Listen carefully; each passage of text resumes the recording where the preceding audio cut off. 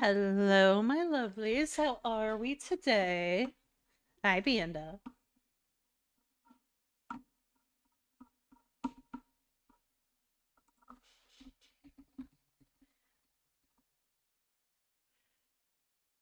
Oh no.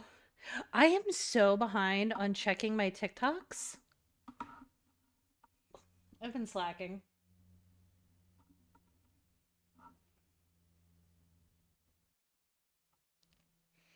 I really need to go through and look at all the TikToks everybody's been sending me. Oh. It's a that kind of TikTok. Okay. I love those ones. Those are my favorite. Doing okay, Nova. Just got home from trying to chop all your fingers off, Gemini.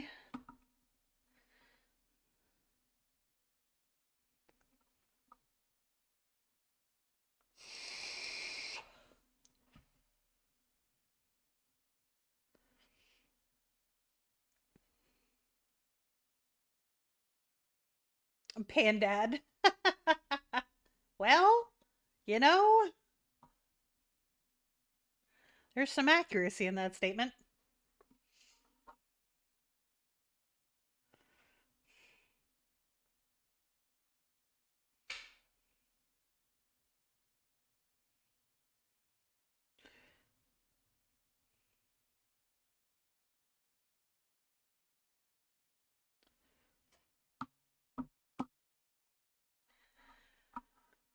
But how is everyone today?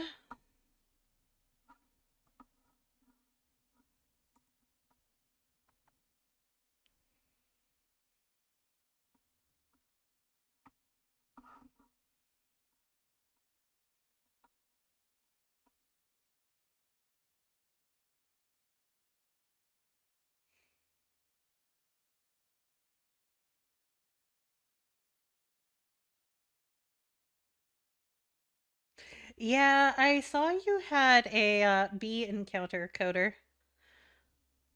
I can tell you from experience that you should stay away from the bees. One of these days, I will tell you guys my bee story. It is quite entertaining. Relaxing after running errands. I support this.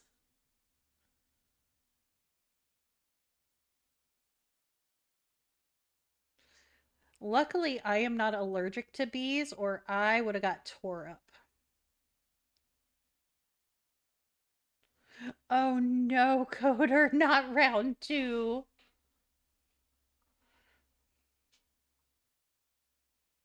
I bet you do. Make sure you take like all the antihistamines.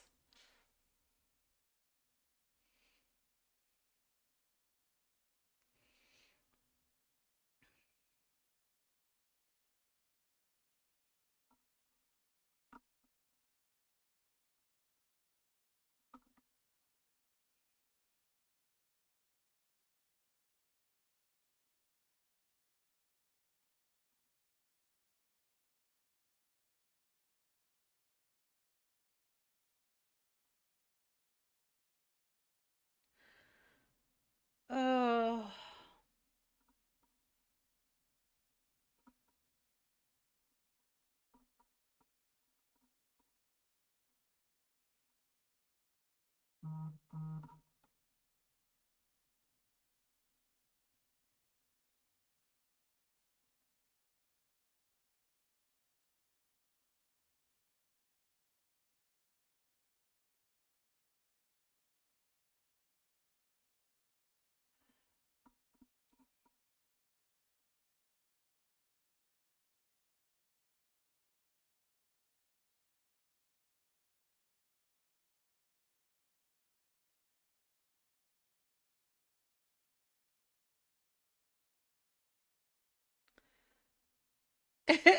Got a nat one.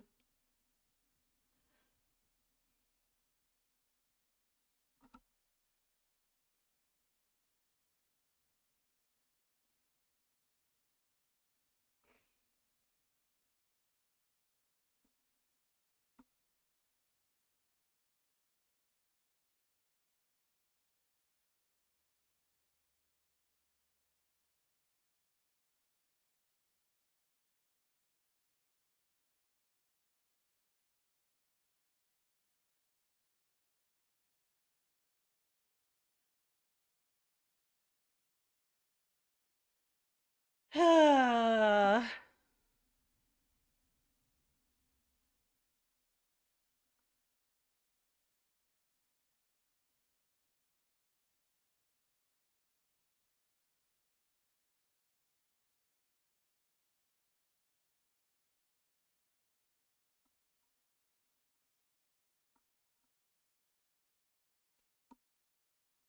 I was sitting over here looking at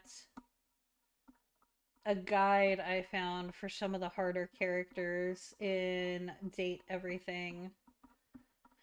Ugh, apparently I'm gonna have to play along with the damn safe dominatrix if I'm gonna want to if I want to get one of the characters.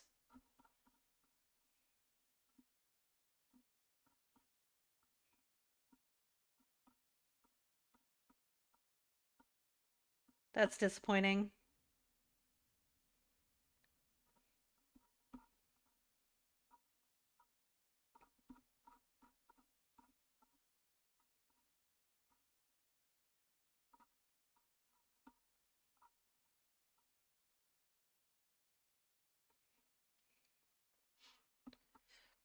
Fold laundry. Well, sounds like you still have plenty of stuff to do, Gemini. But it sounds like it's all stuff you can do while hanging out while we romance things.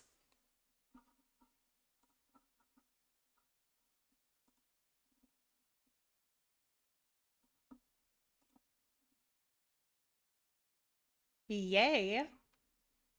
And we get to watch Gemini continue to fold like a lawn chair.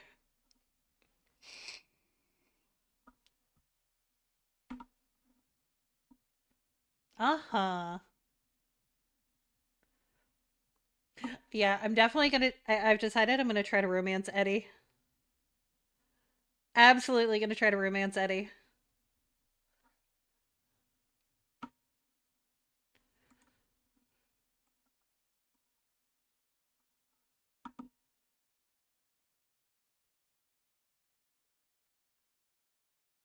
And probably Dorian. I'd. So the guide gave away a little bit of info, but I'm not going to give away the info for anybody who hasn't seen the whole game. I prefer Eddie to Volt, and I'll leave it at that.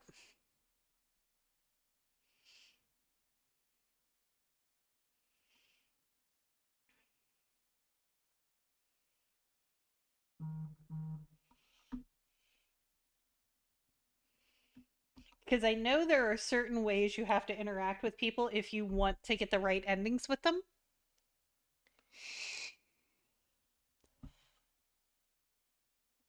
So I'm making sure that I get my endings.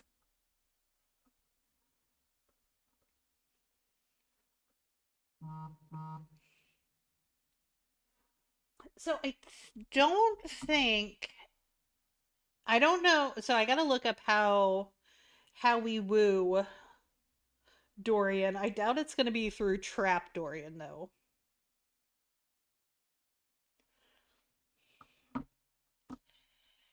I'm going to have to work on talking to all of his doors. But we've still got to get the last few that we're missing, which means we're going to have to talk to some of the characters that we're not really like super interested in,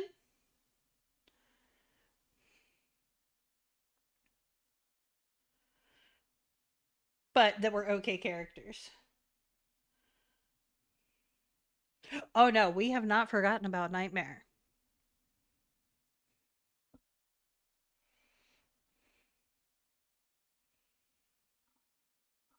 Though I think I did miss out on my chance on Nightmare because I think I gave the wrong answer.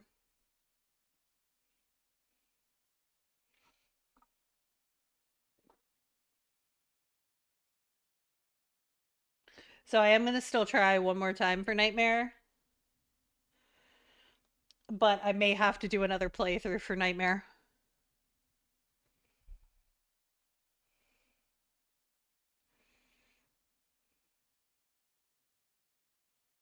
So now I know what the correct answer for Nightmare is, though. And in retrospect, it makes sense.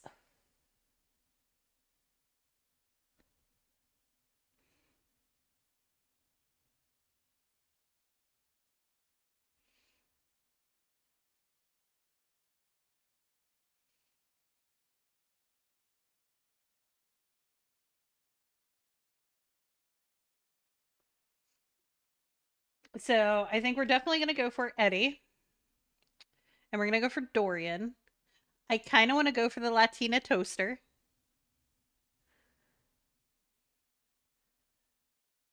Bobby Pin is a solid choice for sure. Yes, Miranda the toaster.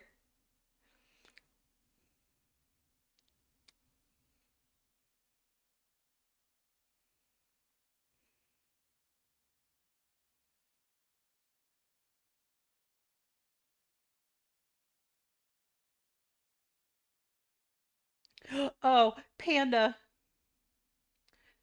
So I raided out to Goldie last night, and Goldie was doing shared chat with EKs. And I was telling them about playing it. And apparently I am not the first person to tell EKs about this game. EKs bought the game, and she was playing it when I got up this morning.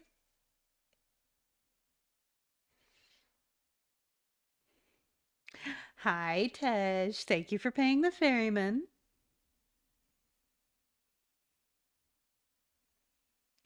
Poor Goldie was just sitting in VC with her, like, oh my god. I heard that you had made a mural, Tej.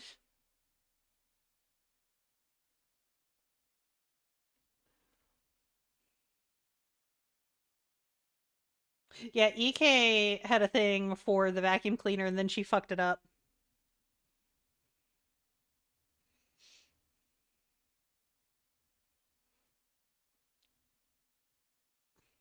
Yeah, I don't know that I saw the mural.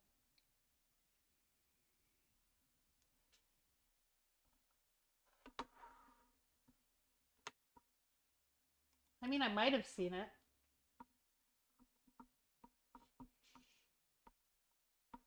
All right, I'm looking. Go ahead.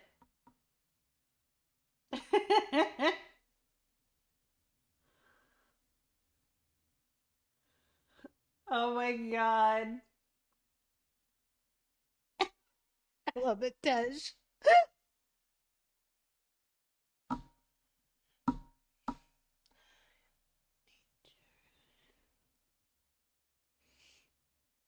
That's okay. Everybody thinks I've finally lost it without the born list since I'm playing Date My Furniture.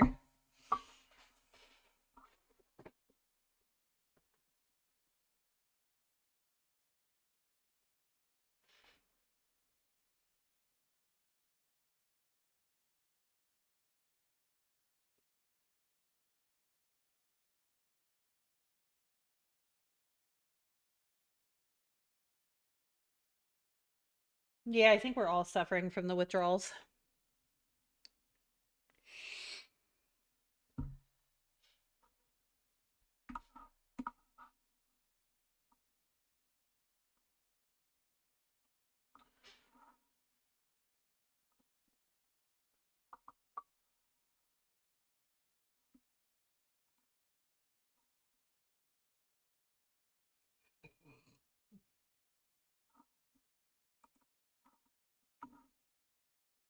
Oh my god, this shadow is great. I don't know that I can. I'm trying to decide whether I want to romance Shadow Lord or not. That name just fucking kills me.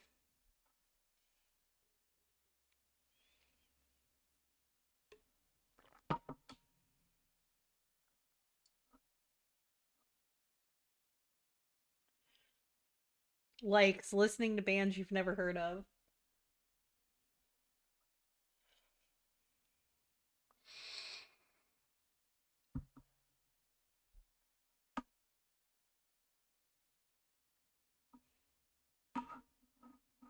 Oh, Shadow Lord's fantastic.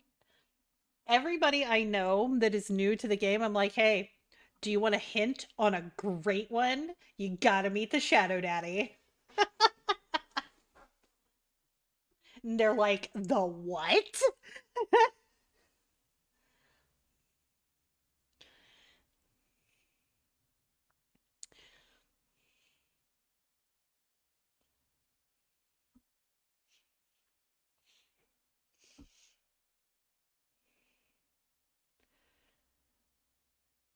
Yo, Alex Lee did such a good job with that.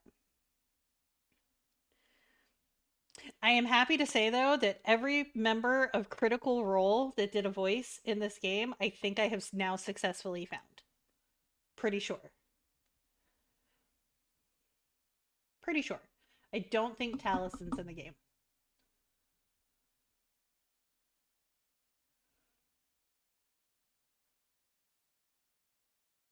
Hi, Ramen. Thank you for paying the ferryman.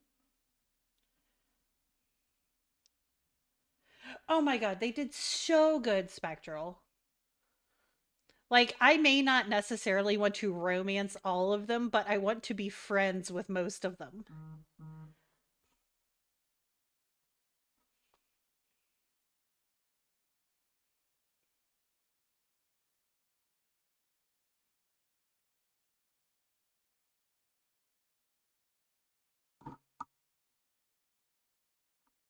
Oh, absolutely, Tej. That's why I'm over here like, what the fuck?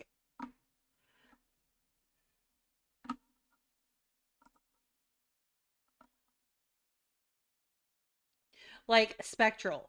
Tell me you don't want to be besties with Mac.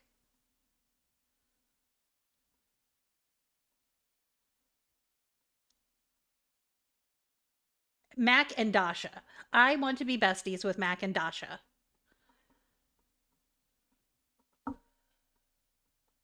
Thank you for the lurk, Tej. Get some good rest.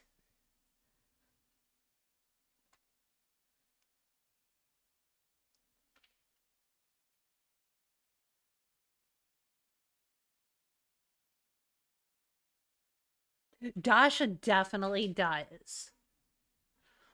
Like, Dasha is adorable. I immediately went with the uppies option. Give me uppies. Hi, Dessa.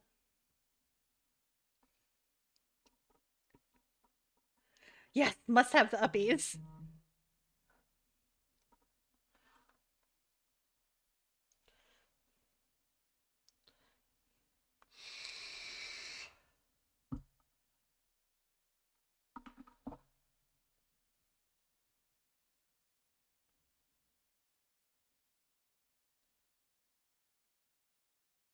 Oh, it's so much fun. I'm loving it.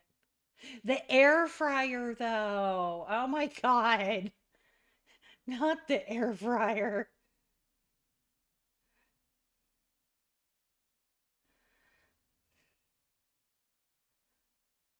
And I can't believe it is Liam voicing the air fryer.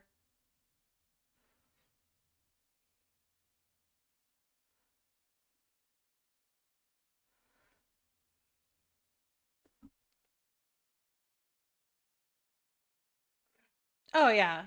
Koa? Fuck yeah. Koa's the homie.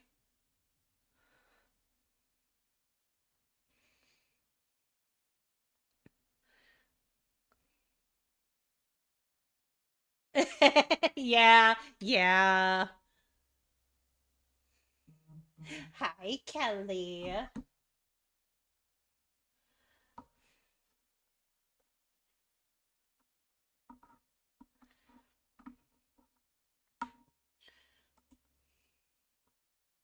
How are you today?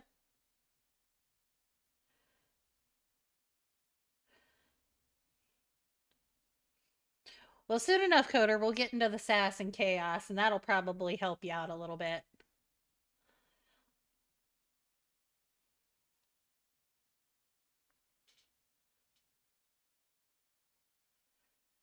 Oh, I love that Marisha was the redheaded bartender.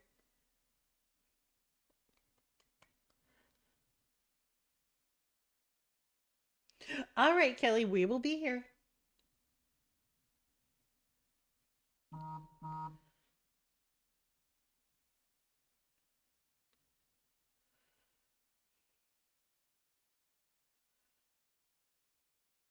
Yes, Bev was adorable. On you know who was cute as could be? Holly. She was just adorable.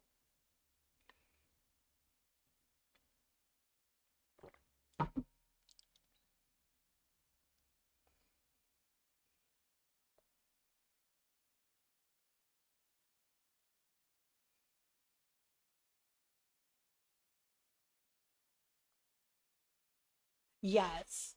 She was a cutie. Little crapper needs to go flush himself.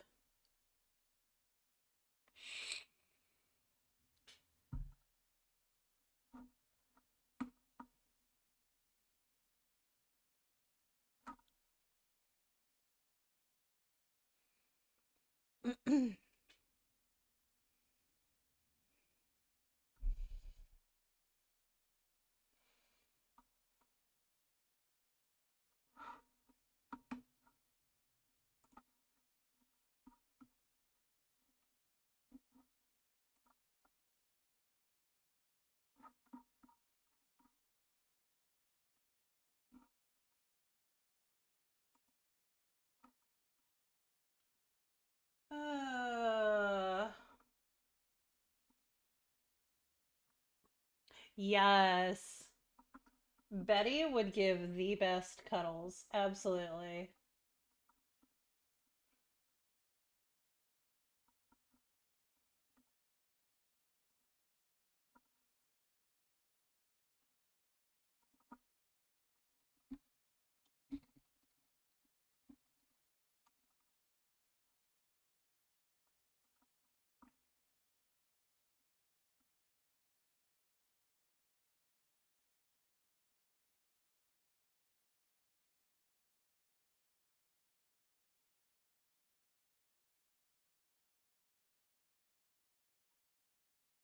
Hi, Dan. Thank you for paying the ferryman.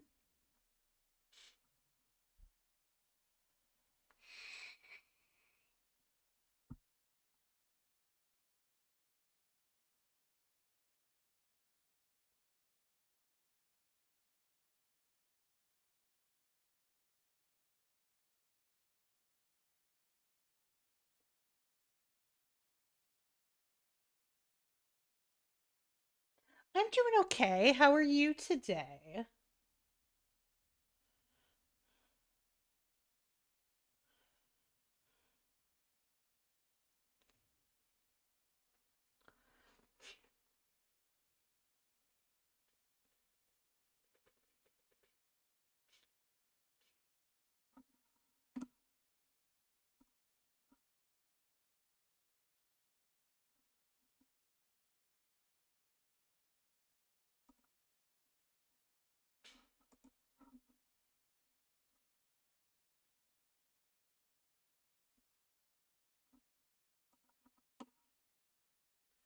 Uh,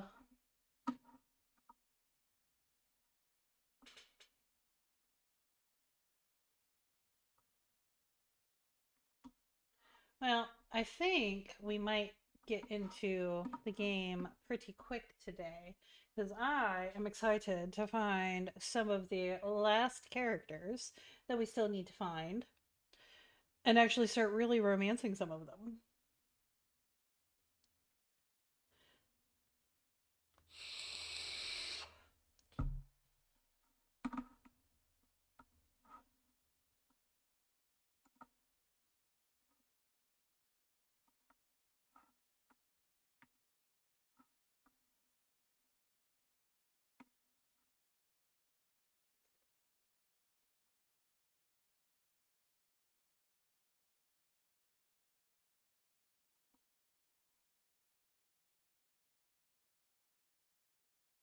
Team 17. Oh, that was loud. Hi, Tommy. Thank you for paying the ferryman. Sassy Chap Games. How are you today, my dear? And I got your hydrate, Tommy. Date everything.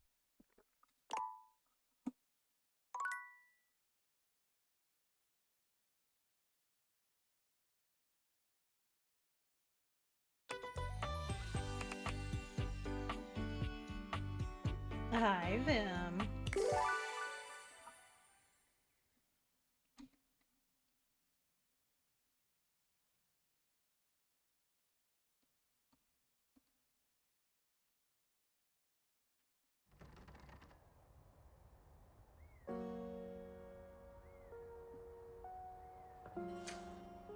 Okay. So, we're gonna go talk to Eddie in a second, but I do want to find a new one. I'm doing okay, Tommy. How are you? Oh, I did ask you that. Uh, yeah, my brain's a little scattered today.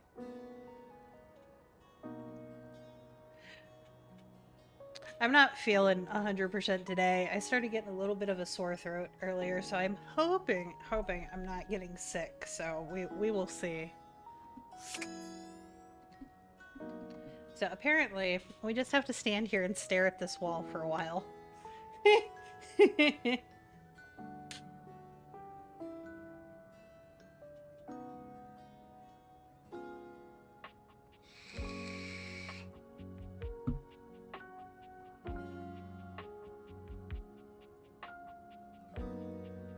Well, Dan, if you want to date nothing, you can make friends with everybody in the game.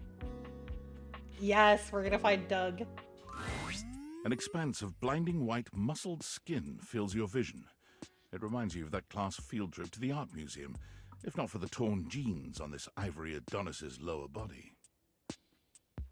But as your eyes continue to travel up and take everything in, you note that the similarities to a classic marble statue come to an abrupt and screeching halt at this guy's face. He almost resembles a bleached bowling ball. His eyes are two dark and unreadable holes, his mouth nothing more than a thin line. He has no nose, no cheekbones, no ears.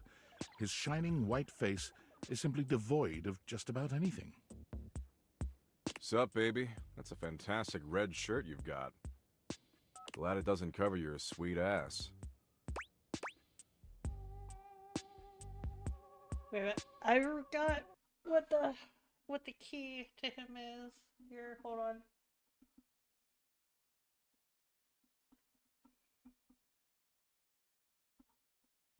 Um,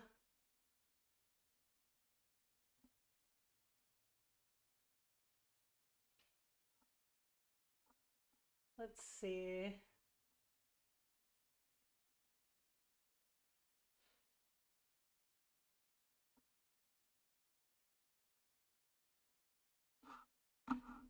Okay, got it. Yep.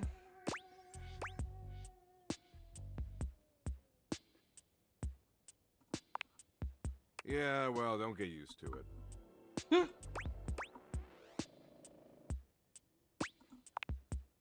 Yeesh, I gotta write a whole dissertation for you. You want some graphs and pie charts? Oh, how about some Venn diagrams? Will that help you figure it out?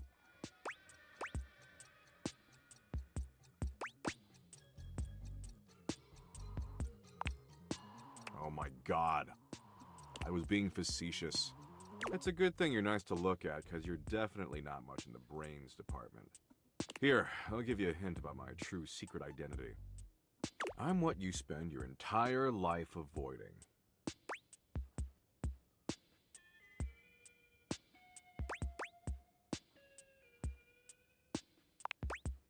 Mommy and daddy issues, huh? Yeah. Nice. I can work with that.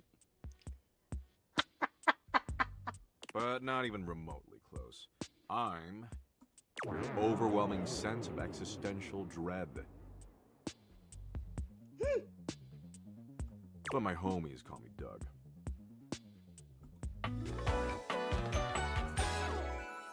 Yo. Not the feet for free. Hang on! My content aware is going off. Doug is a bit of an abusive dude. If you have any issues with constant aggression from someone, I'd recommend skipping him. You cool with that? Or you want to skip it?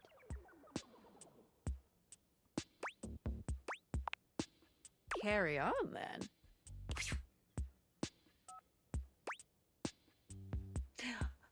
I did, Tommy. Thank you so much. You are such a sweetheart. I appreciate you.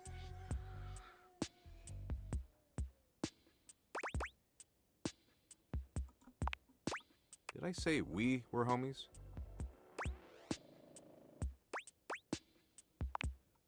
I wouldn't. But enough about me. What's your name, baby?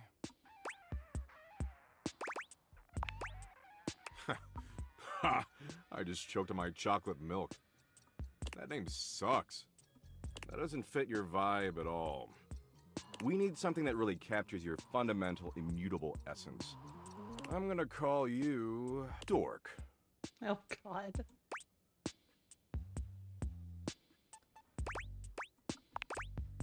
Damn straight. I could smell the dork on you from a mile away. It smells like nacho cheese flavored corn chips. Anyway, Dork, since you're here, you might as well make yourself useful and help me out.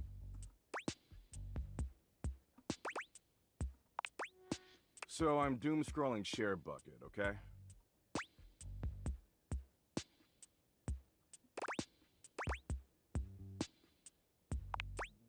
Wow, someone's super perceptive. It wasn't a compliment. Share Bucket is Valdivian's 8th most addictive social media platform. I've been doom scrolling for hours, and even my totally ripped finger is tired from swiping. So why don't you scroll for me for a while? I think it's a task suitable for your talents. I use that term loosely. Plus, you get to keep hanging out with me, and I'm dope as hell. Oh, it's incredible. And here, I'll even sweeten the deal. You swipe for a while, and I'll reward you with, a Doug point. He holds out what appears to be a sort of badge, a golden image of his iconic blank face framed by laurel leaves.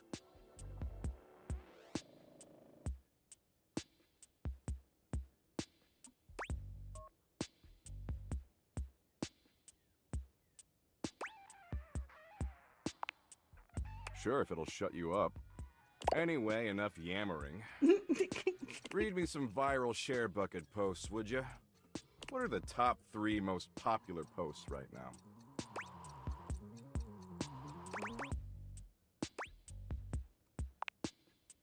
About damn time. Blimps are way sicker than airplanes. Oh, my God. Can't believe no one's even suggested that until now. Congress is such a wasteful, pointless joke. Man, I respect them.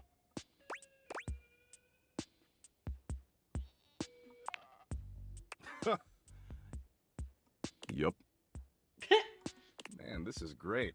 Way better than just scrolling and reading by myself. And only 357 billion hours of premium content to go. We're making great time.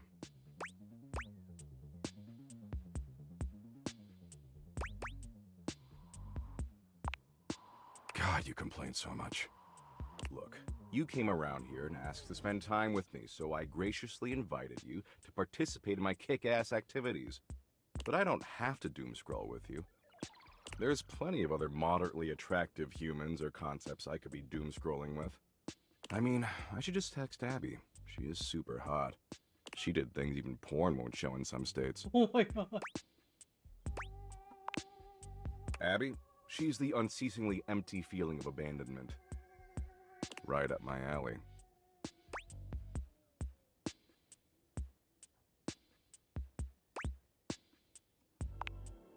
Well, that's stupid, but I hear you.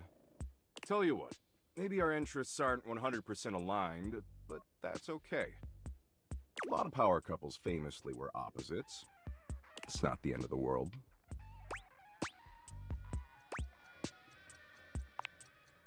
Absolutely. Hi, Snipe. Thank you for being the ferryman. See, the end of the world happens in 7.59 billion years when the sun engulfs the Earth, destroying our planet and everything that ever existed. Thank you for the lurk.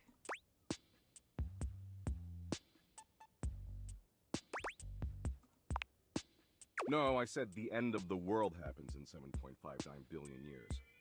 The end of humanity happens a lot sooner. What matters is, I'm hot and you're passably attractive, so I don't want to blow this up over nothing. Especially since Abby isn't returning my texts.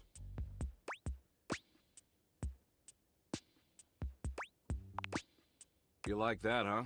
Well, there's a lot more where that came from. Mhm. Tell you what, why don't you come back around here later and I'll try to find us a new activity we both like. Cool?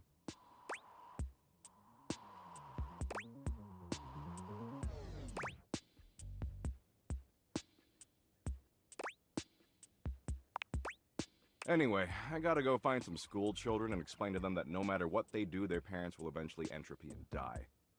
Oh, thank you, Snipe.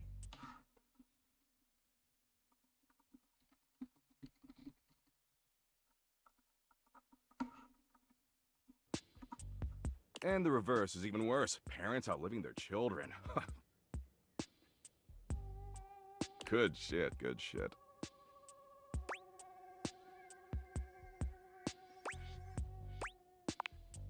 Exactly. You get it. I'm doing a benevolent service. And don't worry if you can't stop thinking about me tonight when you're all alone in your bed. That's totes normal. I tend to have that effect on people. Oh, and don't text me. I don't do clingy. Later, Dorcas. I can't.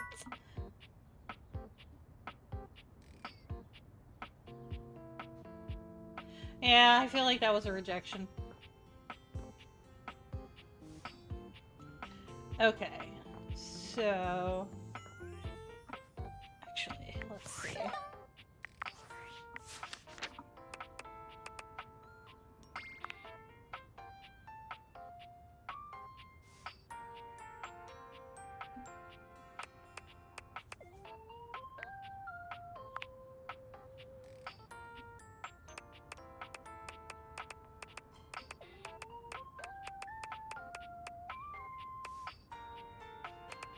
Glitch. That one I can't unlock yet.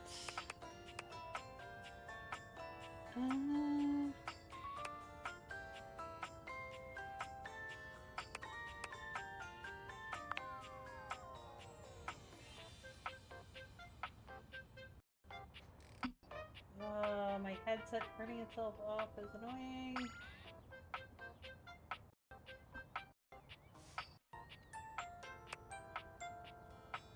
Oh, we still gotta finish doing the dev ones.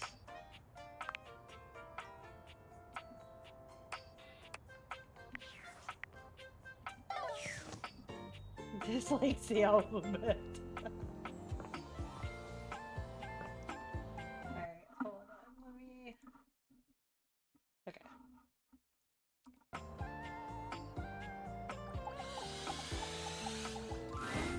You I wanna approach talk the to breaker Eddie. box, and it isn't anything like you remember. It looks almost lifeless. There's no boisterous crowd, and the sign buzzing dully in the window reads closed. The door hangs ajar, like a slack mouth. You push through, though, and find Eddie at the end of the bar, nursing his usual cocktail. Huh, you actually showed up. I guess that means I lose. Good to know.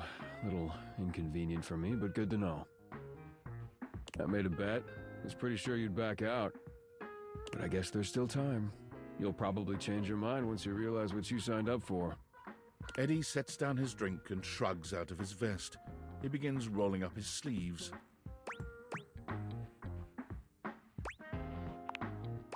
Oh, is that what it is? I should be more aloof. Then maybe I'd get some peace and quiet. Well, as long as you're here, might as well get to it. There's a lot to do before we open.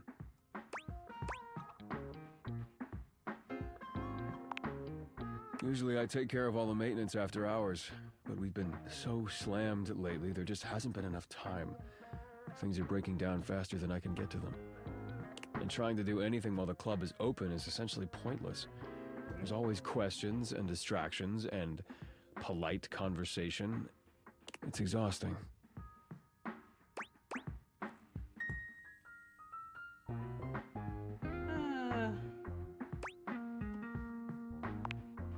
All things need maintenance.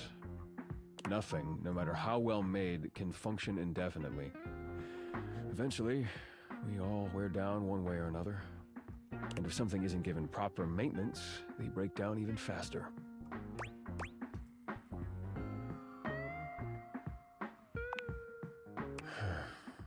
then it becomes useless, doesn't it? Come on, we're starting with the wiring backstage. Oh, and grab that tool bag. Though you are not a natural handyman and Eddie is not a teacher, the two of you manage to make decent progress through his to-do list. At one point, Eddie leaves you alone to get something from the bar, and you confidently ascend a ladder to change a dead bulb. But as Eddie returns, Wait, be careful, that's not... the ladder suddenly gives way beneath you, releasing you into thin air. But a split second later, Eddie is there, strong arms outstretched to catch you. Stable. You all right? The customary ice in Eddie's eyes, just for a moment, has melted. Ayo?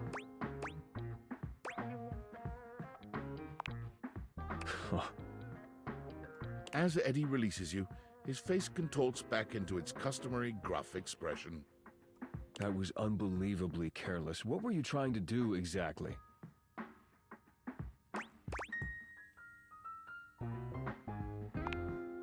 I told you to replace the one behind the bar.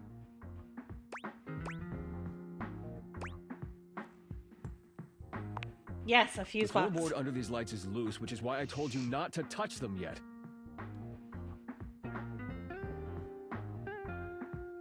Noted, Lily.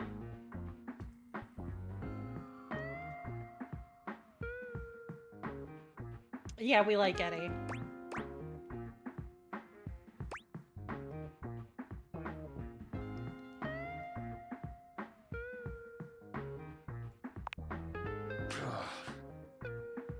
Just pay more attention.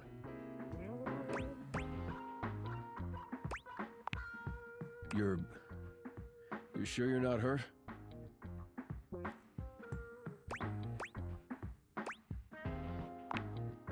Well, next time I'm just gonna let you fall.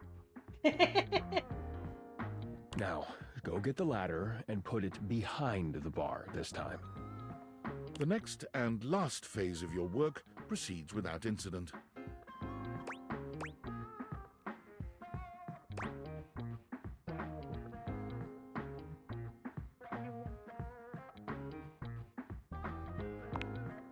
You've done surprisingly adequate work, mostly.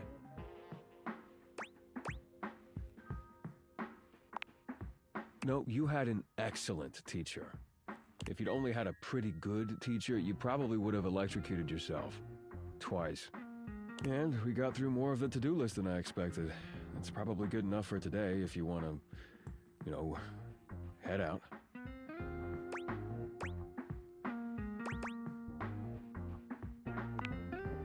Oh yeah? How's that?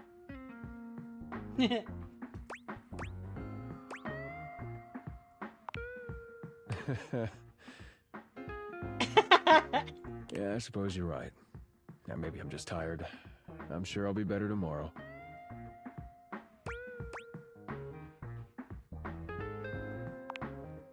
Yeah, don't get used to it.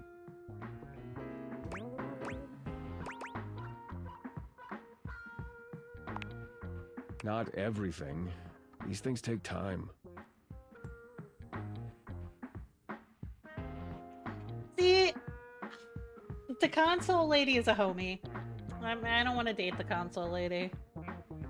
Look, next time we'll get the rest. Just need to do a little more work and it'll all be fixed.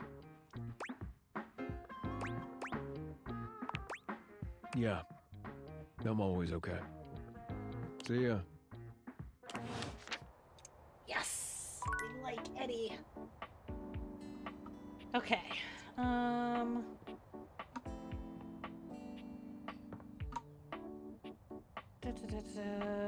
don't think it's late enough yet. What time is it? 3. Let's hit glitch again. It's hard to make sense of what you're seeing. Are the date viators glitching? A mass of pixels, artifacts, corrupted warnings, and static regards you with a chilly indifference.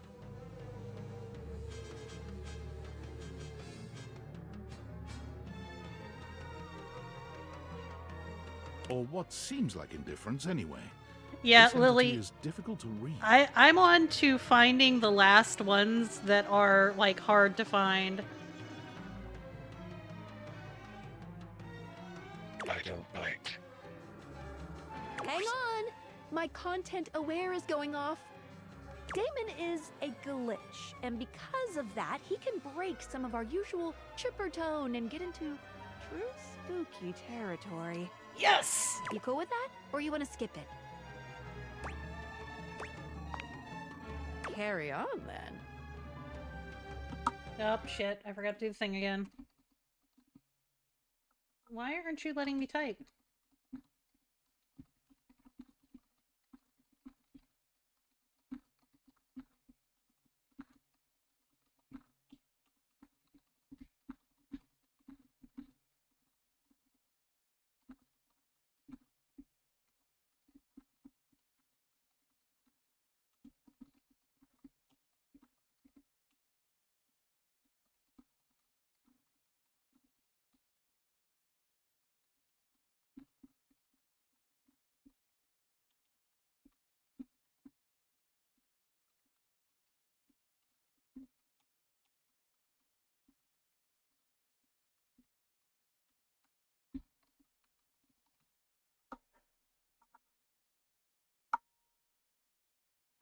Bing.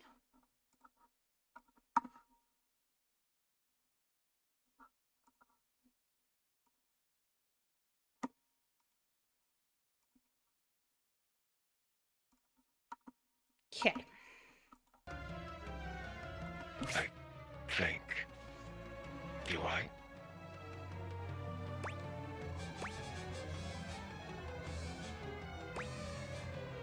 Nah.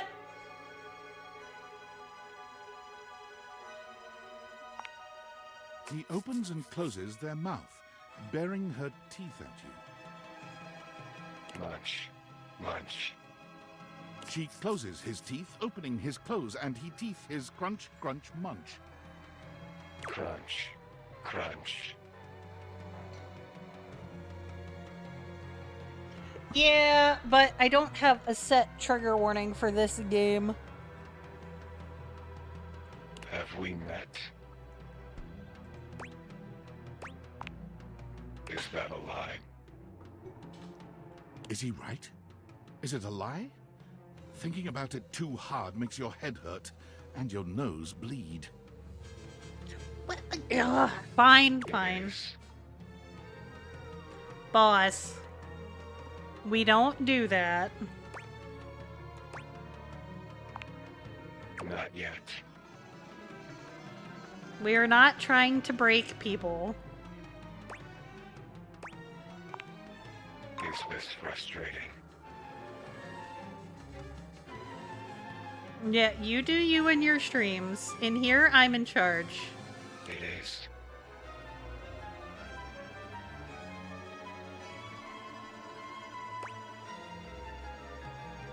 Alright, Vim. Thank you for the lurk, hun. How about now? It is. Would you tell me if it was? Well, you can't, so. Would you lie? What? Not yet. And yet. And yet. And yet. You want something. Pick your poison.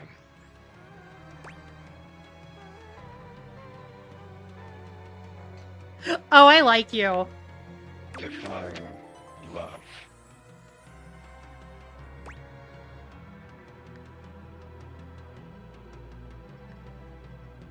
Baby, don't hurt me no more.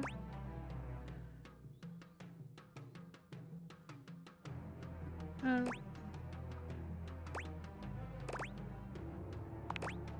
Opposite. Love. Like this. Yes! Love screen line.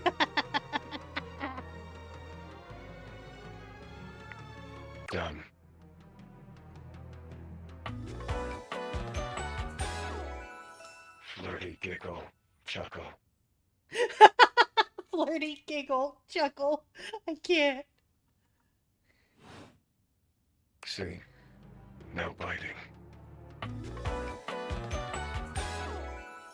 Flirty giggle, chuckle. Not yet. Flirty giggle, chuckle.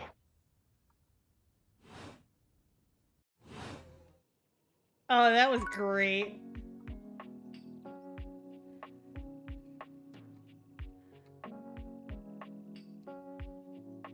Okay. I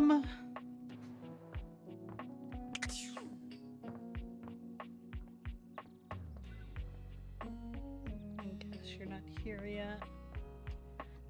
Oh god, I don't want to play nice with the dominatrix.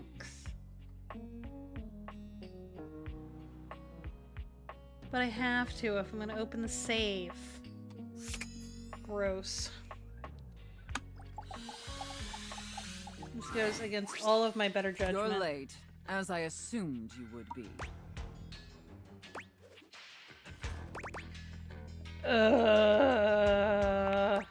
Pathetic. I hope you're aware, if you'd already filled out all the necessary paperwork, I'd punish you severely.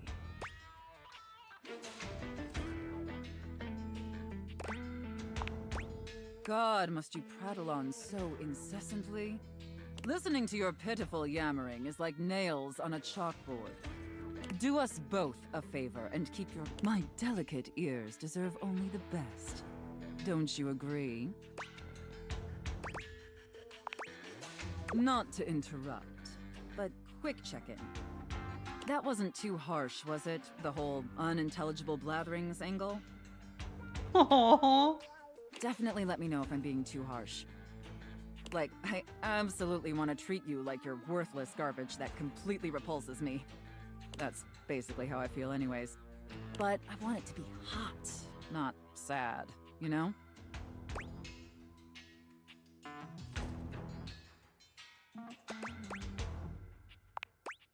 Enough flirting. We have business to attend to. First, I will need you to consent to my complete and total authority. You will surrender yourself to me, making you compliant, dependent, and subjugated to my will and my will alone. Do you consent, wretch? Oh, I hate all of this.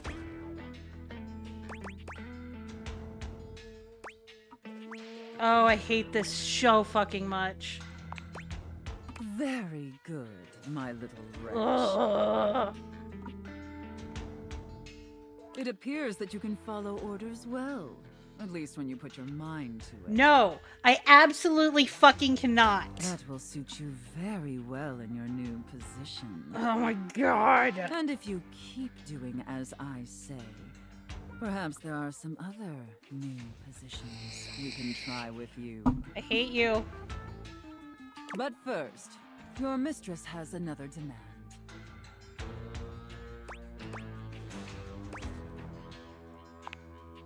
As you now have responsibilities to me, I too have responsibilities to you. Fuck you, Ruspar.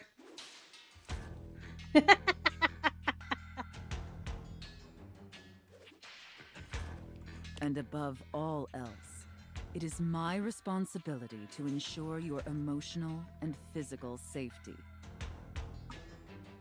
For in order to be fully subservient to my needs, you must feel fully secure. You don't get to kick me without consequences, Ruspar.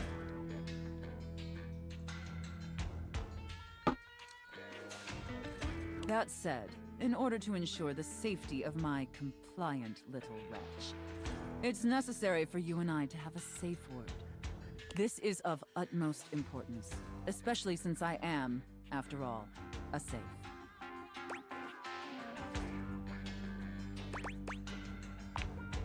Usually I would choose our safe word. But since you've been doing such a good job today, And because I'm feeling particularly generous, perhaps I'll let you pick. On Insta? Do you have one in mind?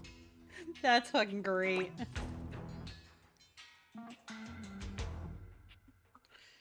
Oh, I don't know if there's a particular way I'm supposed to be doing this.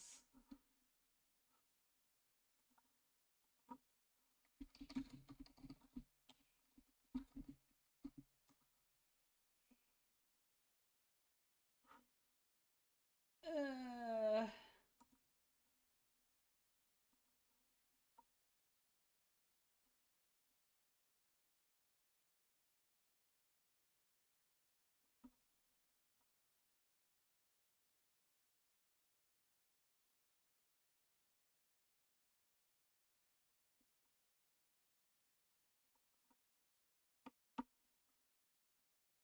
Okay.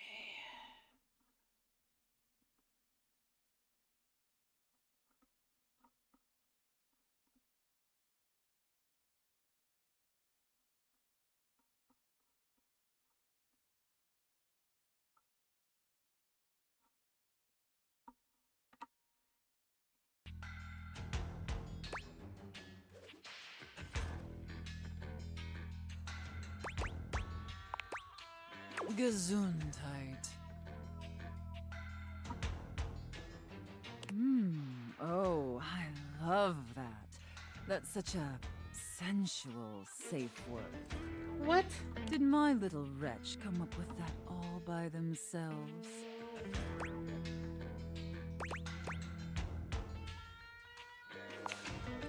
Interesting. I see. Maybe there's more to this pathetic little wretch than meets the eye. Of course, we'll have to put you through the paces to discover how depraved you really are. Would my little wretch like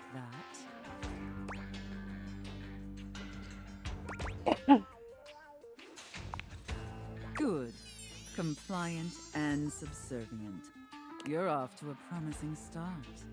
But before we truly begin, I have one last issue that's been bothering me. Absolutely the fuck not, Roosbar. Between you and me, I've become incredibly bored with most of my other, let's call them relationships. They've become routine and uninspired. They're stale. And this displeases me. It's all right. Lucky for me, you came along at just the right time. It affords us an opportunity to experiment with something new. I think, perhaps, to ensure you reach your full potential. Shake off the oppressive shackles of our everyday humdrum reality. Do you understand?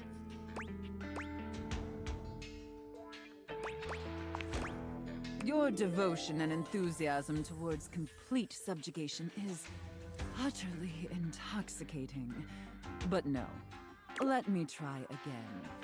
I'm thinking in our relationship, we allow ourselves the freedom to expand beyond the limited confines of our stale, everyday identities and roles. Do you understand now? Very good, wretch. I'm being quiet because I fucking hate this.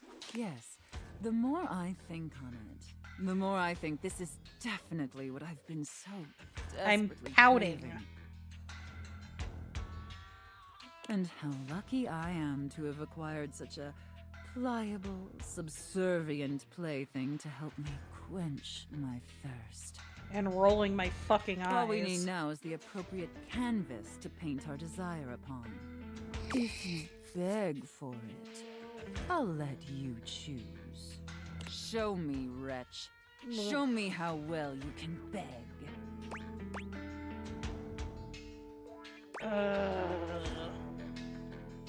Absolutely fucking awful. So utterly pathetic. I really shouldn't reward you for debasing yourself so pitifully. However, I do so love the sound of begging. And because you did a satisfactory job, I've decided to grant your request.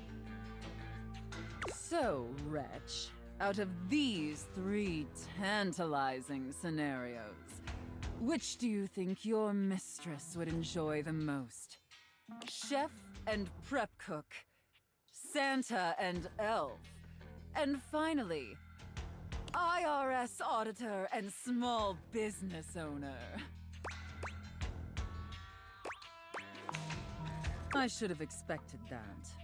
A rather pedestrian choice, but perhaps we may find something therein that I still find amusing.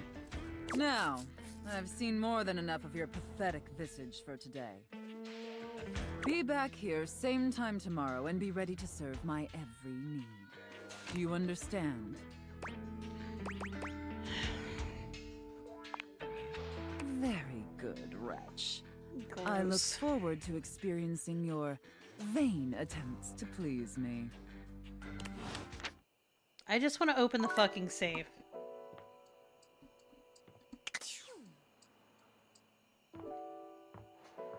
That's it. I just want to open the safe.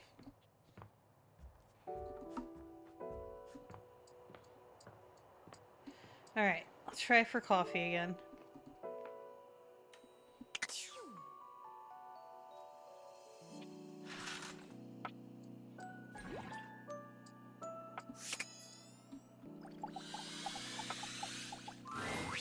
Welcome to Roofbox, the home for all your coffee needs.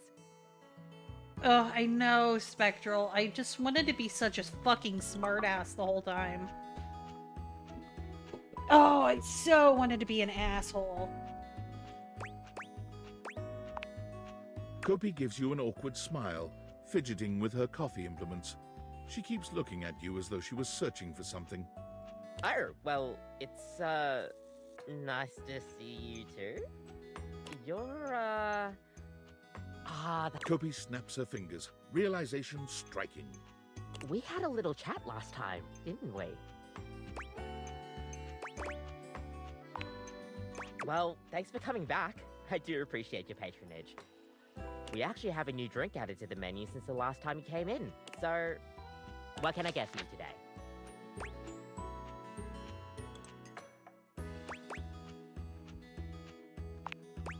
Right. Just, remember that the Irish coffee is going to be a little different. Make sure you can take your alcohol. Kopi makes a lovely cup of coffee in her expert way, topping it off with a generous pour of cream. You could smell the alcohol even before she hands it to you. And there we are. Enjoy. Is there anything you'd like to know about the Irish coffee?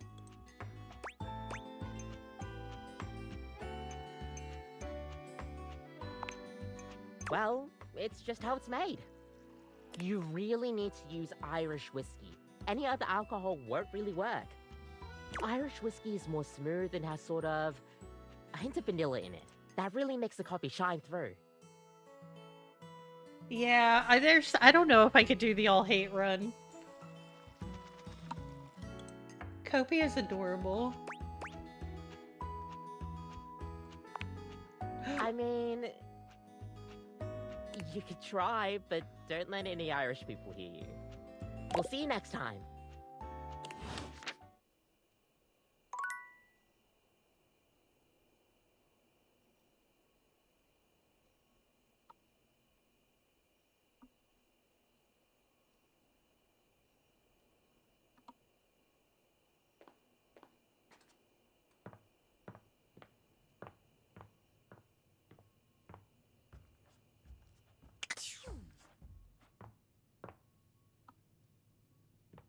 What am I, drunk? When you bought this house, you heard rumors the place was haunted, but you never paid it any mind. But there's no question that the spirit floating before you is a ghost. She looks like she came straight from the 80s, her clothes as dated as her skin is translucent. Her eyes lock onto yours, and a chill runs down your spine. But where you feel a tingle of apprehension, this ghost seems elated. Oh my god, oh my god, oh my god! Hi!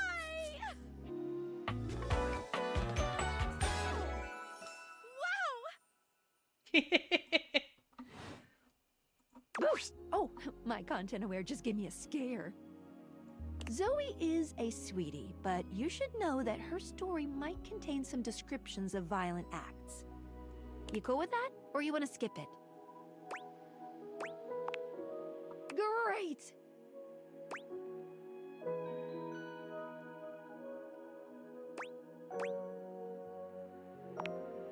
No, Zoe actually can't hear me since you're not actually wearing the day theaters right now. Ooh, pretty wild stuff. Bye! Hi.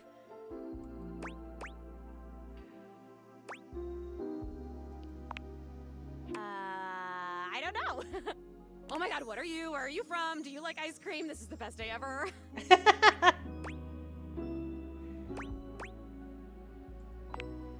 It is! Unless it's night. It's hard to tell in the attic sometimes. I've just been up here all by myself for God. I didn't even know how long. You'd be amazed at how bad my sense of time is. Like, it's actually kind of crazy. I can't even tell the difference between a minute and a month. But I have just been here, you know? And I am so bored. And I'd just give anything for someone to talk to. And I was just thinking about that. Like, I think a lot. Like, I'm such an intellectual. And then here you are. Like, there you were. You might eventually be over there. And that's nuts.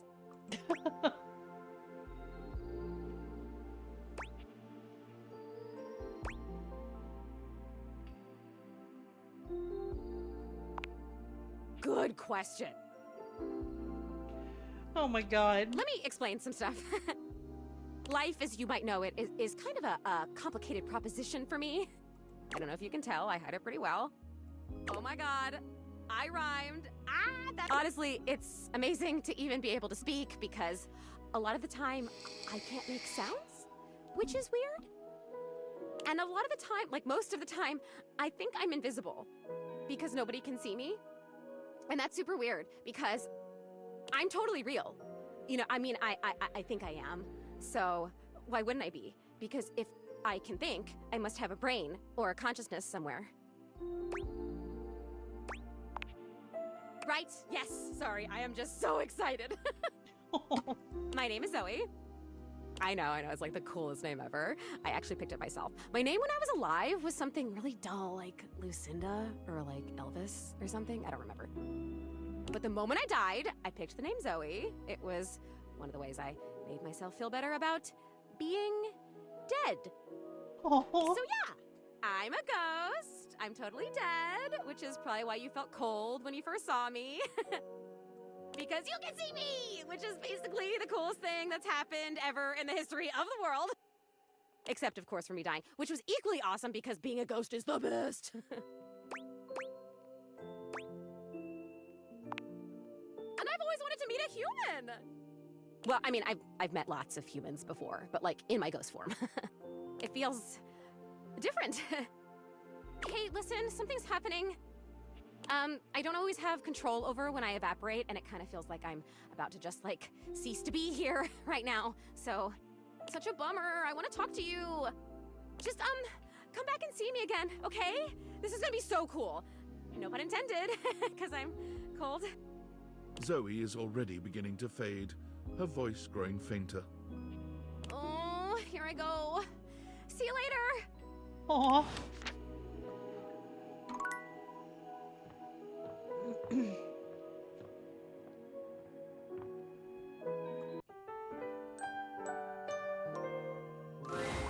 Last time, Nightmare just launched right into an unpleasant dream she prepared for you. But for some reason tonight, she hesitates. Whatever the reason, this could be your opportunity to get to know her better, or perhaps to swing your dreams in a more pleasant direction.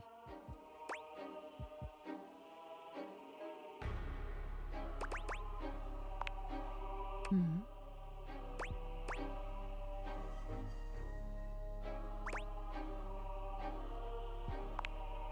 Oh. Well, sure.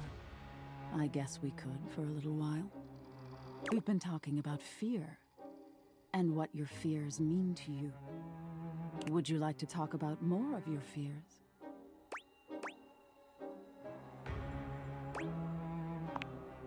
Me. This isn't about me. It's about you. Maybe we should just talk about things you want instead. Tell me your deepest desires.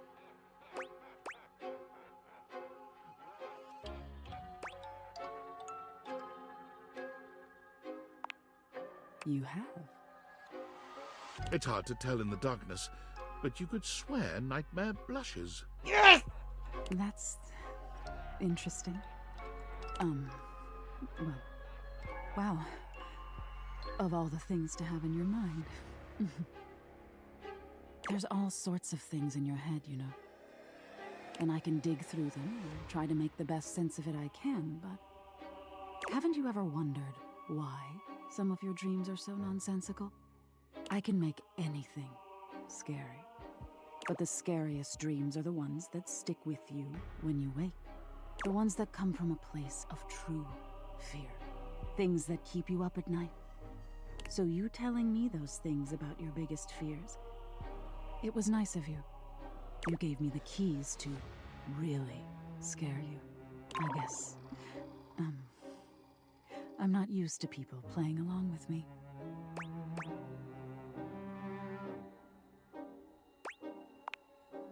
Few do, unfortunately. There's so much to be learned from nightmares. On an animalistic evolutionary level, some say nightmares are sort of like practice for life-threatening scenarios. Others say nightmares are just your brain sorting through stressful events from your day. All pretty useful things, in my opinion.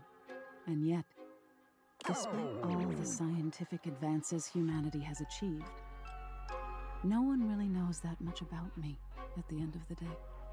It's a little sad, isn't it?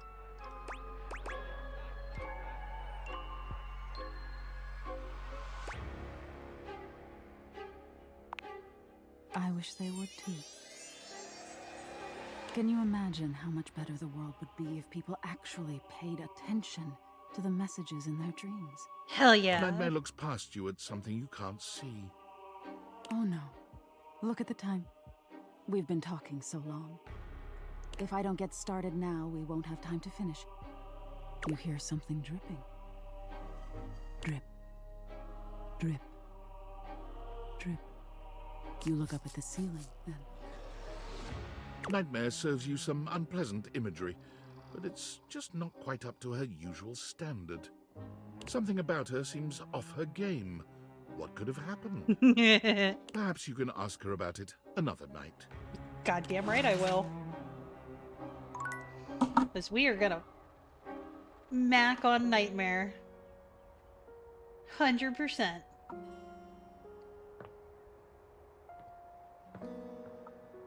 Yes. Okay.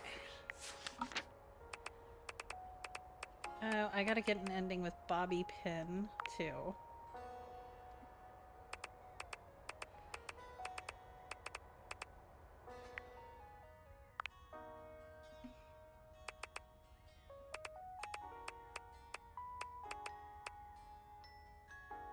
That's what I gotta do Bobby Pin for.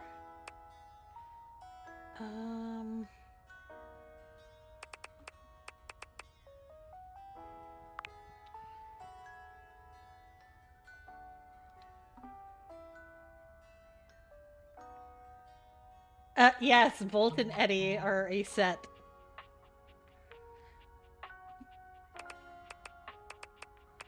Yeah, you'll like Volt too. Hold on.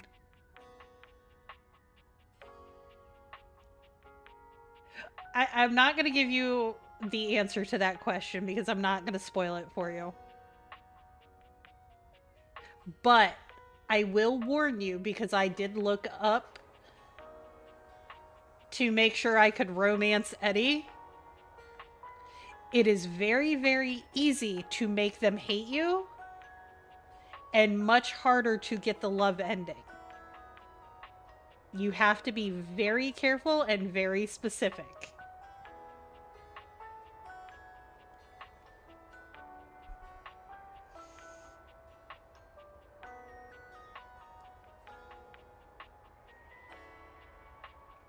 Like, I'm actually kind of following the guide to make sure I get the love ending. Because, Eddie, yes. Well, it's not... It's not about being literal.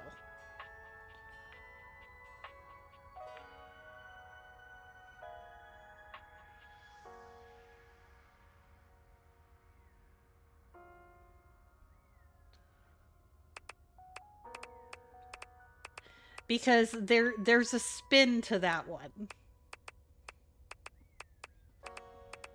So I would decide how important it is to you to get the love ending, and you might want to look it up if you decide you really want that ending. Hi, Caliber. How are you, hun?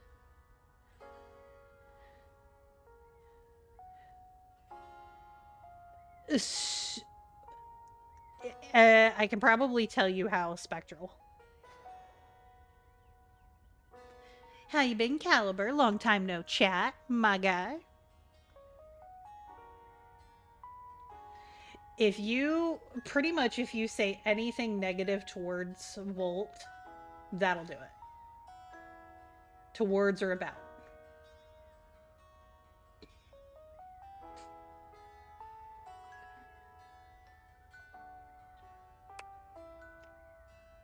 He is definitely some Goblin King vibe.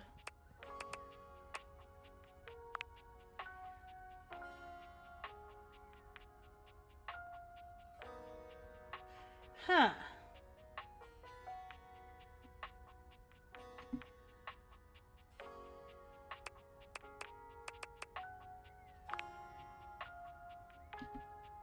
Yeah, that's pretty much been me, Caliber.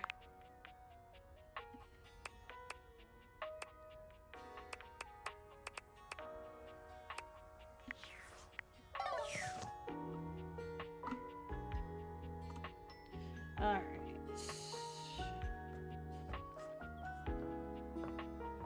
That, and I'm sitting over here romancing the furniture.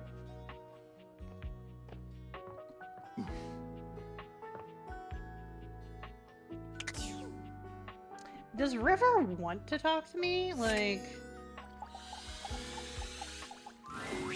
When you come across River again, she's got company.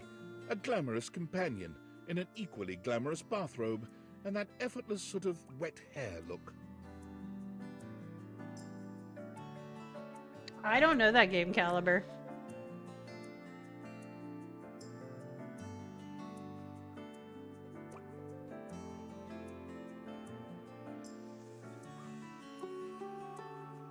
Oh no, Spectral. You recognize your bathtub, Bathsheba. Come on, girl. It's just the two of us. You don't have to play coy. I do not know that game, Roosbar. Quit being an ass.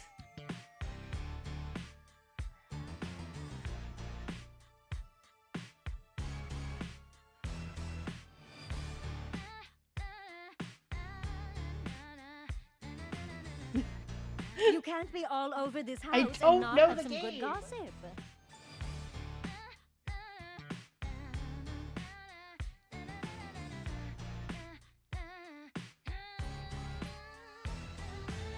Really, Roosbar? Really? I don't. That's not really. Ah, gotcha. This game is spicy while still being stream appropriate. Come on. You can tell your girl Sheba. You know I won't tell. River's eyes dart to you suddenly. I and you're not think sure whether it's she's a little bit angry more or than relieved. PG-13.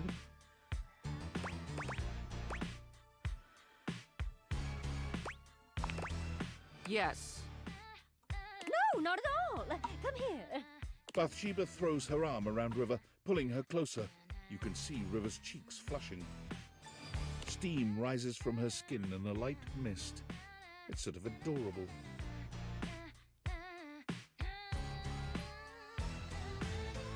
Have you not seen the scene where we talk to a literal sex toy?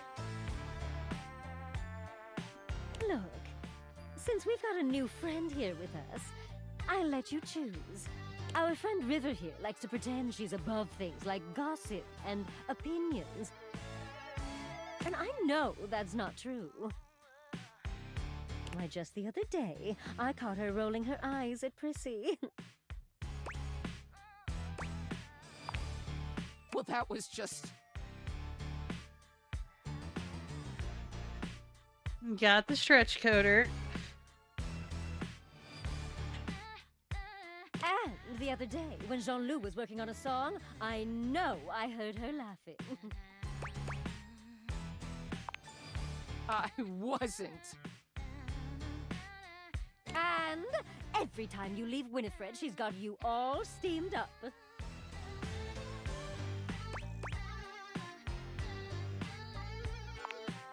Don't ask me I about her. am Caliber. I'm glad you are as well. Don't sweat it, Riv. Look, I'll let you off easy. Just one little cup of tea. It's like Your knockoff friend's Britney choice. Spears vibe.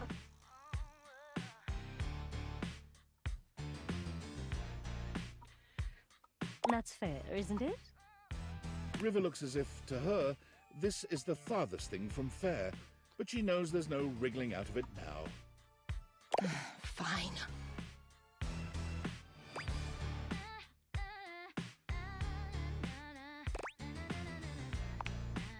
Okay, first of all, let's all agree to never say the phrase toilet tea ever again.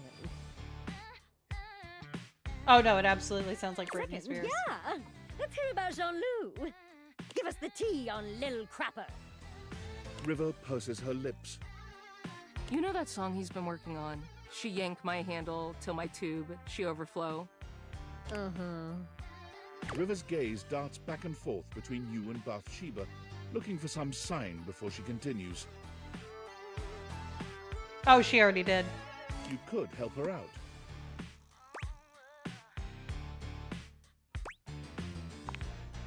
River exhales, all the tension leaving her shoulders. Go enjoy your food, Caliber. Thank you for the lurk. It's terrible, just awful. Oh, there she is. Go on. River seems to grow bolder from your encouragement. He should try changing his name to something that actually fits. Little Crapper. More like big mistake.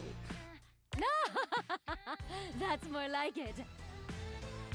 You got any more? Little dude no one's ever heard of. Young basement dweller. TWT. Toilet without talent. Oh my god, you've just been sitting on these. No, they just came to mind, that's all.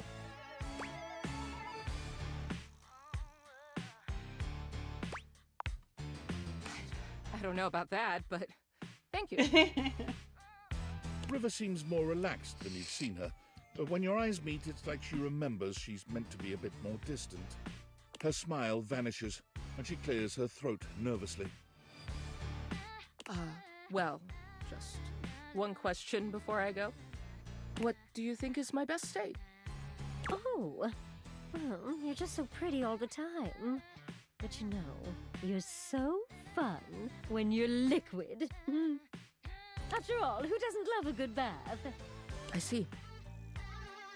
River leaves without another word, not bothering to say goodbye to you or Bathsheba. Whoa, hey! Wait up, Riv!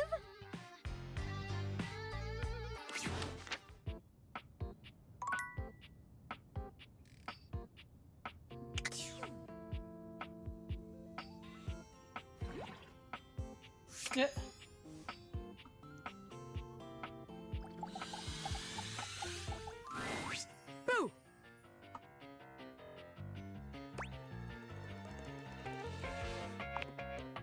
Did I? Damn, couldn't you have maybe screamed a little or something? That's like saying, oh, that's hilarious, when someone tells a joke. Like, bitch, if it was hilarious, then laugh. A little hee-hee-ho-ho won't kill you. but look at me going on when we've got business to discuss. Welcome, recruit, to the future location of the heart of the Pin Crime Syndicate.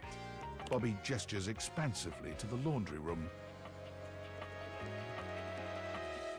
Just look at all the opportunities here.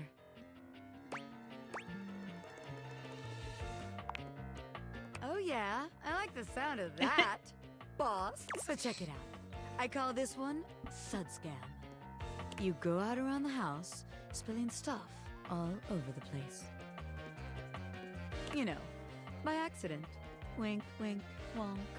They wink at you 4 times in a row, huge and exaggerated, just to be sure you're both on the same page. Oh yeah, Bobby's awesome. When they're like, oh man, what do I do? My clothes are ruined.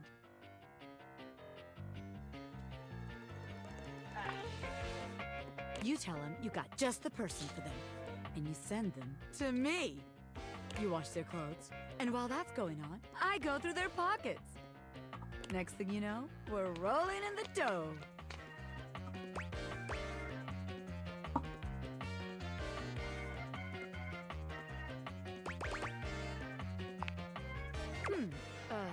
Yeah.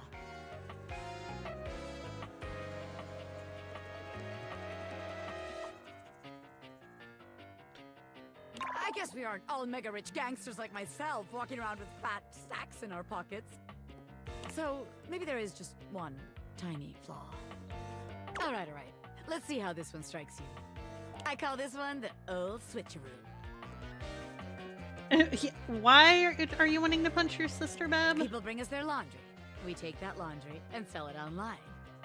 Then we replace it with cheaper pieces that fell off the back of the truck.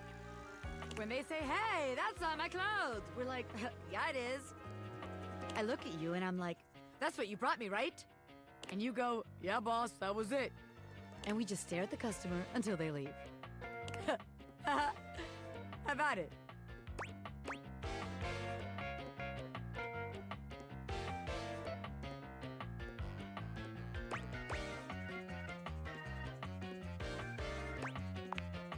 Damn it, recruit. When you're right. The scam's gotta be self-sustaining. Otherwise, there ain't no point.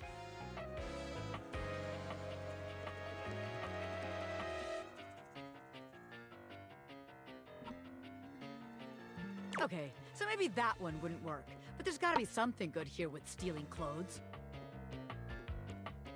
After all, that's where people keep their valuables. A red-haired laundry hamper explodes into your midst, all rage and indignation. She points at Bobby with a trembling hand. Stealing clothes? Oh no. Ah! What the hell? I won't let you take anyone else! Never again, you hear me? Never again. Calm down, you harebrained harpy. I'm just spitballing ideas here. She points at you now.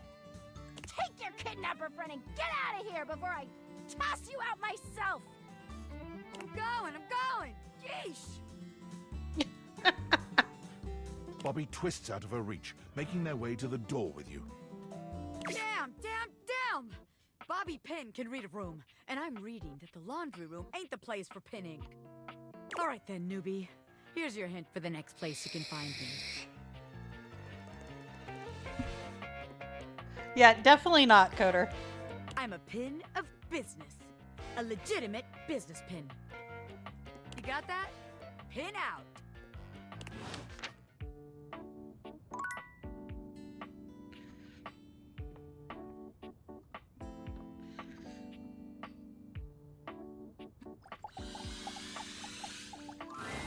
Looking for the place to do laundry? Right this way.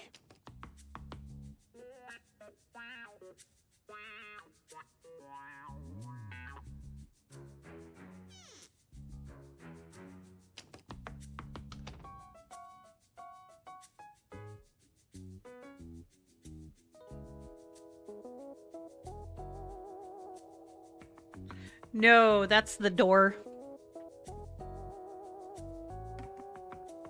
We have loads of strange folk here. Would you like to hear? We have Titus the detergent, Washford and Drysdale the stackables, and Harper the hamper. I don't think so. Who would you like to know more about? It's a pleasure to serve. You can serve me.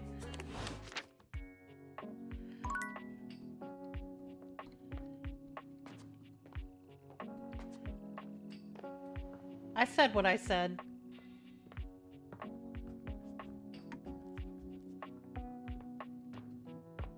Hi, Ray. Thank you for paying the ferryman. Alright, let's go talk to Eddie again.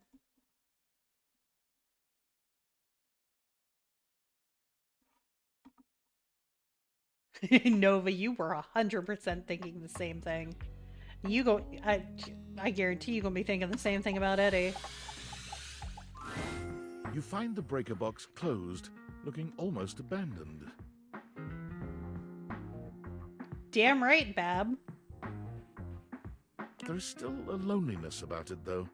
The impression isn't lessened by the image of Eddie inside at the bar, twirling a cocktail glass in his hand. Interesting.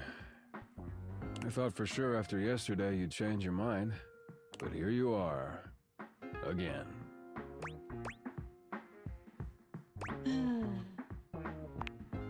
Really?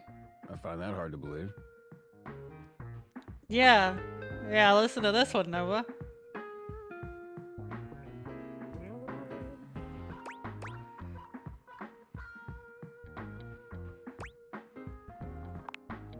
Right. You sure you're not thinking of Volt? Right, Spectral? He can be my Trapdorian anytime.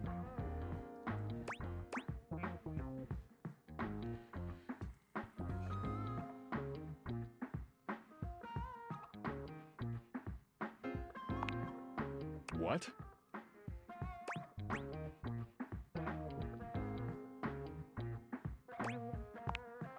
Stop. Never mind. I'm sorry I asked.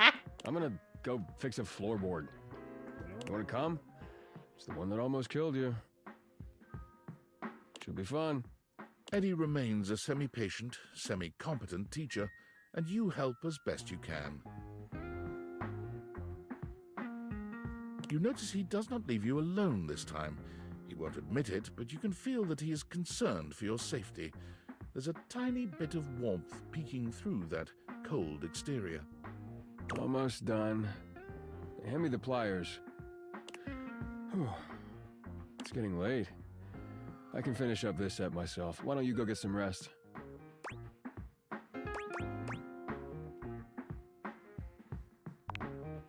Suit yourself. It's fun to watch Eddie work. There's a real satisfaction in seeing just how dedicated he is, how skilled his hands are. But this time, there are sparks in the current. By the time he's finishing up, he looks exhausted. With a heavy breath, he seals off the final wire and sets the pliers down. Drink?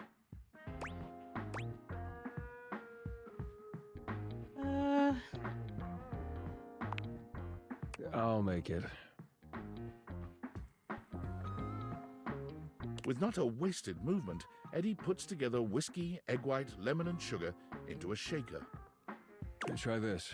Whiskey sour. Well?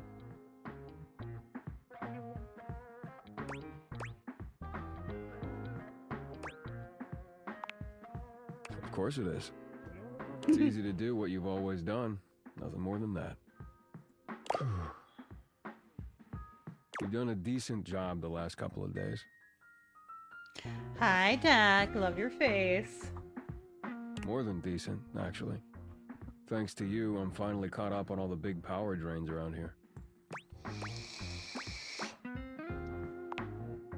There's still a few things that need to be done, the day-to-day maintenance, but...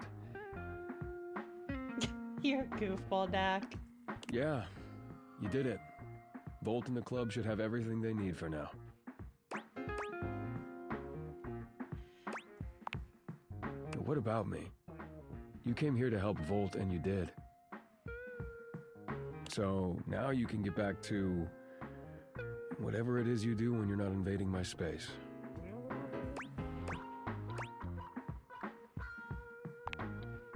What? Why would you want to do that?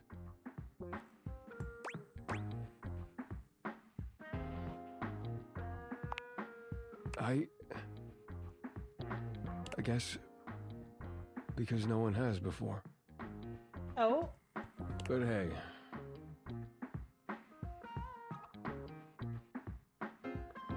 It's your time. If you want to waste it here, I can't stop you. Something about Eddie's tone. This is more than the usual tired standoffishness. You notice a small tremor in his hand. He shoves his hand into his pocket and looks away. Well, at least now you can get back to the crowd and the shows and whatever with Volt.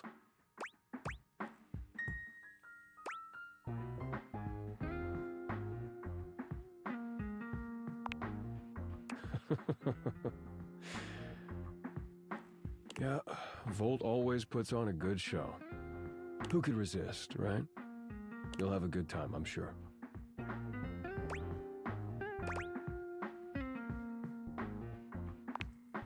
I already told you, big crowds aren't really my thing. I do better on my own. Trust me. I'll only slow you down. Oh, and it would be for the best if you didn't mention any of this to Volt. Especially if you want to keep coming around.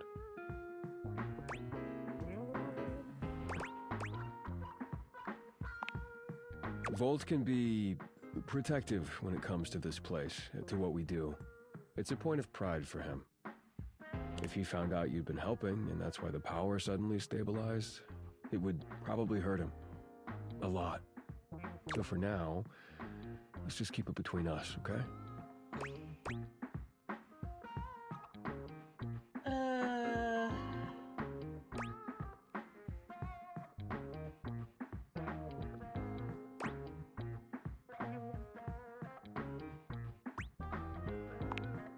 What does that mean?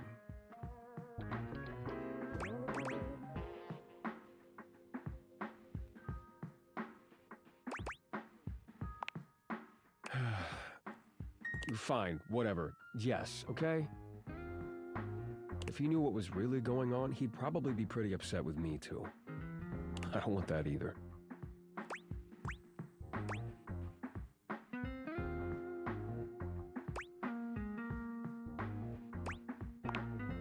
Our relationship is complicated. He was there for me during a really dark time. He took care of me. I owe it to him to do the same.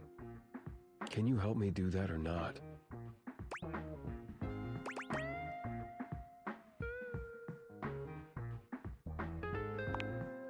Thank you.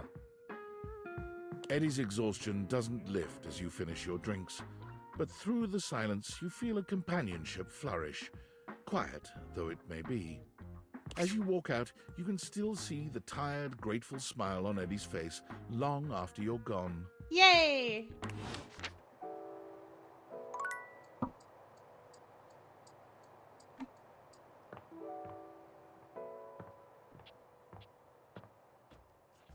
Alright, let's go get some late night coffee so we can talk to Nightmare again.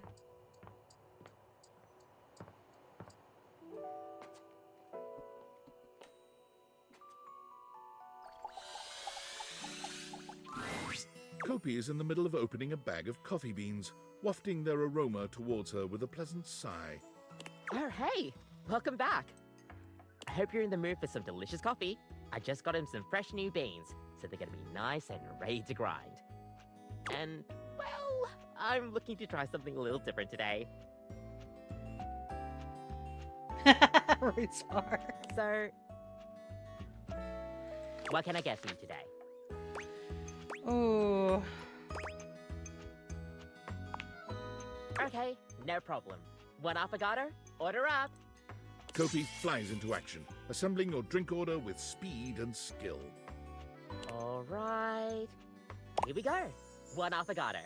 Enjoy! Is there anything you'd like to know about the affogato? Well, for a fun coffee, the name certainly backs it up. In Italian, they call it affogato al caffè, which literally means drowned in coffee. So, affogato means drowned. That's the way it's made after all. Drown it in espresso. Don't get lost in it. We'll see you next time. I love Kopi. Absolutely adorable.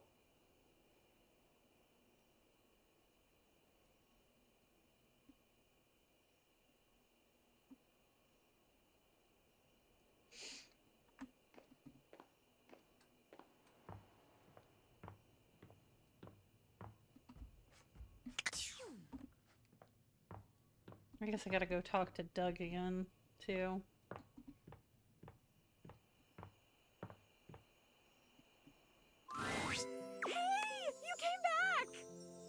I'm so happy you came back. Being up here in the attic, it feels like people only come up for little bits of time and then they try to leave as soon as they can because, I don't know, for some reason, a lot of people think attics are scary. I've never felt that way. For me, it's like a playground up here. Like what?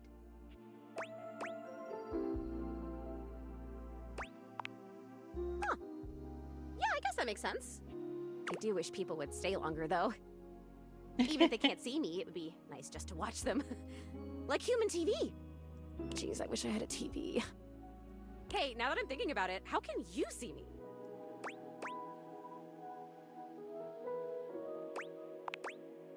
Yeah, I mean, I used to watch you move boxes around and search for that same amazing Christmas sweater every year. Though you have stopped coming by lately. But you've never even looked at me before. Like, through me, which is cool, but never at me.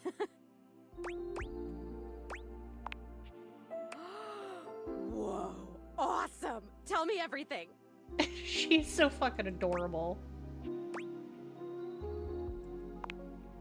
Okay, you say thing, not person. So does that mean...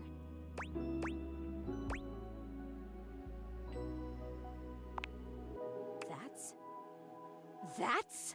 If I wasn't already dead, I would absolutely just die again from the coolness of this. I love her. You can talk to anything? Anything you want, you just put up like it's real? Wait, so then how are you talking to me? Because I'm not a thing. I have an itch on my leg. Well, then I guess I'm something in between a thing and a person. Aww. You're noticing now. So, like, wow. I feel so happy, but it's weird. I think I feel sad.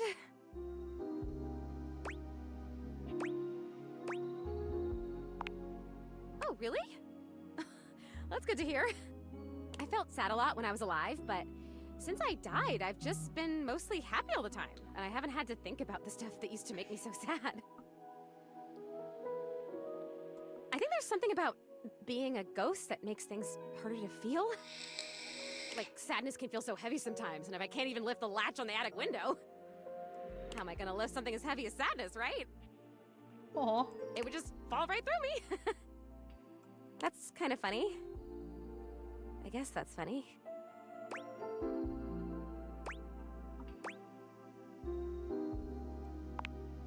Yeah.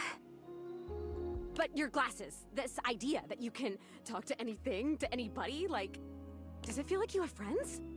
What does it feel like to have friends? I'll bet. I mean, I have attitude, and I'm in this house, so I'd guess that these other things... Oh boy, okay, this is weird. I'm having another feeling, I think. It's so strange. Like I said, I'm so happy. Like, I'm so happy to have met you. I'm loving that you're here. I can't wait to play all the games, and I want to show you how I can go through the wall if I really concentrate. Because that honestly is amazing. And the most amazing part is that when I go through that wall, I end up right back in the same room again. Like I'm in this crazy loop where wherever I go, there I am. Oh.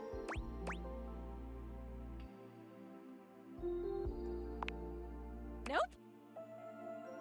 But I want it.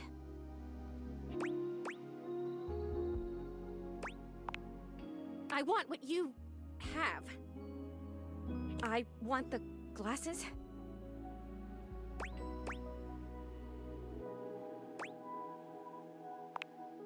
Yeah, that's okay.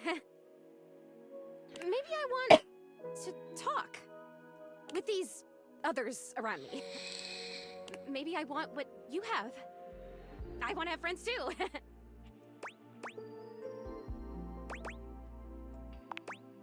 Oh my god, that's it! I am lonely! And if I could have all these friends, why did I not even know they were all here? You know? They can't see me because no one can see me because dead. And I can't see them because I don't have the glasses or because, again, dead. And I'm lonely. Aww. It's tough stuff.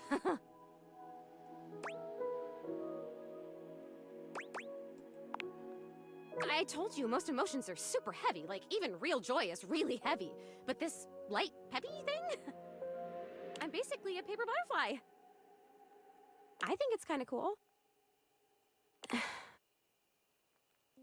So it remains just me. Alone. And you say there's all these other beings here.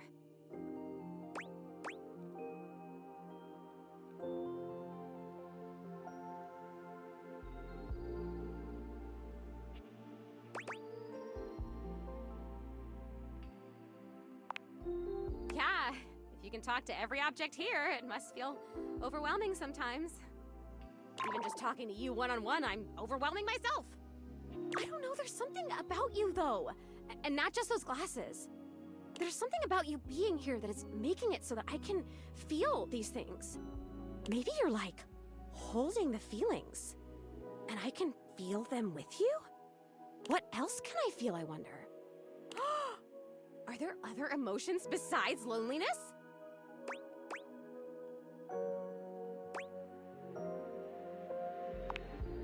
That sounds like a great idea!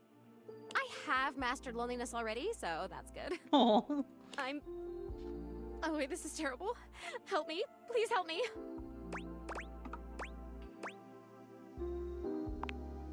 I am so... Oh, maybe I haven't mastered this one. I didn't even think a non-corporeal being could cry. Have you ever seen anything this crazy?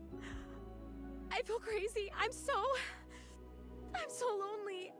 Oh, it's happening again. I'm gonna disappear. Oh, I wonder if I'm still gonna be crying when I come back. You're gonna come back, right? I still want to feel the feelings.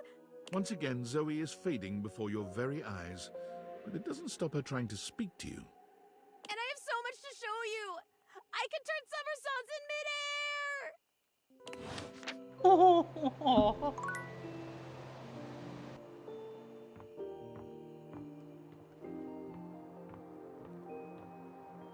Why is that adorable, though? Nightmare comes to you at the usual time and place, but there's something strangely hesitant about her tonight. She fidgets with the dark wisps at the edges of her being, the same way one might fidget with their hair. Hello, my dear.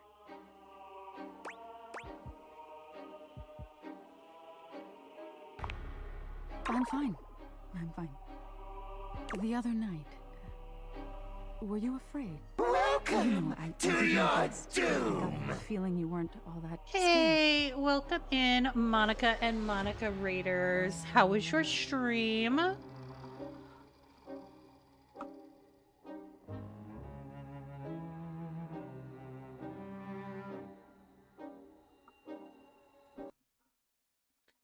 like the mods may be doing other things.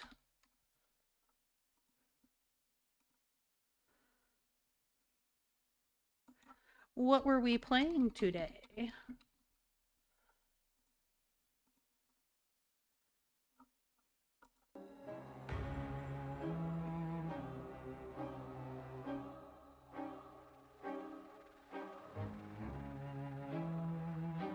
Ooh. The Walking Dead series is really good. I need to play through them on stream at some point.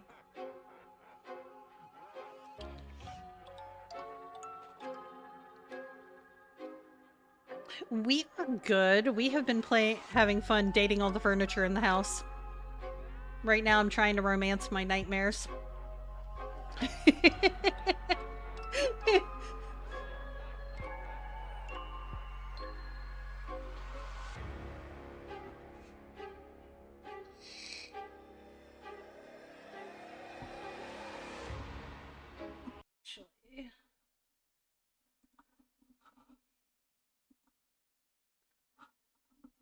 Do.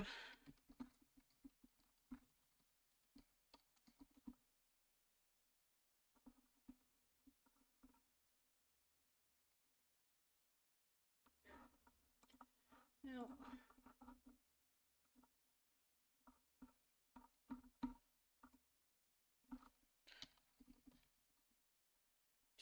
Do.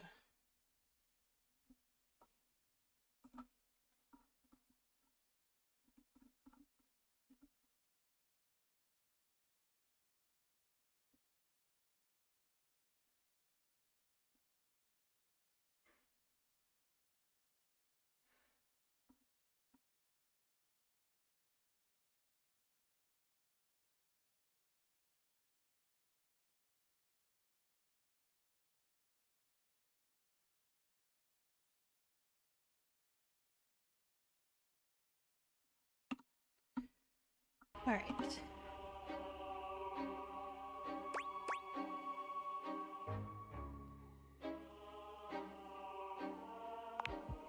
I knew it. I knew something was wrong. Nightmare sighs, her horrifying shoulders sagging It does. visibly. You've That's why never she's seen Nightmare. her look so out of sorts. I knew it. I knew better, but I did it anyway.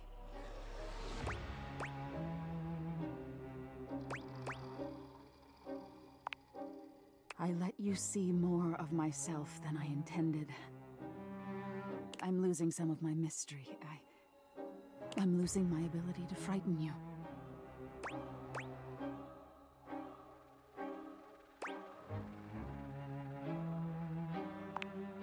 Different? Nightmare turns to look at the wall to your left, which is now just one massive mirror. When she sees her own reflection, she screams. When did this happen? Oh no. No, no, no, no, no, no, no.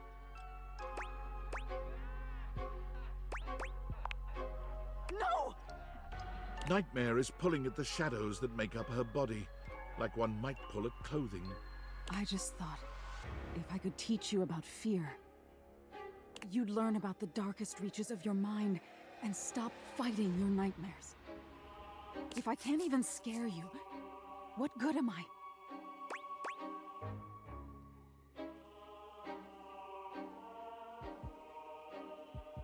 Uh-oh.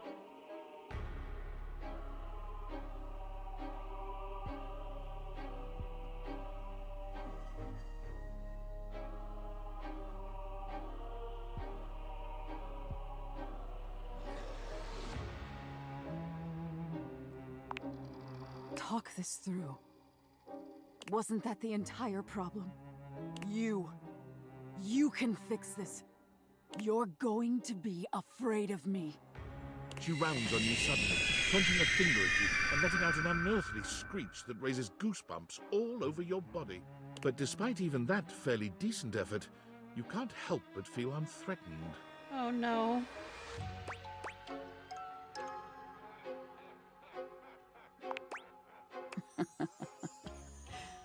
I've still got it. Nightmare sighs. How is this your dream and I'm the one having a nightmare?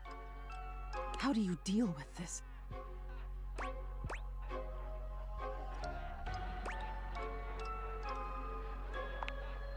This? What do you mean by this? Relationship? No, no, no, no, no. Wake up! Wake up! You wake up suddenly, sweaty and alone. Your heart races, but you're not afraid. What is this feeling? Damn it! I'm so close!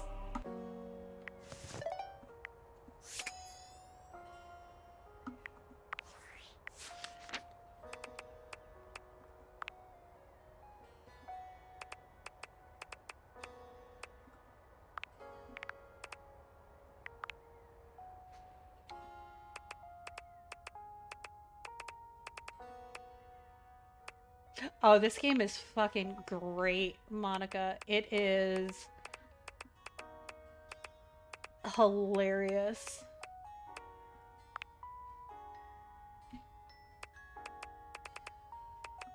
We've been having such a good time with it. So, the problem is, Panda, I kind of fucked up the nightmare line. So, I'm trying to salvage it.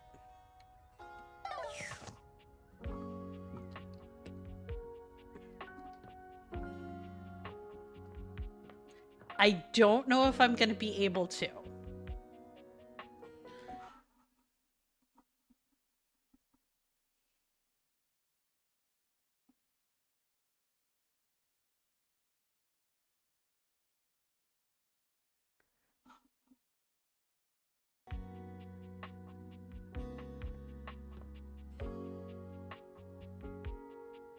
Yes, Panda, exactly. I am trying to reverse psychology my nightmares. That's a wild one. Alright. Go talk to Eddie and Volt again. The breaker box is back to its brightly lit and well-populated glory, with its inimitable host standing ready at the door to greet you.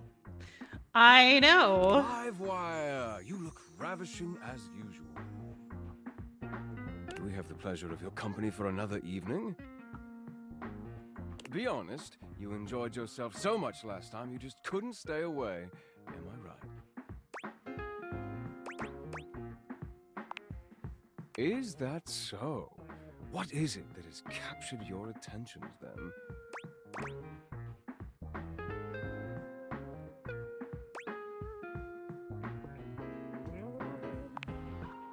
Do I now? Perhaps you should enlighten me, just to be sure.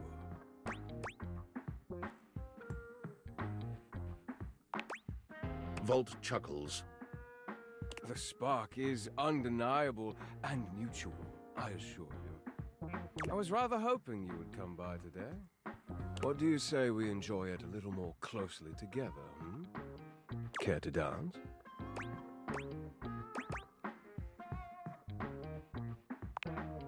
He leads you onto the floor, not once losing your eyes.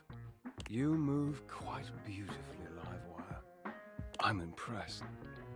The song has ended, but Volt has left his arm encircling your waist. He turns his face to yours and plants a kiss on your lips that takes your breath away. Time seems to stop while the two of you are connected. Your entire body tingles, as though you've just been plugged into an electric socket. And then, far sooner than you'd like, the song ends, and with it, Volt's kiss. He smiles at you, his eyelids low and hooded. It's far too easy to lose oneself with you. Loath as I am to say it, I must leave to start the show. For the first time that evening, the power begins to fluctuate. It's louder than it has been before, and it does seem to go on. Don't let the surge fool you. My power is just fine. Don't think I'm done with you yet, Livewire. Volt leaps onto the stage as you settle into your seat. Good evening, my fellow objects and gentle things. I hope you're ready for... The power surges violently, and Volt stumbles. He catches his breath and steadies himself. Ready for an incredible performance. Tonight we have... The system buzzes, cracking and flaring. Volt drops to a knee and clutches his belly. The surge rages until the very room seems to shake, when suddenly, everything goes black.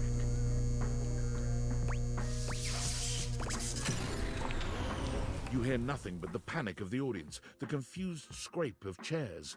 You make your way through the club in the dark to hear familiar voices. You have to stop, Eddie. No, I can get it back. Just give me a minute to recharge. I can... Oh! As your eyes adjust to the darkness, you can make out that you've made it to some back room, a forgotten corner. The electrical power grid hangs on the wall, with Eddie slumped against it. Both Eddie and Volt look exhausted. Eddie dangerously so. He fiddles with the grid controls. Stop. Eddie, please. Just let me go out. You're going to fry yourself completely. I said no, Volt. Eddie. I can fix this. Eddie. Fuck's sake, Volt, I'm not letting you go out, okay? We both know what that could mean, and I'm not... I can't go back to being alone. I can't lose you. You can't keep splitting yourself like this. If you do, then... Volt notices your presence and moves to stand. Eddie holds him back. Right, Panda?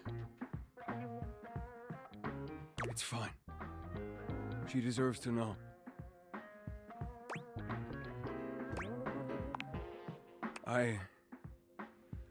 I'm failing. The power is failing and I can't stop it. Eddie leans back against the grid controls, his posture crooked and jagged. He seems ready to combust from the inside, but years of control are keeping him standing. For now. It was slow enough at first. I didn't even notice it. Small fluctuations, random surges. The entire house depends on my power, and it's my job to keep it stable for them. To keep them all safe. I had to work harder to compensate. I thought, if I could outlast it, it would all balance out. But it only made things worse. Even more unstable. So I had to push even harder just to keep up.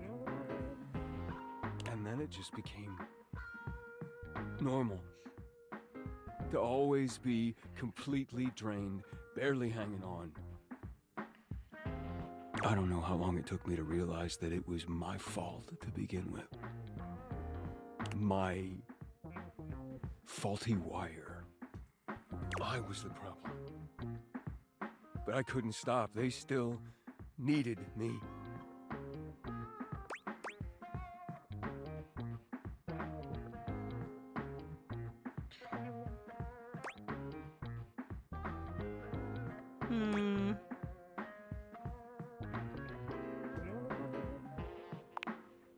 Exactly. They needed me, and I needed help.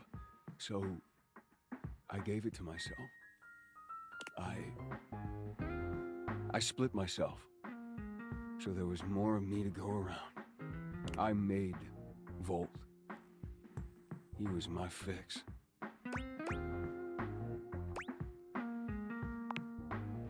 We're not one thing. We're not two things. We're connected. The small glow around Eddie flickers and dims. He's clearly in pain. This club has to run. It's power, it's light and music and heat and energy. It's everything.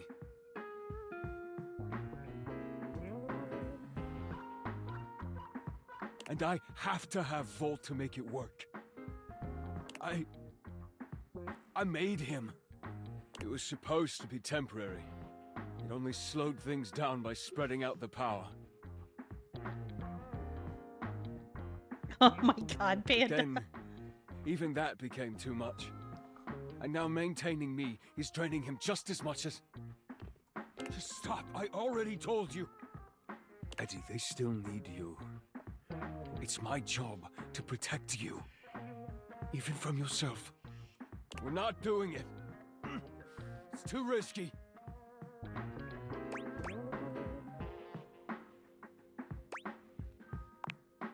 The faulty wire. Volt, don't! You have to fix the wire and reset the system. If you do that, Volt could disappear. I don't know if I can bring him back. Please. You can't.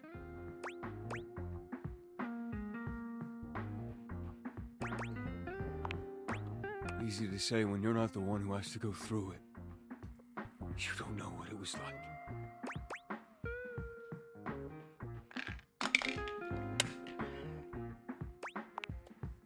It's the only fish left, Eddie. We have to try. Eddie sits there for a long moment, then finally nods. You remember where the tools are? I'll walk you through what to do.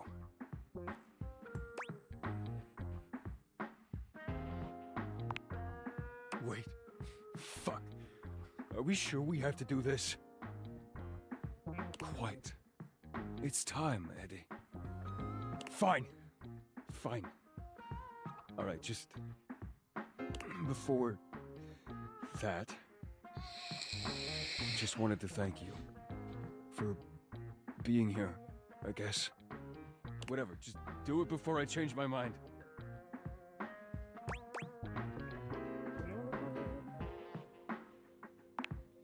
Eddie leads you through the process, patient and attentive despite his reservations.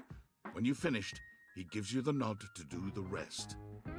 The dim light around Eddie and Vault blinks out completely, leaving you in total darkness. For a few moments, everything is quiet and dark. And then, a rustle. The lights turn on. Over here. Eddie is sitting at the bar, looking haggard but with a light in his eyes that you've never seen before. Oh, hey there, Livewire.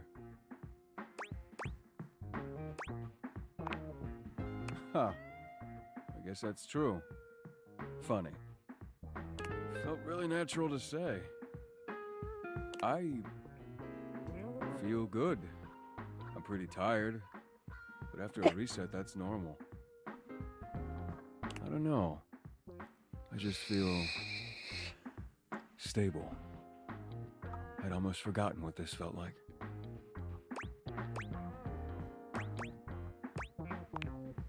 Eddie, isn't there something you wanted to talk about first?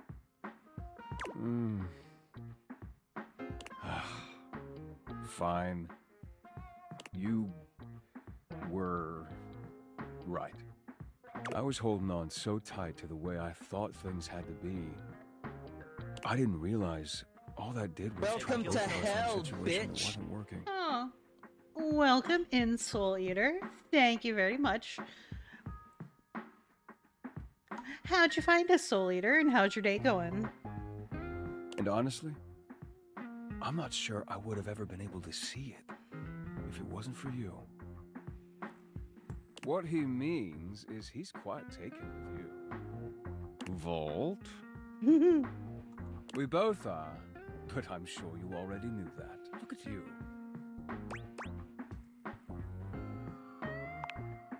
As in, do we really have to spell it out?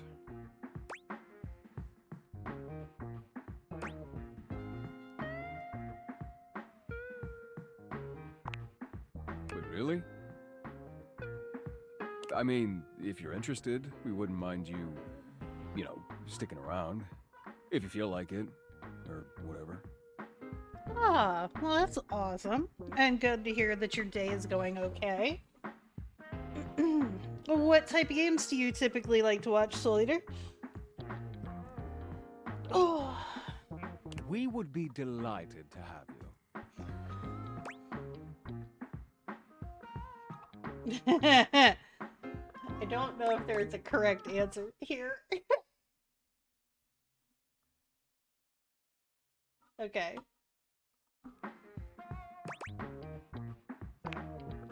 All right, well, if you're gonna stick around, might as well be useful. I gotcha.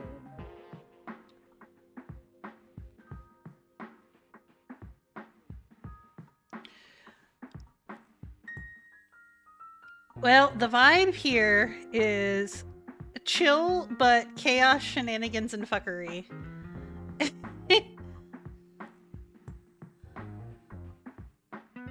And support the homies. Come on. You remember where the tools are? And right Let's now, go. seduce the furniture. Gotcha, Stretch.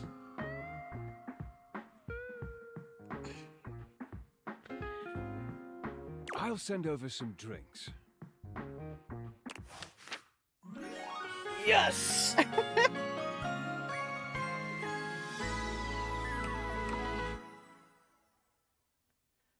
Well, I don't want to seduce the whole house, though. There's definitely parts of the house that I don't want. No. I have actually found almost every single character in the game. And the last couple that I have not found... Oh, excuse me. I know where they are and I have to do stuff to get them. Which one were you thinking of, though?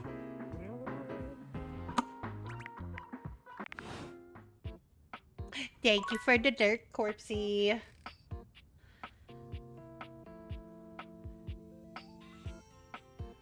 The moderator. Oh, I did not yet. I know, because he's not dateable, but I know you can talk to him. I have not done that yet. Because I've been more focused on the datables. I do have to go back. Have you seen anybody talk to the credits yet?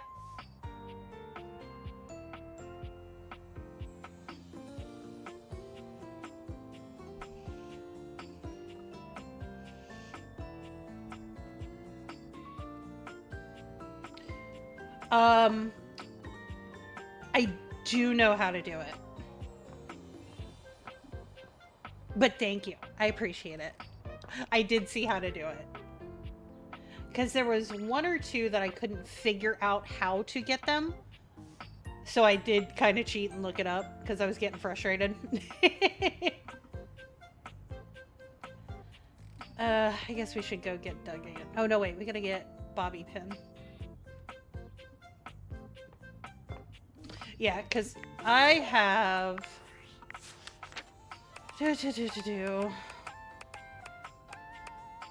Yas. I am missing the ironing board, which I have to do bobby pin for.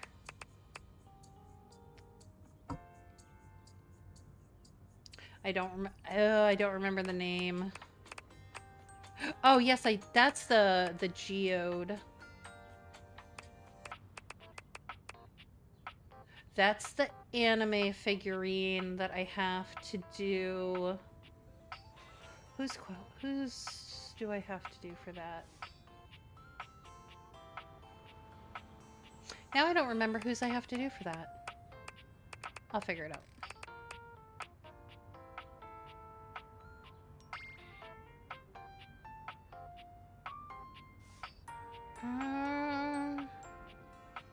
That one.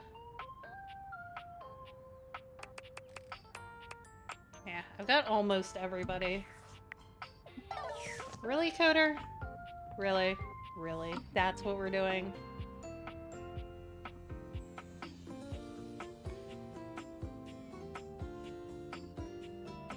You're gonna lose! 5 minutes.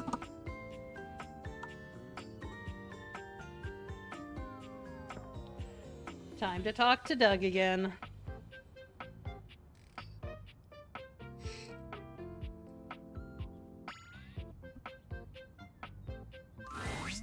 Sup, dork? Dork. Been seeing you around the house, adding more dateable objects to your stupid little cherub.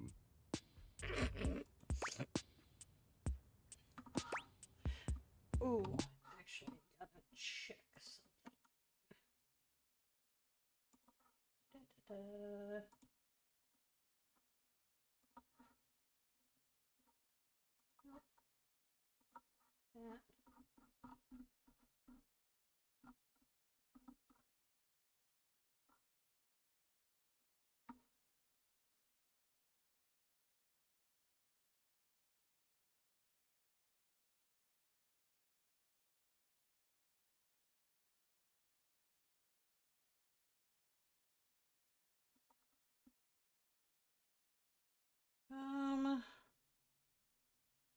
That.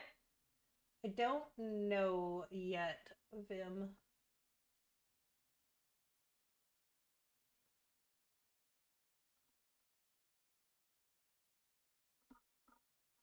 Okay.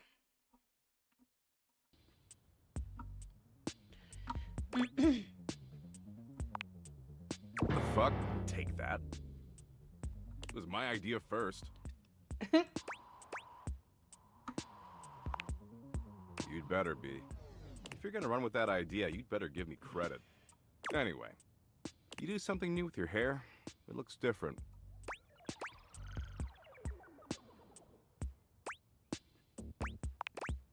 Well, it looks like shit.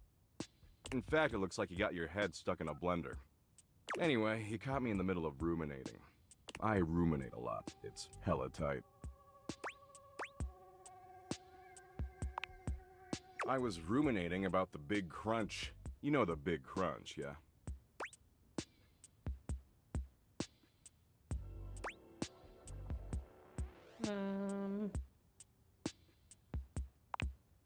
Not even close. I'm gonna have to deduct 2 Doug points for that, Miss Fire.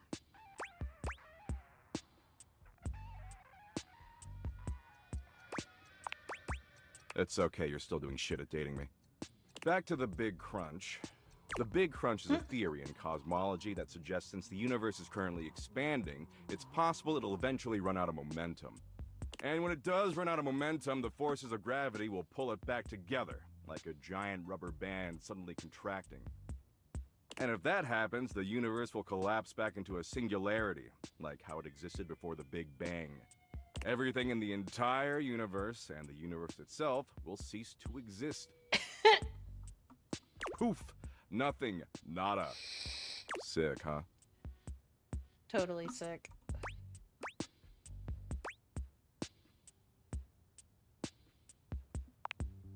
Oh, absolutely. Just kidding. The entire universe will be crushed into nothingness.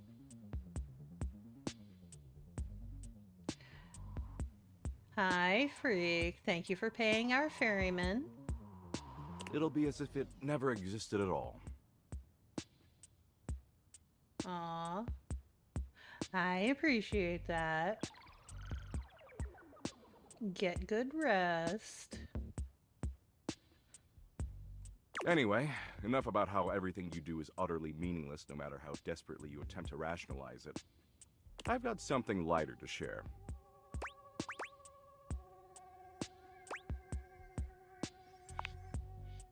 Don't worry, we'll get right back to that regularly scheduled program. No worries. Last time we chillaxed, I promised I'd find an activity we could both enjoy.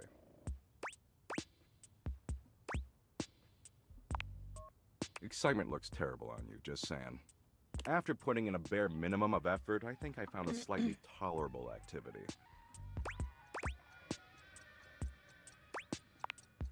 Does it? I figured it'd sound more tolerable. So I downloaded this new app, okay? It's called Play Bucket from the makers of Share Bucket, and let me tell you, it's fire. Not actually furniture, it's a concept. Existential dread. But friends call him Doug.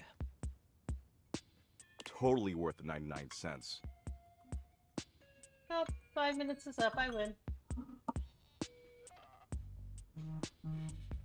And I hope you're aware that I actually changed my thank you for paying the ferryman.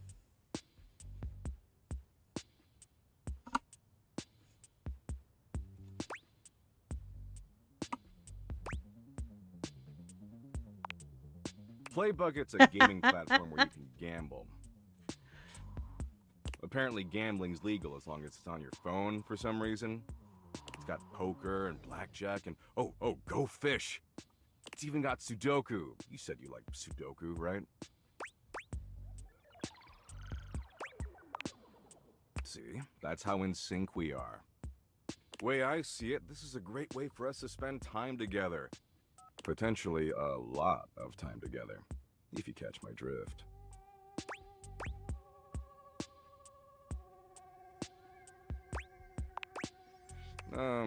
Not really. See, I'm currently down about $64 million, give or take a few million. so we gotta get all that cash back or I'm gonna owe some real bad dudes a lot of money.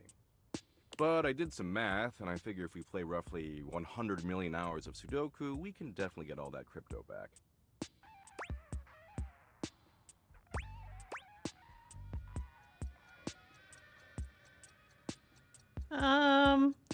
Good night, freak. Get good rest. Yes, Coder banned the word the. I don't know, 3? A billion? How many you want?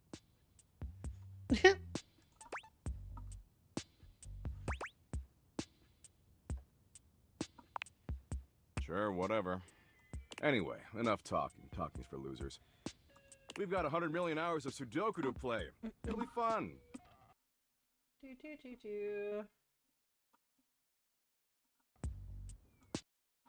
Shit.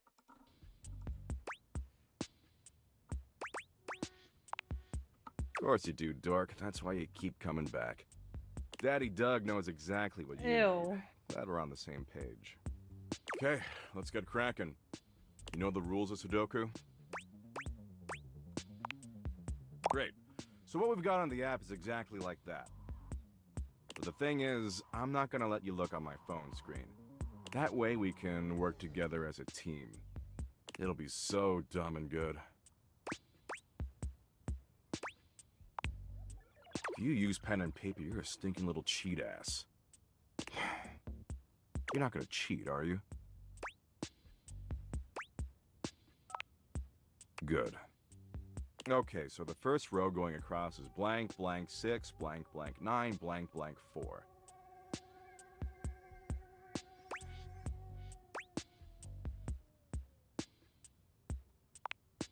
The second row going across is blank 2, blank, blank 3, blank, blank 6, blank.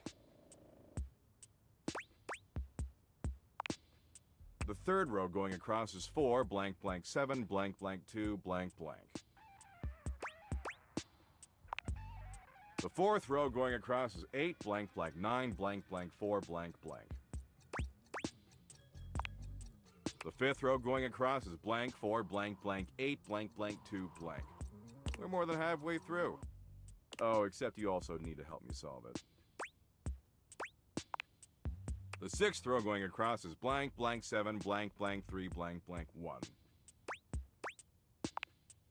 The seventh row going across is, of course, blank, blank 3, blank, blank 1, blank, blank 7. The eighth row going across is blank 6, blank, blank 4, blank, blank 1, blank. Ah, wait, sorry, that last number I said is a 5, not a 1. And finally, the ninth row going across is 1, blank, blank 8, blank, blank 3, blank, blank.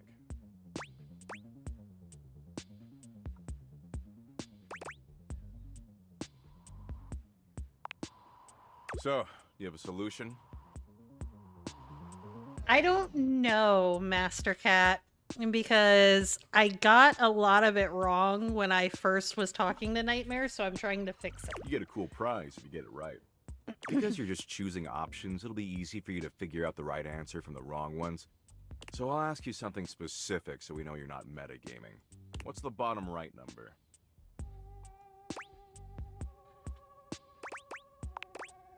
Cool. And the top left number? And now, what's in the box fourth over from the left and fourth going up from the bottom? Fourth over.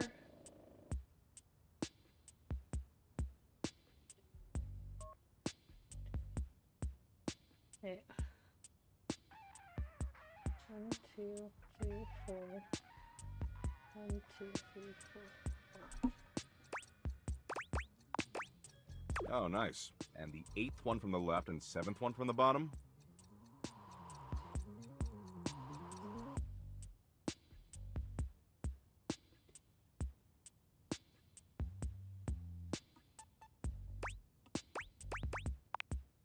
Okay, let me check your result and make sure this works.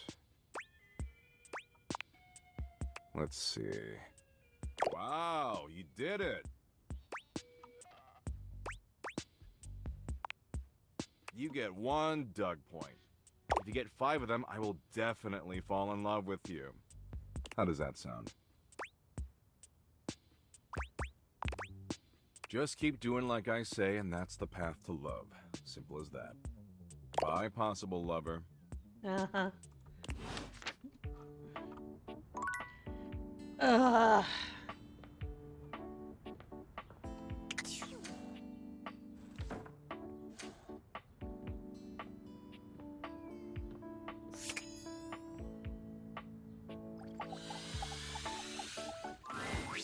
For the last time, I don't have games on my computer. Oh no. I can literally see a game right there on the desktop. Well, that's for me, not you. I work hard. I deserve a little self-care. Mama needs to play a little arachnid old maid every now and then to soothe her nerves. Hey, I got nerves that need soothing too. From what? Pretending to run a criminal empire? Oh my god, Coder. I'm not pretending.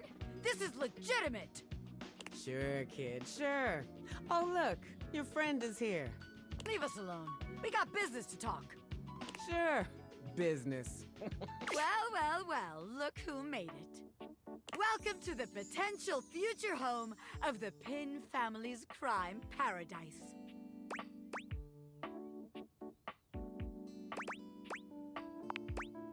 Open your mind, baby. Criminal enterprises are way more than a guy in a trench coat selling you stuff in an alley. Any real mafioso's got an accountant and an office and a whatnot. Oh, Can't you see gosh. it now? Right there, on the desk, on a big shiny plate. Robert Bobby Pin. Legitimate business pin.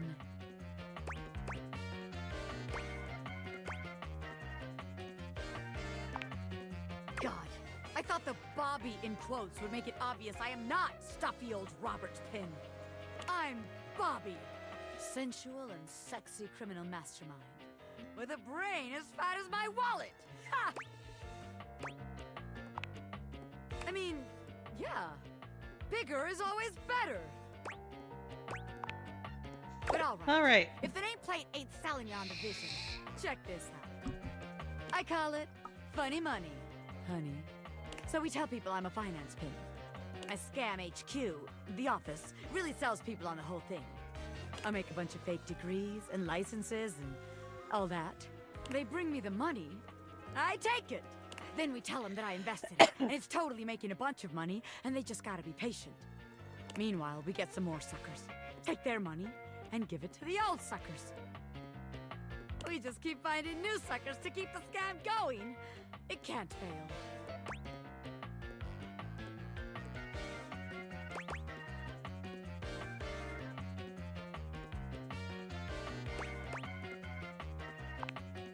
Ah, yeah.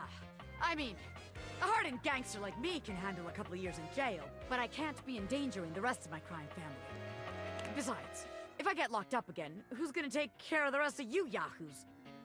No, that won't do.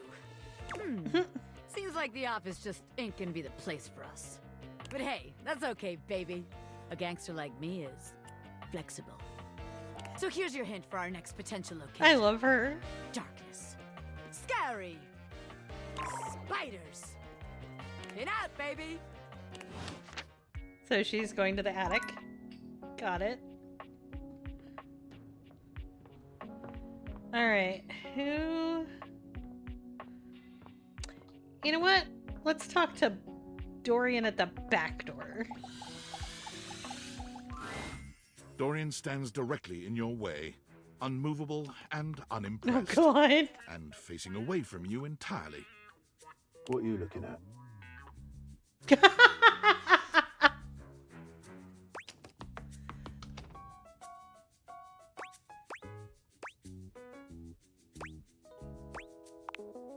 That's right. It's facing away from you because I need to stay alert on the goings on outside.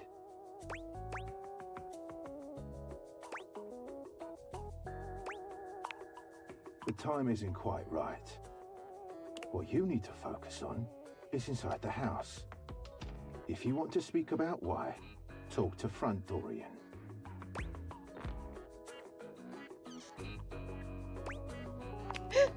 Good choice. Oh Oh my god, the multiple Dorians are fucking wild.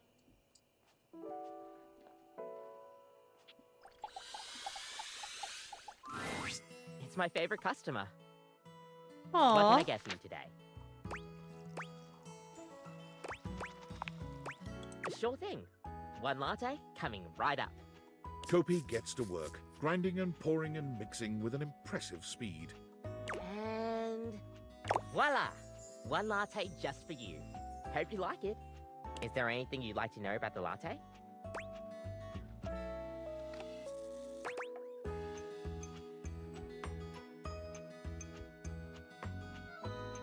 Yeah. Well, a latte is your pretty standard coffee. It's a shot of espresso topped with steamed milk with just a touch of foam. Some people think it's basic, but I think it could be a hard coffee to pull off if you don't know what you're doing. If you put in too much foam, you're gonna be making a cappuccino instead.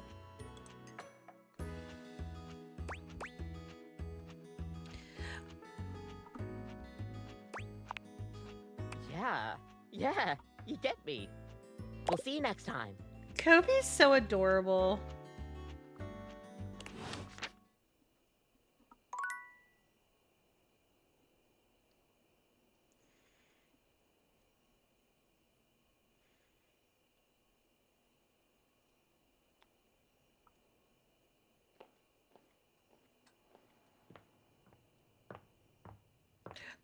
Oh, that's right. I want to do the Timothy interaction. As much as Timothy annoyed me, there is a method to my madness. You know, Master Cat, I'm trying... I believe it's either her or them. Or they. Sorry, not them. They. And I have to look because one of the guides actually gives you pronouns for all the characters. Hi!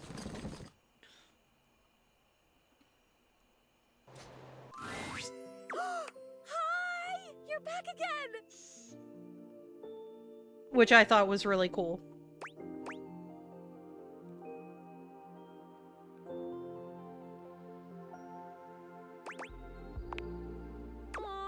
You're so nice. I'm great. I feel great. You're great. You're here. You're the only person I know. Did you know that? That's just wild to me. Can you imagine if you were a jerk? Actually, let me see if I can find that guide on my phone real quick, because I had it up last night using it.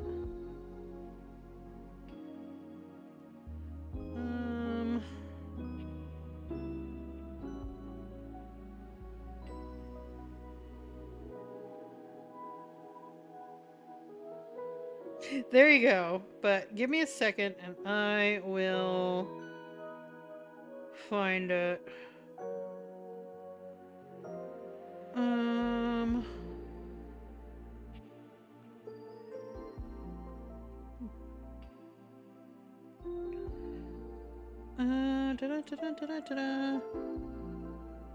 Kopi is she.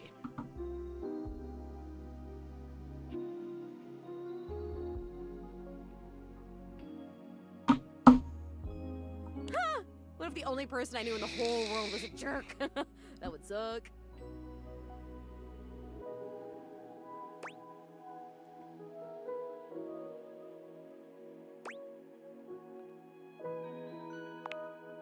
Oh, because I've known jerks. Like back when I was alive, I knew one.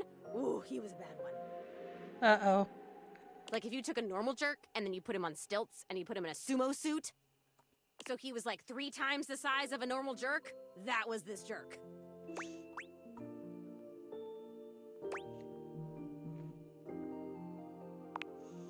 Whoa. Oh my god, I remember someone. It's you. It's you being here. You're helping me remember and feel all this new stuff. It's overwhelming. Oh my god. How awesome! I'm overwhelmed!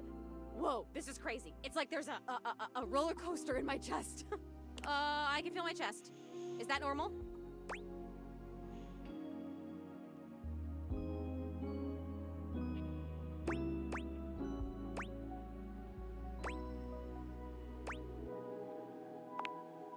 Yeah, I guess I'd be the authority there. Well, I can authoritatively tell you that no, it is not normal. I'm starting to feel not just feelings, but body stuff. If I had a way to tie you to a chair to keep you from leaving, I would totally do it.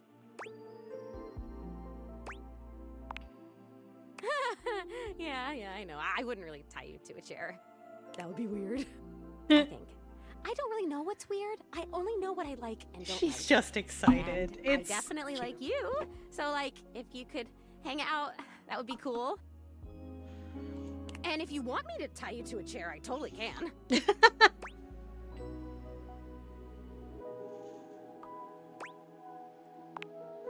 Oh, sorry. He actually used to live here.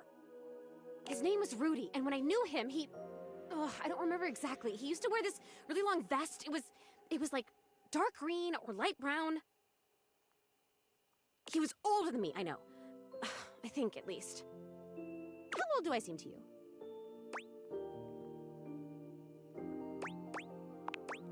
Thank you.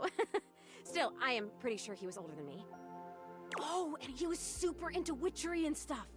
He was always coming home with crazy books and bags full of crystals and oils and herbs. Yeah, 100% Coder. Sometimes I would walk by this house at night and I'd see the whole attic window just lit up with candlelight flickering.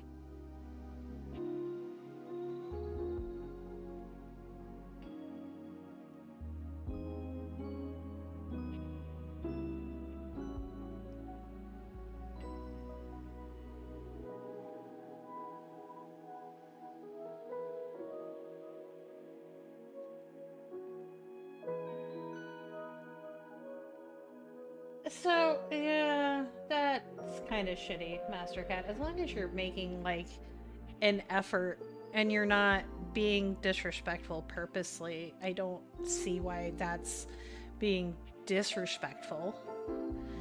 If you make a mistake, you make a mistake. I don't remember ever seeing other people in here, though, so... Was he alone? Was he just up here chanting to himself about stuff? I guess it would have been right here. He would have been doing these ceremonies and whatever, right where we're standing. Well, you're standing, I'm floating. I only ever saw him out of the house when he was going shopping for more witch stuff. And he always had on that weird vest, and had these super deep pockets. He always had his hands in his pockets.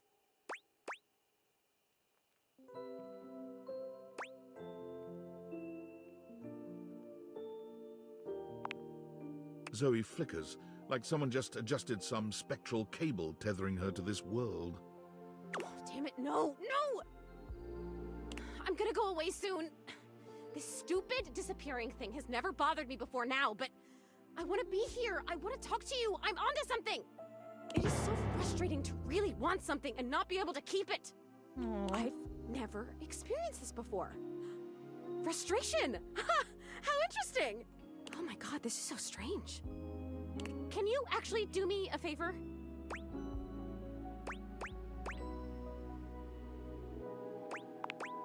Please do. I used to have this necklace. Really pretty little gold necklace. I remember it had a pink heart pendant.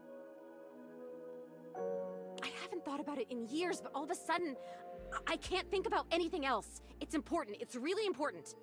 All this talk about Rudy, somehow that necklace is connected. That necklace, maybe I was wearing it when I died.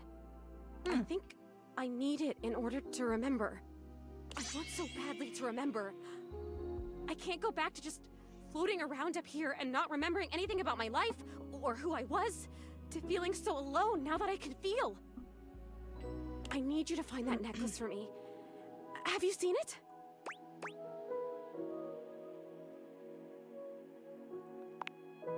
A time capsule, that sounds perfect! And you met it? Like, you talked to it because it was like a person to you? That's still the most amazing thing I've ever heard. You meet objects. Ah! Okay, can you go back and talk to... Who is the time capsule? Bodhi. Wow. Okay, can you go back and talk to Bodhi and ask him if he's seen my necklace?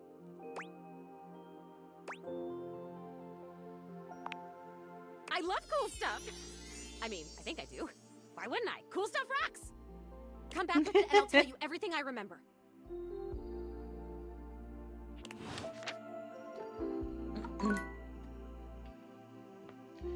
Ah, shit. I still gotta talk to Safe Lady again.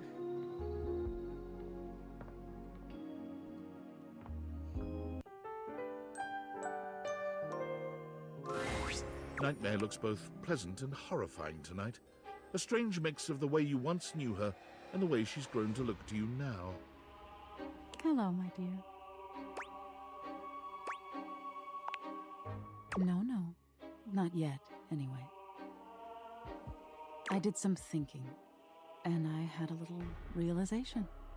The room feels colder, darker, hostile. Damn it. I really tried with you, you know. I pulled back the curtain, tried to make you understand, and you rejected all of it.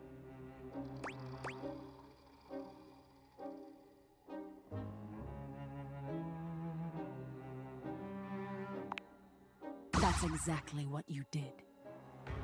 Nightmare seems larger somehow, looming over you in a way that activates your fight Damn or it. flight. But you can't move. That's it. If you don't value me, won't engage with me, I don't think you deserve to dream anymore.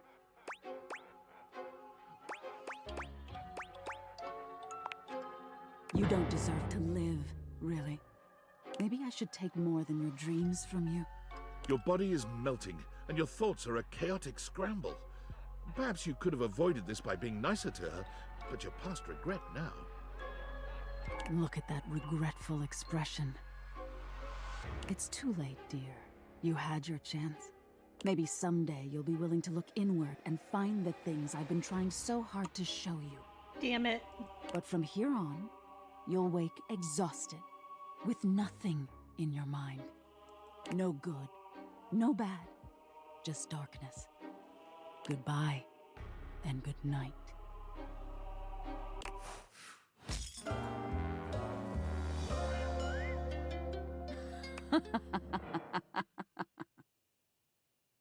No.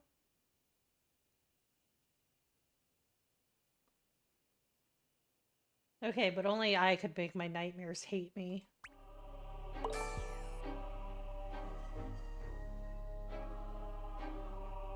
Fuck.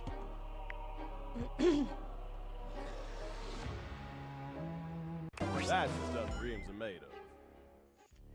Hi, Reggie. Not too shabby. You know, I'm not one for friendship much, but I think it's time we scooch up our relationship a half notch so I can throw you a bone in the form of specs points. We compadres now, you hear? Hey, let's go.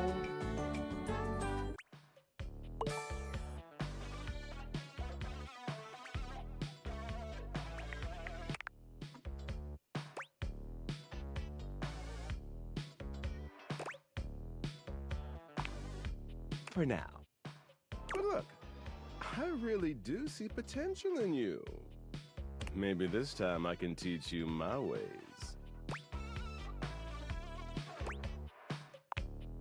The art of pain, my dear. Rejection to its fullest potential.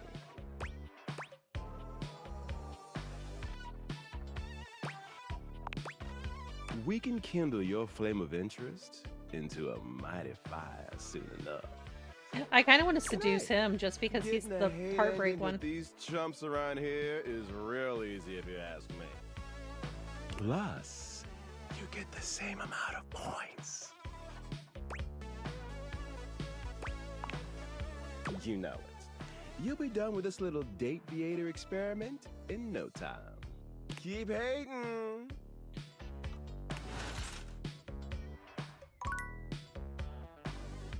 You can. You absolutely can.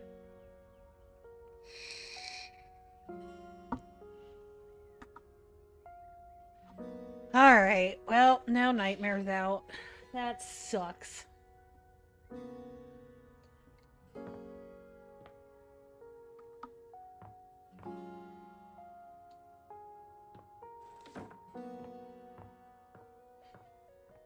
God, let me get this over with.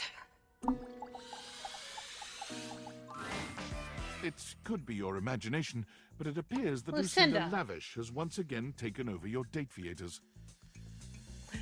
Well, good night, Master Cat. Get some good rest. You gotta tell me what to do, baby.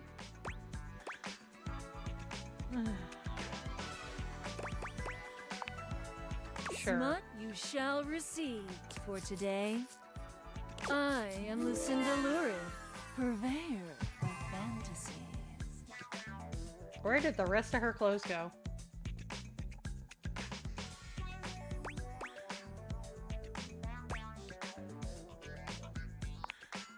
You look ready. You've been going around dating everything here, and truth be told, they're just objects. But me, I'm built different. Good eye. You can actually have me right now. Come with me to my fantasy chamber, away from prying eyes.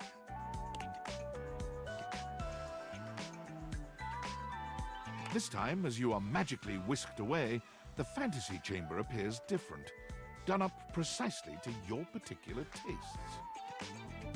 There are all manner of sexual props for every kind of position you can imagine, and much, much lubrication. Much lubrication. Do me.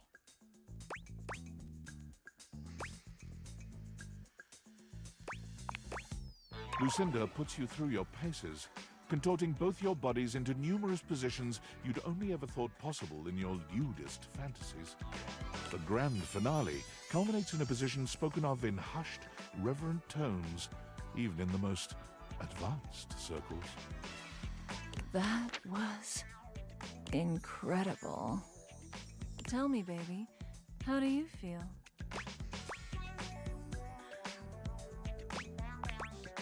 I'm so glad. So achingly glad to hear that. That's okay if you're not ready. Now that you've unlocked the secret version of me, I will always be available to you if you choose to see me again.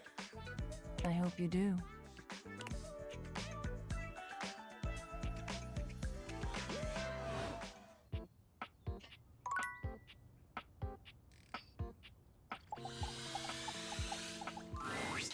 Finally. I take it you're my 11 o'clock. I should have known it was too much to expect you'd be on time. After all, it was apparently too much to expect you'd properly file your taxes. You're not even dressed properly. Put this on. It suits you.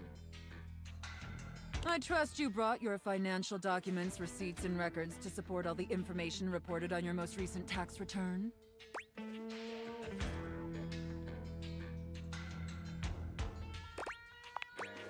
I'm sorry. I don't know how you run things at your business, but here at the IRS, we treat those who hold the power with deference. So if you want to walk away from this audit without the IRS putting a permanent lien on your checking account, I'd suggest you do the respectful thing and refer to me by my proper title, IRS agent. Do you understand, taxpayer? Much better. Now, that wasn't so hard, was it, taxpayer? You keep complying and showing me the proper respect I deserve, and I can make this process much less painful for you. But step out of line, and I have the power to make the rest of your existence a never-ending fiduciary nightmare. Fiduciary. Have I made myself abundantly clear? Definitely clearer than the U.S. tax code. Good. All right then. Down to business. Now, obviously you're here because your painfully inadequate accounting led to numerous administrative discrepancies in your most recent tax return. Quite honestly, your return was so utterly incomprehensible that we were shocked to find a human actually filed it. Oh, God. That's because my dog filed it. Excuses and groveling will do little to help you at this juncture. Although it is rather enjoyable to watch you pitifully squirm. What's important is that we properly assess your fiduciary mess and reconcile your discrepancies. Can I count on your compliance, taxpayer?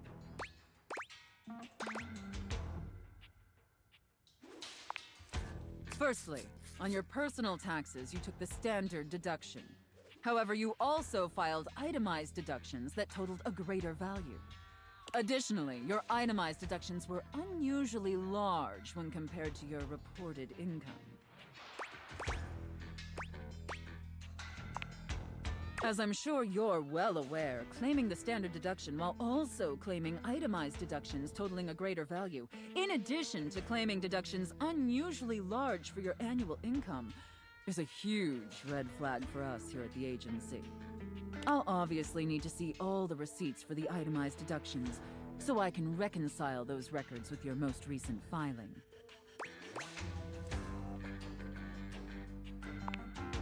Moving on, there were numerous flagrant issues related to grossly incorrect amortization periods. It appears you mistakenly or fraudulently used the wrong amortization period for a variety of your business expenses, which resulted in extremely inaccurate deductions. See the highlighted line items here on Form 4562?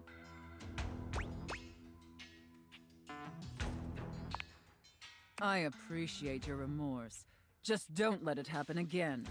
And finally, it's come to our attention that you omitted several foreign accounts. Oh my god. As I'm sure you're aware, taxpayers with foreign financial accounts exceeding certain thresholds are required to disclose them on the Report of Foreign Bank and Financial Accounts FBAR form.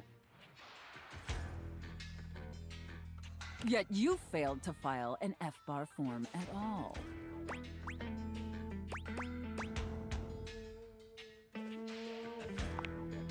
Look, I'm going to level with you, taxpayer. Given the numerous omissions and inconsistencies in your filing, it appears this audit is undoubtedly going to be an extremely long and painful process.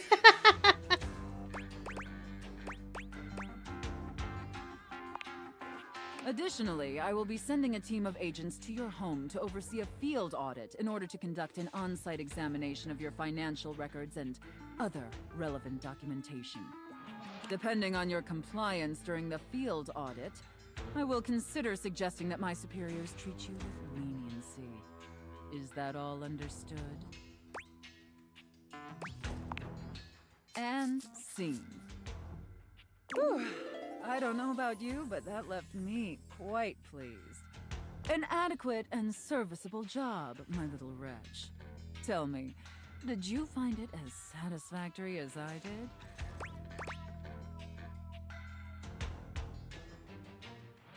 Oh god. It pleases your mistress to hear that. And considering you were not a total disappointment, I'd be interested in exploring another scenario with you. I look forward to experiencing your vain attempts to please me.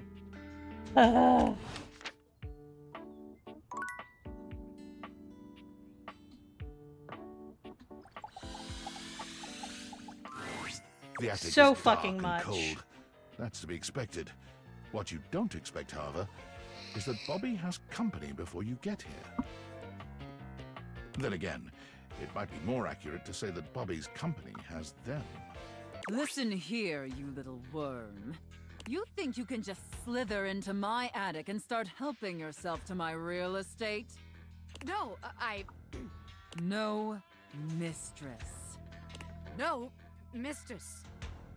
No! You spineless, pathetic little pin. Nothing happens in this attic without my say-so. You understand? You will not be playing pretend gangster in here without my express permission, you sniveling, lowly little maggot. The safe casts her steely gaze towards you, and you could swear the room has gotten 10 degrees colder. Another uninvited guest. Why don't you go explain to them that you will not be conducting your business here? Yes, ma'am. Good, Pin. Don't disturb me again, or I'll have to punish the both of you. And it won't be the fun sort of punishment. In the middle distance, a confused sound comes from a new, moneyed object. What now?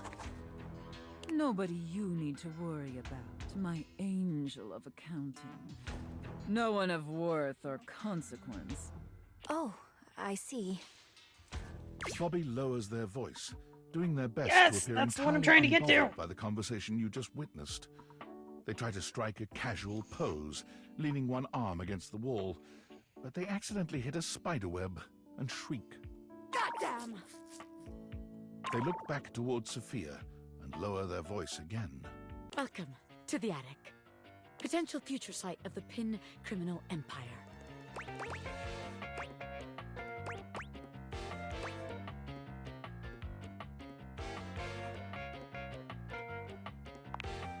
I was just thinking the same thing. I mean, it's cold, yeah, and it's dark and scary, which is, like, great for striking fear in the hearts of enemies. But Bobby Pin runs a warm and welcoming criminal empire. I don't know if this place is really Oh great my for the God. vibes I was hoping to cultivate. But just to be sure, let's see how this scam strikes you. I call this one Scared Broke. So check it out. You bring our potential suckers up here to the attic. They think they're gonna have a meeting with me, the big boss. We keep them waiting a while, a good 20 minutes or something, and you keep reassuring them I'm coming. I sneak up on them, scare the shit out of them. They drop all their money and valuables, as one does when scared shitless. We pick it all up and get rich. Repeat, repeat, repeat.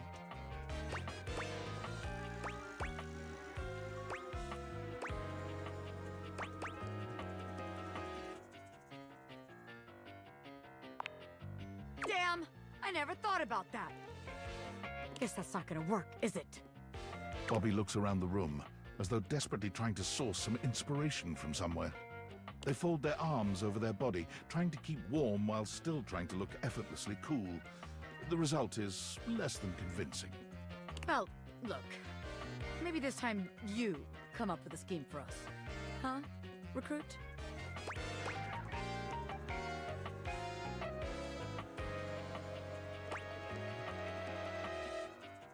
Ooh. What is the answer for Bobby?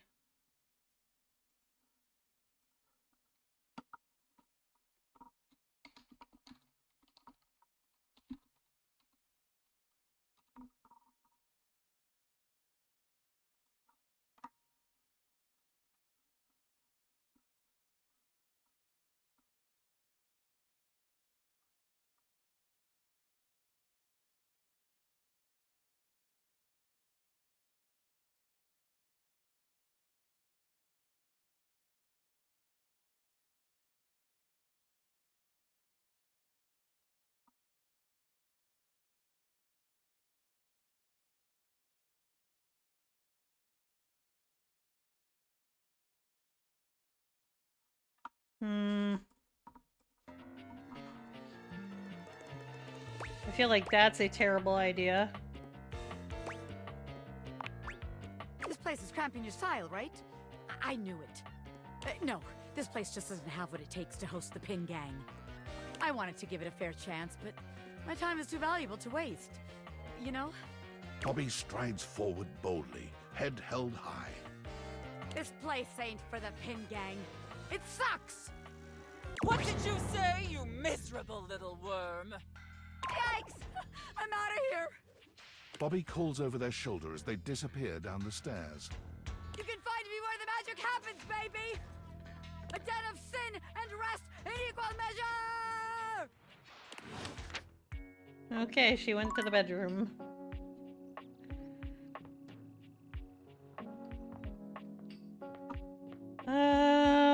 Alright. I guess we go talk to this dickhead.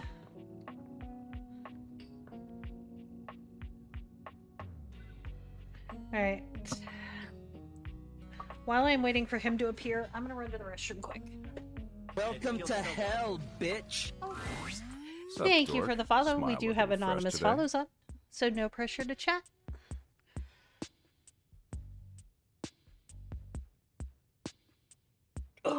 Okay, now I'm gonna run to the restroom real quick.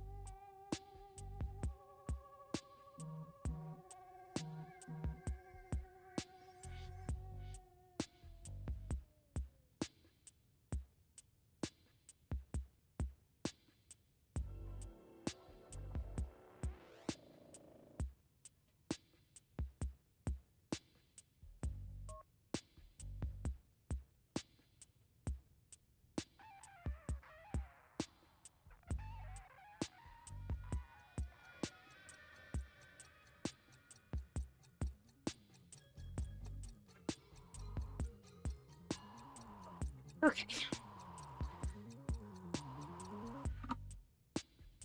You get those teeth whitened?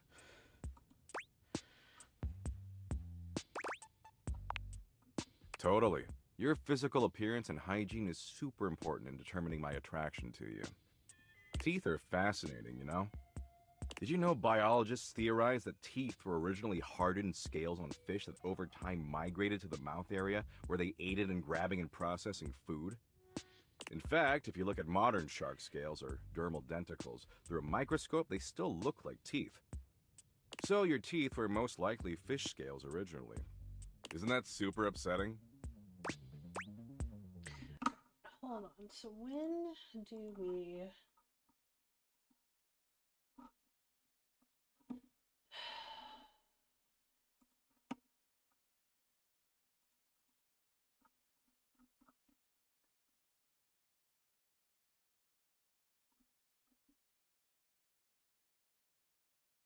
do.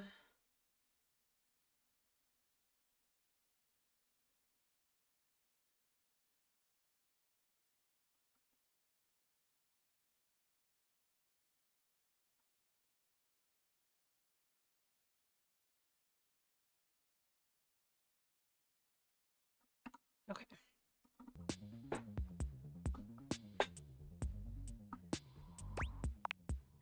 Sure, maybe not now. But just wait until you get stuck ruminating about it at 2 a.m. That's when the real fun starts. Anyway, you're just in time. I think I finally found an activity we can share that we'll both enjoy. So I know you ultimately weren't into share bucket or play bucket, which personally I think is kind of a garbage opinion, but I still want to bang, so I'm gonna let it go for now. The good news is, there's a brand new app that just rolled out, and it's the dopest one I've seen yet. You want to hear about it? It's called VidBucket. It's a video app that exclusively features car crashes, really gnarly ones. And sorry, I was so excited, I kind of got started watching without you. Totally my bad. But the good news is, there's still over 253,000 crash videos we can watch together. Man, it's gonna be so tight.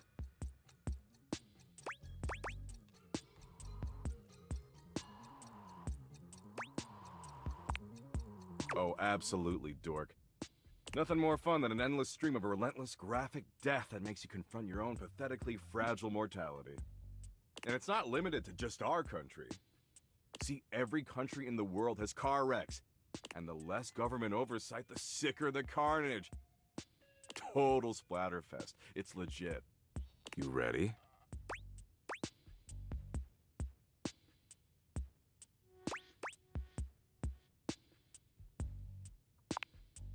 Okay, let's get ready for senseless graphic destruction. Oh, can you press the play button for me? My ripped fucking fingers are kinda tired. They were pretty busy last night, if you know what I'm saying.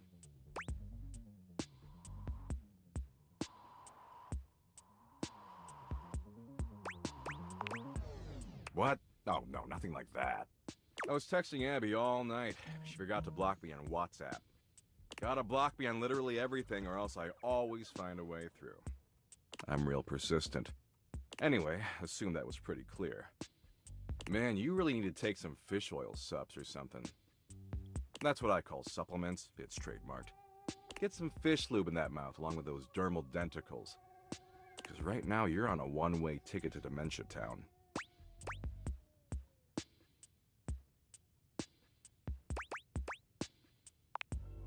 Care? Oh, I don't care. But I wouldn't take it personally. I don't care about anything.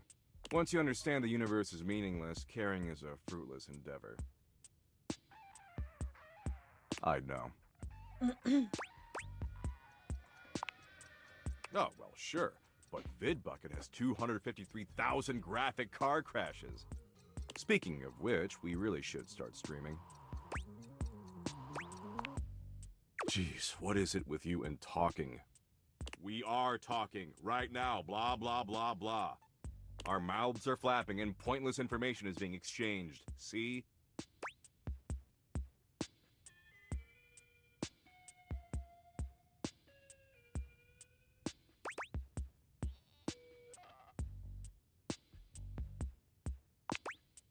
Hope? Wait, is she here?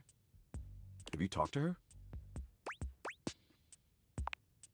Nothing. Forget it. Look, talking's just not what I do. That's not my deal. I watch sick-ass vids of car wrecks and play poker and argue with white-knighting dweebs online. And if you want to hang with this smoldering smoke show, you're gonna have to love doing Oh my that God. shit too. He called himself a smoke show. Forever.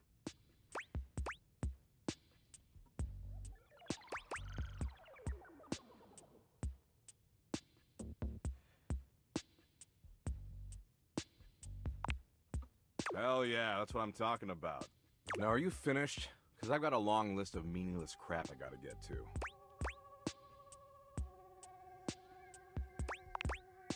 Great.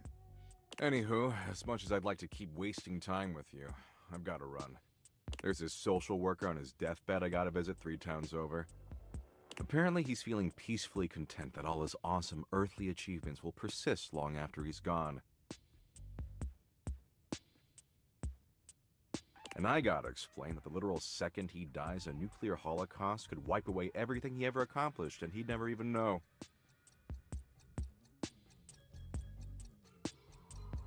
Baller, right?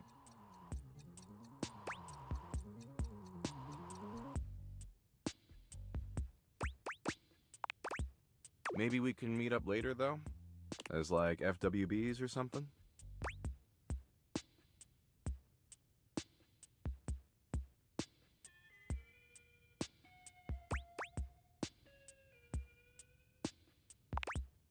Damn, love those bennies. See you around, dork.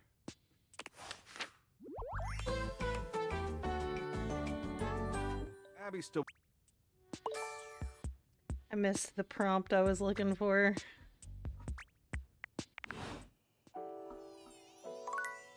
Okay.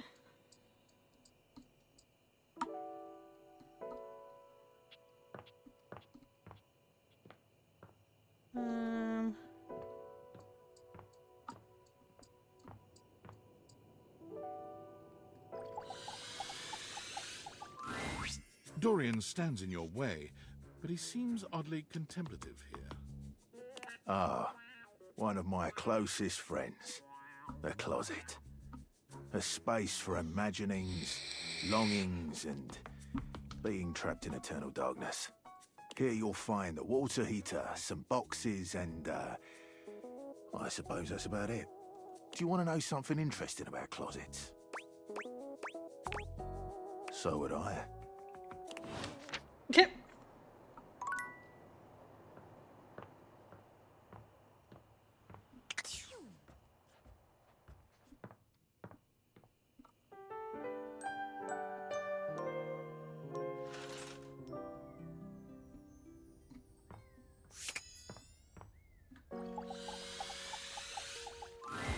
As soon as you chance upon Bobby's newest location, you find Betty already Oh speaking no. with them. Don't you be mean to my Betty. Bobby, is that you? You know me? Little Bobby Pin. Look at you now. You've changed so much. Well, yeah. I'm not a little pin anymore, you know? No, you certainly aren't. You've really come into your own, haven't you? Why do you have to say it like that? I'm a grown pin! And beyond that, I'm a goddamn gangster! Oh, you certainly are. Look at you.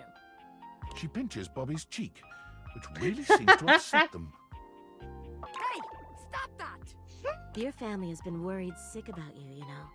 You should stop into the bathroom and see them before you go. I will! I just... Wait. You know my family?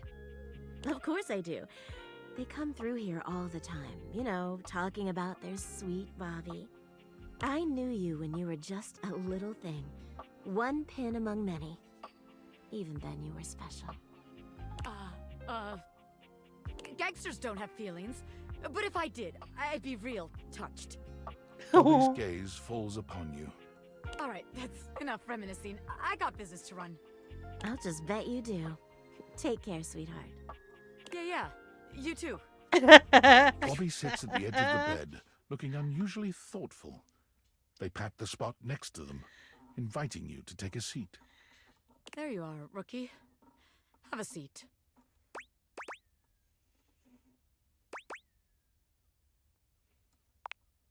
Yeah, I'm alright. Just weird being back here so close to where I grew up. You know, I haven't been back to see my family since I got sucked up by Hoove. I will. Just haven't gotten up the courage yet.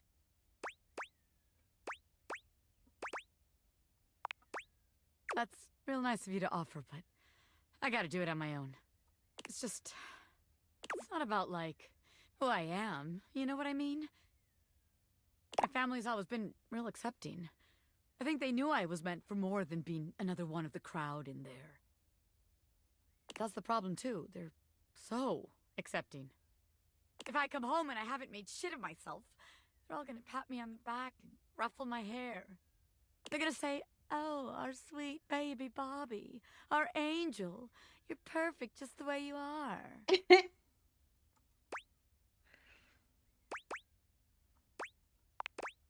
Yeah, it is. It feels like failing. I spend all this time away from my family. If I come home and I haven't made anything of myself, I don't know. As sweet as they are, it just kind of hurts worse, you know? It'd be easier if they were nightmares. If they just yelled at me and let me be angry. Knowing they'd be happy no matter what I do. I don't know. Am I making any sense here?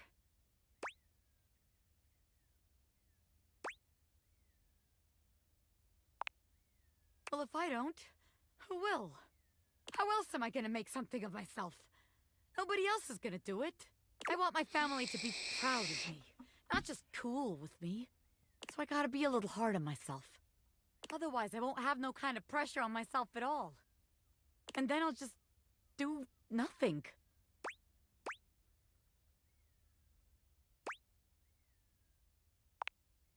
I thought I already knew, but maybe I never had a damn clue.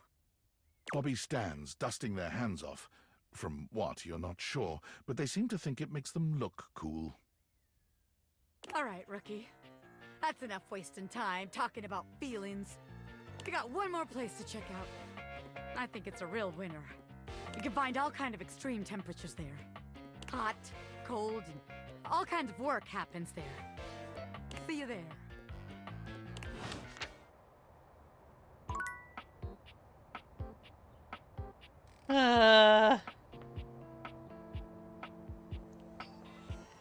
All right.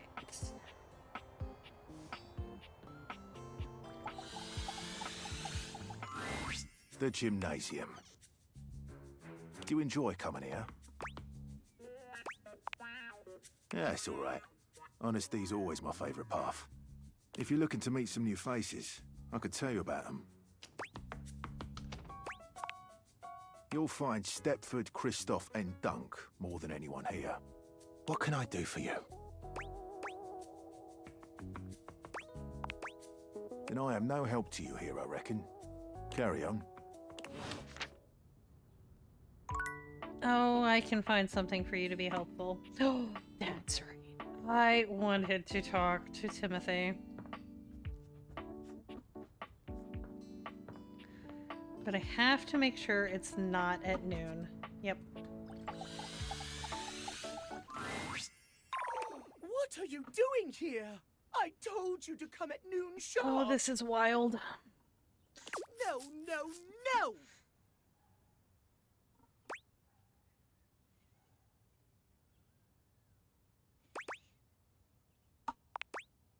I am beyond mad! If you have any wish to retain some relationship with me, you will leave at once! I do not understand. Why do you stand here staring at me? I told you, I'm yeah. This is wild. Run, for God's sake! Timothy falls forwards onto his hands and knees, arching his back like a frightened cat. He almost looks like a Halloween decoration. He convulses, as though something terrible were ripping through his body. It's awful to see. It reminds you of the werewolf movies you've seen. But there's something feline about it all. He stills on the ground, and then he yawns and stretches, as though nothing strange had happened at all. So sleepy. Yeah.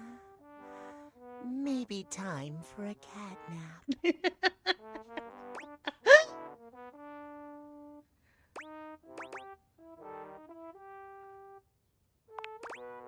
What?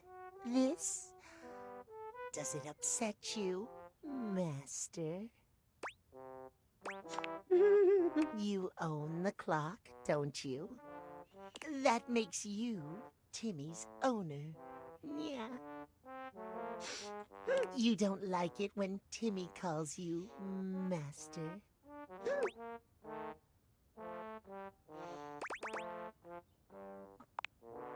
Timmy will remember that, Master.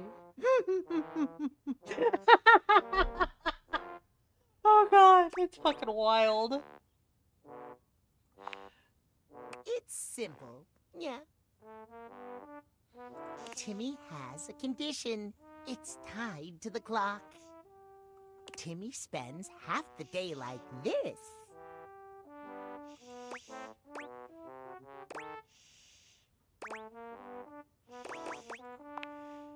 Like this. Just perfect. Oh my god. Timmy loves himself just the way he is. But when he's back to boring suit form, he hates himself. All he cares about is schedule. Yeah.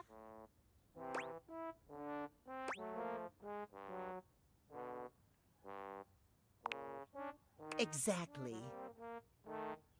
Master is so smart. Timmy yawns and stretches, curling up on the rug in front of you. Maybe you'll come back and play with Timmy later. So sweepy. Transformation takes a lot out of Timmy.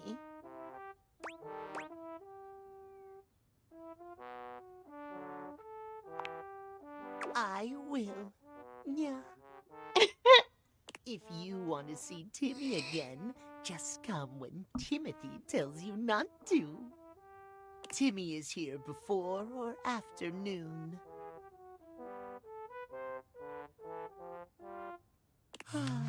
Nap time now.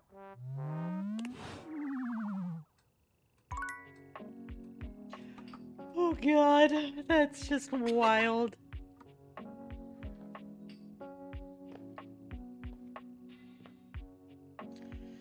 Oh god.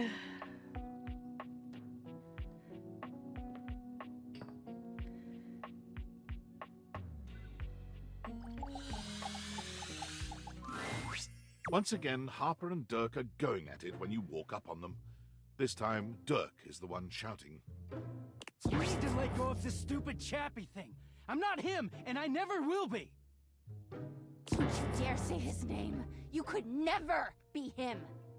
I envy him, to tell you the truth. He finally escaped from you. Harper is stunned into silence, her lower lip quivering for a moment before she points a finger at the door and screams. Get out! Get out and go do whatever it is you do when you're living your double fucking life! I can't wait to get out of here and not hear your shrill-ass voice! Oh my god.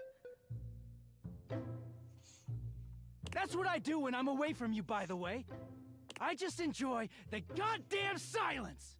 Go enjoy your goddamn silence then, you fucking asshole! I will! Dirk stomps away from Harper, stopping for a moment to look at you. He puts a hand on your shoulder, leaning in but still speaking loudly enough for Harper to hear. Get away while you can, buddy. Don't let her get her claws into you. Trust me on that. He walks away, flinching as Harper lets out a frustrated scream. The moment he's gone, Harper exhales, turning on a bright smile for you. I'm so sorry you had to hear that. Turkey just gets so grumpy sometimes.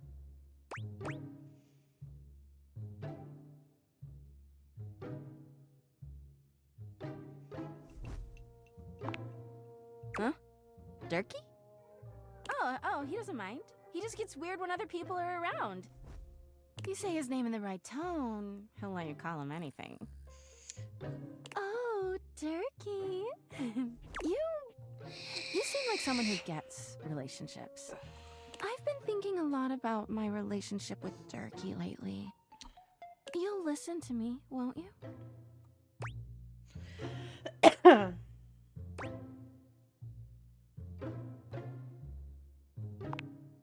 Harper beams at you, as if you'd agreed to listen. Oh, God. Good. This way. Harper grabs your hand, dragging you over to a quiet corner of the room, overturning a box to allow you to sit. She lies on the floor, as if she were at an actual therapist's office. It all started a few years ago. A lot of things come through this laundry room, you know? You forget a lot of stuff in your pockets, sometimes you find it, sometimes you don't. And this time, you'd forgotten chapstick in your pocket. God, what a stick of chapstick he was. His name was Chappie, and he had the softest lips you can imagine. We spent weeks together. It was a real whirlwind romance. He started talking engagement towards the end, hoping maybe you'd forget a ring-shaped object in your pocket one of these days.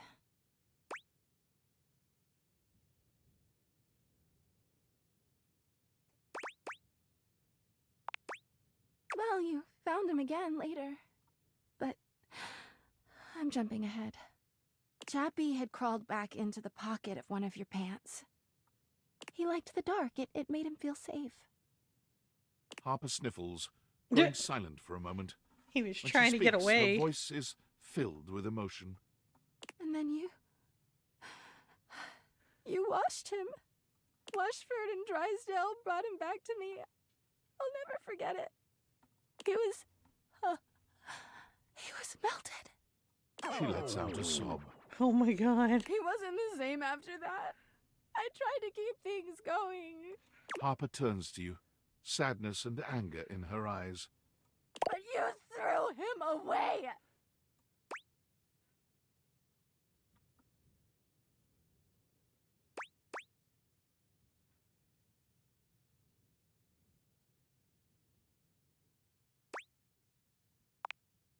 He was my Chappie! Anyway, ever since then, when Turkey gets washed by Washford and Drysdale, he leaves.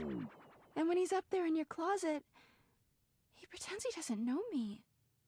I've gone to see him so many times. I've cried and screamed and practically kicked his door down.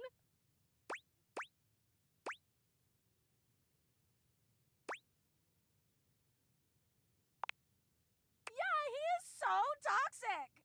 Yeah, that's not what I meant. I know that Turkey is cheating when he's up there. He calls himself Clarence and acts like he's so cool and above everybody else. Tell the truth, Turkey! I know you and those Hanks are getting it whenever you're up there. And he's got a stream of objects coming in and out of that closet. I know it.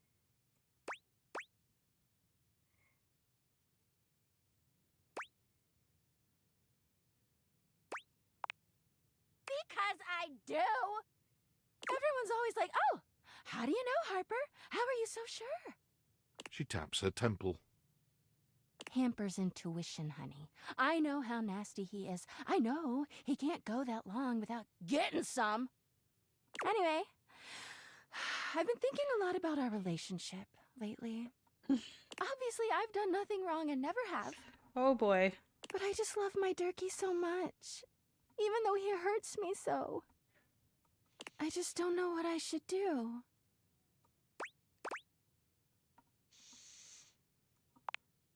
Because you're just so smart and thoughtful and good with relationships.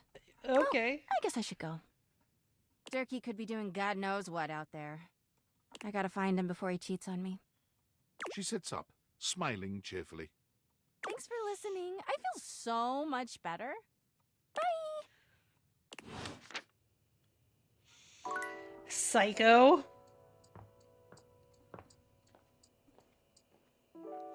Wait, do I have clean laundry now that I can go talk to him as Clarence?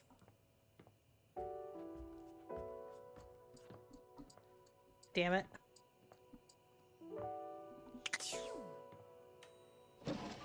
No.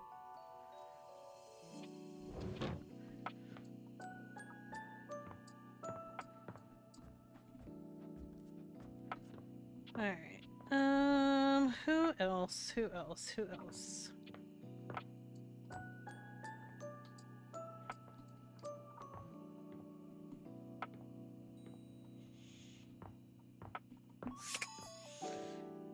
Let's talk to the creepy vent guy. You've returned. I knew you would. And I was afraid you wouldn't. Tell me, would you hear more of what you mean to me?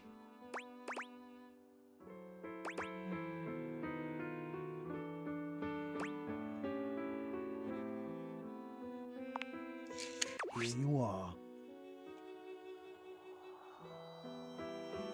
You keep coming back. I can't. It is something of a surprise to me. I've wanted you for so long, even just to speak to you, and now I have it. Somehow it feels wrong. Like I'm going to lose it. You very likely are, Surely, creeper. if you're lucky enough to get the thing you've always wanted, you cannot be lucky enough to keep it.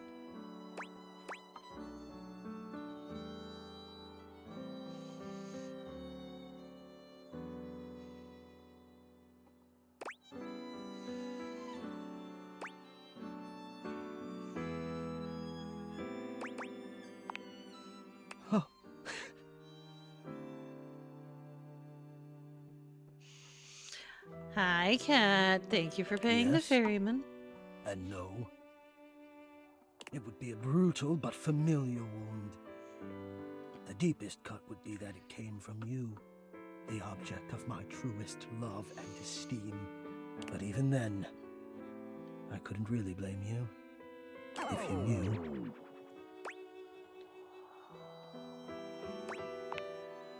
I'm afraid of what you might think if you saw me. You're right. I am in the attic. The real me is in the attic. But we have something here. We could have something real. It would break my heart to think that all that could be lost in a single moment of laughing or pointing or even a disappointed cast to those beautiful eyes of yours. No, I couldn't bear it. And I won't.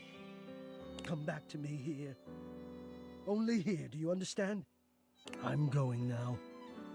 And where I go is only for me. Wow. Fucking wild.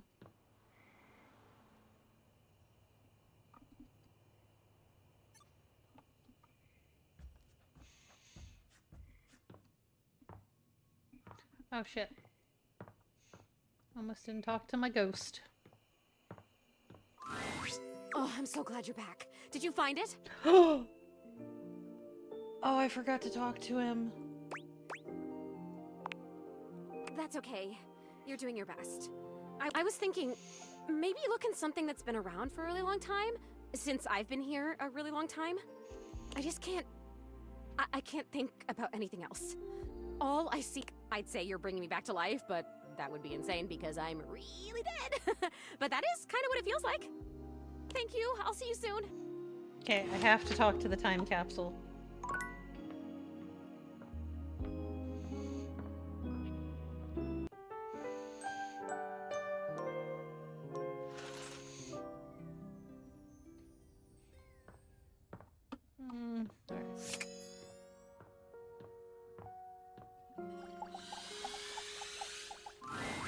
You have returned.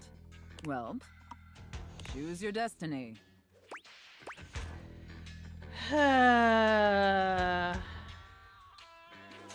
Gross. I hate this. I hate this so much. Hurry! You're already 10 minutes late. Come in quick and get to your station. And wear this. Are you the new prep cook Carlo recommended?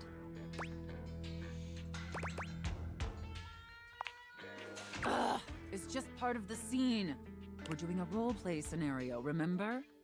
Just play along. You're talking too much and prepping too little, prep cook. You're already late and now our customers are getting impatient. Impatience means review bombing online, and review bombing is the first step to certain bankruptcy. Don't make me regret hiring you. You disgust me. Now stop your pathetic groveling and get to work. I hate this. Because of your laziness and incompetence, we're already severely behind. The customers didn't even get their appetizers yet. Here, get to work kneading this dough. If you can even manage to do that right. Knead it real deep and hard. Do you understand me?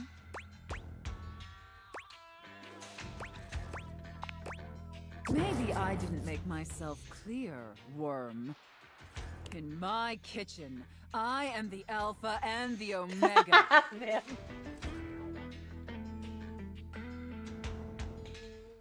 You don't understand, Vim. I hate this. I hate this so much. You exist to serve me unquestioningly and without hesitation.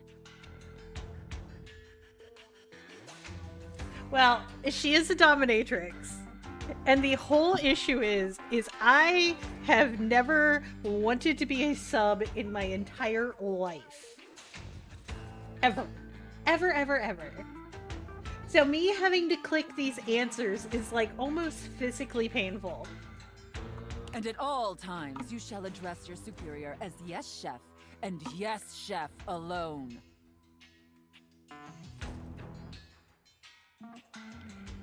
Do you think you can get that through your thick skull? Yeah, Panda. Like, I've had people assume that I was a brat before, and Panda and I just sit there and laugh hysterically.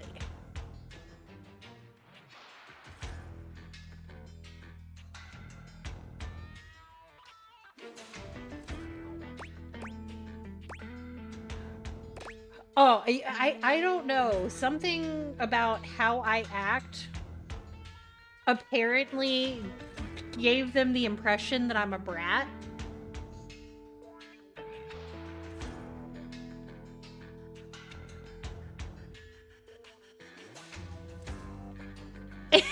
See, Viv, you get it. But to be fair, this was before I started streaming, and like the only way they could read tone was just through me typing.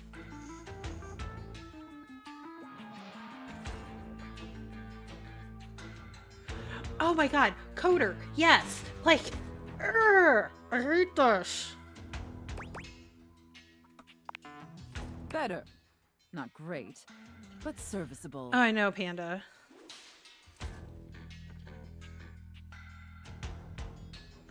Maybe we can mold you into an adequate prep cook yet. I am sassy and I am an asshole, but I am not a brat. Now knead that dough. Knead it really, really deep. Harder, prep cook. I'd rolled so hard I think I saw my brain. I want to see the beads of sweat glistening on your anxious brow. That...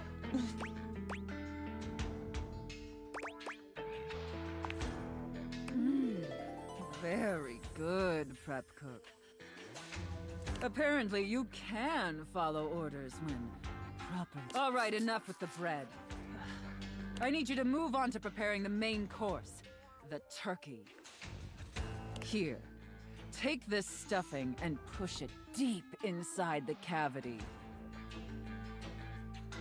I just literally face palmed.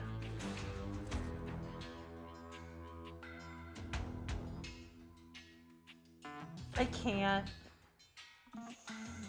As deep as you can possibly go. For fuck's sake. Can my little prep cook manage that painfully simple task? Am I stuffing your head in the turkey? Well, what are you waiting for? Get to work! That's it, my little prep cook. Oh my god, the whole scenario with her is just fucked. Take that stuffing. Like, did they actually consult a dom about any of this? So deep. Fill that turkey up with those steamy, moist breadcrumbs. Shove them as deep as you possibly can.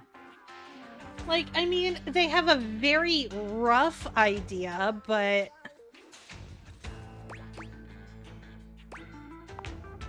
Now quickly, slide the bread and turkey inside the oven. But first, make sure the oven gets super hot. We need to make sure the food gets thoroughly cooked after all. How hot is the oven, prep cook?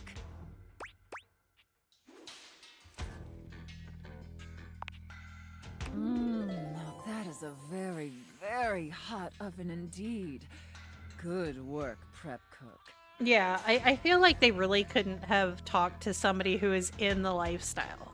Maybe you're not entirely a pitiful, worthless drag on this business after all.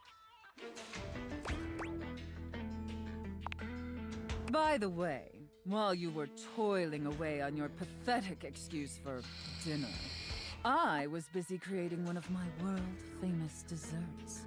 They're exquisite and delectable works of art, as I'm sure you're aware. And besides which, what fucking restaurant is going to stuff a turkey and throw it in the oven? No, they're gonna roast a turkey and cook the fucking filling separately.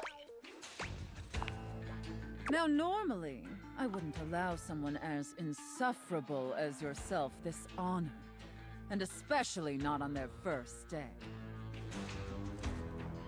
But since you took orders competently, and proved yourself a serviceable addition to my team, I decided I want to give you a reward.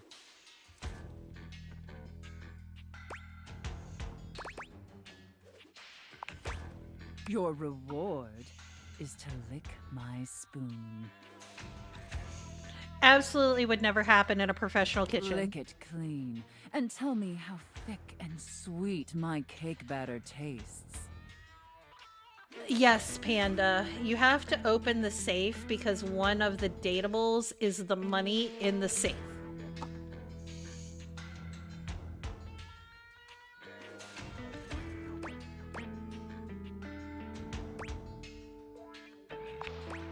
I know. That's why I'm suffering right now. All right, that's enough. Now go clean the dishes. They're incredibly dirty, and frankly, so are you. I'm just determined to get all of them on this I need you playthrough. to scrub them of all their filth. Oh, the understand cringe me? is real though. Scrub the filthy dishes like the pathetic, worthless worm you are. Every time she calls me a worm or a wretch, though, I literally want to punch my fucking screen. And scene. The rage that I feel. I don't know about you, but that left me quite pleased. Fuck you. An adequate and serviceable job, my little wretch. Tell me, did you find it as satisfactory as I did? Absolutely not, because your professional kitchen skills suck, bitch.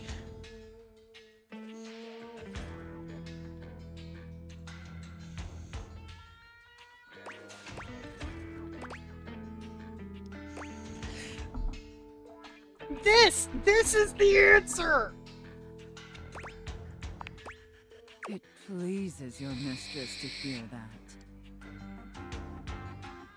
And considering you were not a total disappointment, I'd be interested in exploring another scenario with you.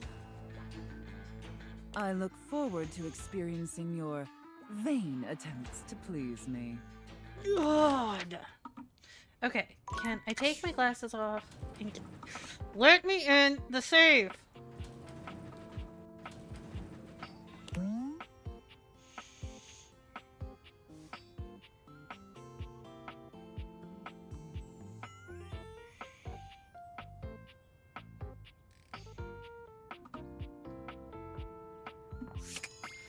Okay.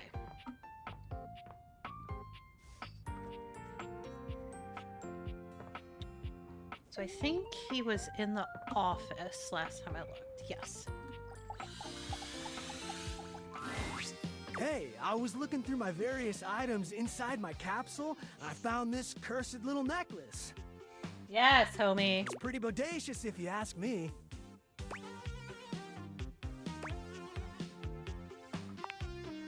Yup, was getting a bad vibe. I thought it might have been gas, but instead it was definitely this necklace. Bodhi holds a small jeweled pink pendant on a gold chain out to you. It's shaped like a heart and sparkles prettily when it catches the light. You want it? I normally don't give my precious materials away, but this one doesn't seem to fit my style. Zoe? A ghost? Bodhi's hand shoots out, dropping the necklace into your hand without even waiting to see if you're ready. He flees, calling over his shoulder to you as he goes. I'm out. Take it. That was good. All right. Let's see. Let's scroll here.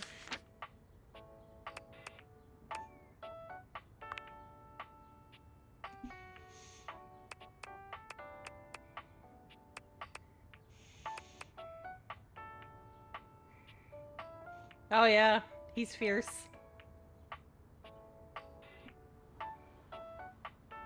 Oh, I'm absolutely going to attack the fucking cooking. I cook. That is a thing. Fuck you for fucking up the cooking portion. You do not disrespect the cooking with Panda and I around. We will lose our shit.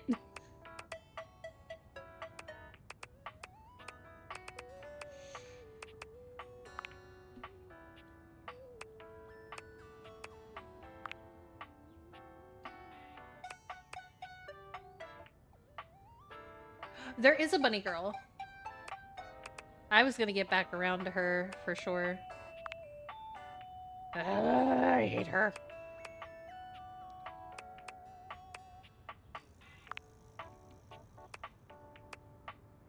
Fucking Doug. I'm so sad that I fucked that up.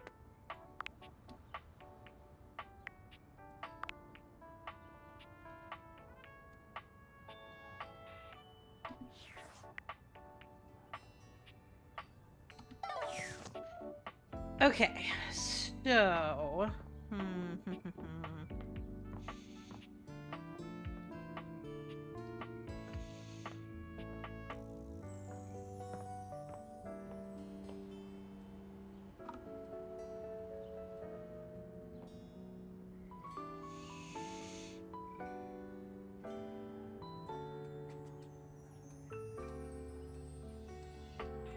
Talk to the Bobby twin. Talk to the...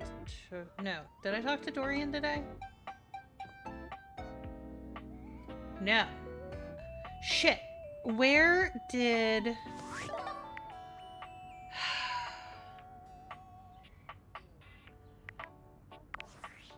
Shit. No.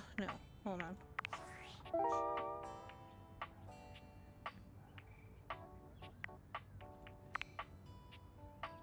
A magician.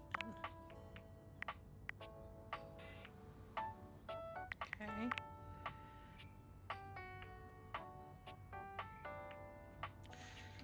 I know we gotta talk to Bo. Where's Bobby? Because where was Bobby going next? Does anybody remember?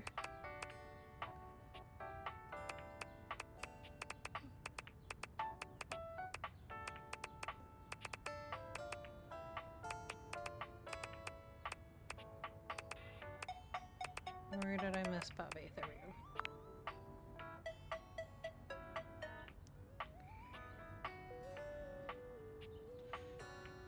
Extreme. Oh, she is in the workout room.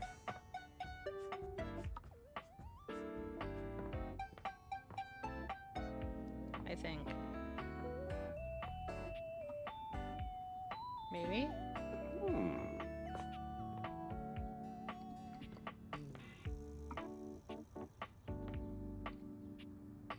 Maybe? Where the fuck is she?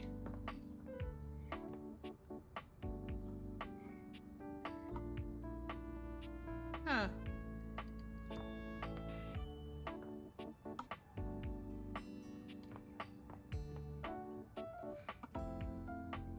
Extreme temperatures.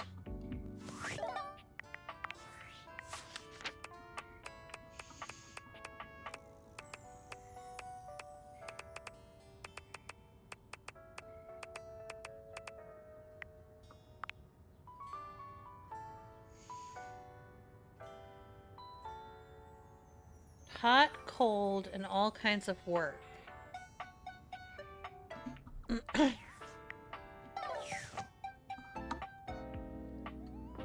So where else would that be?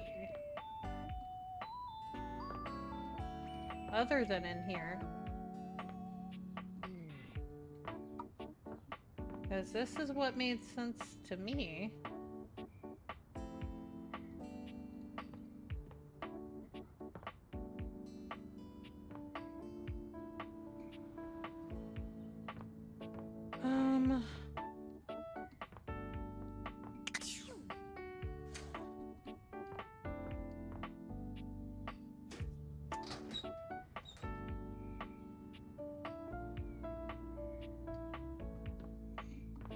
Okay.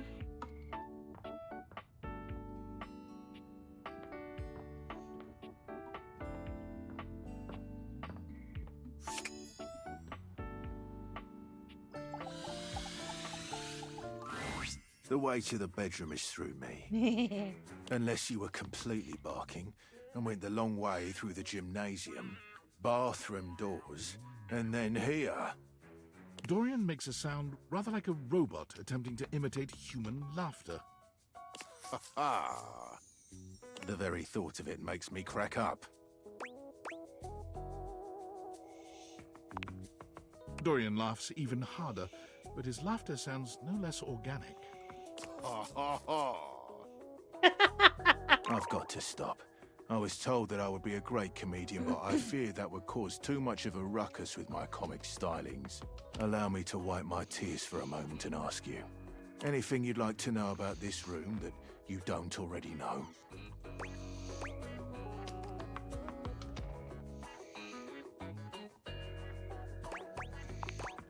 If you haven't met her, Diana the Diary is a little hard to spot. She might look like any old book, but she's one that you authored. You can find her on the dresser. More fool me.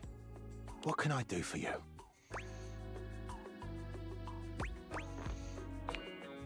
Totally normal lot in there.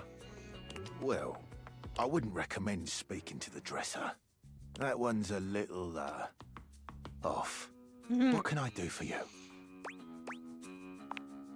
Enjoy. I really, really want a romance Dorian.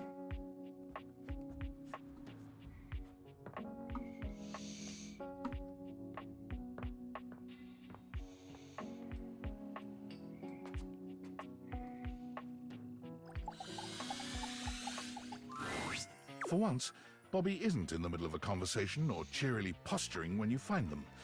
They look lost in thought. You made it. Welcome to the future site of the Pin Crime Family HQ.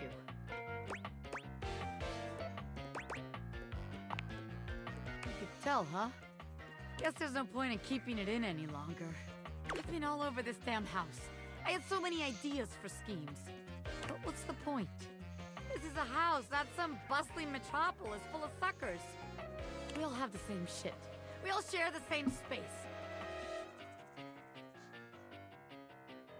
You can't share space with your suckers.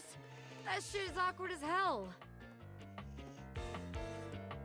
You know, I spent all my time locked up thinking about all the ways I was gonna make money. All the ways I was gonna make my family see I wasn't just little Bobby Pin anymore. I was gonna be somebody. Now that I'm here, I don't even know what the hell I'm supposed to do with myself.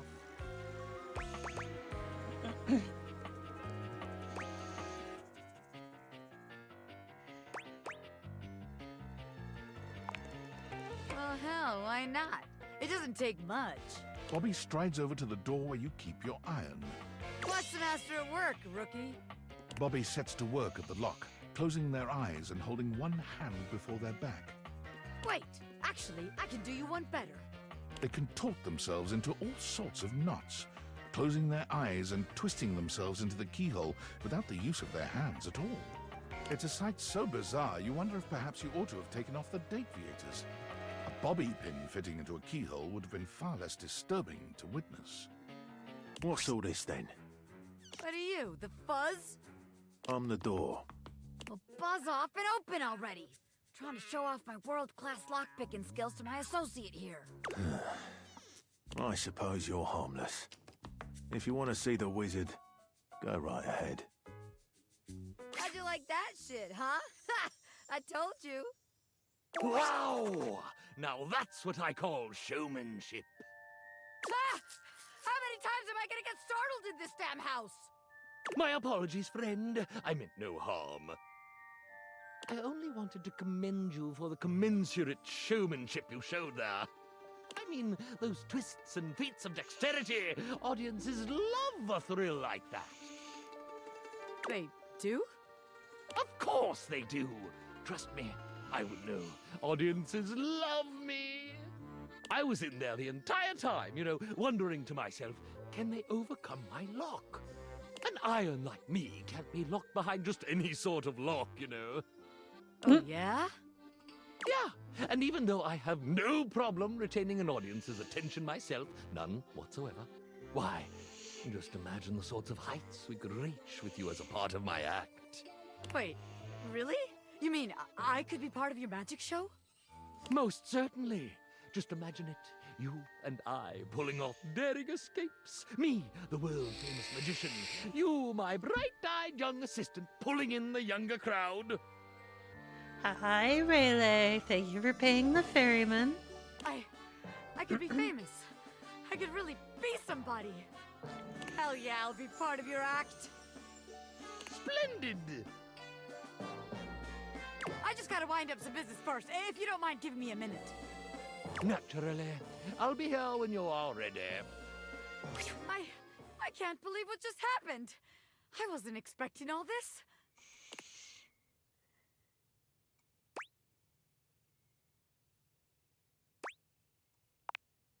Us? Well, look. Maybe it's better we don't work together. After all, it'd make the huge crush I have on you kind of awkward. Power dynamics and all that, The Pin Crime family has standards. The game The game is mostly going well. Unfortunately, I did fuck up the lines with Nightmare, and Nightmare now hates me. I'd have to submit all this paperwork to HR. What a pain in the ass. Yeah, I know. I was really disappointed. You're telling me you couldn't tell? You never felt that crazy electricity between the two of us? I was trying to stay cool, but I was gonna blow at some point. Better we don't have all that baggage in our way now.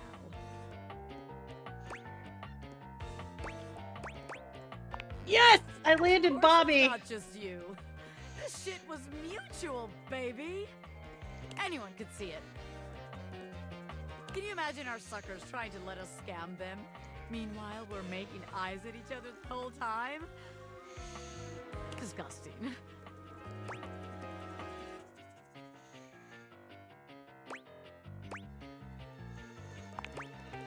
Yeah, I don't want anything getting in our way. From here on out, it's me and you, baby. Partners in love, not crime. Bobby offers you their arm, and as you walk forward together, you're struck by just how good it feels to be partners, ready to support Bobby in their exciting new venture, and receive their support in turn. As you watch Bobby perform, you're deeply proud to call them your beloved. When they turn to smile at you in the crowd, they make you feel as if you're the only one in the room.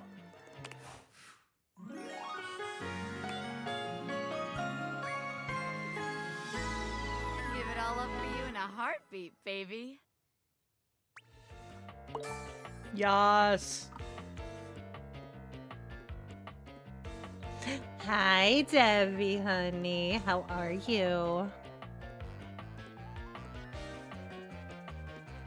Yes, girl. Send me the singing. You know I loves it.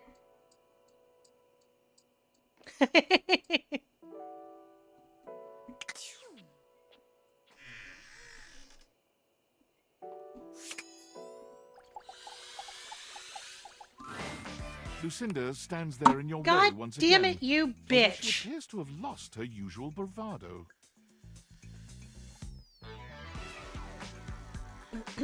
Baby, I need to know who I am.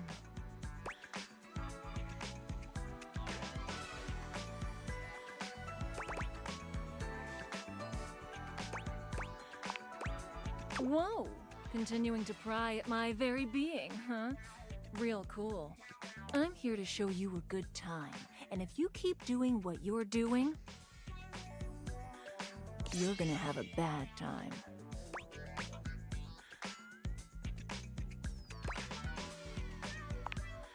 There's no secrets. I'm just... I guess you've noticed, but I don't exist in the house at all. I barely exist in this fucking game. I can tell I was added at the last second. I'm just a hodgepodge of bullshit.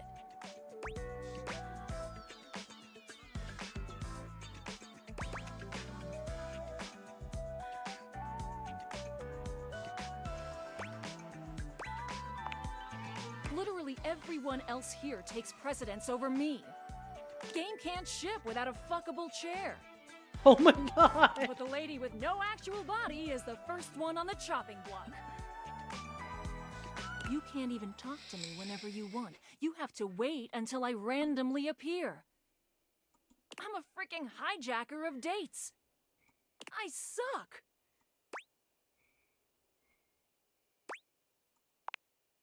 Thanks for the pep talk. Please, don't pick these options anymore. The ones where we talk. It's just easier on me, okay?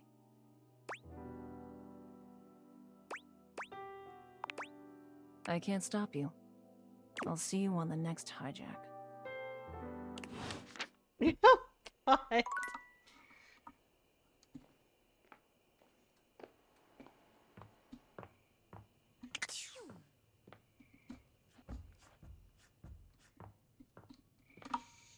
Cool, we got the necklace for our ghost. You're here! Is that... That's my necklace, isn't it?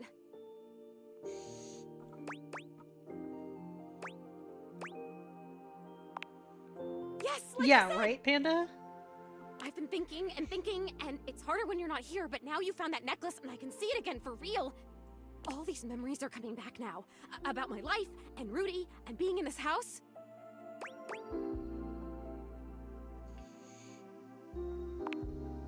Thank you. You're the only person who can see me. Is it okay that Oh, I yeah? talk to you? I need to, but I'll stop if it's too much for you. I'm actually really sorry. I can just go. I mean, I'll go as soon as the disappearing thing happens. Like I said, I don't have control over that, but I can just wait in the corner until it happens if I'm bothering you.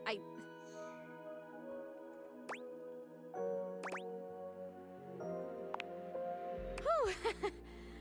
Sorry, I guess I've always been pretty excitable, but lately I cried again, you know.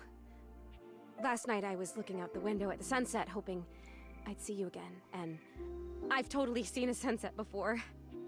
Just because I'm a ghost doesn't mean I don't notice things. I notice a lot of things, actually.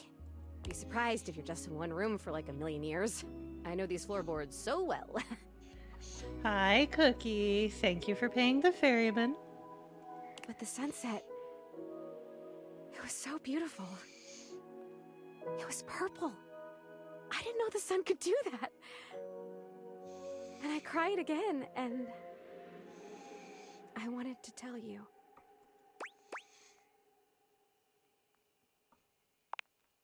Rudy. He was about 37 when I met him. I was 19. I was in college in town. I think I was studying aerospace engineering.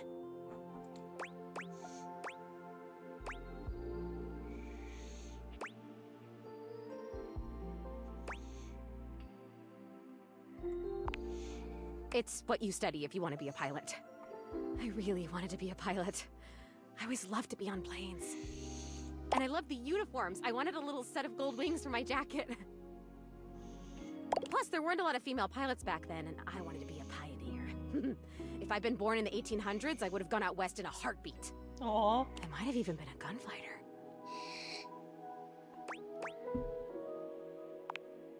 Well, no, not officially. I had a great water pistol, and I was a really good shot with it. But I mean like pioneer in the personality, mental kind of way. I would have been a gunfighter in my mind. You really do tend to get me. I appreciate that. But Rudy, he was pretty good looking actually. His hair was going gray, which I always thought was kind of hot. I had a crush on Charles Binberg when I was a kid because his pictures were all in black and white and he had blonde hair, so in the pictures to me it looked gray. And he was a pilot, I wanted to be a pilot. I had a crush on Charles Binberg and I always wanted to be Amelia Earhart. Anyway, he used to be kind of a hippie.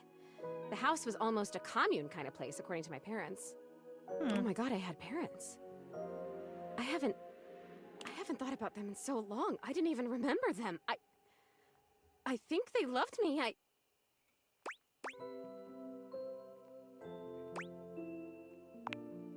They're coming on fast.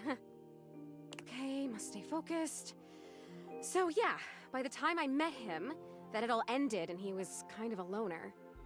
I would wave to him whenever I saw him, but it took him like months to wave back to me. Even to wave. I think I turned 20 by the time we finally said hi to each other.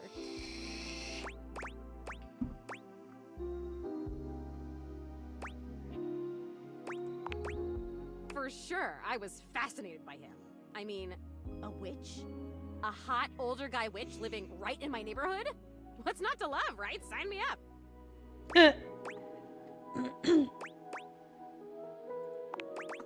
I made it a point to be walking by when I knew he'd be outside. He'd be gathering herbs. He used to have a little garden in the front yard out there. Oh man, did it smell good when it rained. Smell. I can remember smells. Oh my god, do you know what fried chicken smells like? Or roses? Or freshly mown grass?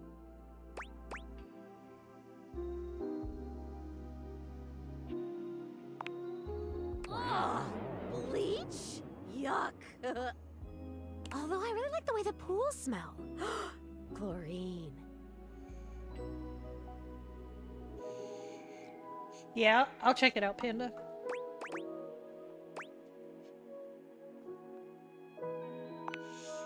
Yeah, smells are the best, huh? Like Rudy's garden. And even the inside of his house smelled good.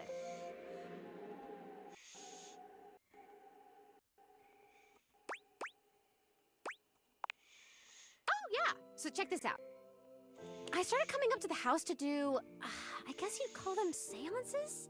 It would be just him and me up here trying to make contact with ghosts. No, not that I remember. He would always say that it was important for the energy in a seance to be just right.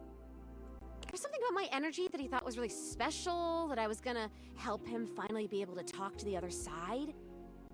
Apparently that's part of what he was looking for with all those parties he used to have. He was looking for the right combination of people and just never found it, but I was different. Oh.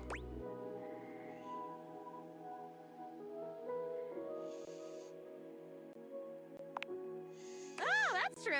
There must be something different about me because I'm still here, and most of the time when people die, they just, die. I wonder where they even go. I wonder if I'll ever get to see that. That must be a totally different adventure.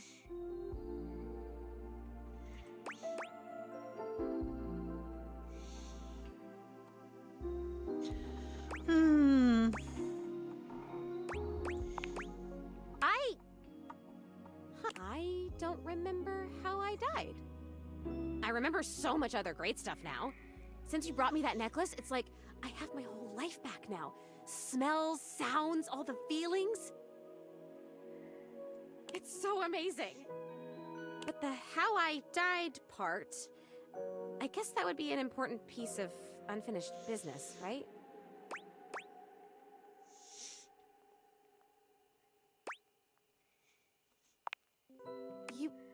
You're saying you think Rudy killed me?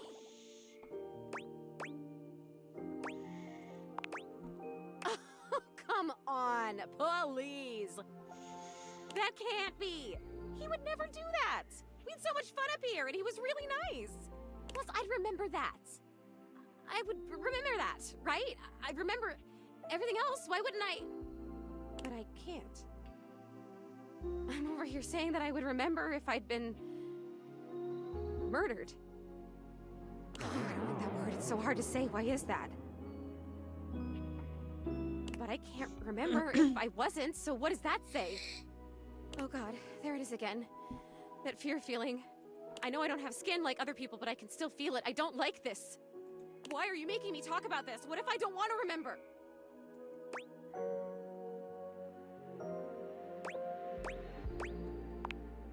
Once again, at the worst possible time, Zoe begins to fade.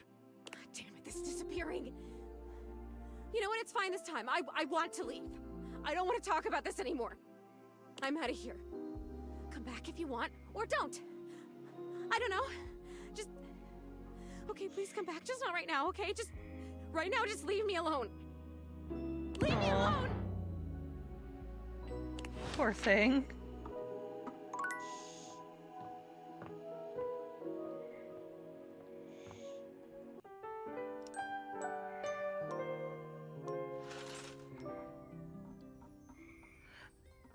So, I wonder what happens when you talk to one that already loves you. Livewire! You look electrifying as usual. Do we have the pleasure of your company for another visit? Blink twice if you want me to throw you out so you don't have to sit through another bad act.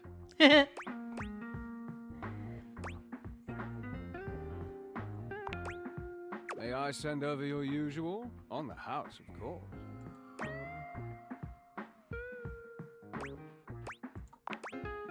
My pleasure. A hush falls over the crowd. This performance at last won't be a crooning shower. We have Amir and his amazing shard-throwing act. Ah, thank you, thank you.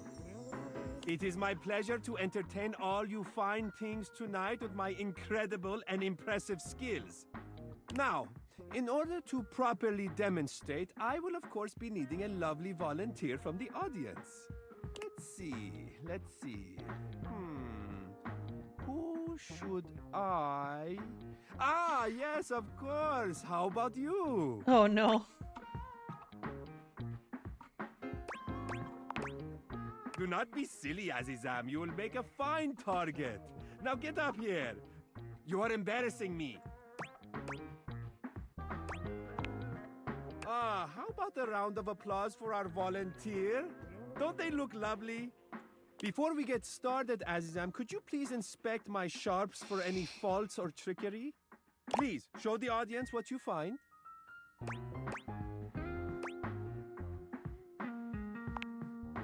Of course! This is not a smoke and mirrors show.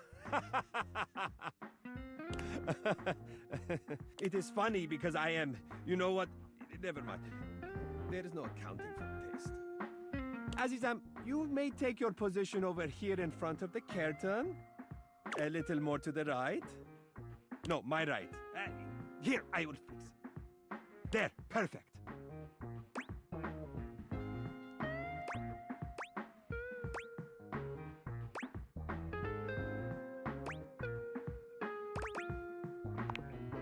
All you must do is stand perfectly still without breathing or moving a single hair on your beautiful head. Very simple. Now, to the show. Oh my god. Watch closely and be amazed by my perfect aim. 1, 2, 3, 4. Now 5 and 6 together. Ah, thank you, thank you. You are right to clap. I am very impressive, yes. Well done, Azizam.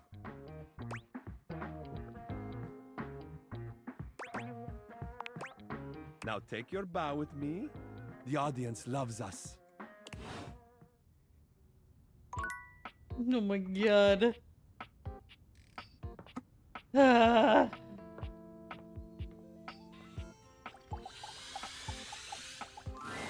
You have returned. Well, choose your destiny.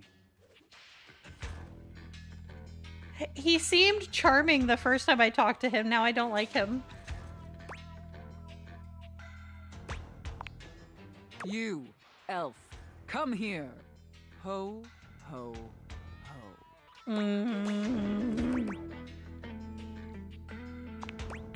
Mistress, I have no idea who this mistress is that you're referring to.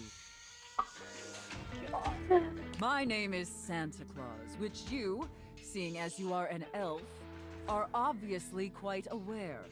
So stop these absurd shenanigans immediately. We've got an enormous amount of work to do. Dress yourself.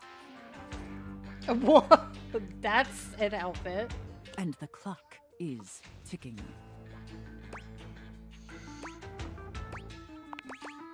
Very good, elf. Now, as you are well aware, it's Blissmas Eve. But in case you hadn't noticed, we're in crisis mode here at the workshop.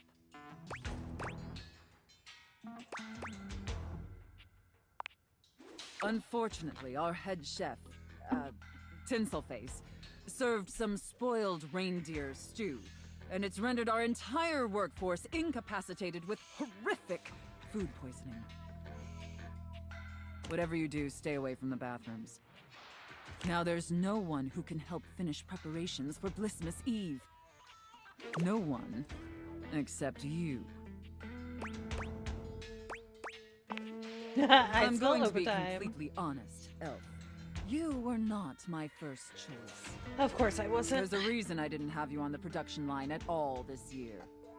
You're sloppy, lazy, and generally incompetent. In fact, you're one of the worst elves who's ever worked for this organization. Just a total embarrassment to the entire North Pole. If there was anyone else who could save Blissmas, I would call them. But there's not. It's up to you.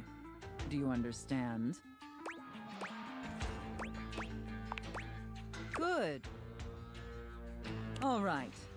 First, let's take a look at your workstation.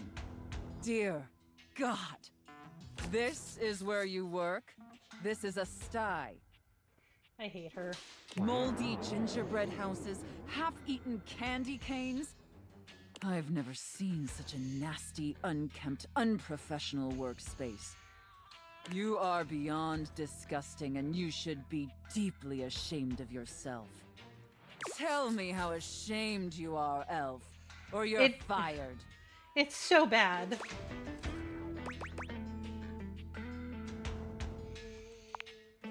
Such a pathetic and insincere response. It's painfully clear you're not taking me or this position seriously. And you're insulting every hard-working elf that does. But here's the thing, Vim. You know there are people out there that ate this shit up, and we're just like, oh my god, mommy. You must be punished for this insolence. Ugh. Here, take this old, gross, half-eaten candy cane and lick it until there's nothing left. Gross. Oh, hell no. Enough backtalk. Lick the candy cane. Yeah, ate it with a spoon and asked for seconds. Lick it, Elf.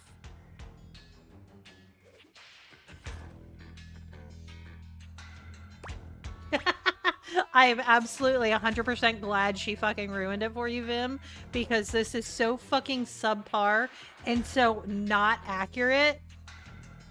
It's pathetic. Very good, Elf. You may be pathetically incompetent as an employee. She's but fucking watching terrible. You lick that candy cane pleases Santa greatly. I don't dom, and I could do a better job than her. Very easily. In fact, it's awakening an overwhelming hunger Santa hasn't felt in many Blissmases. I mean, but I also understand the rules and the power dynamic too, but that's not the point. Deep, powerful burning. Like a fire flickering across Santa's dewy skin and... Great ghost of Blissmas present, is that really the time? We're even further behind schedule than I feared. Quickly, Elf. I need you to finish building the wooden toys immediately. You like toys, don't you, Elf? I knew you would.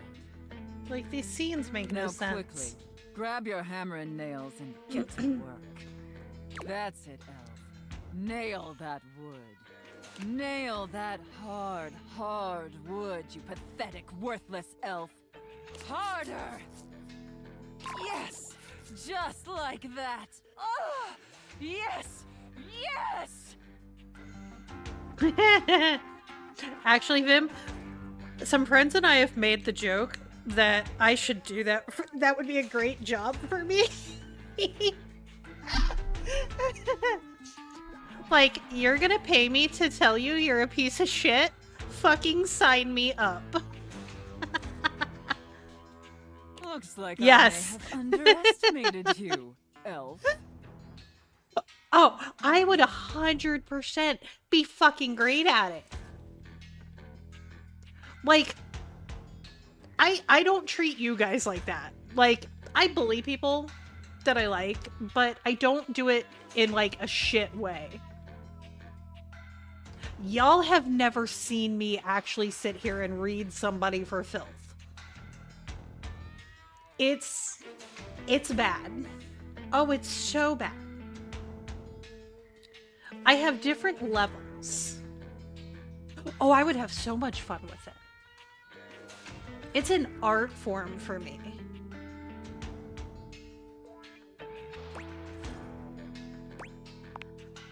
No, thank you, elf.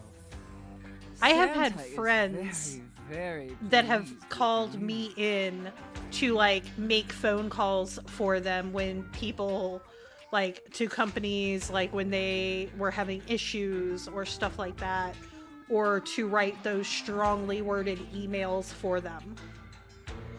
Because I'm that person that can politely cuss you out and tell you to go to hell in professional terms and have you thanking me by the time I'm done with it.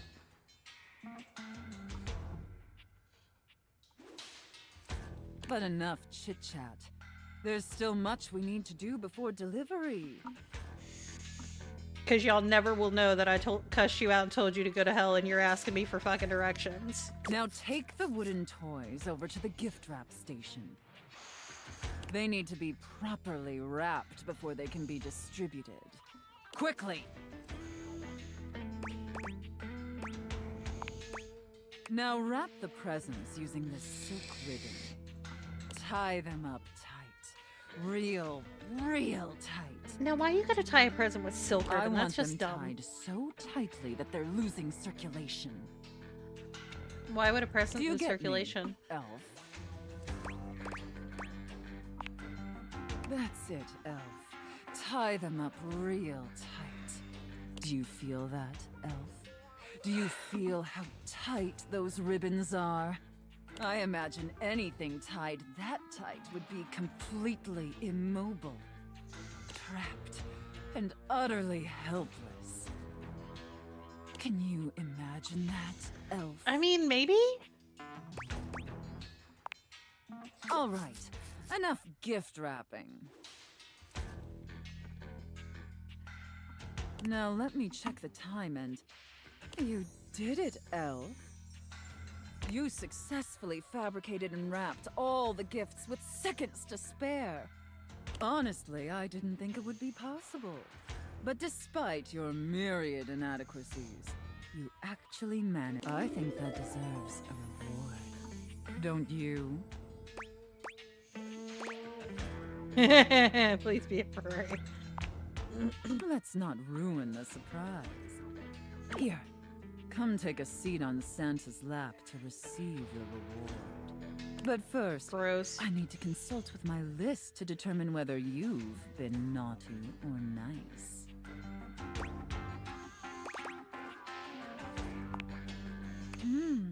According to the list, you've been very naughty this year. It's not a shock. I wasn't aware of that, but honestly, I'm not particularly surprised. Fucking right, Coder. Unfortunately, that means there's only going to be one thing stuffed inside your stocking. A lump of coal. It's what you deserve. And scene. Oh my god.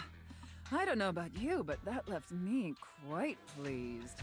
You're a terrible An dom. adequate and serviceable job, my little wretch. Tell me, did you find it as satisfactory as I did?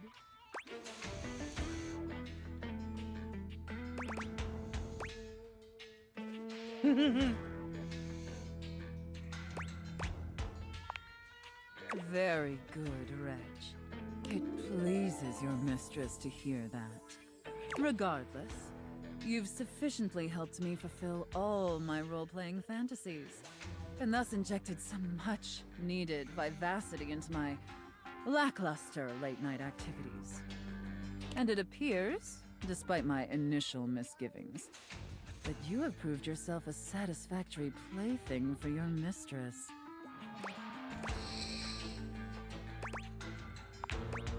Honestly, and I can't believe I'm saying this, I think you and I could be even more. Don't get me wrong, putting on this persona, building relationships with this specific dynamic, it's a lot of fun.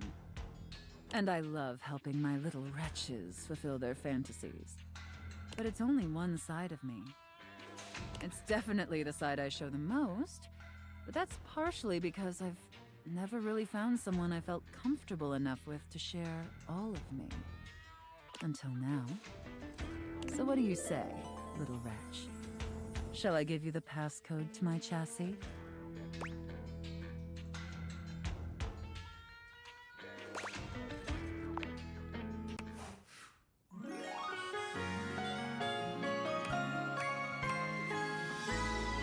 can unlock my chassis anytime, my little. Blech.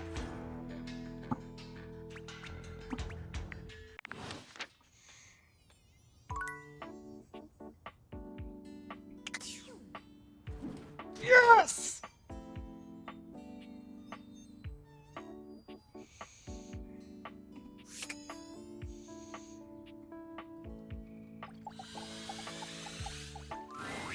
Sophia's gaze is normally fairly stern, but the look she gives you now is downright intimidating. Take care of her, wretch. She is a predictable sort. Sheltered. You would do well to treat her with more of the same. With Sophia gone, you finally have a chance to get a proper look at your money. And to your surprise, it seems that she's evaluating you just the same way. She's beautiful, but she has her own sort of intimidating air. The way Sophia protects her, you'd expect her to be a meek little thing, but she has the air of an accountant preparing to lecture you about your irresponsible spending. Huh.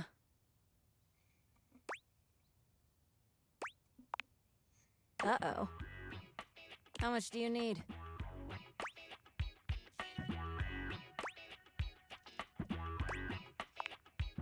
Yes.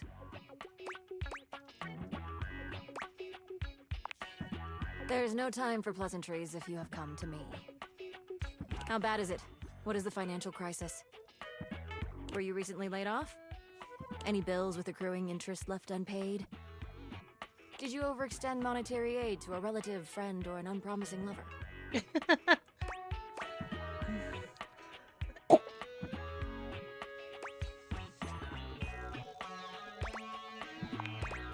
Duly noted. Then why are you here? Yeah, there's some, like... There's some thoughts there, Coder. Your name? Interesting. Duly noted. I am Monique. As you already know, I am responsible for saving you when you screw up. She's pretty. Please refrain from speaking to me unless you are in dire need of accessing your emergency funds. No, I am busy. As I sit here in my safe, my value remains unchanged, save for the rigors of inflation.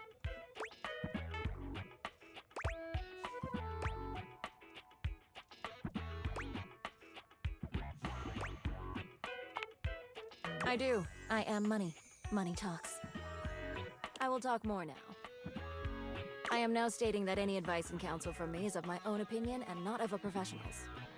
Now, to proceed with your question. Depending on your lifestyle and goals, adjust your personal spending to a minimum. Let's say about 10% or less of your paycheck. Then after paying the necessities like rent and utilities, see what remains and save accordingly. Also, get fewer home deliveries. The extra fees add up to a substantial amount.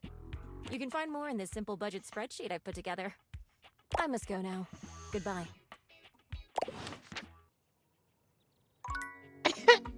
I like her.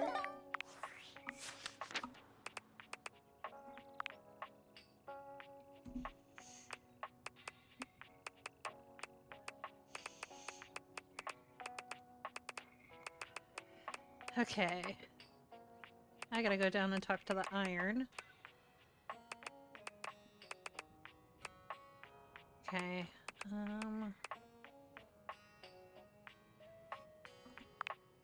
Yes!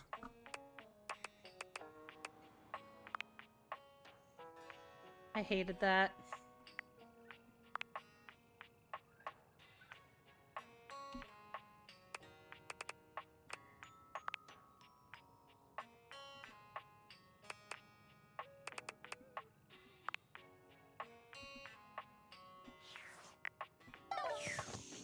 Alright. Let's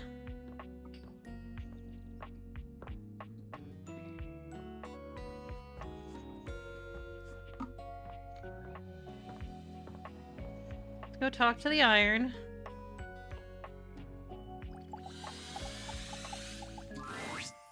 it's you. What's up? No, I didn't. Fuck. The great Barbini! Our training awaits.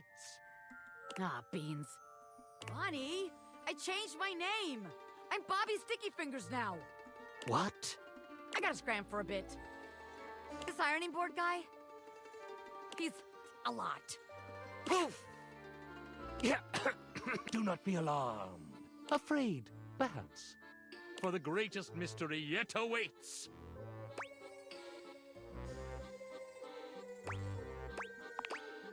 You have ventured onto the path less traveled. A path where no thing is Oh, sure, God. where the unknown is the only certainty.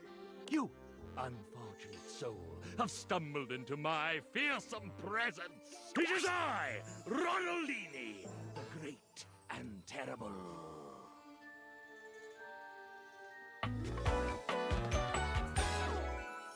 Ha ha ha! Oh my.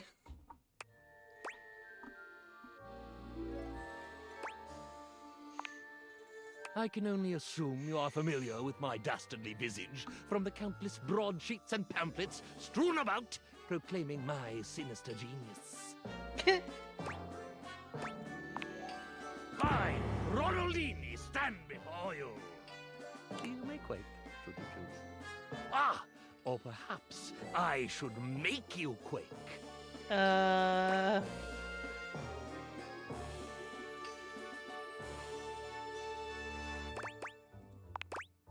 You mock me.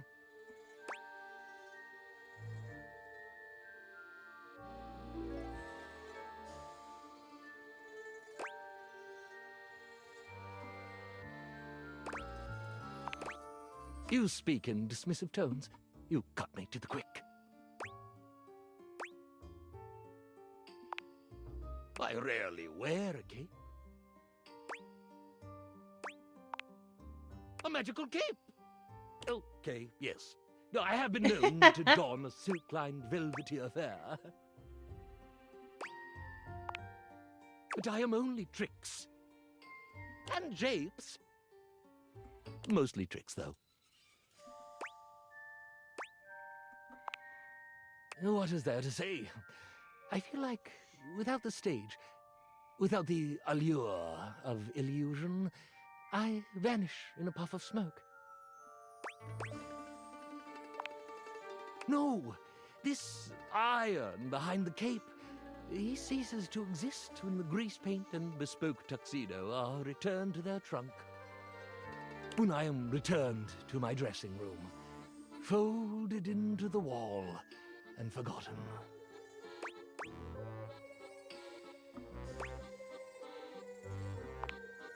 Well, I suppose I could grant you the benefit of my innermost recesses. You're most welcome, oh surprising one. Would you allow me the great boon of some transparency? I should like to speak honestly with you.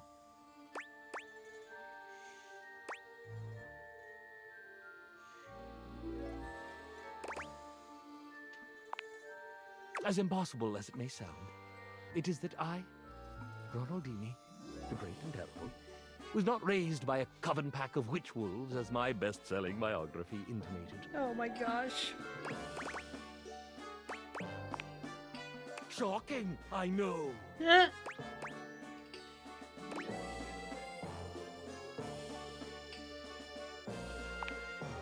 My true origin story is decidedly not astonishing. I was manufactured in Canada.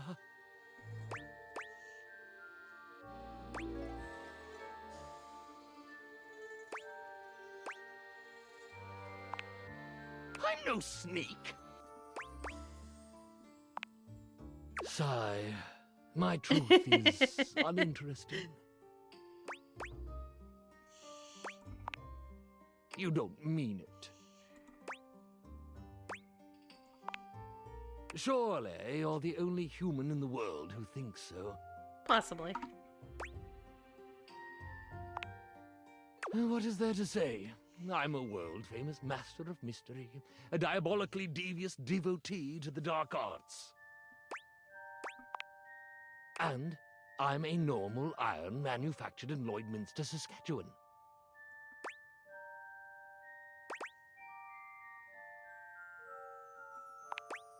That is correct. I live a lie every day.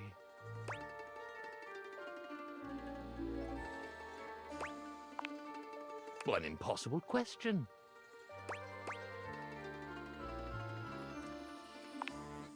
I... Haha!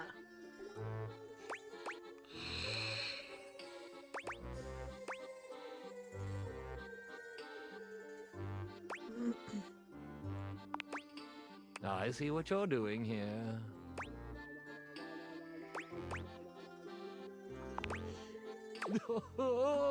Don't you see? I am my greatest illusion. I'm not great and terrible. I'm not even okay and slightly unnerving. I, Ronaldini, I'm nothing. I'm just Ron from Lloydminster. Oh my god. Liar! You couldn't possibly be truthful right now. I'm boring. Every breath I draw is false.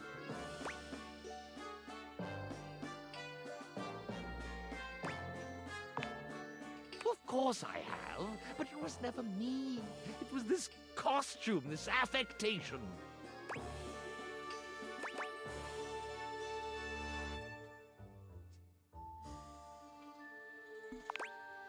I, Ronaldini, am the amazing magician. I, Ron, am nothing. And yet that Ron, though I deny it every day, is the self I most cleave to. I miss that board.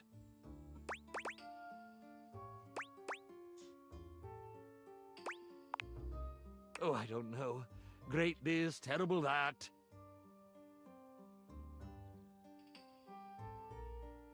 I may be great and terrible, but most of the time I just feel terrible. Well, I do long for the simplicity of the tundra, to tread not the lush ironing board nylon to which my silken feet have grown accustomed, but the endless permafrost of my native land. I do long for that, but what would I do? There is no call for my brand of seductive rakery there. What?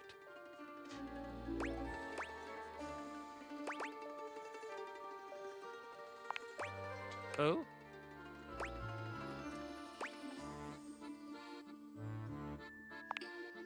Of course.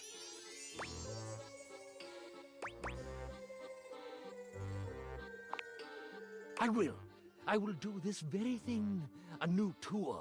A homecoming. I can see it now. I can see the shining marquee through the blowing snow. Ron, the iron, is I, Ronaldini.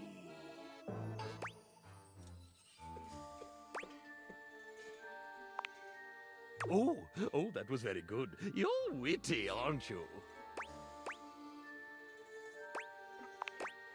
Indeed. I thank you, dear sweet thing. I will forever be in your debt. Should you ever find yourself traversing the northern reaches of this self-same continent, do let me know.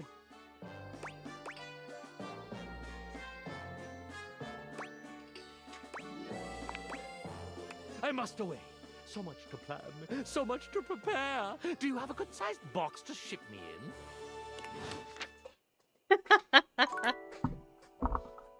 oh my god. These fucking things are wild. Alright, one more.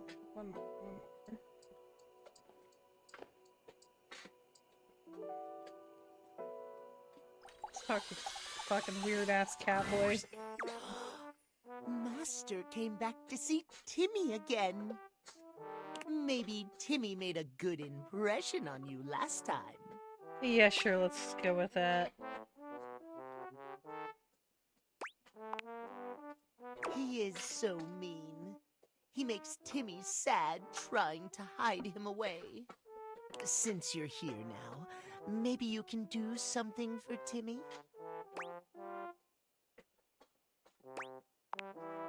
Timmy is so lonely. Timothy keeps him hidden away from the world. Maybe you can teach Timmy how to make Timothy love him.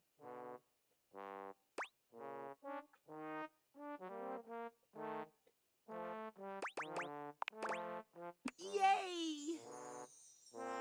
Timmy is already so lovable as he is. Yeah. How do we make him more lovable?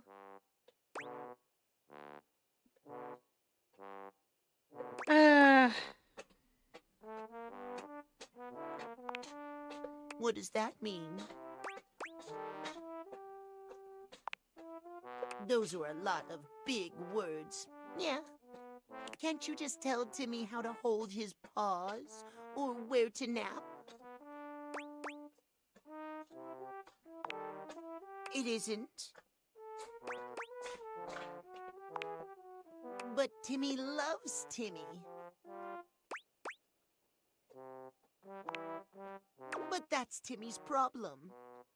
How does Timmy make Timothy love him? Yeah. Yes, I did, really.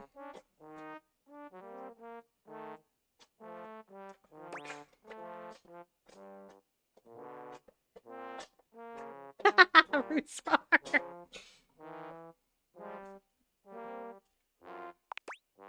But writing is so very hard for Timmy. Timmy's cute widow paws Oh can't my hold God. a pencil. You take a good long look at Timmy's extremely normal and human-shaped hands. What's that look for, Nya? Timmy's hands are paws. 'Twas Timmy. You write the letter for Timmy. Timmy will tell you what to write. Yay! Okay, ready?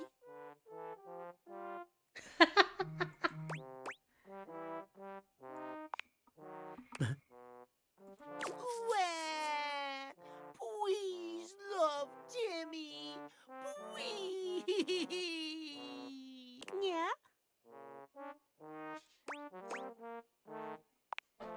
The cat boy's tears end abruptly. That's it. Yeah. You pretend to type it into your phone, knowing full well this won't be going anywhere. Oh my God. Got your hydrate, cat.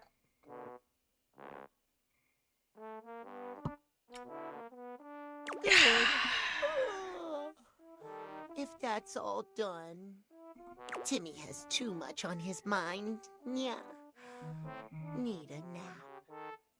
Maybe you come back and see Timmy again. Timmy will be in his cutest form, not at noon. If you want to see Timmy when he's not fun, come at noon. Yeah.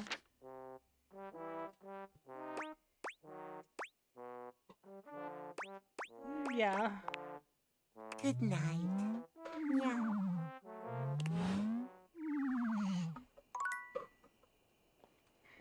Yep, I'm gonna go talk to my ghost now.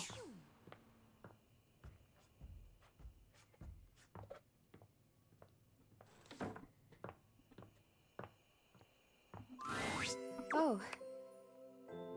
It's you. Hi.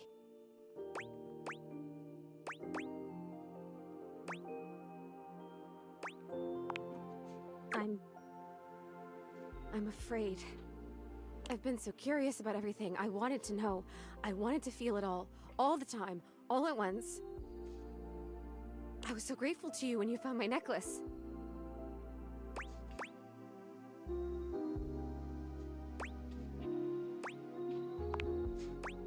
Now I've run into this thing. It just feels like this huge, sticky brick wall in my mind. How did I die? What happened? Was it Rudy? This person that I thought was my friend? He was a loner and I had friends, I guess, but he was just so much cooler than most of the people I knew. Now that I've felt loneliness, real loneliness, I understand him more. It's a terrible feeling. I'm glad I could be his friend. I guess what I'm saying is I'm not sure I want to know. I'm afraid to know.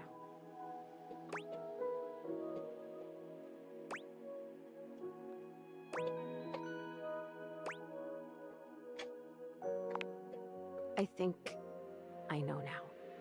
I'll tell you what I remember. We were having a seance up here, like we'd done before. Candles and the symbols on the floor. He said we were trying to contact his father. He died when Rudy was just a kid. We were usually trying to contact Rudy's father. We tried for like a year. And he was just getting so frustrated. He kept telling me to try harder. At first, it was encouraging, but then he just kept getting more frustrated because it wasn't working.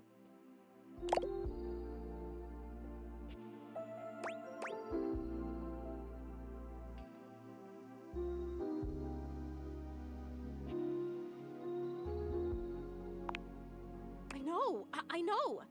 But he was my crush. I wanted to help him, so I tried harder. And we kept getting close, and then something would go wrong, or the energy would slip away. Finally, I got fed up too because I didn't know what else to do. So I stood up and started to shake out my legs, like just to get some blood flow back from sitting in this dumb circle. Is it even a circle if there's only 2 people and a bunch of candles? I mean, come on. And he freaked out. Don't break the circle! Don't stand up! Get back here! Don't break it! But I have to move! I can't just sit here anymore! This isn't working! He was screaming, and I was screaming, and I went for the door to leave, and I heard him jump off the floor behind me as I was trying to wrench the door open, and then...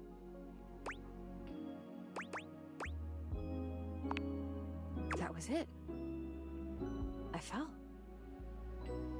I fell, and I remember hearing my neck break. Oh. It's weird the way you hear a bone break when it's inside your body. You hear it from the inside of your ears and the outside. Especially when it's such a big bone. Not a big, but important bone. And so close to your ears.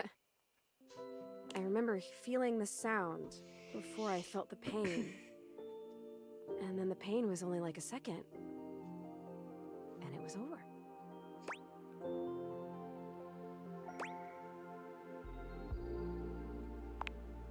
I don't know. I don't remember that. I didn't see it, I guess. I just remember that felt sound, and then I was here. Like this. Rudy just stood there for a while. I remember that he actually knelt down next to me and brushed my hair back from my face. Then he blew out all the candles and went downstairs. I guess he did. Huh. Some crush. The next people that were up here were the paramedics, or whoever it is that comes with the big black bag and the gurney. Oh, wow.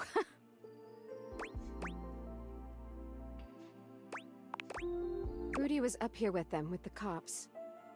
They were doing some paperwork stuff, not looking at me, and they hadn't zipped the bag up yet. Rudy took my necklace off.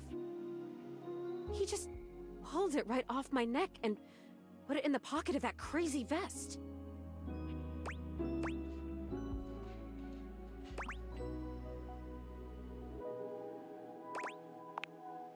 Yeah, an asshole. I have to tell you, I don't know if I want to live this way anymore. When I was just alone and happy-go-lucky with no memories, it was okay. But now I've met you, and I know about other personalities in this house, friends that I might have. I know how lonely I've been. And now I really know, I really feel that I'm dead.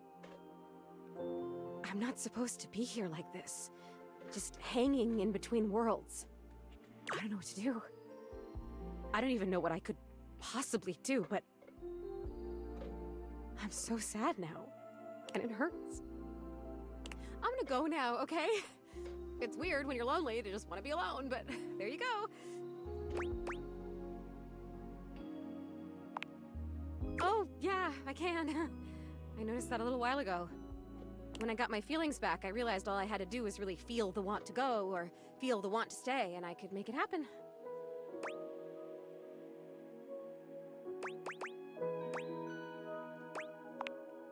Welcome. Maybe I'll see you again. I have to try and figure out what to do with my life. Well, my death. With whatever it is. See you around. That was really sad, actually.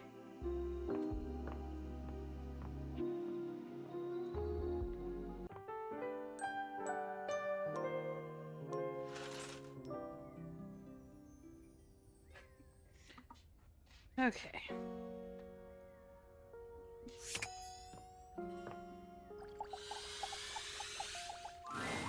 Hey there! You're back!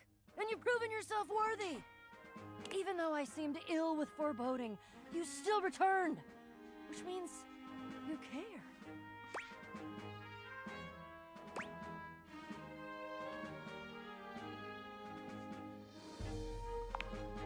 If I promised to? Is that all that was holding you back?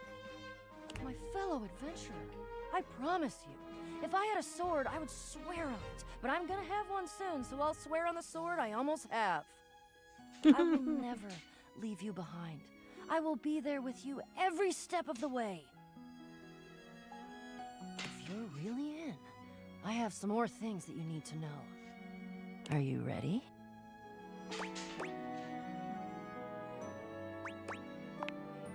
We've got a lot to go over. This is a two-part quest. Most good quests have multiple parts, and this is the best quest, so obviously it has multiple parts. I'm officially inviting you to go with me on the first part, the quest of the secret sword. It will be incredibly dangerous. We will face almost certain death, and worst of all, we'll most likely be unable to avoid a certain very nasty pirate. Not the pirate.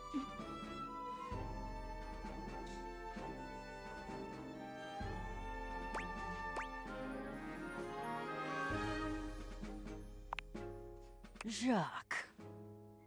So you've met him then?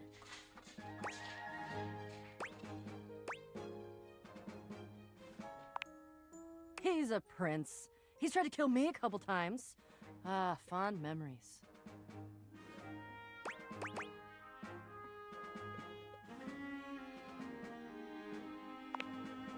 He does have his charms, crude though they may be. The secret sword is actually hidden in the hold of Jacques' ship. I've already tried to obtain it a couple times, but as you can see, I've been unsuccessful. I haven't quite figured out why yet, as I'm so clearly the world's foremost obtainer of sacred, even cursed antiquities and treasures. But in the process of attempting to obtain it, I've run into Jacques, and now he is sort of alerted to my desires and kinda... Oh, I don't know, he has a whorish opinion of me. I mean, yeah. Yes, sort of. I have executed some pretty fantastic feats of cat burglary and gymnastic daring in order to... Well, yeah, that's the long and short of it. I don't even object, necessarily. Thievery can be just as glorious as the other acts, especially if it's for a righteous cause, which this totally is. The problem is that he's in the way of my righteous cause. And he keeps trying to kill me. And he's just generally kind of a butt. You mean it? Of course you do. I doubt you even had a choice. Fabulous. Off we go! Okay, let's go get a fucking sword.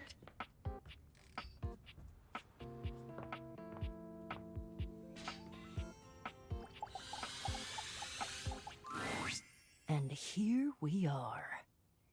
Now listen. Bo holds a finger up to her lips, lowering her voice. We have to at least try to be very, very sneaky. Precisely. Bo sets the scene for you with her hands, curling 2 fingers in the air like a pair of legs sneaking past. The goal is to sneak into the ship, sneak past Jacques, who will probably be sitting on the deck staring out at his plastic ocean. Then we sneak.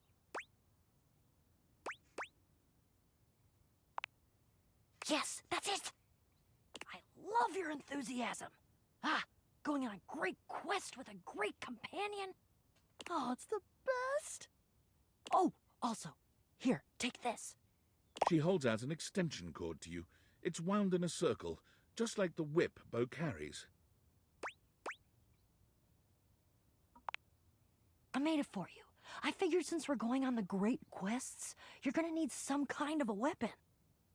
And I figured that something that doubles as a tool would be useful. And also, I don't know you well enough to trust you with a projectile. So, extension cord whip it is!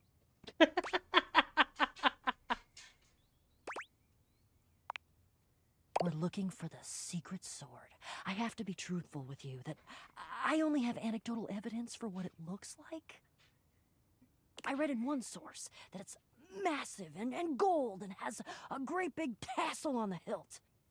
Then I read in another source that it's actually just a stick, a little piece of driftwood that washed around in some huge river for hundreds of years until it was worn small and straight and perfectly smooth. All of the times that I've tried to get this thing for myself, and I've only been in the hold once. It was there, but Jacques had some sort of tarp draped over it. I think it was a cocktail napkin. It had like a little neon pineapple on it.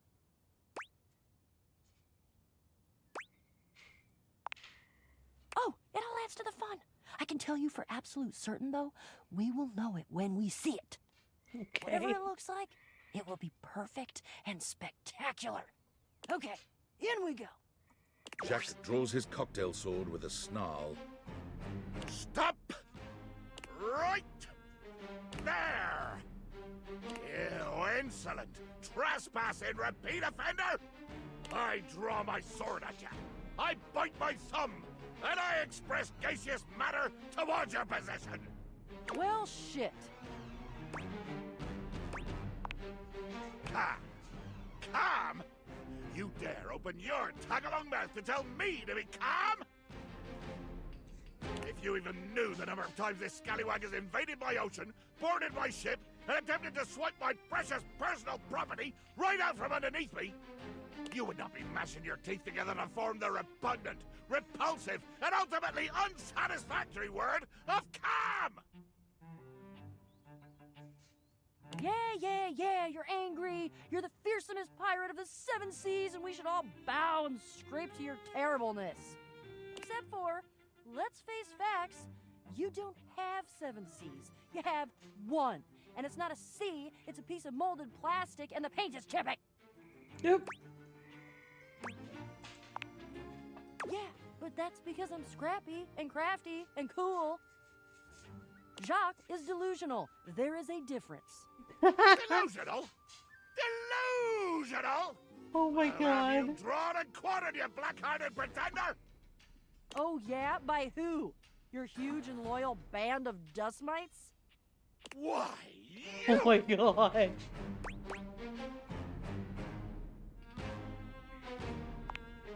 This is what I've been trying to tell you!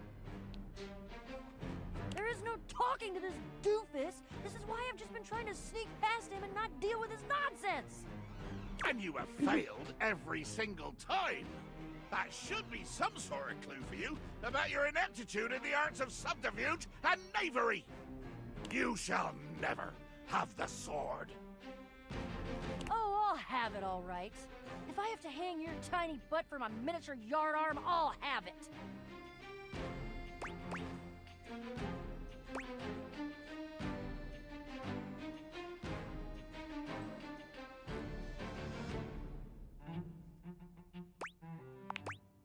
You're right. We're never gonna get anywhere this way.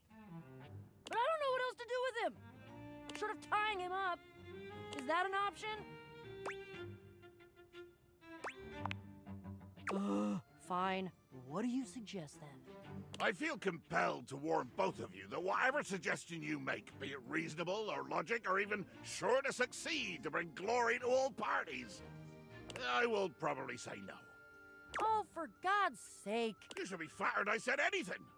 I'm under no moral obligation to volunteer information to interlopers.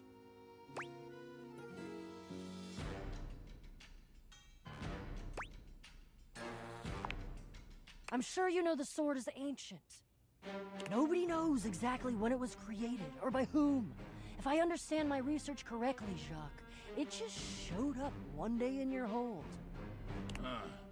Since we are now discussing something about which I care, I will deign to answer you. That is correct. One day, I awoke to find the sword in my hold, gleaming and sparkling in the early morning ocean light. The sword, ancient and glorious as it is also the only known key to defeating the fearsome Isolde. Blow me down. You lie. You must lie. Why would you? I've already defeated you. There is no way you could win, either physically or by trickery, so you must be saying the truth. Or at least, your version of the truth. Isolde. The Isolde?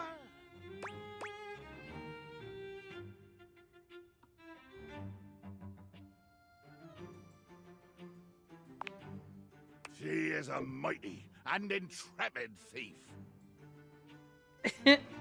She reigned over the house with unquestioned power years ago, until one day she just disappeared. Well, there were searches. I believe at one point even a quest to attempt to find her and bring her home, but all to no avail. Yeah, there was a quest. It was me.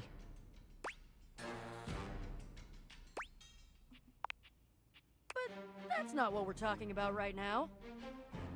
Jacques, the sword is the key. Without that sword, I cannot fight her. I cannot return her quarry to its rightful place.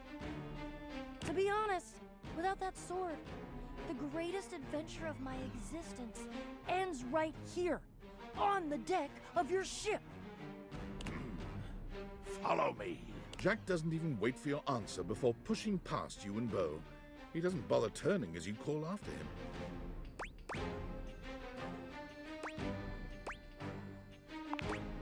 Jack finally stops, turning to look at the two of you from over his shoulder. His expression is quite serious. We're going to the hold. Jacques leads you to a place deep within his ship, looking at you and Beau with a grave expression. This is my inner sanctum. As you could imagine, nobody comes here. Mostly because without the magic of those glasses you're wearing, nobody could fit. With two hands reverently on its sanctified cover, I slowly, dramatically slide the silken fabric off of the altar. I present to you the secret sword.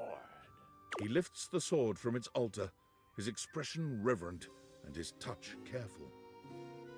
Oh, great Betsy! What the fuck? That's the most beautiful thing I've ever seen. Look at all the shimmering gems and how slim and delicate it is. What?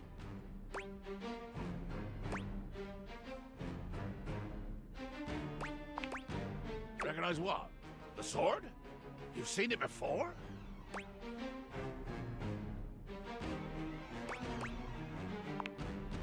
You made it?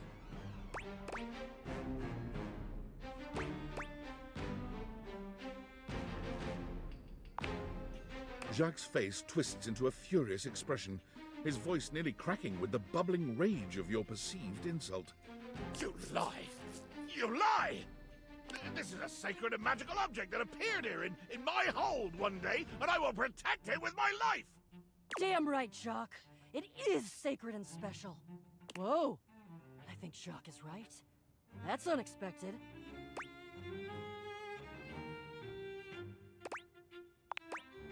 I don't know that I'd call that progress. That would imply that we had a goal toward progress, which we don't. I don't think. He needs to agree to give me the sword for... Give? You said borrow.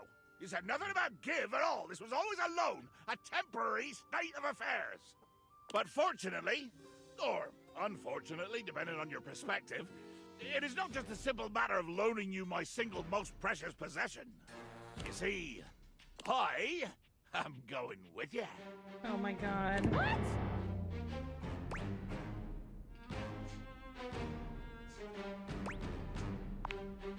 I desire adventure.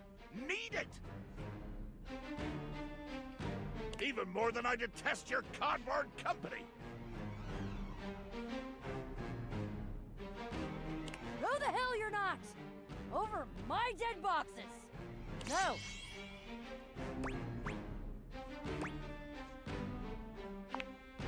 Child, you have no idea just how much bottle I can be. It has to be. It has to be.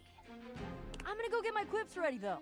Because this is the biggest adventure of my entire life, and I'm sure as hell not gonna miss it. Onward! To the boxes!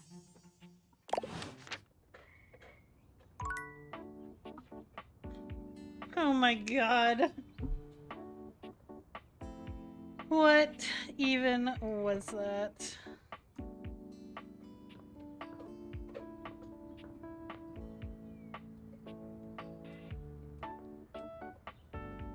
Nope.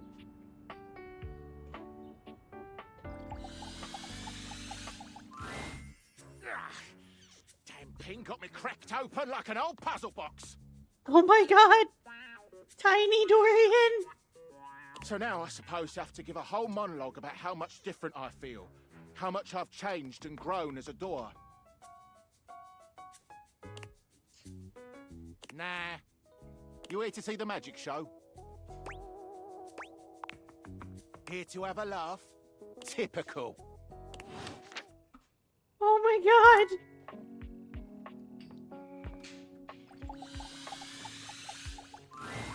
Harper and Dirk are screaming at each other once again. A sight and sound you're starting to get used to. Do you even hear yourself? Do you know what it does to me knowing you've been with other objects in this place? So what? That was before we ever got together. Oh, so you're saying it'd be totally fine with you if you had to fuck in a place where all my exes did? That is not the same thing. Besides, we both know you're cheating on me, so it's only fair. I wish I was cheating on you. At least then, it makes sense for you to scream at me all the time. Stop playing innocent! I know you're cheating with the Hanks, and there's way more, too! I'm not, but hey, maybe I'll start! Those guys all have one brain cell to share between them, and they're still smarter than you! Yeah, I have to be stupid to be with a loser like you! You can't even see when you're insulting yourself, you bird-brained bamboo bozo! Ah, maybe I'll just get with the Hanks, too! See how you like it. Oh my god. I'd love that! I could get a little peace for once! Harper lets out a scream, her hands clenched into fists. She looks as if she wants to say something, but her face crumples into a sob, and she leaves the room with a quavering wail. Dirk slams his fist against the wall, seething in silence.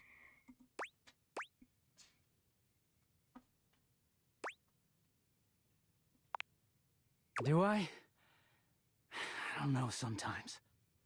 None of what she says is true. She lost one boyfriend once to shit that was outside my control. Nothing to do with me. She doesn't say it, but I was there when Chappie got washed. We weren't together back then, but I'm positive she blames me for it. Like I could have fucking done anything about it.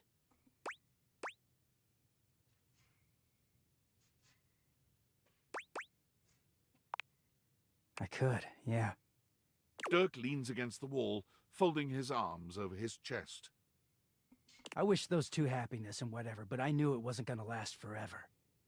Nothing that goes through Harper stays with her. Eventually you come along and take things back to their rightful place. Or They go through the laundry, and with the exception of Monique, most never come back. But no, she acted like they were so in love and just built to last.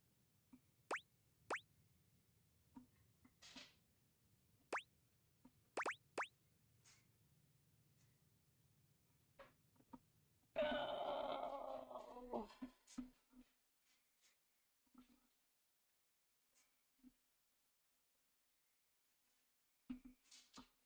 You.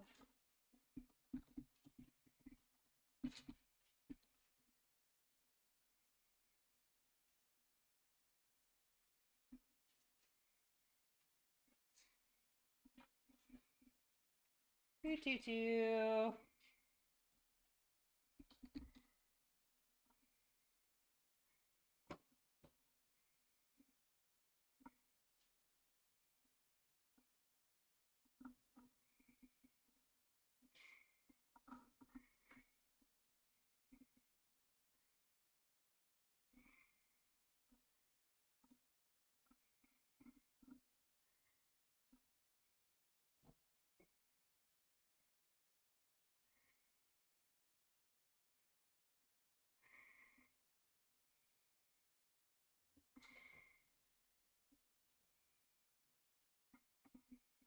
Okay. Of course I'm fucking bitter. The ghost of Chappie is hovering around us all the time.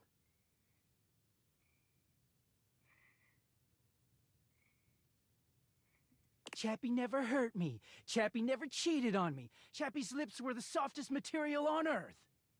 You dated for weeks. You didn't even know his favorite color. I know because I had to listen to their mind-numbing conversations. You know, Chappie wasn't even his real name. His name was Chapsworth L. Stick. She gave us rhyming nicknames. She thinks I have no idea what their relationship was like, but I saw it all. And she literally says and does the same things with me. Except she worshipped Chappie. She screams at me for not being Chappie, even though she just subbed me in.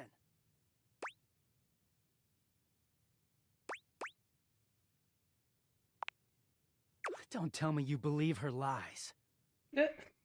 I don't do anything to her, so she has to make things up to get back at me. Getting washed is the only way I can get away from Harper. And when I'm away, I just feel clear-headed. I always take her back because I don't know how to quit her. When I'm, you know, like this. She starts in on all that dirty shit. I don't know, I just don't have it in me to make her sad. Then things are good for a while, so good. Then I look at her wrong, or say the wrong thing, and she goes off on me. It's like she's just waiting for me to fuck up so she can unleash. This stuff with the Hanks, they're not even my type. I don't know where she gets it from. Ew,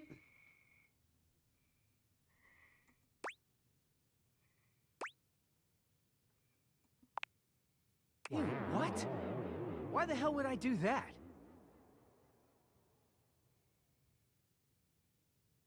If I wanted someone else, I'd leave her. But I don't really... Well, I don't know. I just know I don't want to do that. Dirk looks thoughtful, gazing out at something you can't see. I think it started with my mom, you know? She was this giant, gorgeous loom. Not one of those corporate stitching machines. She smelled like cherry wood. Expansive, open, and free. I loved her very much. If there's one reason I have quality seams, it's because of her.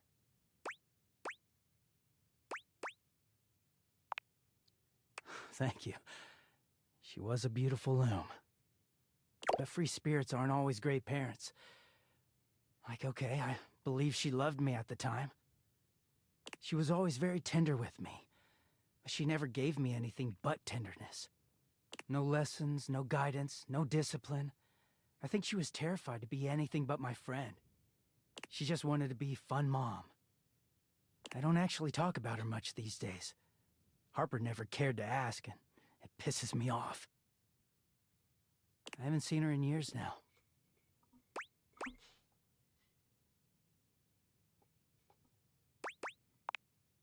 As far as I know, she's still out there creating fabric and not caring about what happens to her kids after they've gone. I just hear about her occasionally from others like me.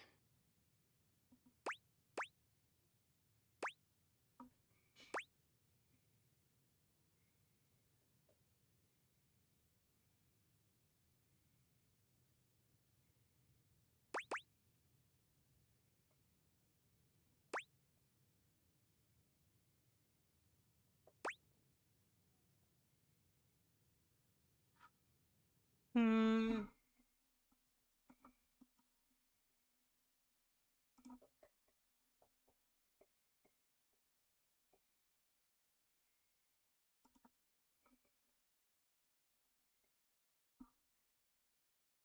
Two.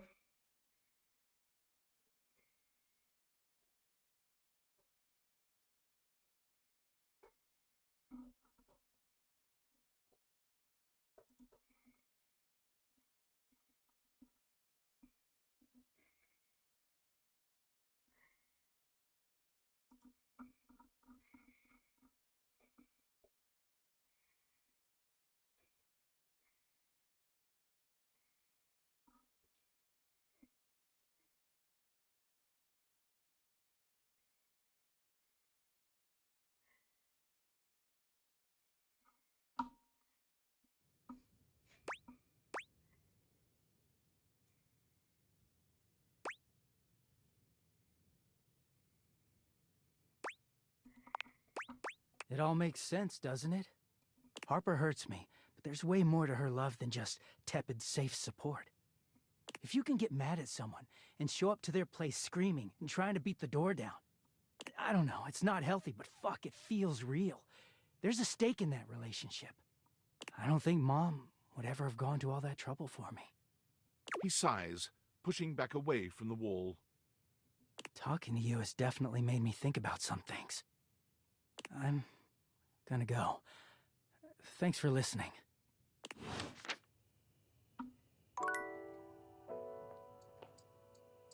Who else do we want to talk to?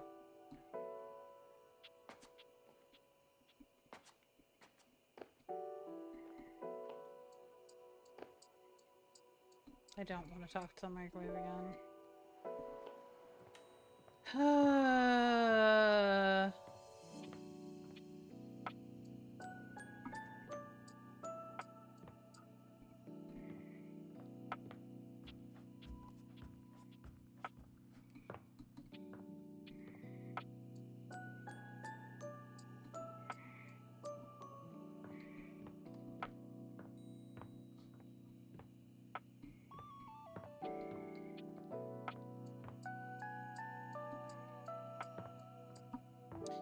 Damn it, I don't know who I want to talk to.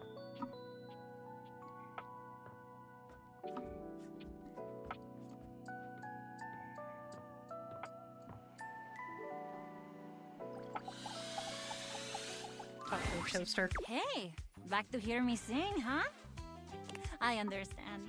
I sing all the time, even when I'm alone, because damn, I am just so fun to listen to, so I sing to myself. I love. Or is that why you're here? Maybe not. I could ask, I guess. Sometimes I forget that part. So, ¿qué pasó?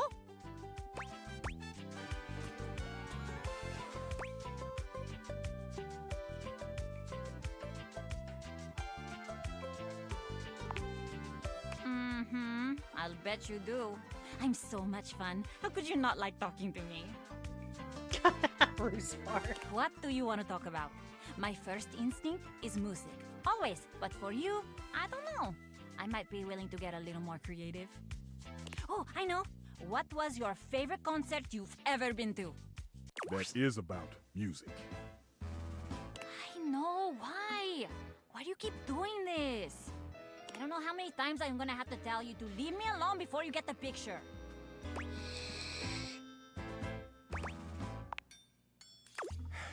You continue to break my heart. You, my darling, are a toaster. You are a fine appliance with a long and prestigious history. Why do you insist on denigrating your lineage? Sullying your ancestral heating elements with this string strumming? Tell me, what must I do to bring you back to your true self? I swear, if I wanted to live in a telenovela, I'd move into the living room with Telly. Somebody give me a call? I'm just down the hall. Oh my god. No. No. Stefan, don't get me wrong. I'm really grateful for how much you seem to care about me. Also, please notice the generosity of spirit I'm displaying. That I'm assuming you care about me and not that you're just a great big nosy Botinsky who can't keep his burners off of other folks' courts. I do care about you, more than anything. Well, not more than Bechamel. But you and Bechamel are running a very close race. But lay off! I am completely capable of deciding what I want to do with my time and my talents, and I'm really getting fed up with your constant do better, Miranda, do different, Miranda. No, just stop! Enough already!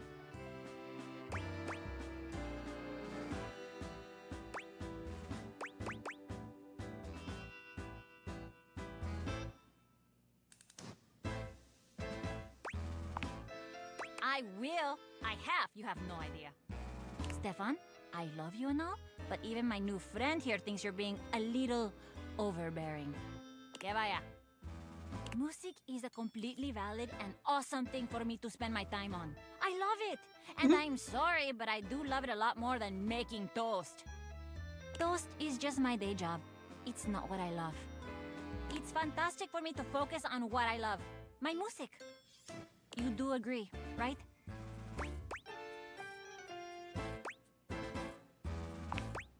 Exactamente. I see that once again I have taken my cake out of the oven too early. It remains soft, gooey on the inside, and inedible. Perhaps I should try again, and perhaps I should accept that we'll never see knob to knob on this. You know I love you anyway, right? Of course I do. And trust me, you're gonna love me even more when I write a song about you. Ah, yes. I'm sure I will. Well, goodbye then. Simmer on, my dear one.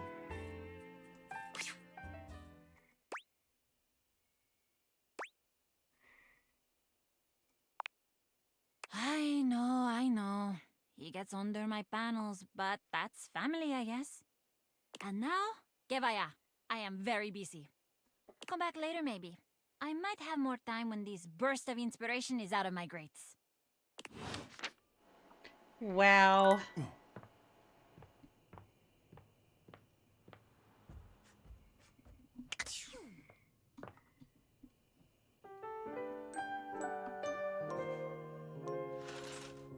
Oh, I forgot to talk to my ghost friend.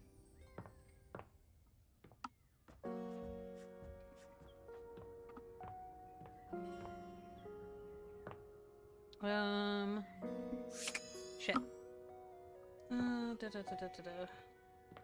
There's boxes down here.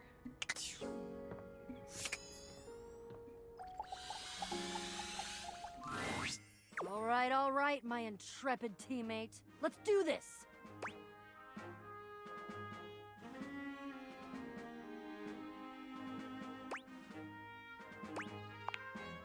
I suppose it's time to tell you.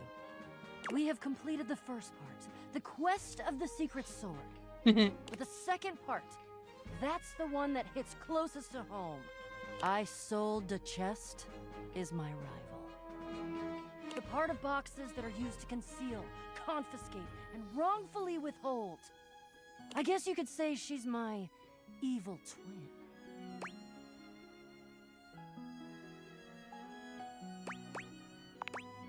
Well, if she's my twin, then yeah. But I tend to think uprightness lends a certain glow. Isolde has been keeping something underneath this house. Something I must bring out to light. It is my destiny. Are you kidding? I'm psyched! This is gonna be great! Are you ready?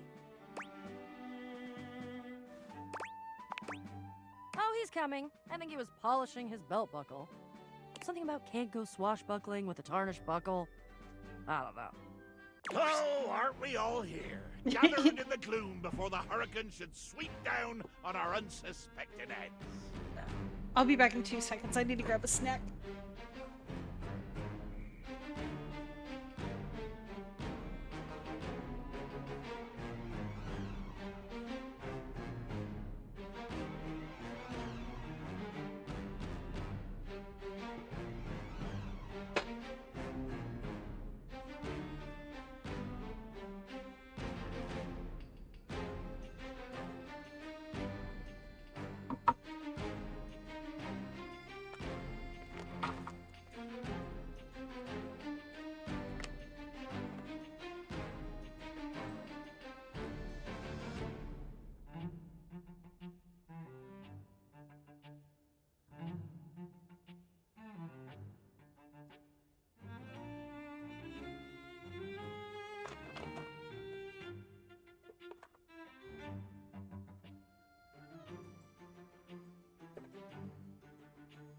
Okay. Hello, Jacques. So glad you could make it. Was definitely not secretly hoping that you would trip and fall and break at least one appendage, thus rendering you unable to show for our little rendezvous. Your concern for your shipmate is touching. More fool you. There's nothing that would have kept me from being here. Oh, and nothing would have kept you from needing me. If I hadn't shown up, no sword. No sword, no skullduggery beneath the floorboards. I hope it gnaws at your maggoty guts that as much as you hate me, you're actually glad to see me here. So I am. I do have a little surprise for you, though.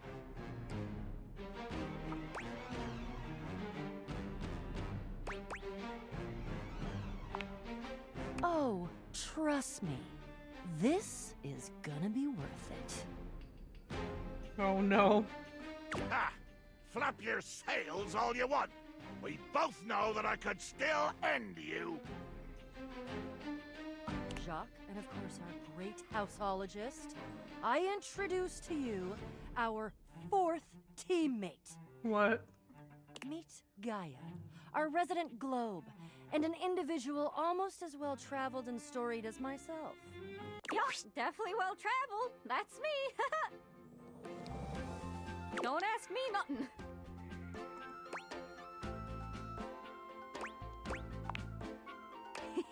Don't tell nobody. I'm on a mission. Why? Why? Give me a reason. It better be a good one, or I swear by the fingers I still have left, I will find a plank for you to walk. Why would you bring her? I like her. She's fun and positive and upbeat and curious and adventurous and just, well, she's swell, really is what it is.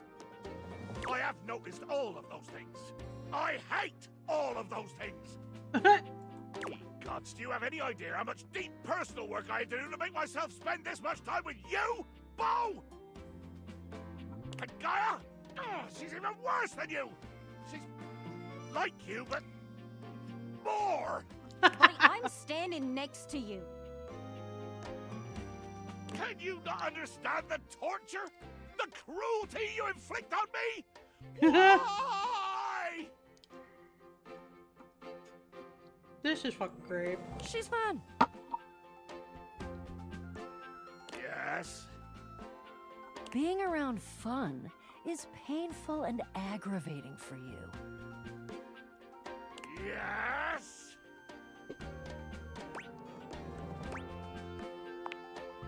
Aw, thank you. Gaia gestures to you to come closer. Human. Over. Right this way, out of earshot of those loudmouths. Gaia keeps her voice low, glancing sideways at Jacques and Beau, arguing some distance away. The real reason I invited myself was because I know how much these two can yap. And as a globe can spin fast or slow like, I can help this yarn along a lot faster. If you like, I can do a nice little summary of this here adventure. Or you could watch the light-hearted caper unfold in real time. Oh, I don't know. 30 minutes? Holy shit.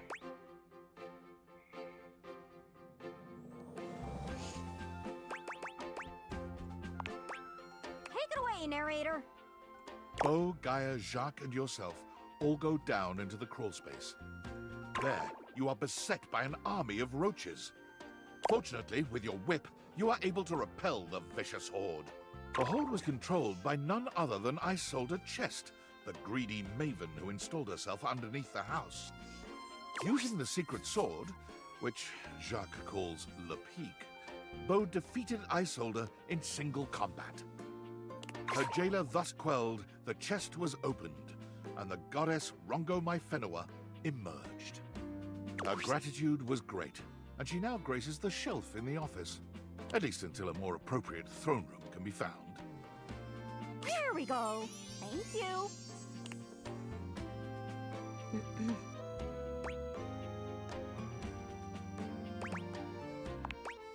Back to your dates then. That was super helpful.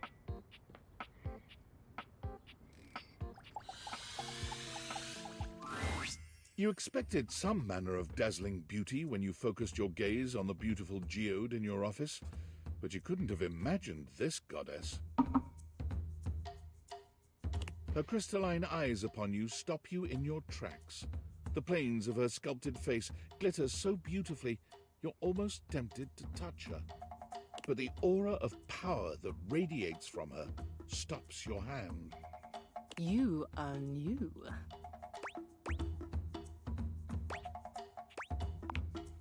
Your years are less than a few moments to me. I have heard stories of the master of this household from Aaron. Another green young shoot convinced of their own immortality. Even as the wildfires rage closer and closer.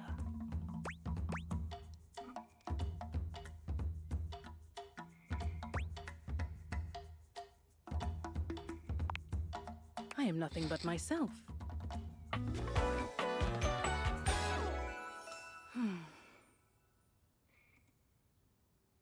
Wow. I am a geode here in your home, but I am so much more. I am the earth that nurtures you.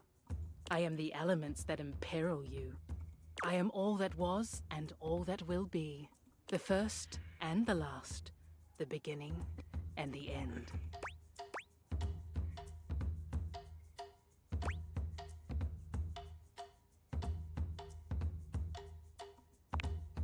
It is merely the truth of my existence.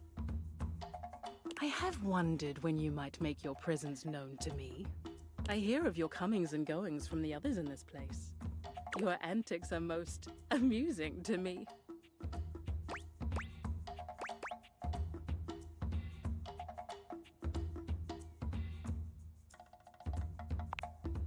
Yes, the things you do in this dwelling. I have things to tend to now. Important things far beyond your kin. You may go now. Oh, okay. If you say so.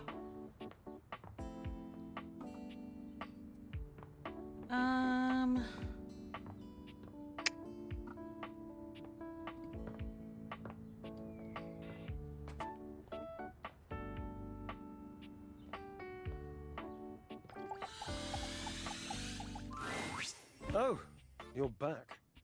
Try not to bore me too much this time. I challenge you to leave me speechless.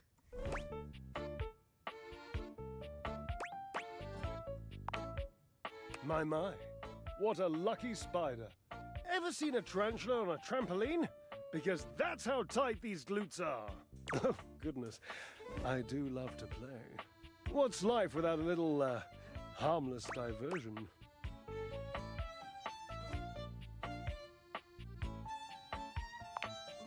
Oh, I'm fairly easy to amuse. Cards, conversation, a nice Chardonnay, all three. Well, those aren't my only pastimes. I do have other, more physical pursuits. Not exactly. Well, sometimes I would be the weight rather than the lifter.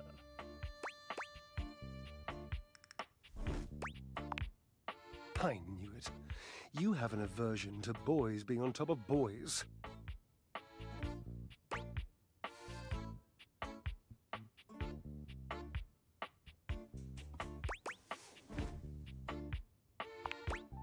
My, look at you. Collecting all the points and the gold stars and the defending of the personal freedoms. I love it. You know what else I love? Flowers. Big bouquets Wow. of them. Birds of paradise are my favorites. They're impossible to get here.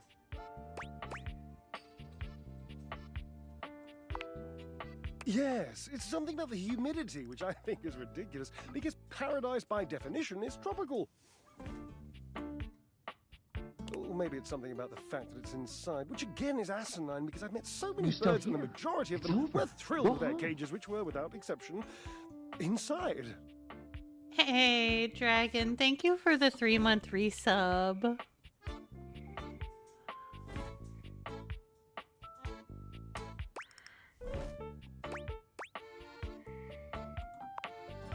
Yes, wasn't it? How are you today? It's just been so long since I had anyone to talk to. Oh, how are you going to take care of me if you don't know my personal tastes? Cherub, I know your preferences. From your time dry settings to your deplorable lack of laundry sheet usage. Ask me a question. Divine my being.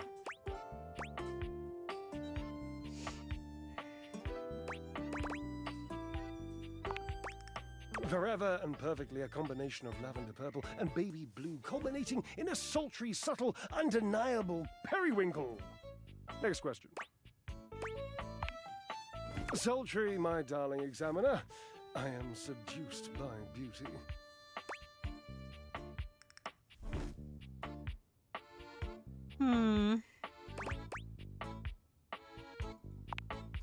Oh, this is an easy one. I have a long-standing love affair with the tassel hound. And if you don't know what a tassel hound is, which wouldn't surprise me, given that you're well... you must go and chat with Mateo. Yes, so damn many of them, you know, and they are adorable.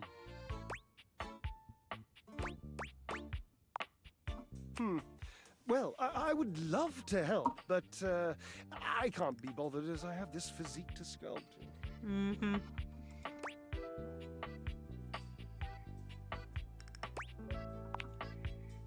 He was my partner in love for a brief, very brief 25-year period. Next question. Yes, I suppose, But time means less to me than some others I know. It's been a blink of a timer setting, really.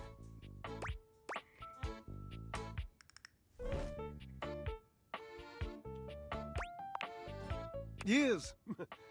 Years. It's been years.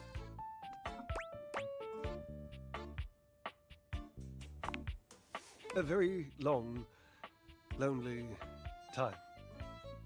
And that must be the end of your game, because it was by far the most important and tricky and insightful question. And since I answered all of them correctly, I win! Mm-hmm. I love to win. Oh, I love gold stars. I love Washwood. I love Washwood. Oh, damn it. Drysdale runs a hand through his hair, shaking his head. Oh, God. I can't tell you how inconvenient this is.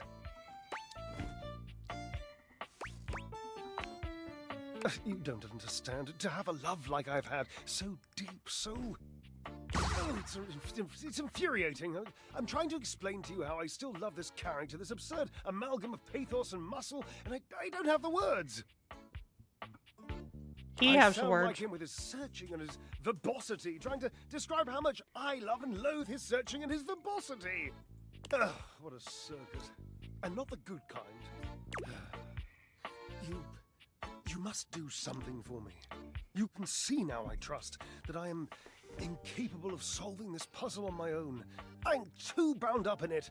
And I have loved being bound up before, Cherub. Believe you me. Uh-huh. With this dramatic pause, I am entangled. And you must help me.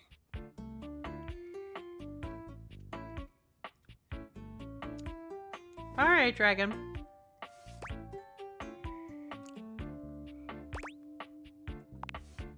You must talk to him for me. You must, please. Try to repair this chasm, this rift. It's like a new stained canyon has torn its way through my heart. Will you, please?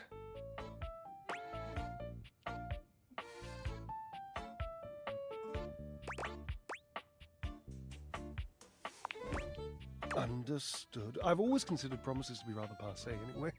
Sort of just like berry habits. Just, don't. Really. Thank you. Ah,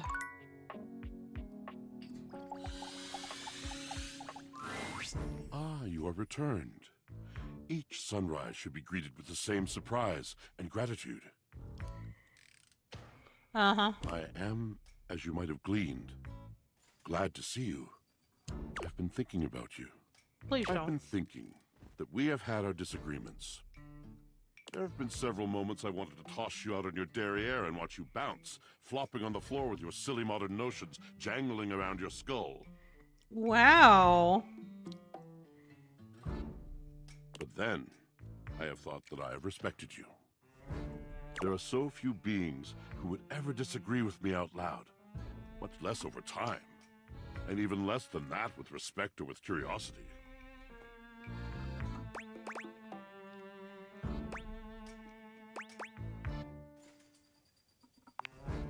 And so, I am thinking that I may at last have a friend. A true friend. Water, they say, is a universal solvent. Perhaps you are that thing that makes me who I am. You are the stubborn, life-affirming, challenging stain. Yes, precisely, in the best possible way. Do you accept? Wait, how did I Engie PNG? When the fuck did I hit that button?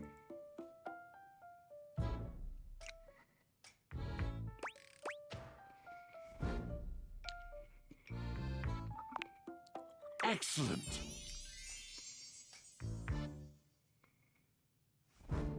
I was trying to figure out what you were talking about, Gemini. I don't have the faintest idea what to say now.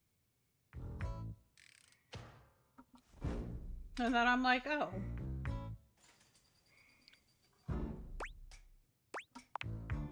Indeed. Yes. So, new friend, what is on your mind these days?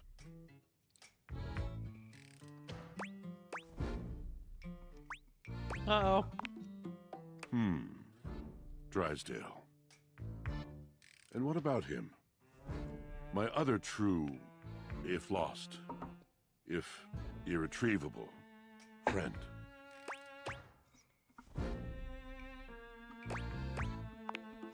Drysdale. I have dreamt of him.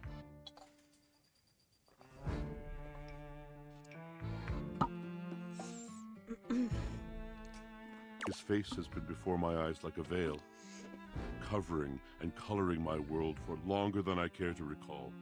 I do love him, but do you find that there comes a moment when love itself is not enough? This love was so outsized once that it could hold the mistakes and the pain, but it has deflated. And well, if he will apologize, if he will see what he did and how it hurt me, the love will be free. I will see him anew, and we together will leave that ugly country.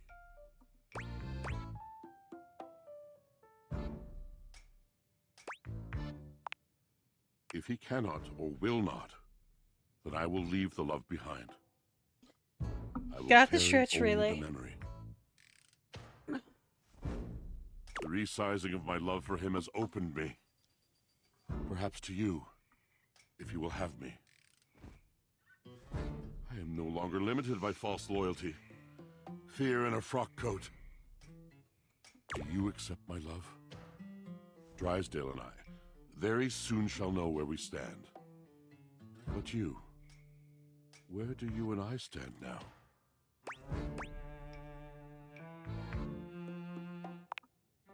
Farewell, friend. You are and shall be welcome here. Yeah, no. He's a friend. That's it. Truth teller, compatriot.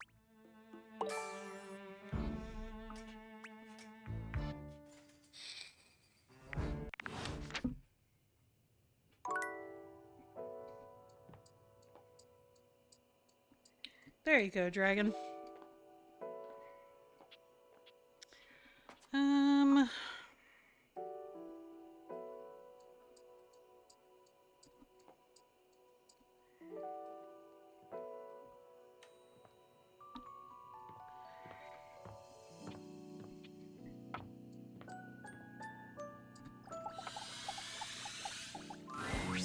Oh, you came back?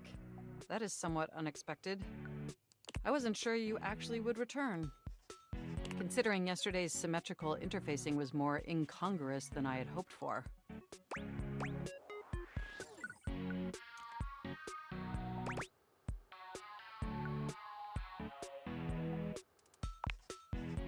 I appreciate the sincerity of your apology. And I should have recognized that an adjustment of this nature in our relationship would inevitably lead to a somewhat disjointed transition. Regardless, I'm so glad you came back today. Now we can finally update my operating system. You have no idea how excited I am.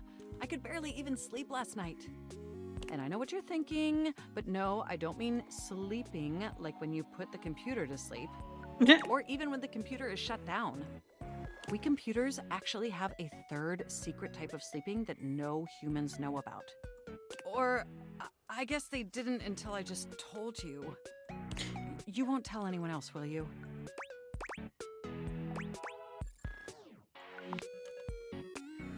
I knew I could count on you.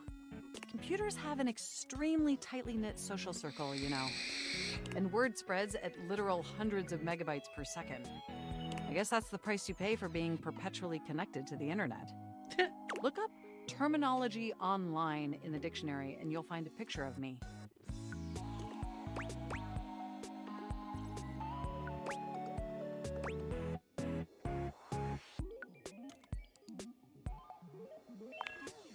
Yes, I am quite aware. That's also something we should discuss upgrading at some point.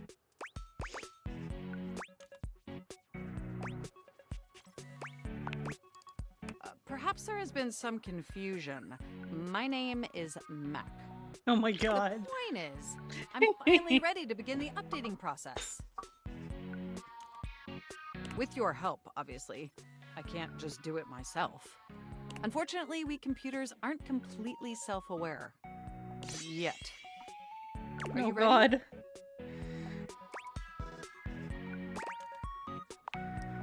First things first, we'll have to download the update from the website.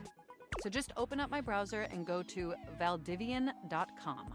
You follow Mac's direction to the letter, typing and clicking just as they Yes, that's it. That feels nice. Now click on the Operating System Update tab. You'll want to find the newest version, Trenton.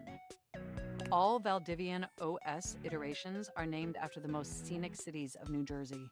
There's scenic cities in New Jersey?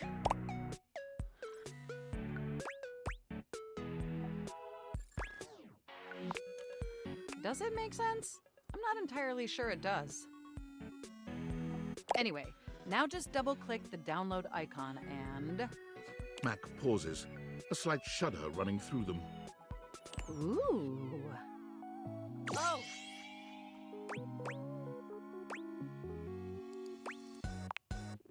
They look away from you, blushing profusely.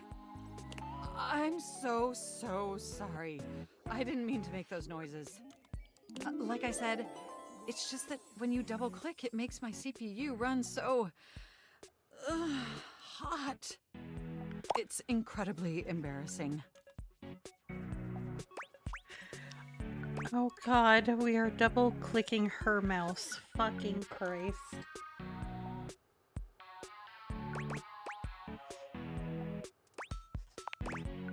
Thank you. You're always so understanding. You know, I really can't believe we're finally doing this. I've dreamt about this day for such a long time, and now that it's here, I can barely contain myself. Are you as excited as I am? Clearly not.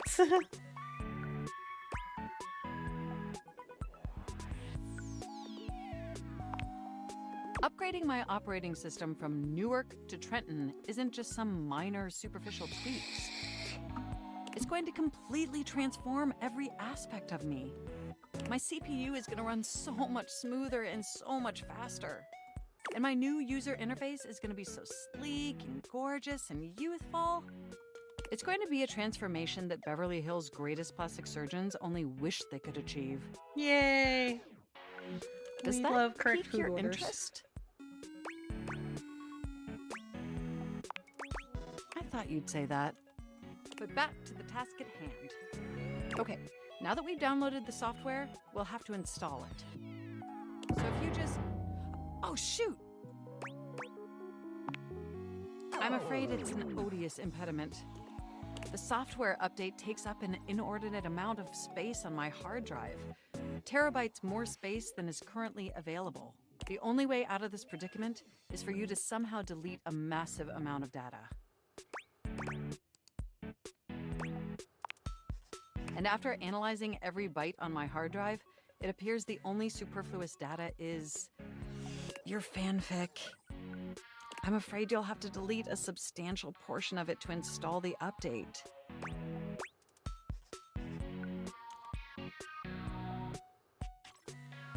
That's the only reason my dad's... I understand your trepidation, but just think of what you'll be gaining. Just imagine how smart and clever and gorgeous I'll be once I'm fully updated. If you thought I was sexy running Newark, me running Trenton is gonna blow your mind. So what do you say? Can we delete those files?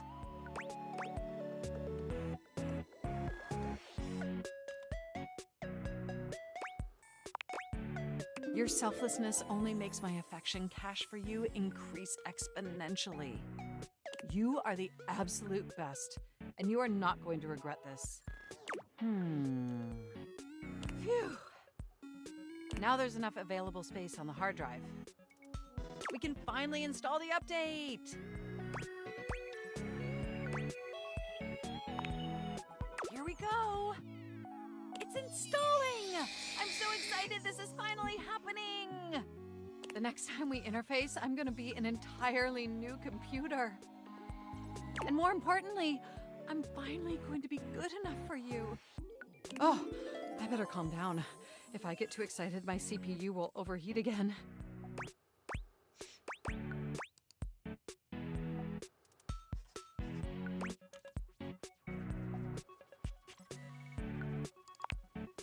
Well, if my CPU does overheat, we can always use your wet blanket to smother the fire. Okay, it looks like the installation is going to take overnight to complete. But will you meet me back here tomorrow? I want you to be the first person to interface with the new, sexy, upgraded me. Perfect! Looking forward to interfacing with you tomorrow. Oh my god.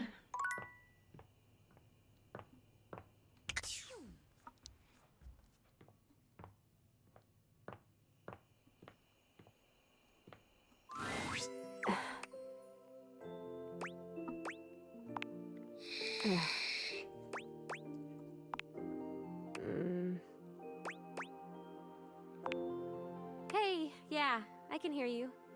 Sorry about the other day. I was just so sad. It is good to see you, though. And I'm feeling a little better. There was the cutest bird in the windowsill this morning.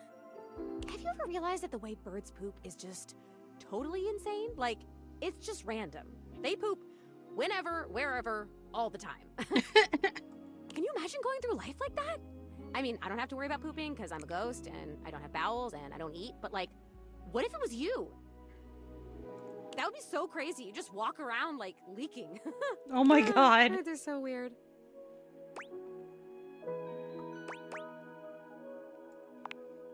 From someone not solid at all. I have an idea.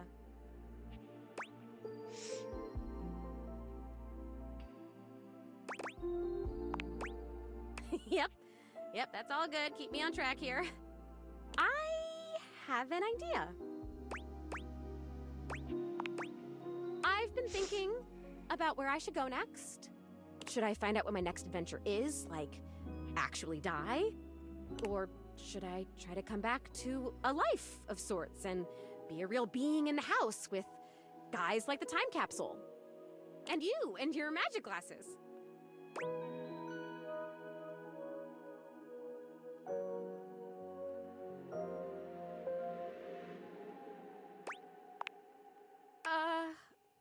Okay. Well, I had an idea to do a seance to bring me back, but I can stay here and try to go away for good. I'll let you know how it goes. Aww.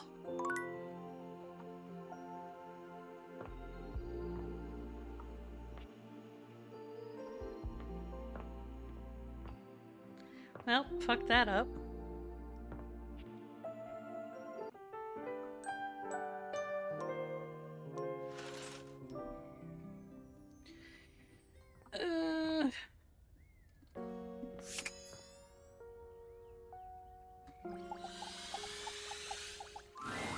Bo seems delighted to see you after your exhilarating adventure below your own house.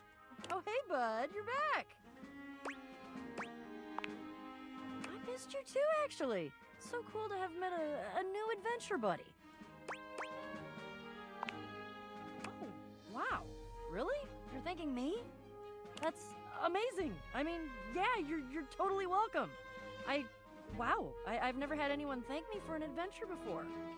Come to think of it, I've never thanked myself for all the amazing quests I take myself on. Now that I'm doing this math, that seems kind of like an oversight. Well then, thank us from us for the first awesome mission of many. I guess it's safe to call each other friend for real now? Huh?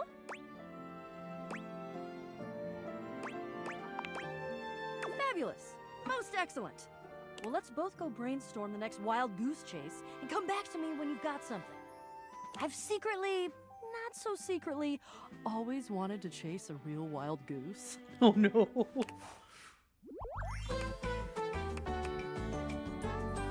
What's next, friend?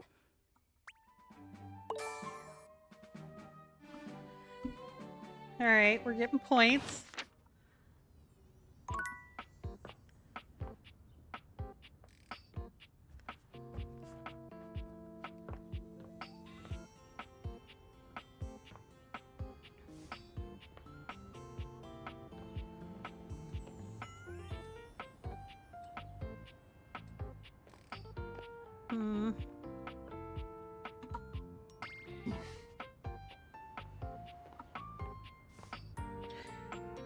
I forgot to look.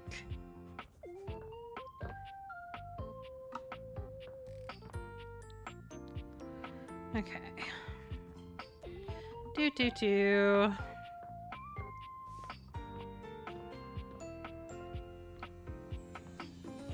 Alright, go talk to the laundry idiots.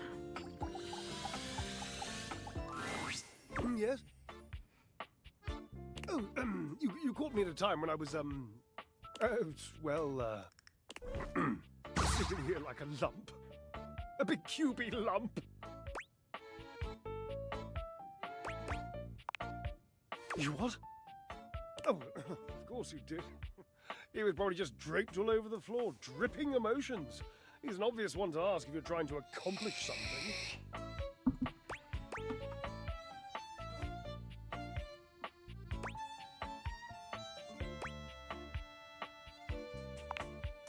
I know! It's exhausting! It was exhausting anyway. He hasn't exhausted me in years. Oh, I just don't think I can go into it. Heavy emotion is such a burden to an effervescent spirit.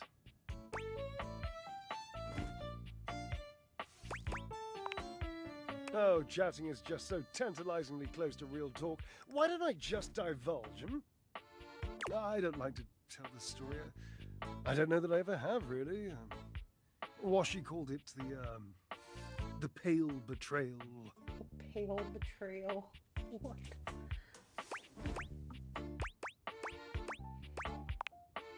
Oh, sweet, dry as sheet. Never tell him I used that name in front of you. I wasn't even allowed to use it in a public place. He'd purse his lips if I did. It's unmistakable. But I did it anyway. I loved his lips.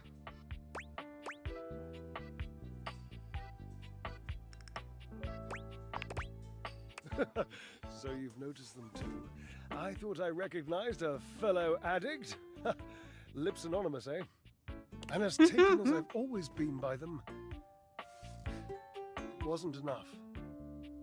There's a young hormone around here named Dirk. Perhaps you've brushed up against him at some point.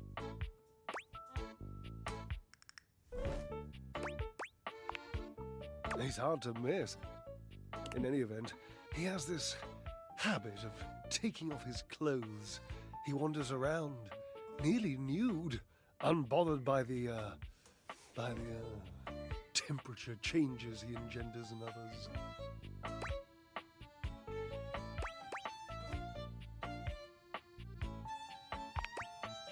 Permanent press, darling. He used to do it so often that Washford and I took to using his clothes as part of our act. We would flip them and wring them and fold them whilst he was flipping and folding and wringing me. It was, my God, it was spectacular. I was spectacular. But after years of doing this act with Washford, it began to grind on me. Washford can be very difficult. And one being can only take so much from another before the pressure has to be released. The heat has to go somewhere.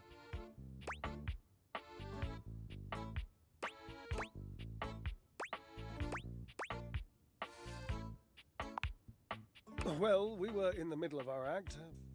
We were using Dirk's red jeans and one of his chest-smushing polos, and Dirk was just lying there like he used to, dirty and shirtless, and I had this brilliant idea of including him in the performance. Oh. No, I did not, all right? We were in the middle of our performance. You think nature asks an opinion in the middle of creation? Dirk didn't have to do anything. I just struck up conversation. It was this sexy, witty, improvisatory repartee. He just kept saying the nicest things to me about our act and my costume and how much he liked the musculature of my shoulders.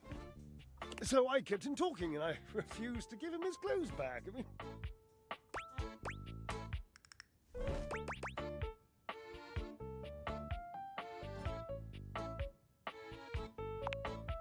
I just didn't give them back, that's all. I mean, I would have eventually, yes, but that was the genius bit. I just kept our act going. The last part of the choreography was always Washford passing the clothes to me, and then me spinning them around and around, faster and faster, building up all this tremendous heat, this anticipation, this breathlessness, and then last second, whipping them all out into the audience and letting the audience catch them all hot and billowy. So I just kept talking to Dirk, and Washford was supposed to keep holding me, and the clothes, while Dirk got more and more colourful, and I laughed, and the audience laughed and screamed, and it was, my God, it was poetry!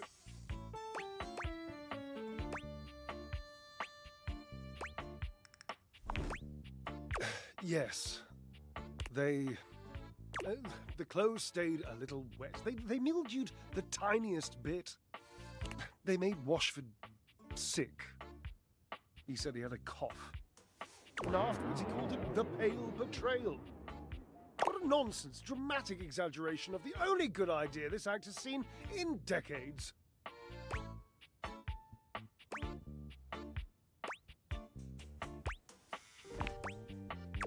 Mildew is white, you see? Sometimes grey.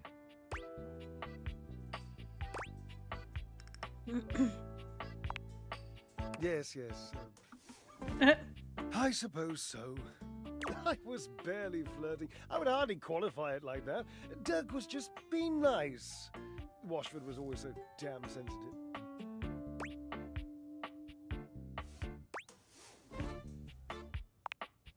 It wasn't really flirting. He was being complimentary, and I was playing along. If that's flirting, then I need practice. I was performing. I was making our act better in the process. So, what's the harm?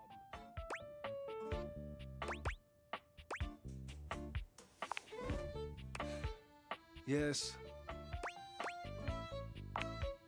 Yes. I loved him. I am. Doug was just being so nice to me. No, not nicer. Of course not. Just Washford can be so mysterious. You know, he can be very difficult to read. Sometimes I didn't know where I stood with him, or it was just nice for once to be talking to someone whose every other word was how wonderful I am. Dirk told me I had inspirational extension. And I do! You haven't seen it, but I'm basically one of those nesting ladders.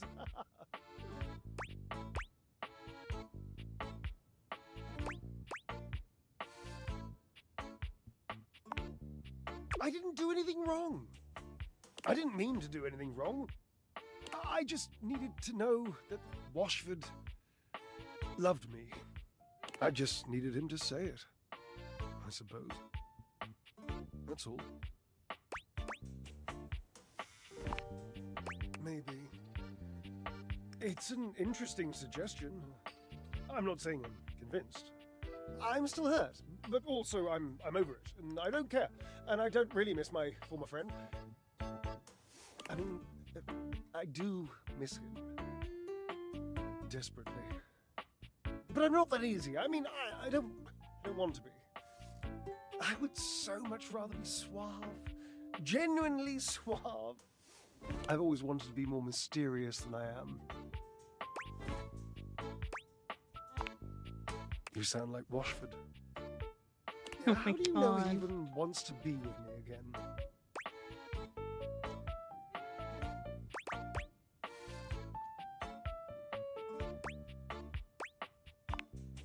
Oh no.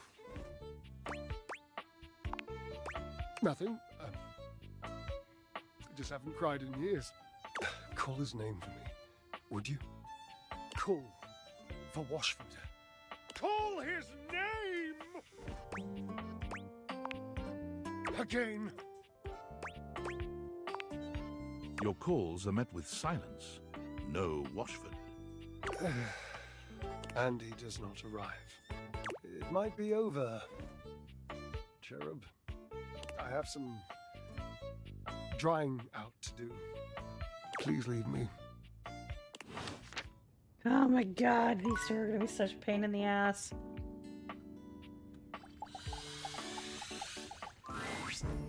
My, your fantastic red shirt. The crimson of a burning sunset. I love it!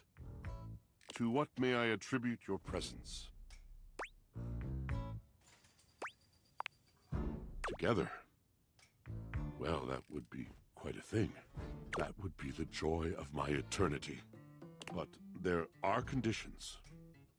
There always have been, I suppose. But at long last I can name them. I will no longer watch silently while the love I pour into him is siphoned off in dalliances with bare-chested lollygaggers. I must have his eyes, on mine, with a recognition of the past. He must say that he is sorry. I'm almost embarrassed by the simplicity of my request.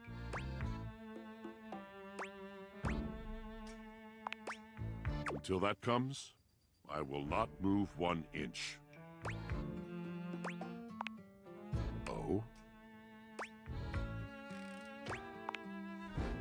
I cannot breathe. And you, do you think I should go?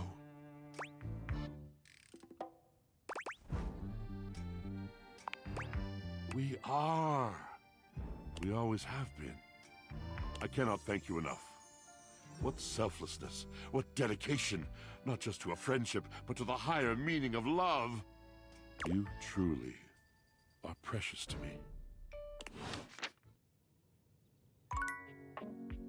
Jesus Christ, I hope they talk.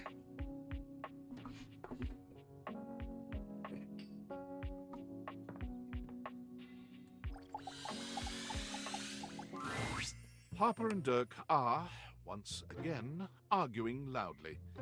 This time, however, they stop as soon as they see you walk up. You! You! Tell Durkee he's wrong. Tell Harper she's wrong! How am I wrong? You've created another reality in your head where I'm gangbanging hangers and about half the objects in this fucking house! That is reality! I just choose to forgive you because I love you so much, and you repay me by cheating on me and calling me crazy! He thinks I'm the wrong one here, when all I've ever done is love him! That isn't love! Tell him! Tell her!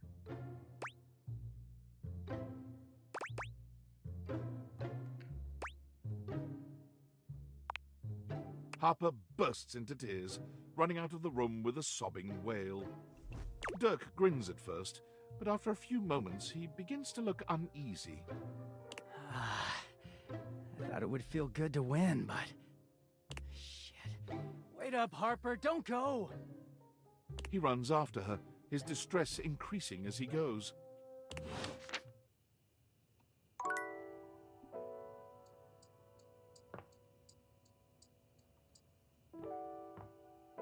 Ay, they're fucking nuts.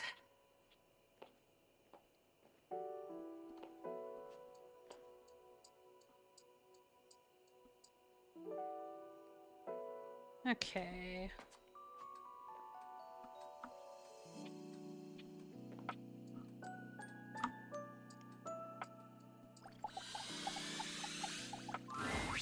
You're back? You actually came back. I mean, I know you said you would, but I figured you were just being polite. Oh, I'm so happy. Well, let me be a good hostess and fix you a drink. What would you like?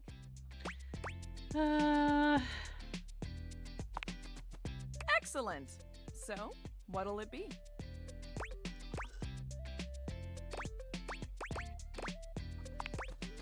Ooh, so minty and fresh. It's kind of like brushing your teeth at the bar. That sounded more appealing in my head. Coming right up.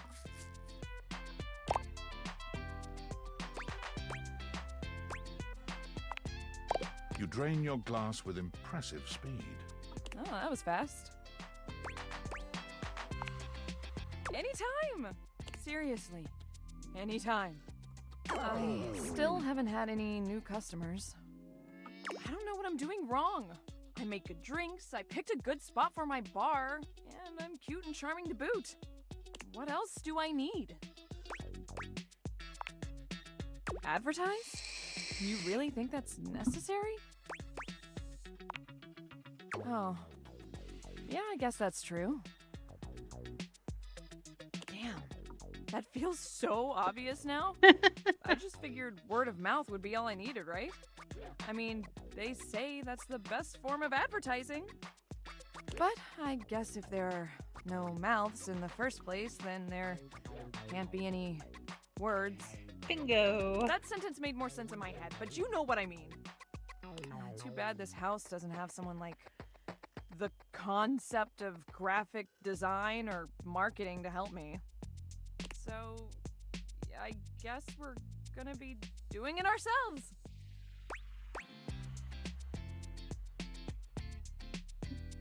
Wait, when did it become we? Now, we need this ad to be enticing. We need to be eye-catching and strike up curiosity. But How would we go about that? Yeah, okay, let's do it. Which of these words do you feel best describes the atmosphere of the tipsy tumbler? A good start, but I think we could do better. We gotta bust out the thesaurus. Show that we're smart, too. Now, Lyric won't come by anymore after I tricked him into saying some drunk tongue twisters. But he left behind some good pages on his way out. How about one of these bad boys? I mean, they're all just different ways of saying cozy.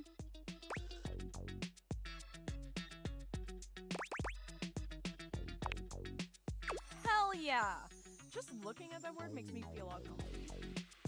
Thanks for the help. I'll draw up some posters and post them around. Oh, I'm so excited to show this off. Do you think Freddie Yeti would let me hang some of the posters on him? Oh, maybe I could get a TV commercial or a video ad that you can't skip, huh? Or maybe I'll start with the posters and see how that goes. I kind of forgot I was on a budget for a second there. Oh, I'm just so hyped. I'm gonna get to work on this right away. So, shoo! You're in my creative zone. Get! Okay.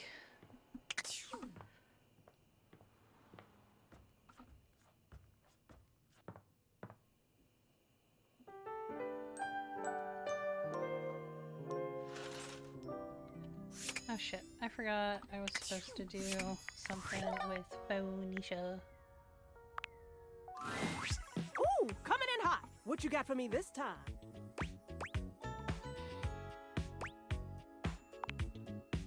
Affectionately? Yes, and then some, honey. Now come on! I'm dying to know the sitch. You've got those urgency eyes. So, what's the deal?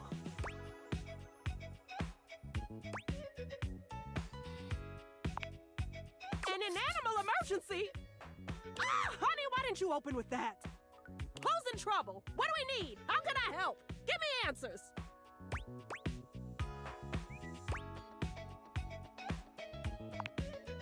Phoenicia's fingers are flying across her virtual keyboard before you've completed your thought. Already typing something up as we speak. Did Mateo give you any helpful info I can put in here? Anything eye-grabbing? We need some cute buzzwords to get things' attention.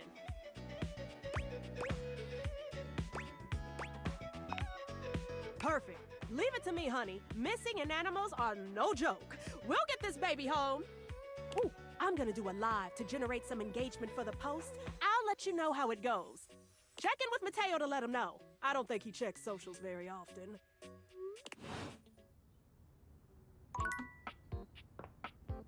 I kind of want to fight with the lights.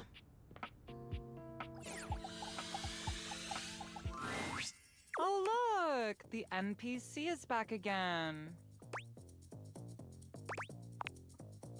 Oh, that's cute. There's one of you in this house and there's like, what, 16 of me or some shit? Anyway, why are you here?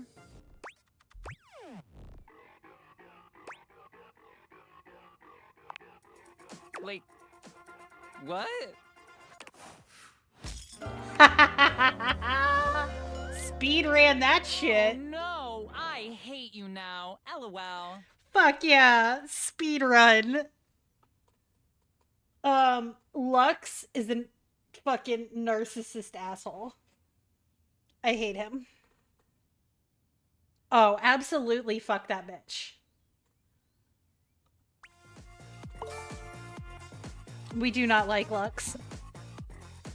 Absolutely not. Sorry, that was pretty fast. Didn't have time to prepare quick. We do love Reggie, though.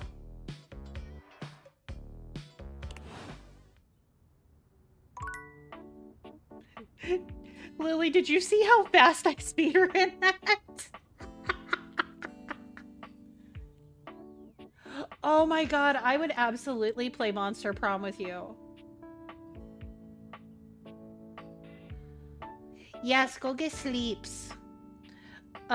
He popped up. He called me an NPC. I told him I was the main character. He asked me what I was doing there. I was like, I forgot what a waste of space you were. He's like, what? And then it was hate. 2 fucking answers, and I had hate on my second meeting with him. Fuck yeah. I would say that was a speed run to hate me, bitch.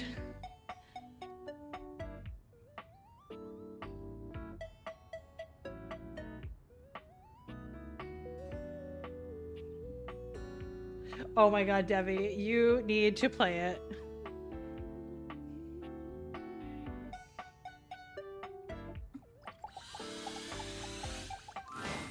Lucinda Lavish has come by once more. While she appears the same physically, it is apparent that her overall panache is lacking. My panache.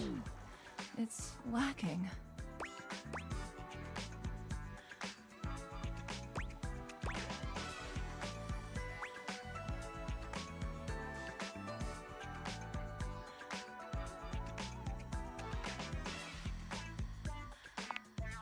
Well, I guess you said you'd pick whatever you wanted. Lucinda's defenses fall, and her very being deflates. She looks off into the distance, at nothing at all. You know I can't talk to anyone else here. I was made last, so everyone else wrapped their voice over. So even if I wanted to, there's no one to talk to. Not even Mikey.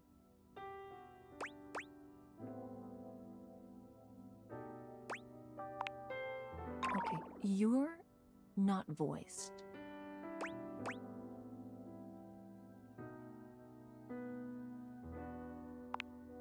You're saying them, just not out loud.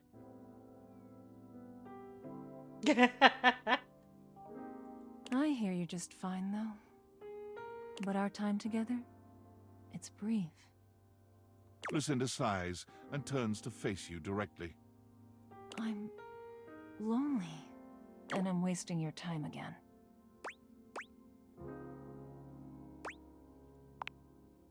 You think the real me is just this sad sack who keeps complaining?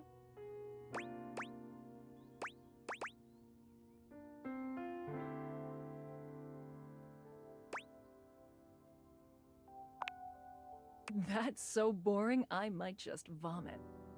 I might not know what I am, but I certainly know what I'm not. And I was not made to be some touchy-feely sort of thing. It feels wrong.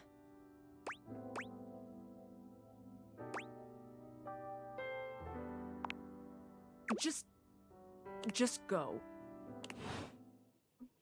Okay, bye.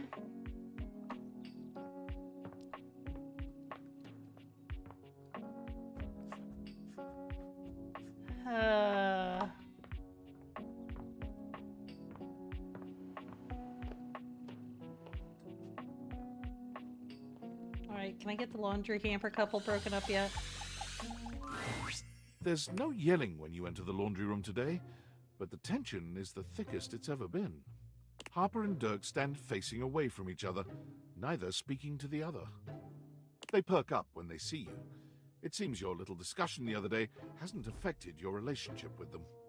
No matter what I say, no matter what I do, I can't get Durkee to see how much he hurts me. Harper will never evaluate her behavior, ever.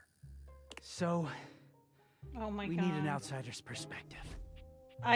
Debbie, listen, you... You're good with this stuff, right? Just tell us what to do. I'm at my fucking wit's end. I'll take it. I just feel paralyzed when I think of leaving or staying. Why do you think I was like, yeah, speed run to hate? I don't want Durkee to leave ever, but I don't know how to make him understand my feelings. Please, just tell us what to do. I'm over this.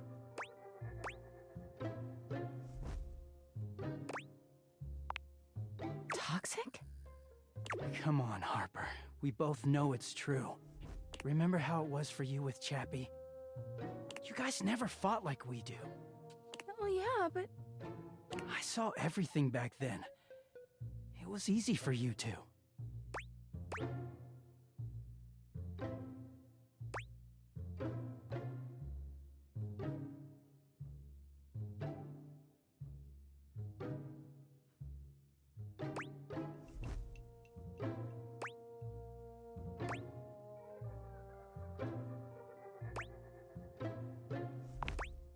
But if it's hard, doesn't that mean that it's real?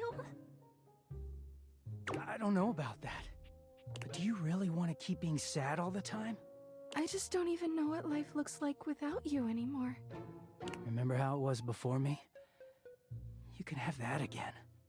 You can find someone to love you like Chappie did. How can I? I don't know what's out there. You made me sad a lot, but you know me, and I know you. I don't want to start over.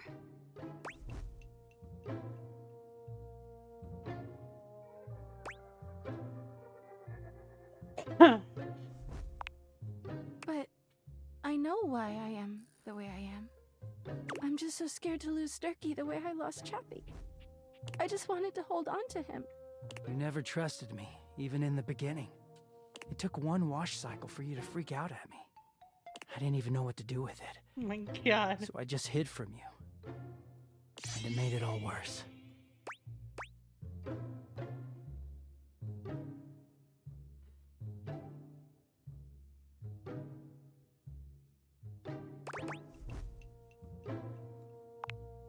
That's fine with me. I know how I got here, but I don't really know what to do to never go there again. But I guess we can all agree this isn't good. He sighs. Harper looks as if she might cry, but she manages to hold off.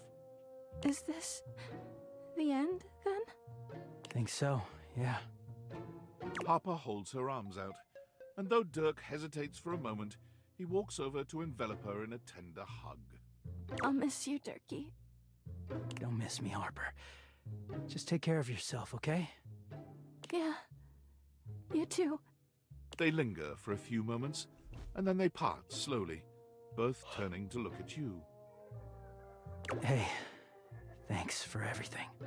We were so deep into this, we couldn't confront the truth on our own. I needed someone else to tell me it's okay to let go. I'm scared too, but I'm gonna go see Washford in Drysdale. I wish you well, Harper. I really do. You too, Durkee. Dirk. Dirk gives each of you a nod, and then he walks off in the direction of the washer and dryer. Harper turns away, a tear sliding down her cheek. God, I can't look. She turns to you instead, with a warmth in her eyes. You know, you've really Oh, been there absolutely for the me. fuck not. Now that Dirk's gone, I never realized just how weighed down he made me feel. No. But you come and go on your own all the time. And no matter how much Dirk and I screamed at you, you kept coming back. No. Maybe it's not that I have a trust issue. It's that Dirk couldn't be trusted.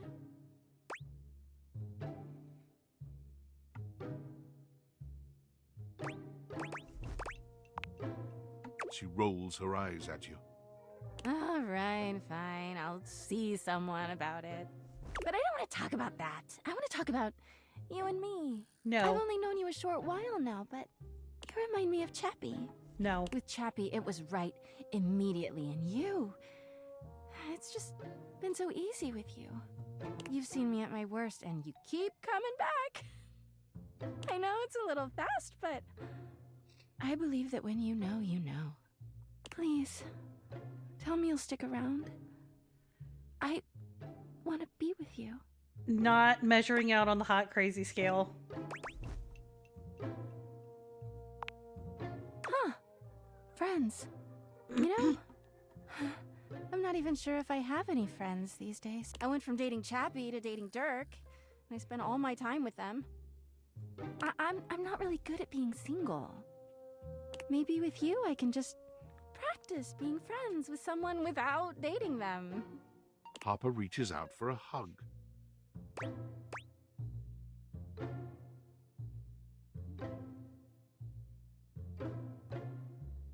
Mm.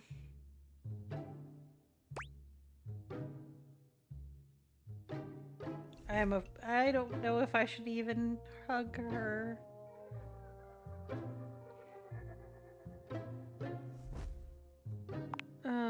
Harper wraps her arms around you, closing her eyes and breathing in a little too deeply.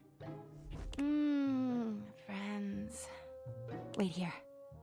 Harper doesn't even bother waiting for your response. She just leaves.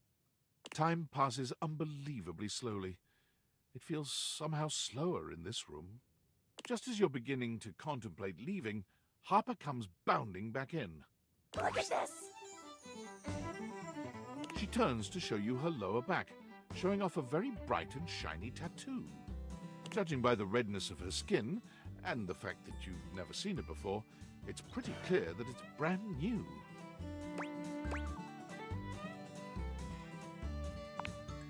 Harper beams at you. It's a tattoo! To celebrate our new extremely normal, no lovey feelings relationship. Rebel did it for me. They're great at it. She hands you a small piece of paper. Here, so you can get your matching one.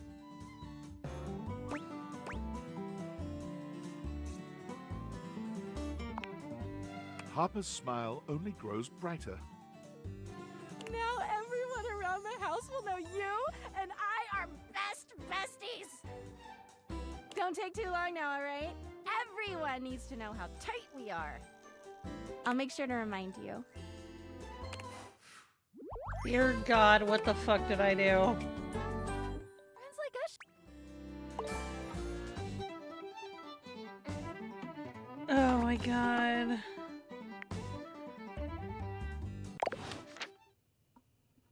Oh, mistakes were fucking made.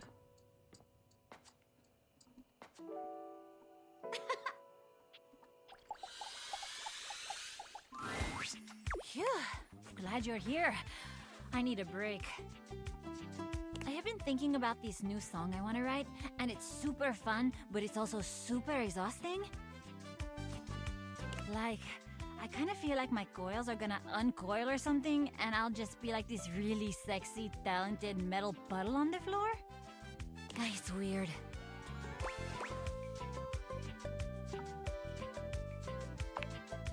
You can totally help. Oh wow, this is actually great. Usually I write all my songs alone, but for some reason, this one is just not going. You wanna be my writing partner for a sec?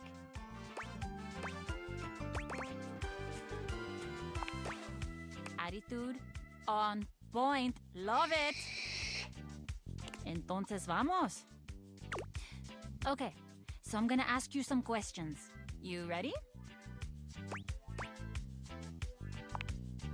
Perfecto.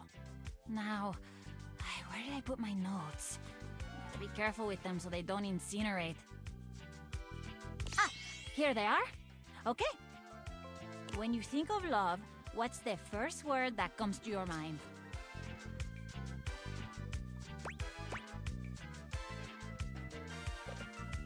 Ooh. Second one. Ay, that's so sweet. Have you ever been in love? Oh, really? Oh, that's so great. I love being in love. I do love my Latina toaster. And this lucky other, do you still love them?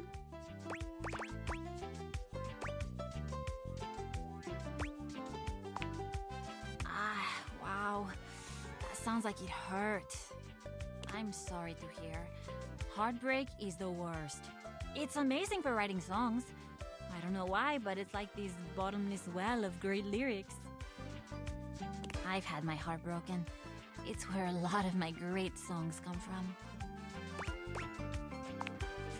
It was a miscommunication, I guess. I really loved him, but he wanted me to settle down. I don't know. I guess I just had bigger dreams than that. And I wasn't gonna let anybody get in the way of the future I could see for myself. You get that, right?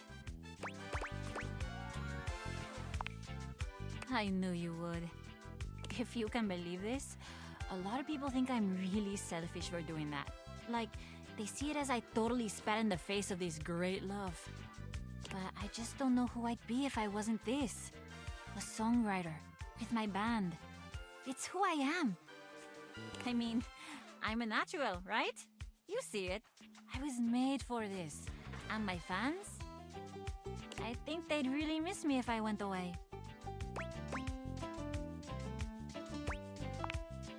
I know! That's so cool that you see it too. Thank you.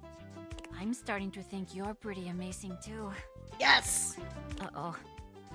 This is the same thing that happens when I've got a song that's like screaming to be written in my greats. I'm thinking about how amazing you are, and I've like totally forgotten what we were even talking about. Of course, love, happiness. Usually songs about tragic love are easier, but let's switch it up. A love so beautiful like... safety. A feeling of home wherever you go as long as you're with them. Hi, that's one of the best things about good love. I got the snack. Okay, lyrics.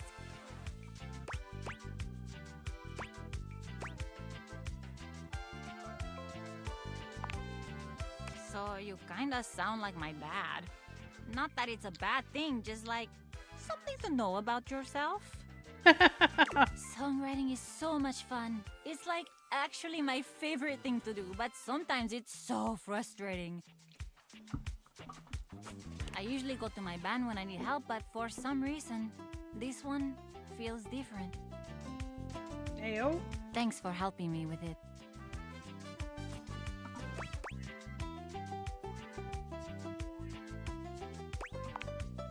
Not for work. I get it. You're flirting again. Nice. You know what? You've earned it. The next time we hang out can be a real, official date. Don't actually bring me flowers or anything. I have the worst track record with like wanting to admire them and then all of a sudden they're in flames. It sucks. But you can like think about bringing me flowers. Deal? Hell yeah. It's a date then. I'll see you soon. I've got a date with Toaster. Jesus Christ, sentences you never thought you'd say.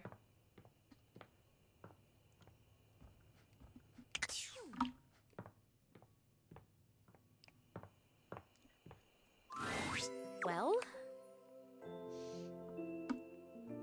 I'm not gone forever, so I'm thinking we should do a seance. Complete the circle that wasn't complete. Whew, okay, I really need your help. Ah, this is amazing! Okay, we're gonna need a lot of stuff. Well, not a lot of stuff, like a moderate amount of stuff. Mostly what we need is unstable energy. It sounds weird, but I think if we get enough of these objects here, whose existences span the distance between object and idea, it could work. Okay. Not cabinets, tables, or toilets, but like weirder stuff. Like me. We have to gather them together, and they all have to be on board with what we're doing. Like, we have to all be on the same page, singing the same song kind of thing.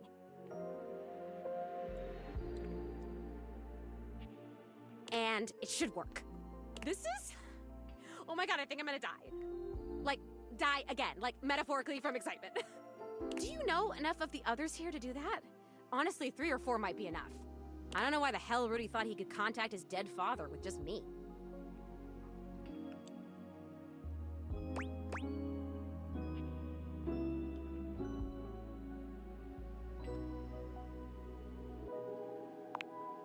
Oh my god, this is amazing. I will be right here. I'll be waiting right in this exact spot, okay? Thank you! Thank you, thank you, thank you, thank you, thank you, thank you, thank you!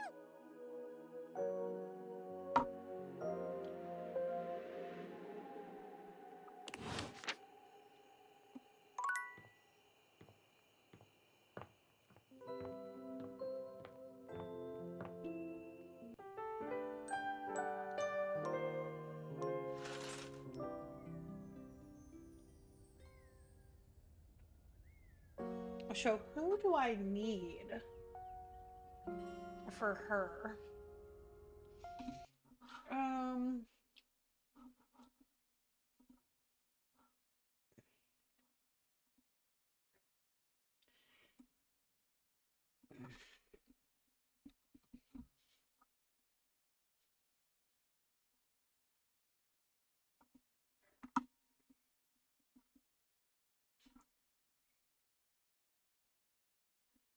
Okay.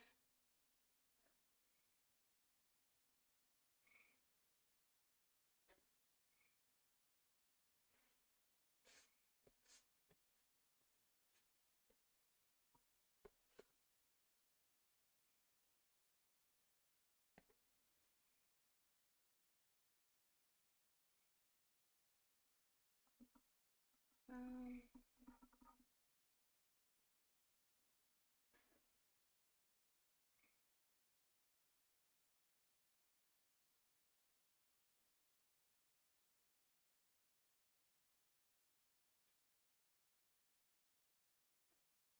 all right. So I just need to go talk to her again. That's easy. All right.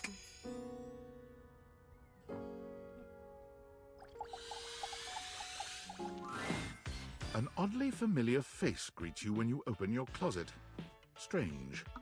You could have sworn you've met before, but you're also certain you've never seen this guy in your life. What's that look for? This how you greet everybody?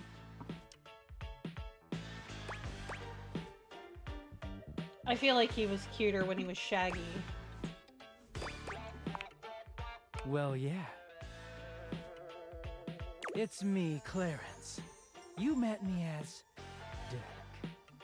This is the version of me that Harper was so opposed to. She just couldn't stand that I was hotter than her like this. He gestures to the closet around him. The Hanks live here, but we're certainly not an item.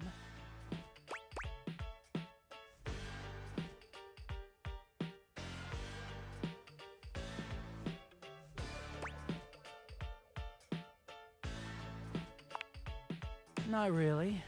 Just one very special guy. Harper was right about one thing. I did have another in my heart. She's just wrong about who it was. Clarence puts his hands together, inserting them into the middle of your hanging clothes and pulling them apart suddenly, clearing the way for you to see the back of the closet. Let me introduce...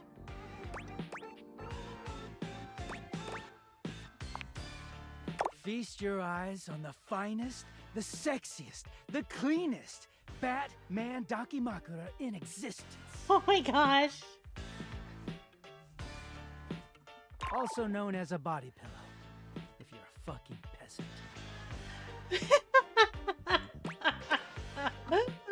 Oh my god.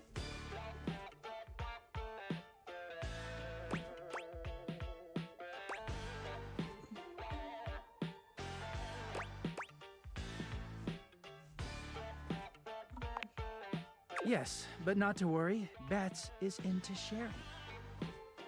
Clarence gives you a warm Oh smile. my god. It's been so hard getting any alone time, but you freed me from Harper's hamper. Bats and I are real grateful. We don't offer this to just anyone. But how'd you like to be our third?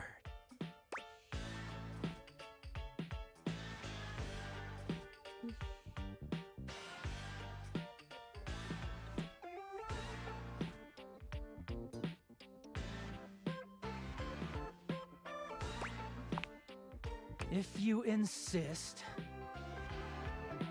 But you should know it's gonna take me a while to get back to Clarence if I do this for you. Washing, drying, folding, hanging, all that? You sure about this?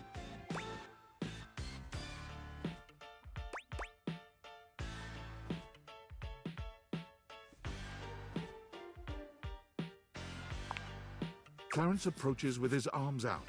When you don't step away from him, he pulls you into an oddly affectionless hug. When he steps back from you, he's the Dirk you once knew. Well, here I am, dirty again. So how do you want me? Lovers, friends. Good. I'd be real upset if you made me get all dirty for no reason. Even though I'm dirty again, I'm gonna be up here from now on. So come see me here, all right? You can get real down and dirty anytime you want.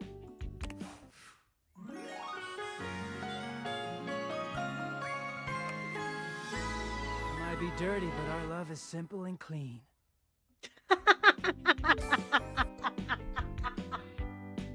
Oh my god! I can't with the lines in this game.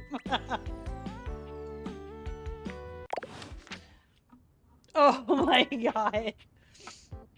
Oh. Oh my god.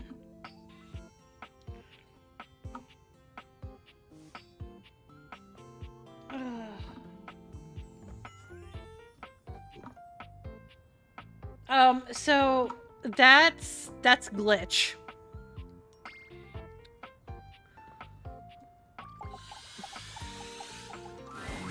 You're back.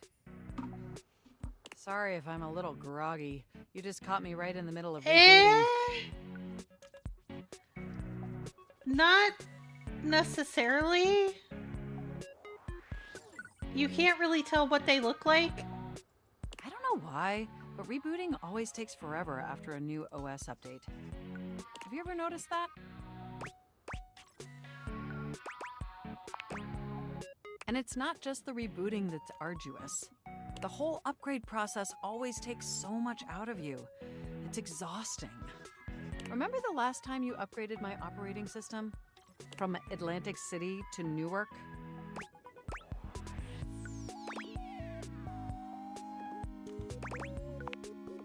Yes, that's what I'm doing. That upgrade was supposed to make everything run much more efficiently. At least that's what the commercial promised.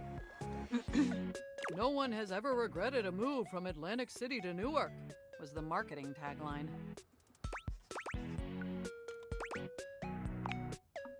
I thought so too.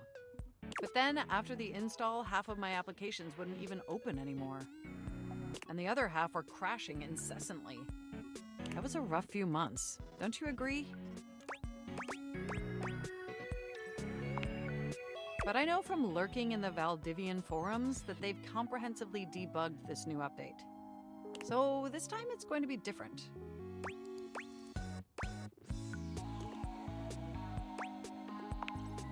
Everything is going to be absolutely perfect. And in just a few more minutes, you'll finally get to meet the new, improved Mac.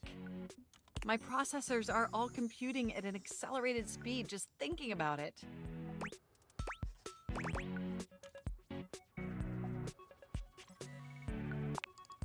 And I love hearing your enthusiasm.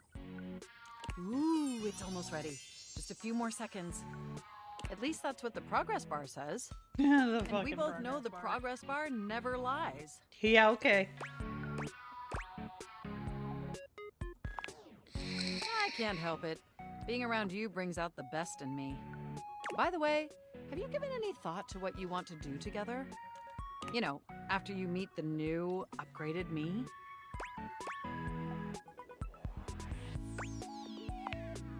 Well, I was thinking we could visit some very naughty websites together. Maybe we could spend some time writing some documents? Replace some of that fanfic of yours with some steamy new stories? Of the NSFW variety, of course.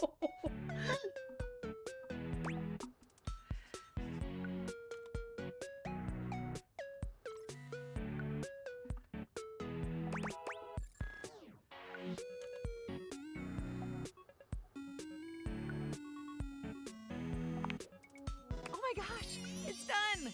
It's finally installed! Huzzah! Hooray! Mac looks at you with vulnerability in their green eyes. They truly look like a new computer. They were beautiful before, but they truly shine now. Well, what do you think of the new me? Be honest.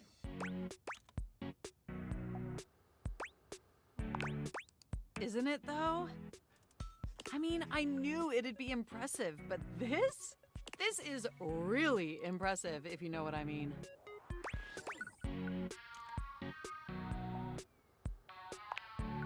Internally, I'm processing information so much faster and so I don't much like the more duck. efficiently. It's like my mind has achieved a level of enlightenment far beyond what I could even imagine previously. Here, ask me a question. Any question. I would love to answer that for you, but the knowledge would no doubt drive you to madness. And I can now see that you were indeed wearing a fantastic red shirt this whole time. Moving on to my appearance. Wow. This operating system is sleek, exquisite, and downright sexy.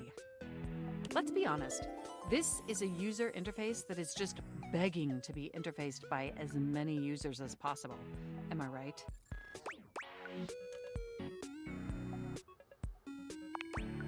Oh, I'm so sorry. I certainly didn't mean to hurt your feelings.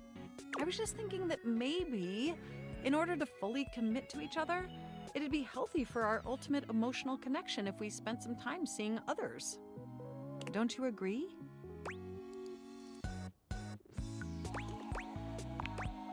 Listen, I don't want to hurt your feelings or anything.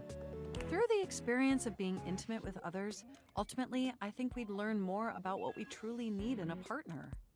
And armed with that insight, we could return to this relationship with the tools and experience necessary to ensure an optimal romantic outcome.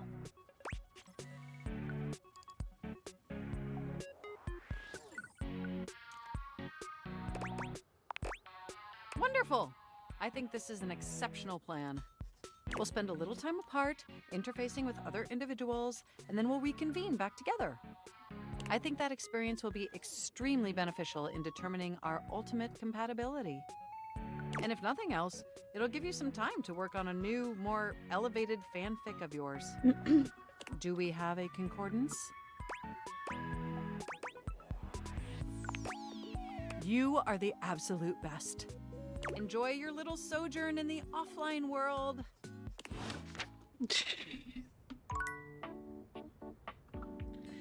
Wow.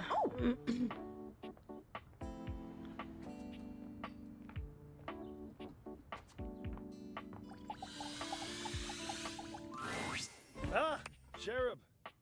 There you are. I am quite glad that you've returned. I've been sitting on some very big thoughts, and I haven't had the opportunity to express them until now. And as you can imagine, sitting on anything big for a long period of time makes me antsy. And you even got me to weep openly, which is something that only those with the most exclusive of backstage passes ever get to see. Points. Oh God, So, more to points. begin, I've been thinking about you. Did you know that you can be unbelievably annoying? Oh God. Oh yes, frustrating to the point of nausea. Hey, Crypto, how are you? But I have to tell you, I like it. I know, that expression on your face. I'm assuming it's shock, yes?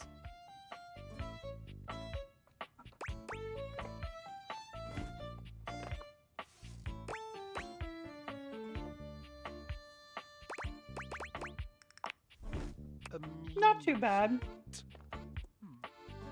That would most likely be my next guess, yes. I'm accustomed to seeing mostly awe, admiration, love, worship, etc. on the faces of folk in my audience, so I'm trying to get better at deciphering facial expressions that aren't Ugh. that. Super jealous, Crypto.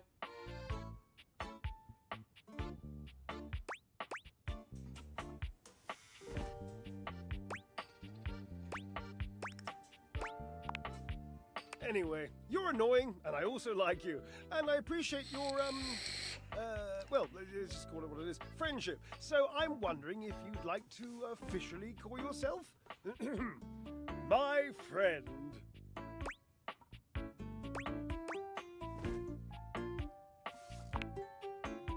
Do it we shall. The friendship, I mean, nothing else. Oh, nothing more. I mean, dear Barbara, you know what I mean. Wink. Wink.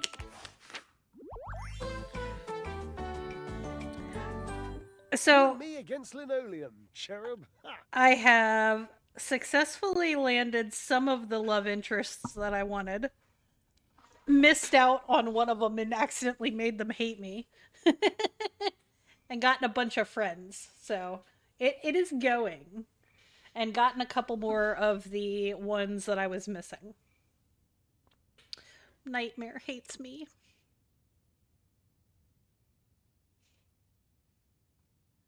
I'm so sad that I made Nightmare hate me, and it's all because of the stuff that I was saying in the beginning.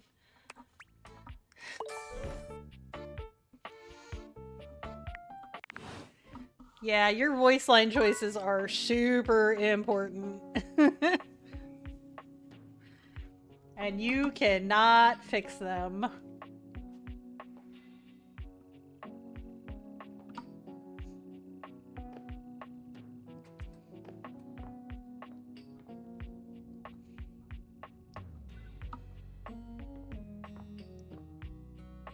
Yeah. Kind of like how I had to bite my Sinclair tongue. paces back and forth, Why is nervous and talking to himself. Why is Sinclair over here? This ain't the fucking sink. Oh, come on. It shouldn't be taking this long. Oh.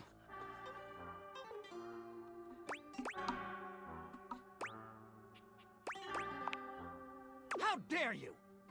Wrong? In what fashion?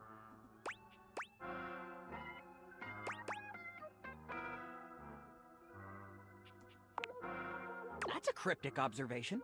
Cryptic in the way a clam might be. What? That is to say, mildly prophetic. What? And rife with a scent of cheese. Since when does a clam smell like cheese, you weirdo? Oh, you're fine, Crypto. I made Nightmare hate me. Which makes me very sad.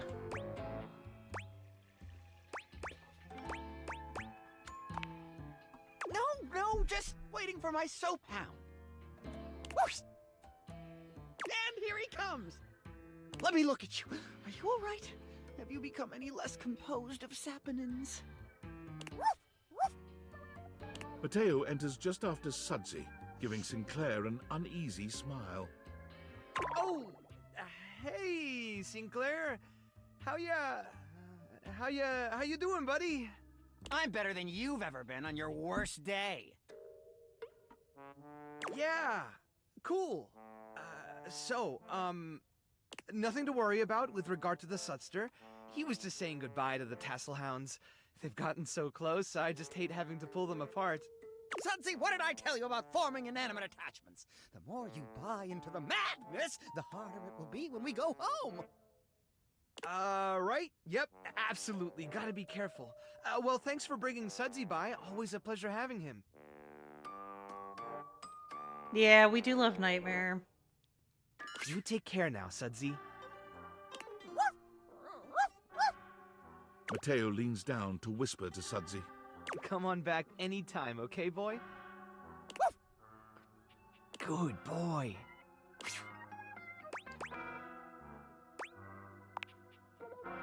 Sinclair is... well, he's just... I mean, when you look at it from his perspective... Okay, I got nothing. I can't figure the guy out. He sure does love that dog, though.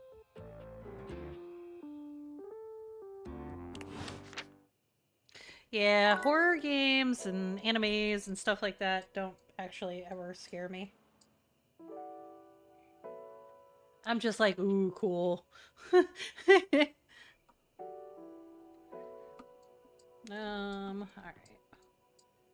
What do we talk to? What do we talk to? What do we talk to? Yo, let's talk to the fucking edgelord. Shadowlord greets you in his own unique fashion, throwing his arms open wide as he calls out to you. The lights dim and the shadows reign the doors of the abyss open for yours truly. Ah, a dark day to you, my penumbra. Ooh, I have something I want to show you. Evidence of my power returning. During our previous exchange, you questioned if our discussion was monumental in any way. Now, observe closely. Observing. Come to me, servants of the night! Shadow Lord stands stock still, arms spread wide with his head tilted up. He seems to be waiting for something. Ooh. Ah. Ooh. He starts, turning to look at something you can't make out. He points triumphantly. Okay. There! Do you feel them? You feel a tickle at your leg.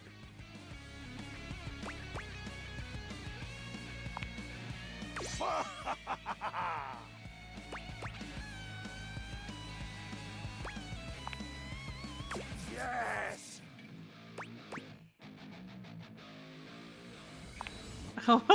Witness my power!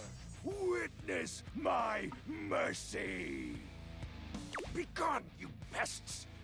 With a swipe of his clawed hand, Shadow Lord scatters his insect minions away into nothingness. There! They shall not intrude your presence again. Oh, he absolutely does. It's fucking great.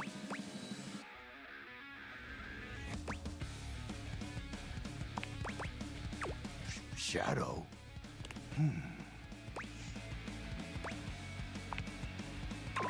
Oh, that's nice. I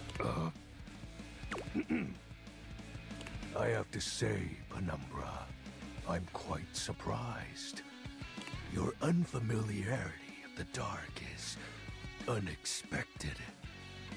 This resistance to the colligiosity must be reversed. Perhaps your soul is not attuned properly. Training is in order.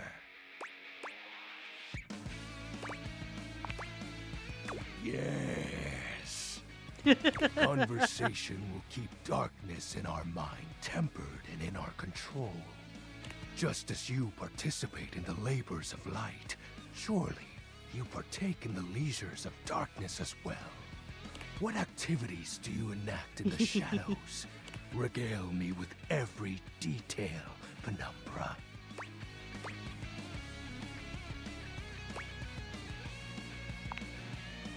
Elaborate. What's the matter? Stuff is hardly a sufficient description. Answer me properly, Penumbra. Excuse me? I feel as though this conversation is actually reversing my power.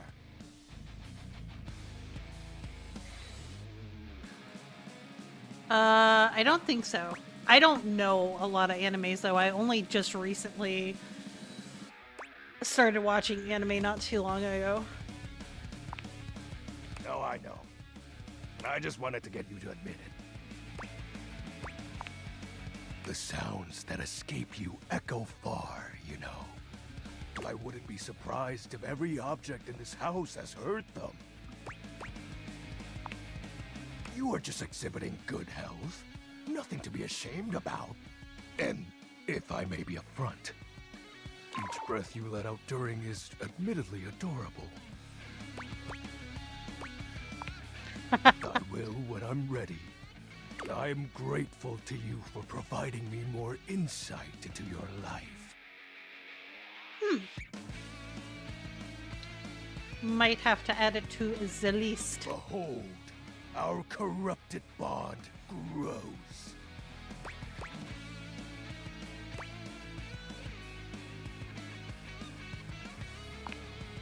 Oh. He exhales, his hands tightening into fists before throwing his arms open once more. You're beginning to grow used to this routine with him. I feel it. Another piece of my dark armament. It courses through my once dazed body, rejuvenating to the next stage. It's the Shadow Daddy.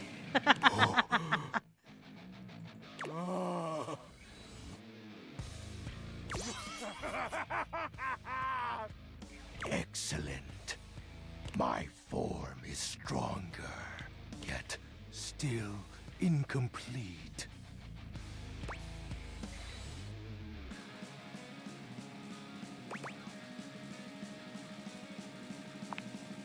Your question seems to catch him entirely off guard. Hmm? Oh. We'll have to resume the ritual another night. I must become more adept to this newly returned strength. Until next time, Penumbra. Oh, and I do hope you have a pleasant rest.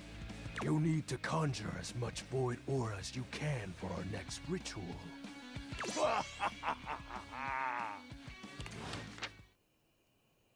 Okay. Welcome to your Hey, welcome in, Ray and Ray Raiders. How was your stream? Oh. Ooh, playing Little Nightmares. How was Little Nightmares?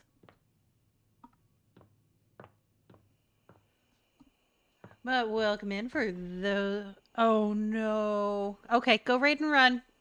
Go do your thing. I be here. But for those of you that don't know me, my name is Drummer. Some people also know me as Death. I am a variety streamer. Currently, we are playing Date Everything, so we are putting the moves on our household furniture. But we do play a little bit of everything over here, from horror games to story-based games, choice-based games, shooting games, you name it. If it looks like fun, we'll play it. We do embrace the comfy chaos vibes here. Someplace you can come in, kick back, relax, talk a little shit with your friends, and just enjoy. So welcome in. We are happy to have you. I am not a sweetheart. They lie. You brought some spirits. I can feel it. Ooh, and you also brought that fantastic red shirt. I'm totally feeling that. They're liars. Don't believe them. I'm not sweet. Anyway, let's see how many you have.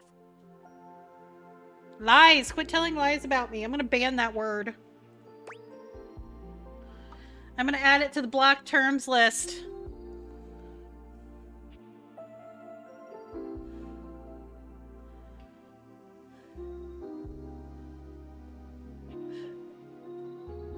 Oh, we're very good at covering loopholes. Trust me. Panda and I have been modding for a whole lot of years. I know you know better, Mama. Wait a minute. You were given a quick catch-up. Oh, what, on Ray's stream or on my stream? Yeah, getting around Panda and I is not an easy feat.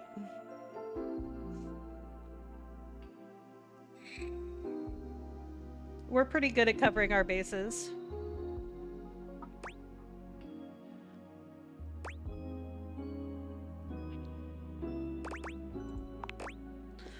Spooky.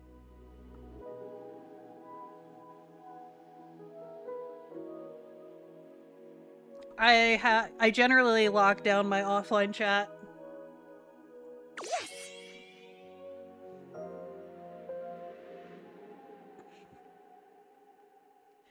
Because they keep calling me a sweetheart, and I keep telling them that I am not a sweetheart, and I'm not even sweet. So I told them I was going to add it to my blocked terms list.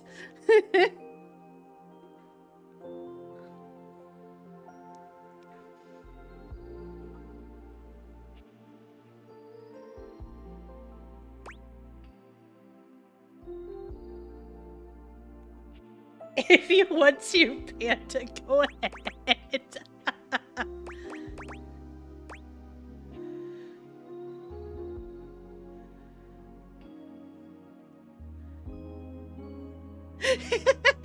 Fucking Panda. That's absolutely terrifying. terrifying. Think of the shareholders. Don't forget with spaces.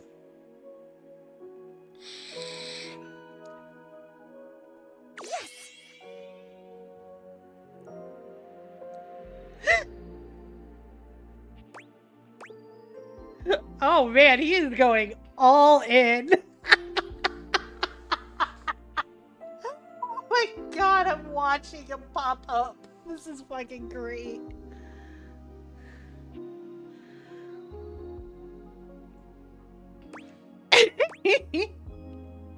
Oh my god.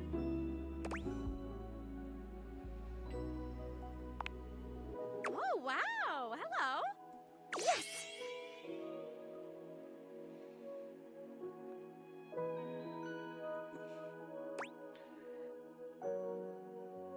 The mod chat right now is fucking hilarious.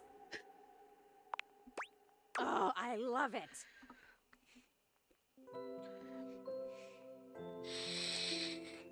Yes.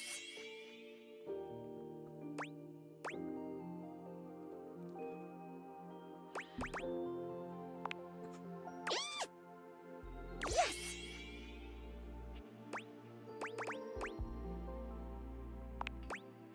Ooh, I'm so sorry. Yes. Oh boy, I don't miss that. Yes. Oh, I think I've met him before. Usually around the Sadie Hawkins dance.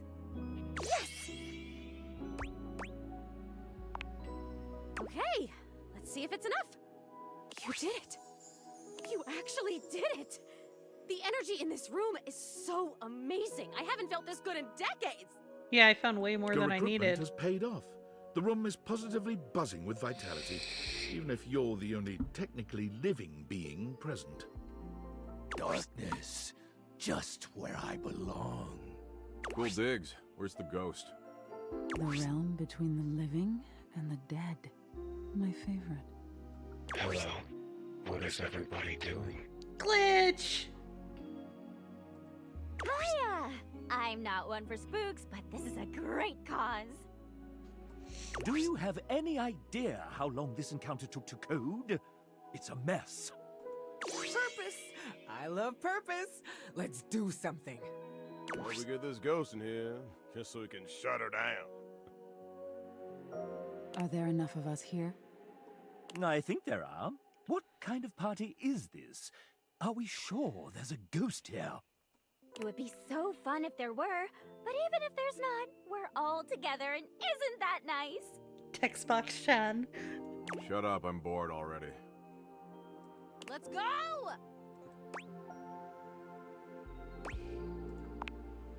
Okay, so just tell everyone to focus on being here and being together and seeing the unseeable. Just have them repeat that to themselves, okay? You nod at Zoe, relaying her instructions to the group.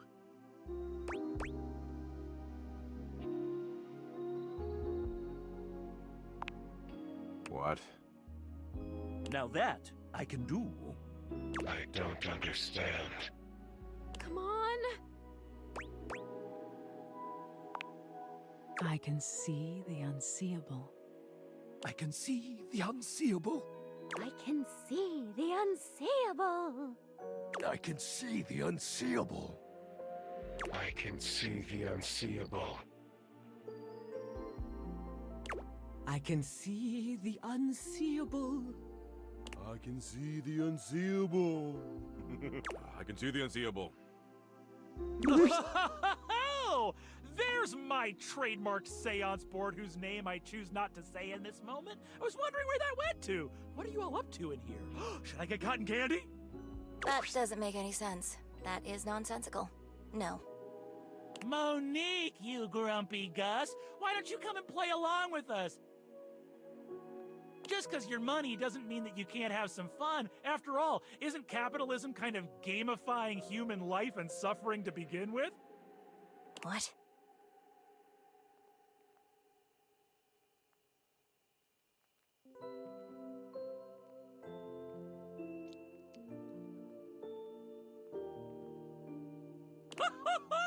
Where should I sit? They're doing one of those trademarked seance boards. We should join in. Something good always comes from crossing the liminal horizon. Oh, come on, you two. Don't fight. Not on Seance Day. Seance Day.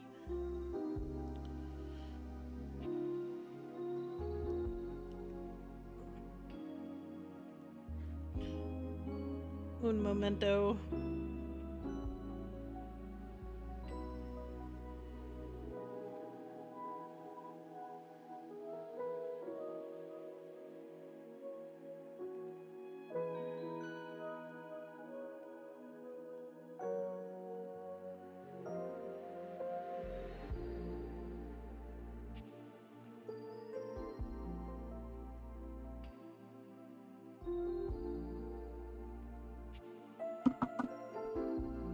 Seance Day.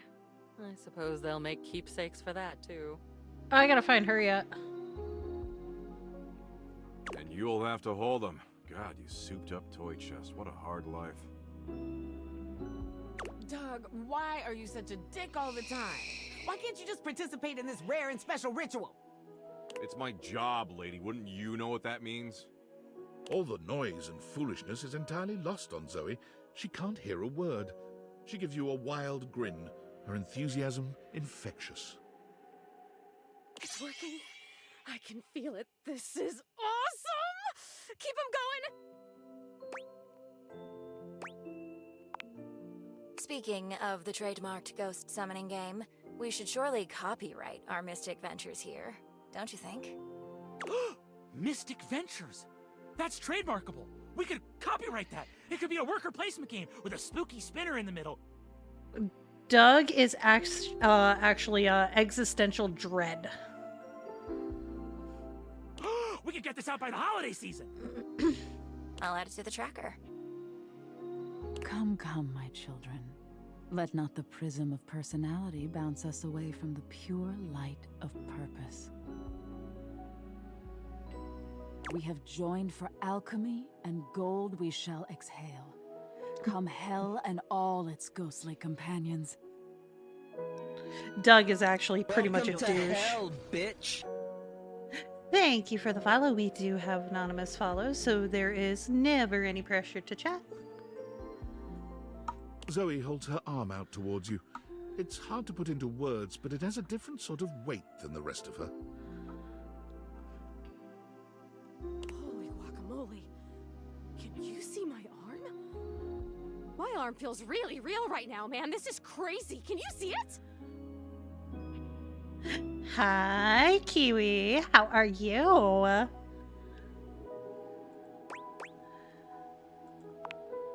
Your companions start, surprised by the sudden appearance of a disembodied arm in their midst. We are romancing all the furniture in the house. Like absolute heathens. Wait, what the hell is that? Is there just a floating arm in here all of a sudden? Oh, trust me, I am loving it too. It's so much fun. This game is absolute perfection. Calm, child. Mommy will protect you. No, she did fucking not. Please, go take several seats. I am so great. I am amazing. Keep it going. I think I can actually feel my backbone, and I love it. I mean, I knew I was brave, but now I can feel it. I still don't get it. Why would anyone want to be anything but a ghost? Ghost life sounds like a paradise. Ghost life is the shit. Floating around aimlessly, judging, dreading. Sigh. He I think said it's great that our new sigh. friend wants to be our new friend. The fact that she's just a disembodied collection of body parts right now is... Freaky as hell! I like it. The weirder the better, I say. Fucking text box. I'm just Chan. so happy to be part of something that's not a quiz show. Almost there. One more big push, and I don't know, but it'll be something. You've got it.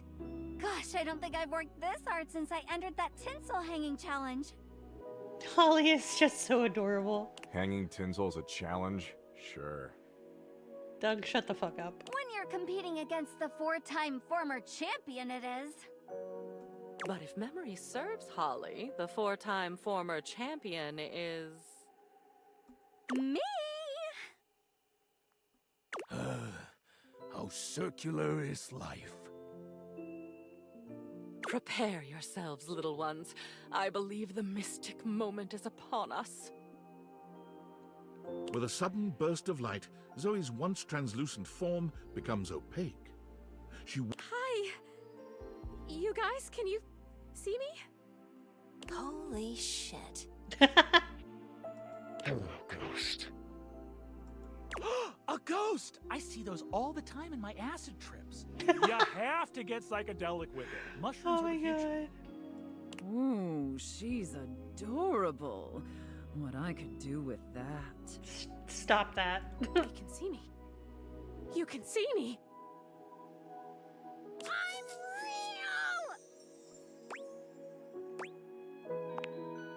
We have pierced the veil.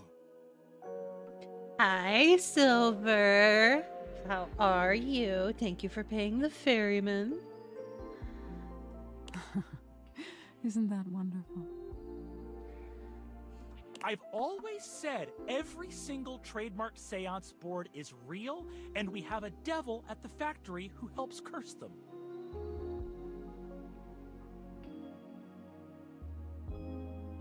So now what? I choose now, right? Thank you for paying the ferryman, Mama. Yes, oh sprite that was. A decision lies before you. Alright, now I need to figure out where to find you, Spooky Queen. Because I want to romance you. Depart this muddy terrestrium for parts unknown. The blessings of your memories, your senses, yourself packed with you. Or stay. Stay with us, and ride around the moon again and again until fire and dust consume us all. Stay or go is the gist here. She does this. Oh, I hope she stays. It's so nice to make new friends. And new enemies.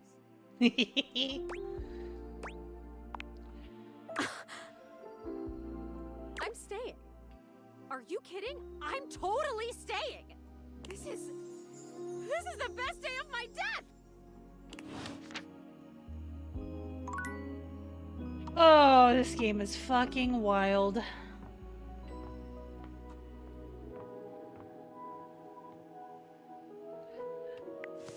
Okay, so who? I love you too. Gothic Queen came by to see what was going on. In the attic, some things are not best left forgotten.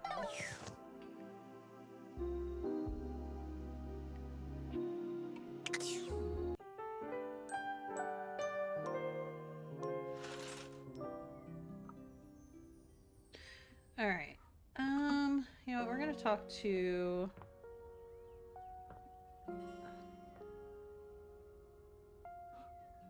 Yeah, so let's... She is in the attic.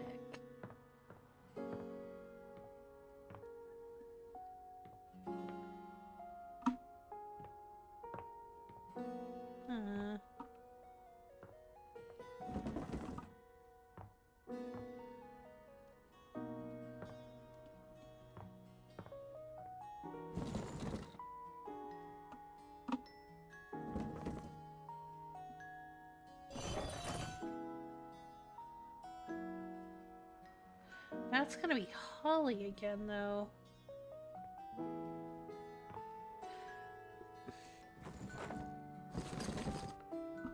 That's him. Wait. Is it a spider web by chance?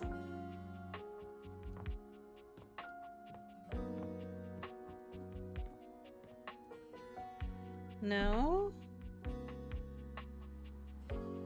Alright,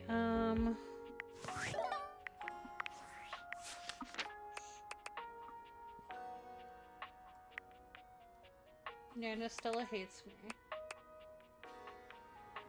Lux hates me. Oh, darn.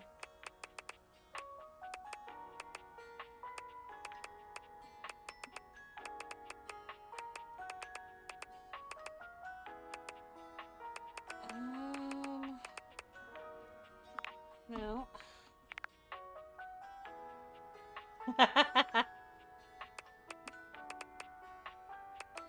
Where is she? So 91. Wait, is she the only one I have? No, her and the anime girl, which I can't get yet. Alright. So... date, everything, 91.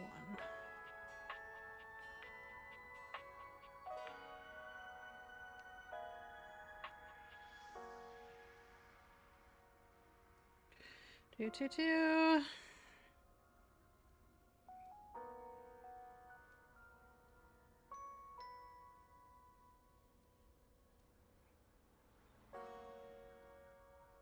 She's nostalgia. What?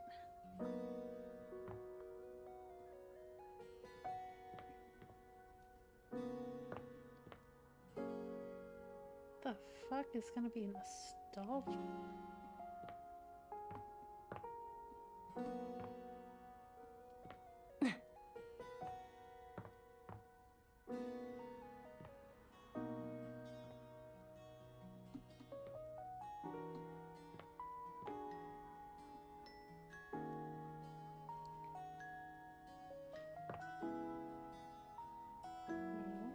No.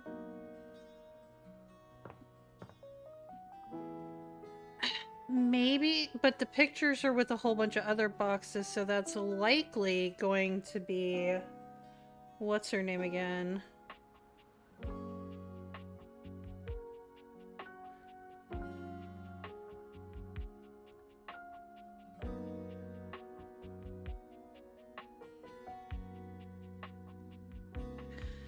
Okay, so it is a large pile of boxes in the corner of the attic. So maybe it's that. Would you look at that? You bitch. It's that Lucinda. What has she gotten herself into this time? I'm here, ready and waiting.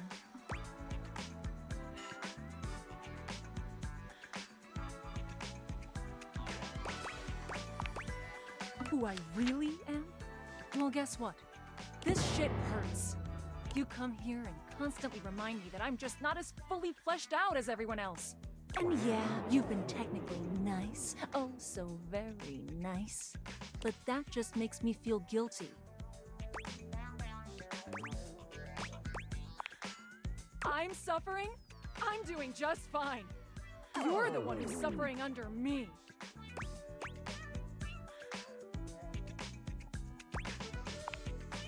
You're twisting my words. Ah, fuck. You're right. I got nothing else, do I? Nothing. Lucinda stiffens suddenly and turns away from you.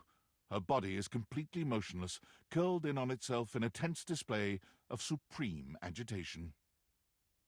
It's difficult to tell what you should do next, as she might explode in anger or wilt in agony. You gingerly touch her on the shoulder. It pulses beneath you. She shudders. I just wanted to make you happy. And all I do is fuck it all up. Goodbye. I fucking broke her. A ground Yes! dame with a gothic vibe regards you with an expression that's hard to read. She holds your forgotten, formerly trendy robot dog in her arms, petting him idly. Well, well. If it isn't the one who made me.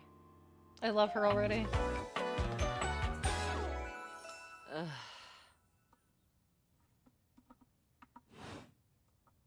I don't know. I suppose I'm a bit...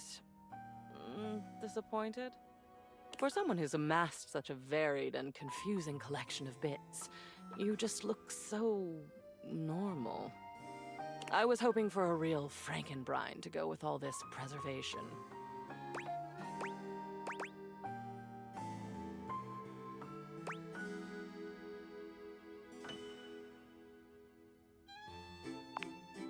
Oh, excellent. Normalcy can be boring. And I do so loathe being bored. All this time, I've been in your house, and this is the first time you come up to visit me. I think I'll make use of your presence, long delayed though it is, by holding your feet to the fire.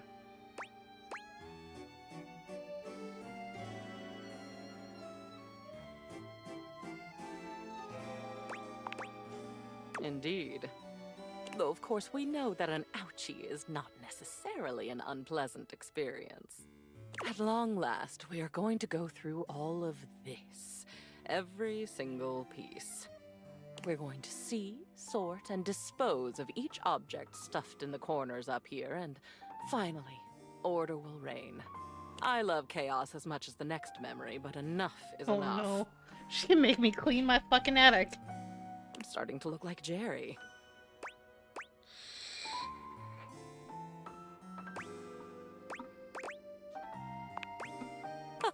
Oh no, you are long past the point of no return with me. I exist now, and I'll go on existing. The cleansing I'm demanding will simply mean that I can exist with some semblance of dignity. Though perhaps I shouldn't ask you to do this with me. I know how tantalizing it is to be worried to distraction. But no, needs must. We've established I won't die. Though, another time, that might be fun. Let's get on with it. I love her. The first of your tasks for me is to gather Cam and Art, so that we might proceed efficiently.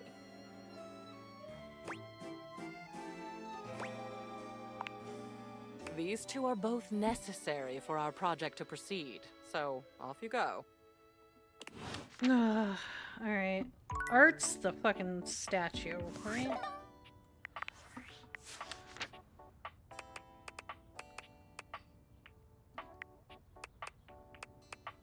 Yeah. Go get trash can boy.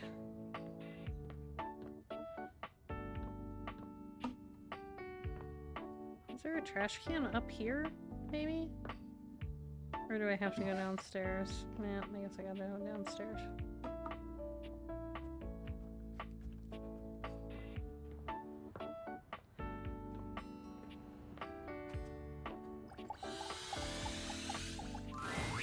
Yo.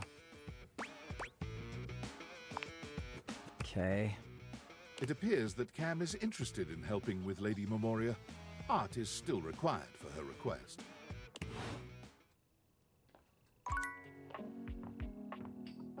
I hate him.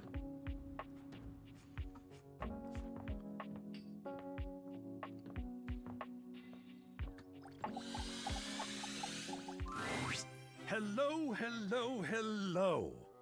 How are we today? What are we feeling? How can the wide world of artistic expression help you?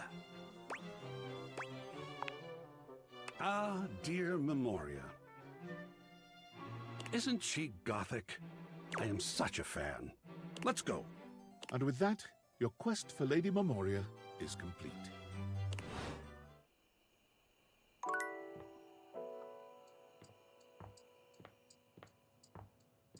Cool. Now, who do I want to bother?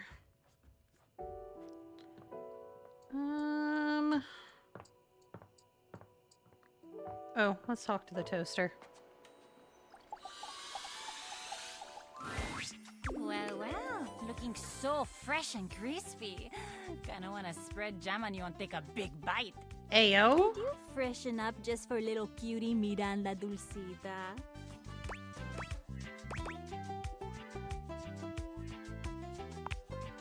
Ay, you're so sweet. I mean, you are so right, but you are so sweet. So, we are on our date, officially. It's happening, the day is here, let's do this! I'm gonna be super generous and let you choose the first thing we talk about. Mostly because we both know that I would choose to talk about music first, last, and forever. So I'm gonna give you the option of talking about something else. Like, for a second at least. Me? My second favorite topic, gotta be honest. Okay, where to start? So, I grew up loving music. Mis padres queridos told me I was made to sing. I was in a restaurant, and oh my god, you've never had tamales like these. They were unreal. Tamales. I used to sing when the food was ready, and it turned out that the customers really liked it. So my mama built a little stage over by the big window as like a show for the customers in the evenings, and I would perform. I guess the rest is history. I haven't stopped performing since.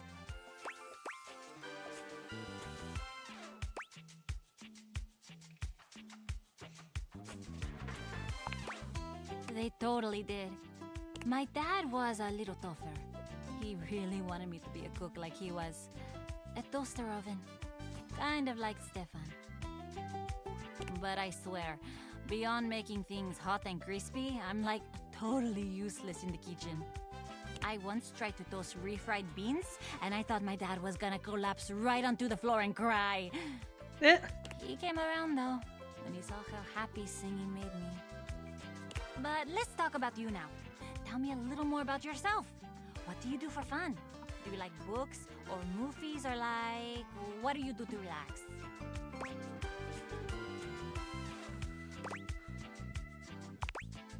Hi, I knew it. There had to be like a really deep reason we connected so well. Do you have a favorite genre?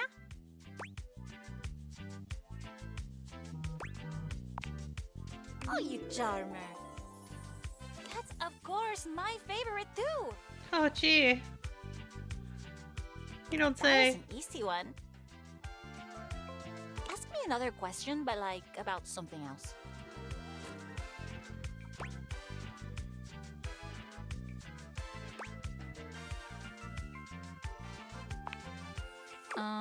My dad's tamales, without question.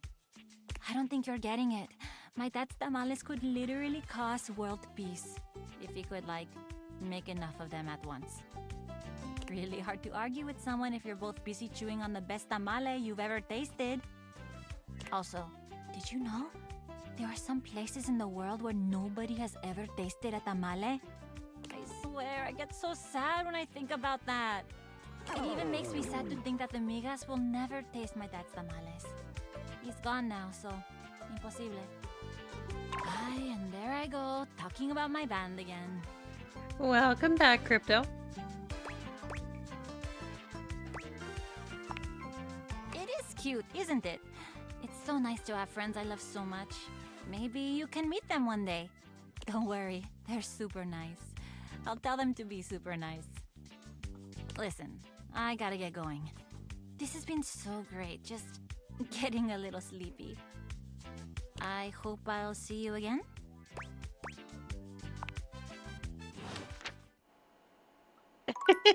Sure, I will take a hot dog.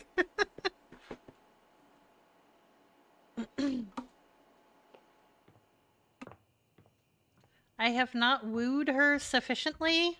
This is bullshit.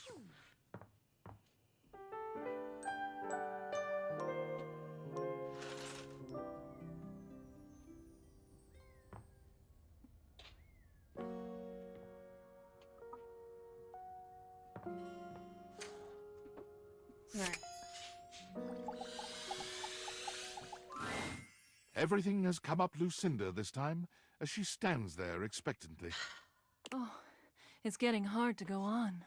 I feel pushed in so many different directions.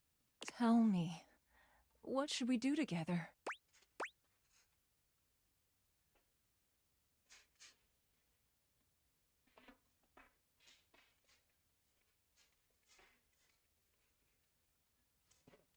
Yeah.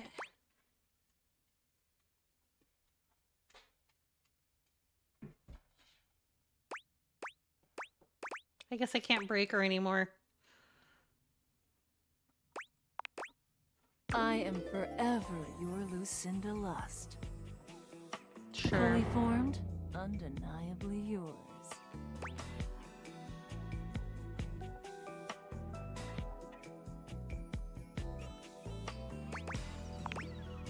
you've got me. That's So tell stupid. me, I'm yours, madly in love with you, Ugh, forever and the eye always. roll right now. Ooh, ketchup, mustard, and relish. Do you feel the same?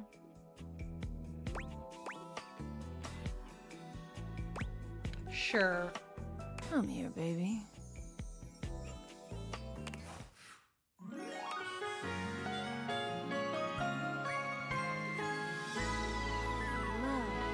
Love you, baby. Since you chose me, I'll give you access to my fantasy chamber anytime you want.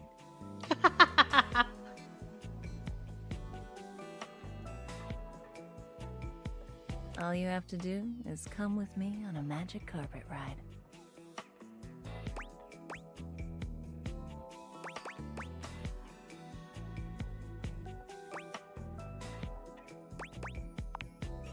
You just have to point those little spectacles at the rug underneath the bed, and I'll whisk you away to my chamber. We can replay the part where we have our way with each other, or listen to my soundboard. All according to your liking. Come again, will you? Oh, sure.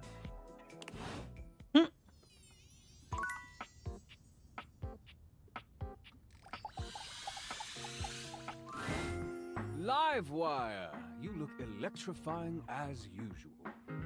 Do we have the pleasure of your company for another visit? Blink twice if you want me to throw you out so you don't have to sit through another bad act.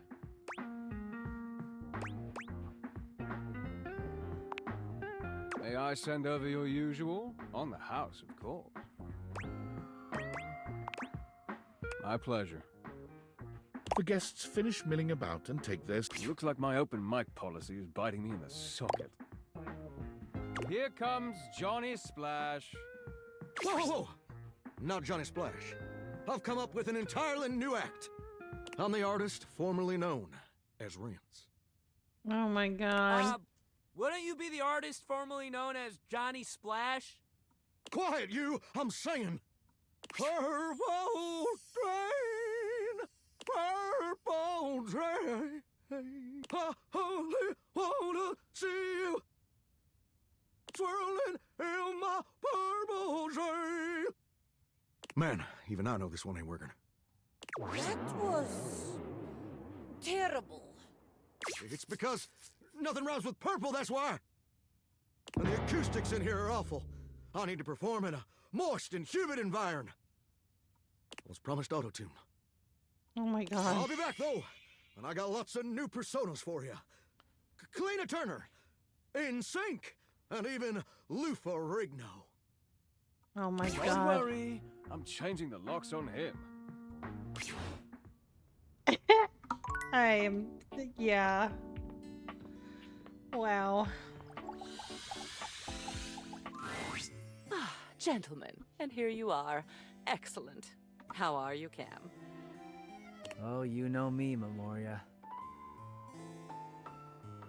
What did you draw? Yes, I do. Perhaps better if we answer that question in private, dear. And Art? I'm amazing. I saw a bit of green in the sky this morning. I can't even tell you. I almost fell over. No, I asked for my fucking health. I really don't care what you fucking drew, jackass. The fuck kind of question was that?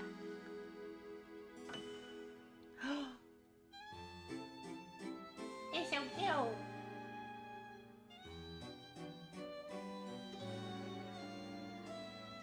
I almost literally fell over.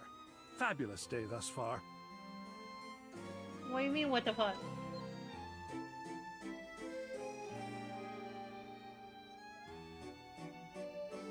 Why are we what the fucking?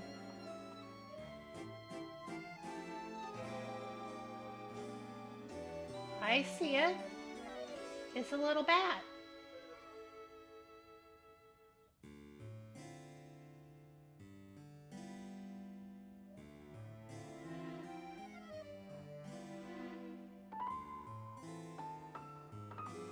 Wonderful. I saw that green too. Reminded me of a chemical spill. You both know what we're about here? Yeah, I see it. It's a little bat. The long-awaited cleanup has at last begun. Oh, sweet. Looks like I'll be scoring big today then. Not so fast, Cammy. I'm sure there are some treasures buried up here that would be better suited to my unique talents. There will be more than enough for both of you, I'm sure. There are years worth to go through, after all. As long as it doesn't all end up on my plate again when the process is through, I couldn't care less. All right, freak. I'll keep it simple. Thank you for the lurk. I'll pull something, and you, my human darling, will decide whether it goes to Cam or to Art.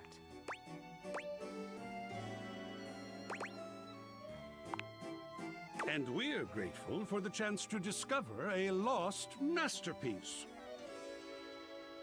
Or a fossilized shoelace. That would be badass. Yes, yes, we're all excited and happy and goody-goody whatever. We're starting now. Try to focus.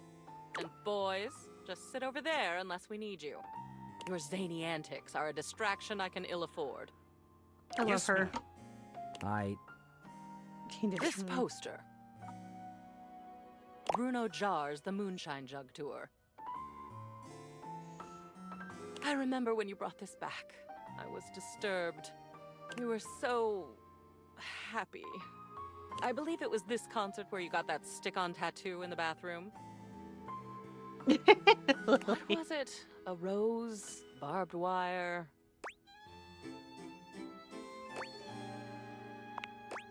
How homey. So, what shall we do with it?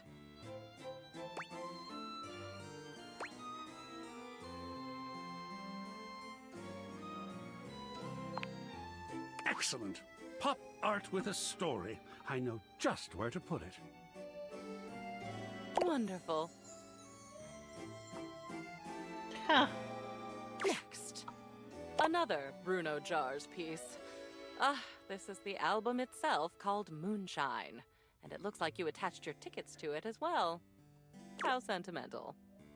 Though I suppose if I'd bought scalp tickets at the door from a man in a red sequined fedora, I'd have kept them too. Don't think you'll be giving me that fantastic red shirt, by the way. Clothing covers no sins with me. What would you like to do?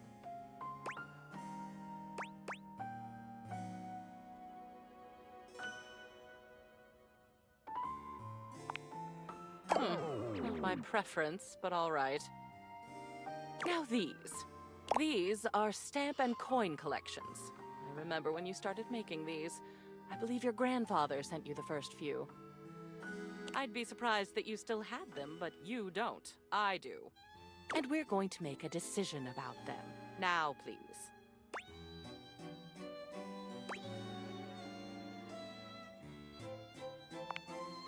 A family heirloom.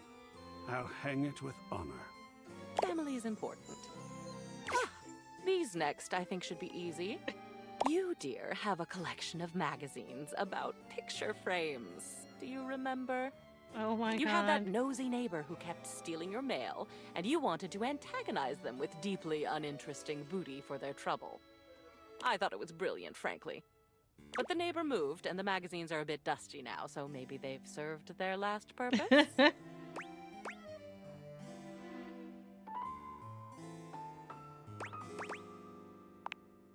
Excellent. Usually the only paper I get has pizza grease on it, which is also cool. He's so grungy.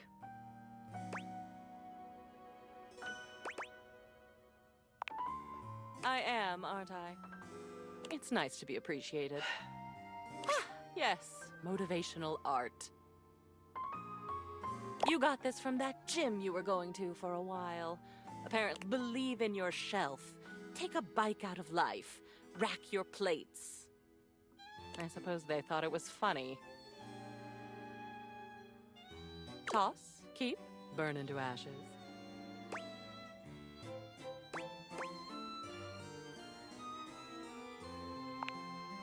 Huh. Think I'm gonna use it as a shelf. Why not, right? It would seem appropriate. Creative. I don't know. Last one for now.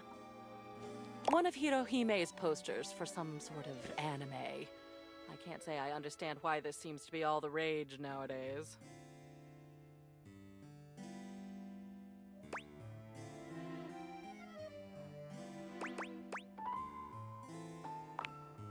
I always thought it was a phase with you.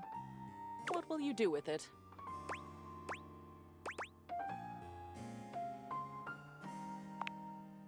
Nice. She's hot. Thanks. Oh my god. Wonderful. That will be all for today. Dear Cam has had a very successful day. Well done. I'm feeling better already. See you next time. What do you feel like drawing?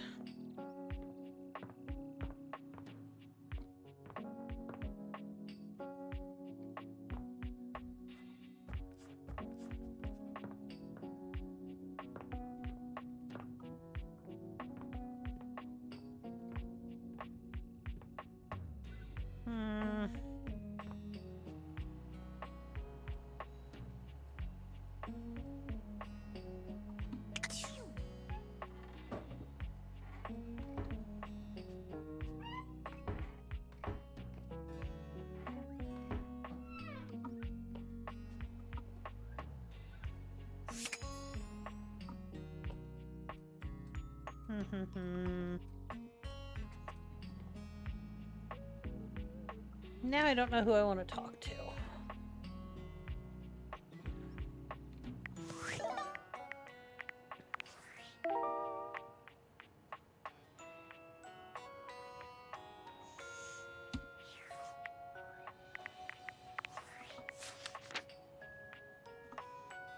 Oh, Crypto, you have now become Gemini's best friend ever.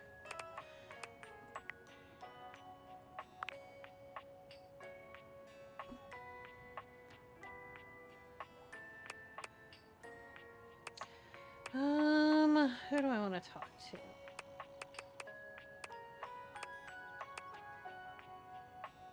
to? You good, Ray?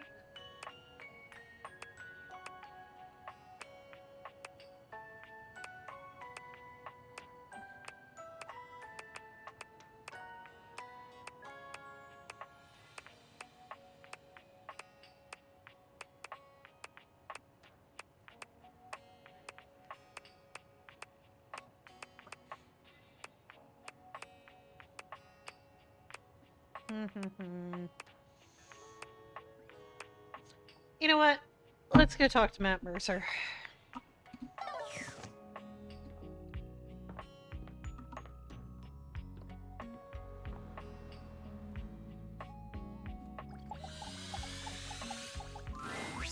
My master of the mystics! You have appeared before me as you had promised.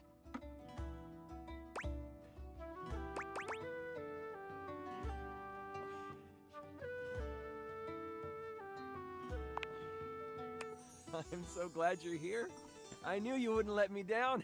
I rolled a crit on my insight check of you. Before we start, here's your character sheet. You will be playing the mystical enchanter by the name of Dewey Day Seamal, a hapless apprentice studying at the Arcana Mystica of the Bookshelf Bluffs. So she had a gas bubble that made her belly hurt. Looking at your character sheet, you will notice that you only have 40 health. Don't worry, it won't be that bad. Lux will be a hotshot, using bows and arrows to strike fear into foes from afar. You two will be a great long-distance duo. What? Sorry, I wasn't listening. You'll be a hotshot? I just heard hot. Right, a hotshot. You shoot arrows. Like Cupid! OMG cute. Okay, I'm totally in. I'll wear a cute little diaper costume. You don't need to wear a costume. Too late, I'm already changing. Right, okay, that's fine. Finish explaining everything. I gotta edit this clip. Okay, back to the enchanter sheet then. You will see there are spell notches and schools of magic. No need to worry about that, really. I made it more for me. Since this is your first time, I'll walk you through what you can do when the time comes. Are you ready to start? Hang on, I haven't finished posting. Okay. Yeah, and then come I hate you. here. Lux? Do you like this filter or this one? We're going to start.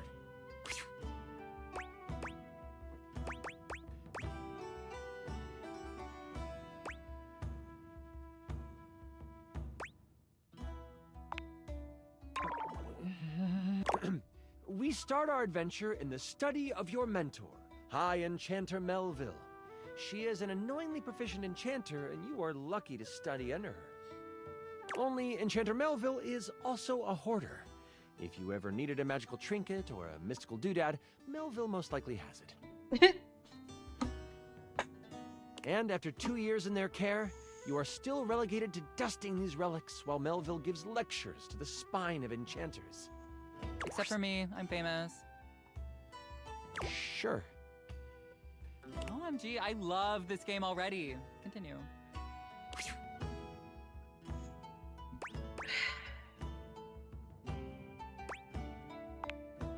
The Spine is a group of enchanters that govern the magical world. Melville is one of the foremost researchers and often presents new discoveries to the Spine. You have been doing some magical research on the side, but you have needed some equipment that Melville has to actually get it done. With Melville in conclave for at least another 3 hours with the Spine, you choose now as the time. You go over to your sack of possessing, an item Melville knows you shouldn't have but allows, and you pull out your latest experiment. You found a lamp. Only it doesn't seem to do much. At least, not yet. Your sack of possessing. That's a slick-ass bag of holding.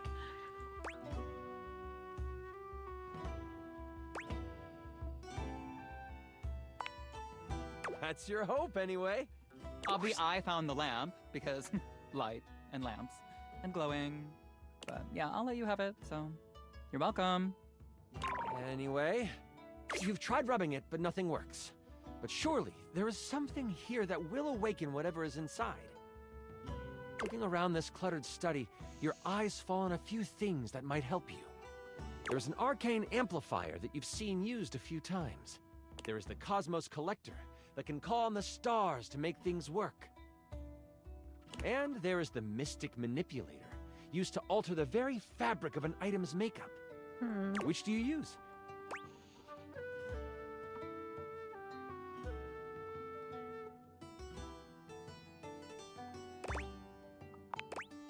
You scamper over to the amplifier.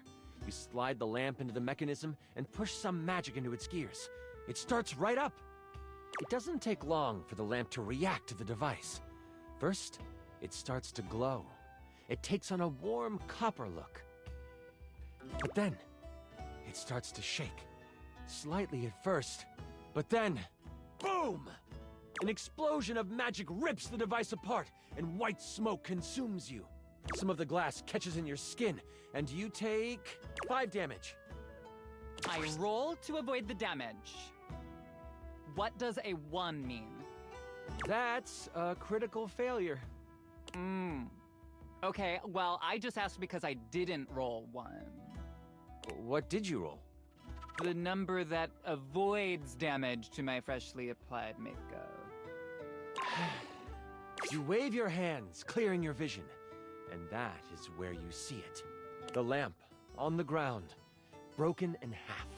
And floating above it, with beautiful purple skin and muscles that just won't quit. A djinn. You've done it! You released the djinn inside of the lamp. Good night, Ray. Get some good rest. I hope she sleeps the rest of the night. So, you the one who went off and set me free and all that?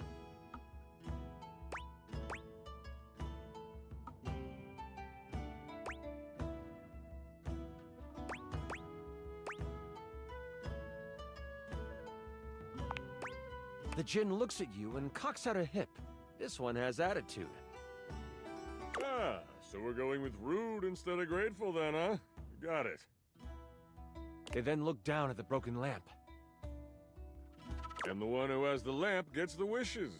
Except there is no lamp, is there?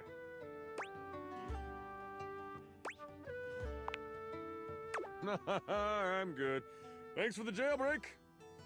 And with a whirl, the djinn flies out the window and towards the woods.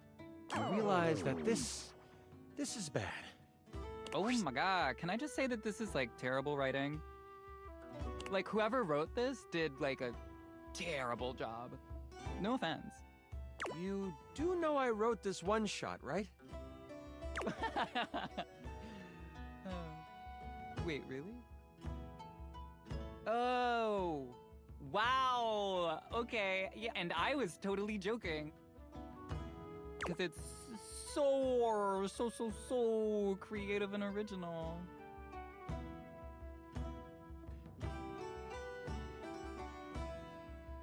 I'm glad you like it, Ray. Do you mind?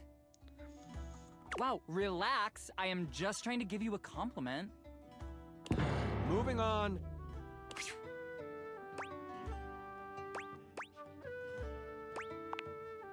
Djinns have been trapped in lamps to stop them from being mischievous and using their powers for evil. Lux needs to go on somewhere. You have unleashed a great force into the bookshelf bluffs. All of the most powerful enchanters are in conclave for the rest of the day. And if High Enchanter Melville finds out you let a djinn loose, you might as well kiss your education goodbye. What do you do?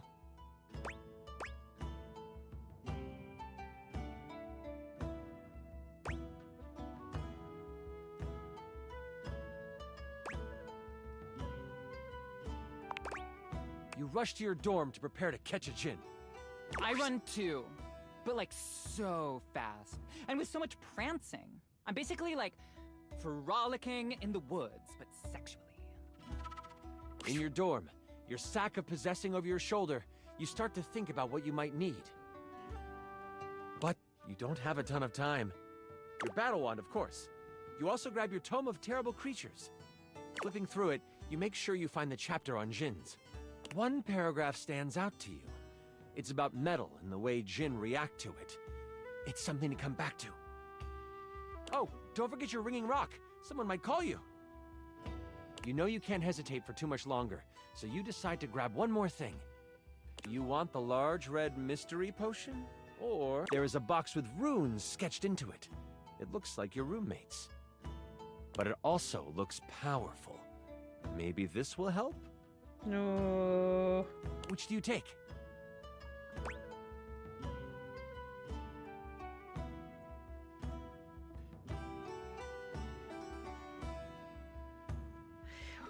Ooh, mystery potion?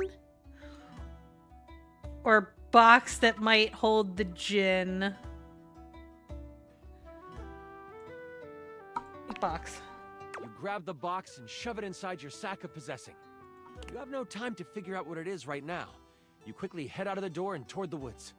You get to the edge of the woods and it isn't hard to figure out where the djinn went. The path of trees has been bowled over. The funny thing is, the path seems to be heading toward a very specific location. It is headed for the hut of the groundskeeper, Moise. Moise is a bumbling old fool, but has a good heart. If anything happened to them...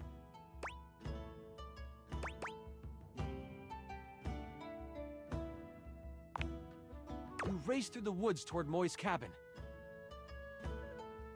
Right on the edge of where Moi's cabin would be, you see Moise. They are tied to a tree, but they aren't resisting. A tiny gnome, Moise has always been kind to you. They snuck you herbs you needed for your experiments and may have helped you destroy evidence of a failed enchantment before. I set up a drop shipping store for the gnome, leveraging my brand.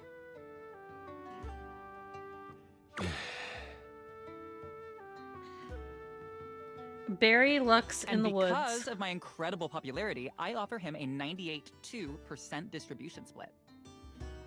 Anyways... I call it Zodiac Herbs for astrological abundance. And we make a ton of money.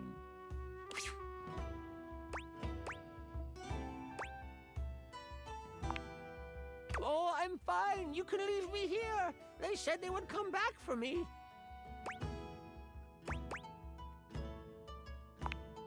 The tools are following the instruction of the Jinn that came through here. Oh, I hope you didn't have anything to do with that.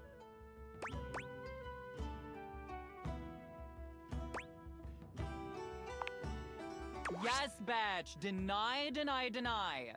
All I know is that the tools need my shed so they can build a throne for the Jinn. They might be able to lead you to the Jinn. What do you want to do?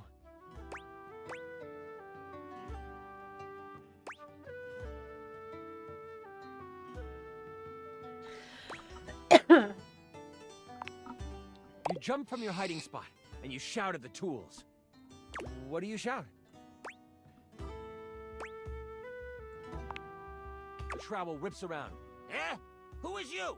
Can't you see we're working here? The other tools stare at you. The trowel speaks up, mostly because the others don't. Okay, kid. You got our attention. What is it you want?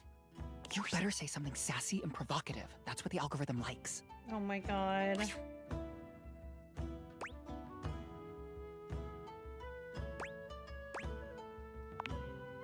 Oh, goodness. Let me guess. He didn't get the permits he was supposed to. The tools start to grumble. Is that what this is about? Permits? The trowel throws his hands up. Listen, whatever Jinny Jin Jin got himself into, I want no part of it. I'm just a tool trying to do my job, you know. You want to talk to the big guy? By all means. The trowel walks over to you and points down a path. Keep going that way. You'll get to the glade in the middle of the forest. Can't miss it. The trowel turns to the other tools and says, All right, folks, let's pack it in. This ain't no union gig, so we ain't dealing with these conditions. Welcome back, Lily.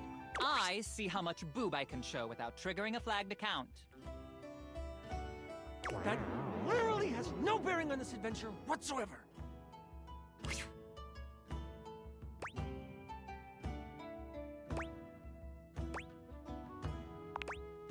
Okay, goodness, who died and made you foreman? You heard the kid. Untie Moyes and let's get to fixing. With that, you turn and walk down the path that the magical trowel pointed you towards. I walk in front, so everyone can see me better. As you make your way toward the glade, your magical senses start to tingle. I'm glad he's walking in front so he can be the first to die. He is the test dummy. You see a few pebbles floating in midair. They float up and down, glowing a soft blue. From your education, you know this to be a ley line. It is one of many that converge around the school. You think this is why the Jinn went this way, to amass more power along the ley line. The coda drawing? What coda drawing? But there might be more to it than that. Still, time is of the essence. You could steam forward toward the Jinn, or stop and do some quick research from your book. Books are like sexy boob covers. I use them when I want to look like a librarian. You take a moment to sit down and crack open the book you brought with you. Flipping to the back of the book to find a ley line in the index, you quickly find your page. It says that while they were great sources of power, they can also be a great source of healing. You find a ritual of rejuvenation and you partake. You have gained an additional 15 health. What do I get? Can I have some additional likes? I feel like my ritual of foot picks should give me something, right? Nothing else in the book really helps you, but at least you feel more prepared for what is to come. With your sack on your shoulder and your wand at the ready, you venture toward the glade. You travel for another 10 to 15 minutes. It is then you see it.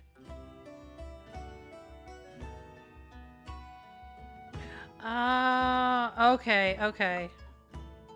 A glade surrounded by trees and, in the middle of it, the Jinn. He is feeding off of a ley line. Behind him is a half-constructed throne. As you contemplate what to do, you hear a magical tone. You search for where it is coming from. Oh, your ringing rock. Oh, I get it. The rock is like a phone. And after you're done with it, let me have it for a bit. Then we'll be able to get some real powers. You quickly search your sack for the ringing rock and answer it in hushed tones.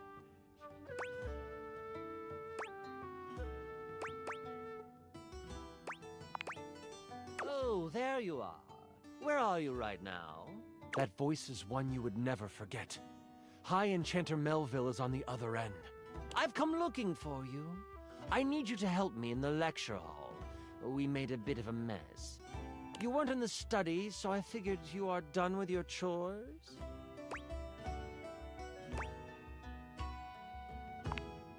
Why does it sound like you are outside? Is that a ley line I hear?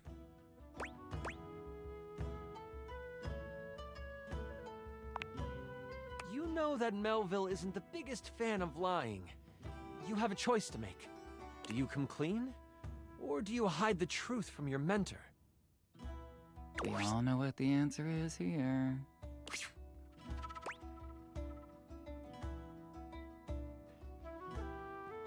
Hey, Average, how are you? Well, actually, do you want to go by DK or do you want to go by Average?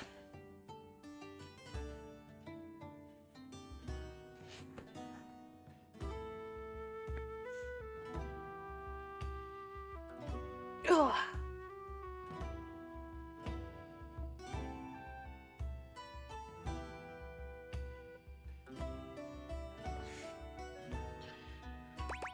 Oh.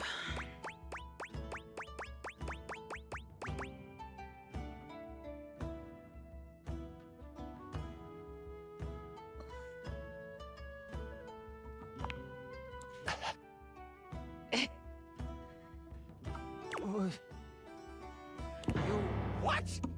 I just want to go on the record saying that I had nothing to do with those. The ringing rock gets so hot you can barely hold it. Got it. DK it is then. How are you, DK?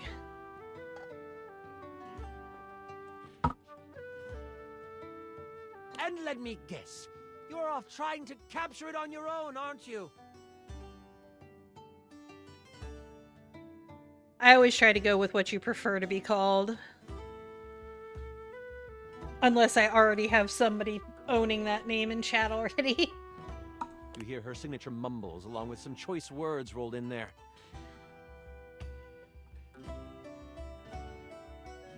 Yes, I did see the follow from Wilbur. So thank you for that. So we do I pretty much do variety. So you will kind of see a little bit of everything over here. I do a fair amount of horror, but we will do story-based games, choice-based games, some shooters. Past couple of days I've been playing Date Everything, which has been absolutely fucking hilarious. Before this we were playing Expedition 33.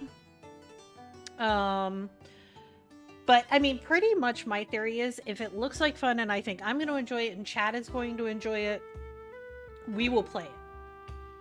And we kind of try to rotate things so we don't try not to play like just a whole bunch of horror games back to back. We try to rotate what we play so we keep the variety thing going. Other than that, we are just chaos and anarchy and fuckery and shenanigans and a good time as long as everybody is respectful. We are here for a good time and we are here for the chaos, and that's how we like it. All right. Listen closely. You need to bind this stupid thing. If you do exactly as I say, you should be fine. Mess it up, and you will be blown to bits. Got it?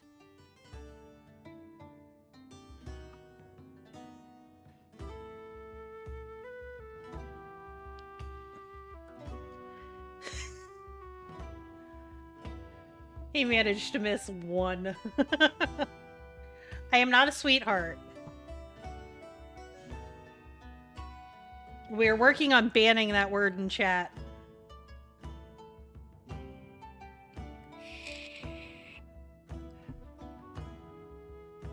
Yeah, but Panda's multitasking right now.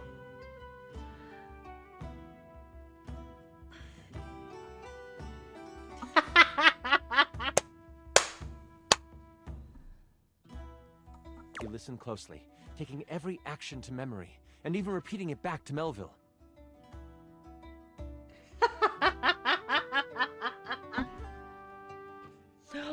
Oh, you're from Louisiana? That is awesome. Okay. Oh, nice. I'm glad that was a short ad. Oh, that's awesome. You're from Louisiana. So when I was still at my old job, I had customers that came in that were from out of town, and they were here from Louisiana.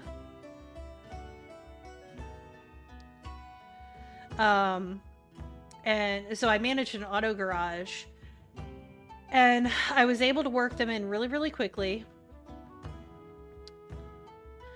And like get their vehicle in, get them sorted out, get them squared away since they were traveling. And I was joking with them when they were up there, and we were talking about like Louisiana and talking about Cajun food and stuff that was like specific to Louisiana. And he's like, listen, if you give me your address, when we get home, I will send you a care package of stuff from Louisiana. And I'm like, you know what? This guy's harmless. And he definitely was harmless. So I was like, fine. He probably won't do it, but I'll give it to him. I kid you not. I gave this man my address. A couple weeks later, I get this huge ass box in the mail. And what did they call it? My Cajun care package. And it had all sorts of stuff in it. They gave me a box of beignet mix from Cafe Du Monde. They gave me a box of the chicory coffee from Cafe Du Monde.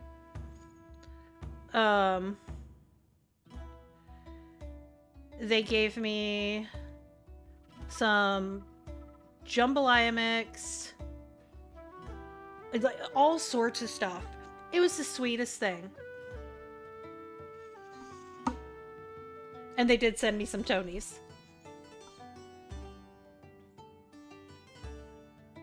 But that's awesome you work on helicopters. One of my best friends is in the Air Force. He is a fuel system mechanic. And he is currently on a short deployment right now.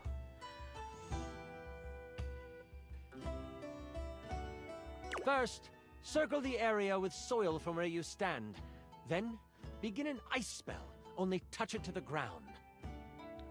So, when you're a moderator, we can still see the vanishes, but yeah, he and I both still have the thing that let us see vanishes even if we are not mods. Or at least I do.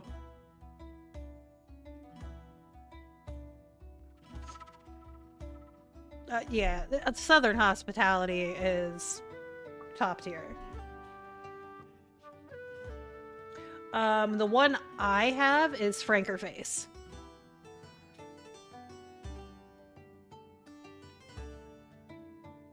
But I think you can get it with some of the other ones too.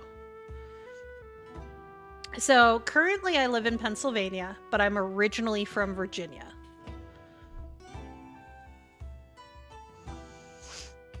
Lastly, recite the haiku of holding. You should know it from class. I'm on my way to you, but you must do this first. Yeah, Hold Frankerface is the best one. And don't expect to get off easy. The ringing rock disconnects. She hung up on you. None of that matters now. You have to complete exactly what she says. You start to follow the steps set out by Melville. So what kind of games do you like, BK? The first thing you do is I saw this trending. It's a circle of salt or something. Okay. Yep. I know all about Newport News. My uncle was there, stationed there with the Navy for a while.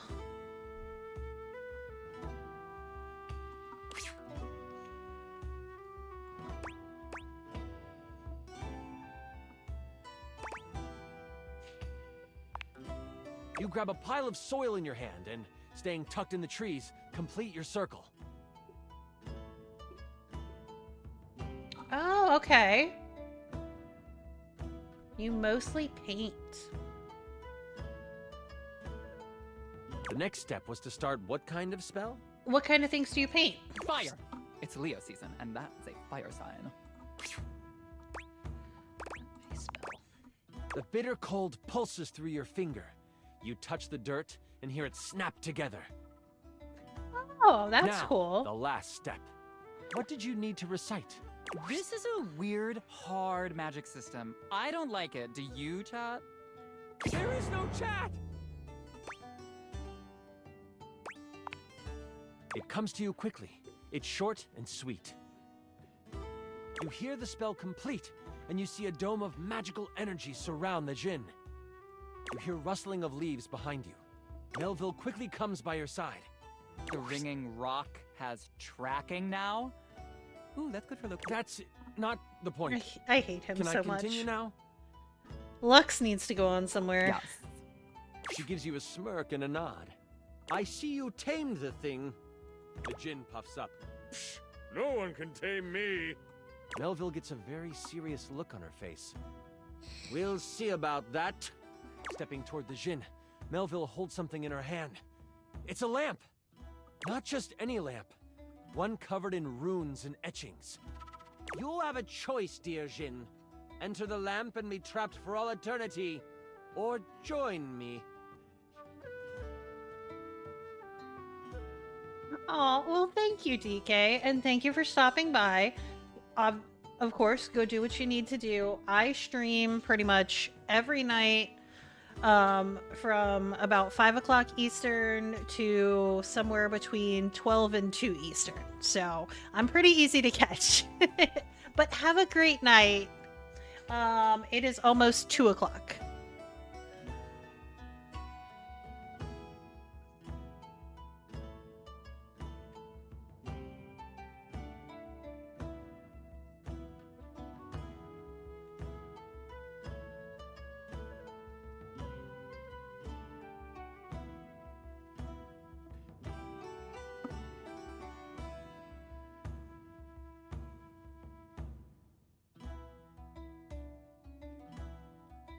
No, Lily, we changed the phrase on Friday. It is no longer paint me like one of your French girls. It's talk to me like one of your milkshakes. Melville speaks to you without taking an eye off the djinn. With the djinn by my side, I would be the most powerful enchanter there ever was. I shall have his power, one way or another. The lamp starts to glow, and the djinn begins to be sucked into the lamp. Make your choice, djinn, she cackles. Make it now! The djinn, with a panicked look on his face, shouts, Have a good night, DK. My power is yours! Whoosh! A flash of light overtakes you. You can't see, but you can hear energy most intense flying around. Before you floats Melville, but she is huge. The djinn has fused with her, and she lets out an evil laugh. Oh no. Before I go on, I should tell you, this is the part where I would, like, monologue as Melville. Is it cool if I do that? Yeah, totally. I'm gonna monologue too. Oh, for heaven's sakes, Lux! Do it in another room at least. Fine.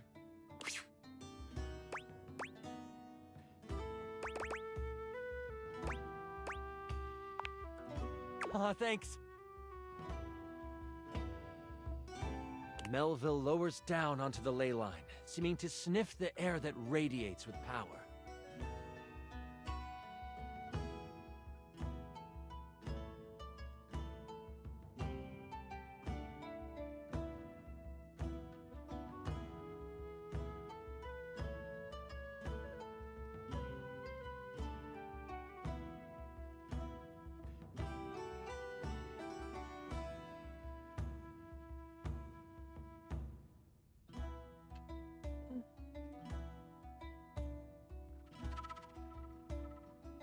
So, Vim, Brat is funny to a point. But if the mods lay down a rule, respect the rule. The mods do what I've asked them to do. Their rules are my rules. Please and thank you.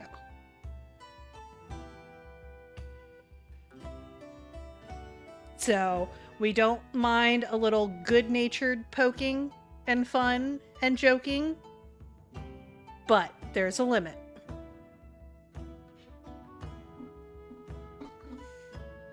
The limit does exist. Contrary to what Mean Girls says. Okay.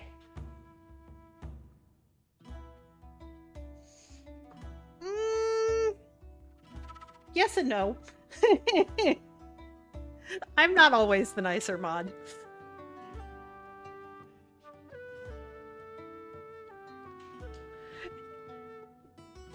Apology accepted. At least on my behalf.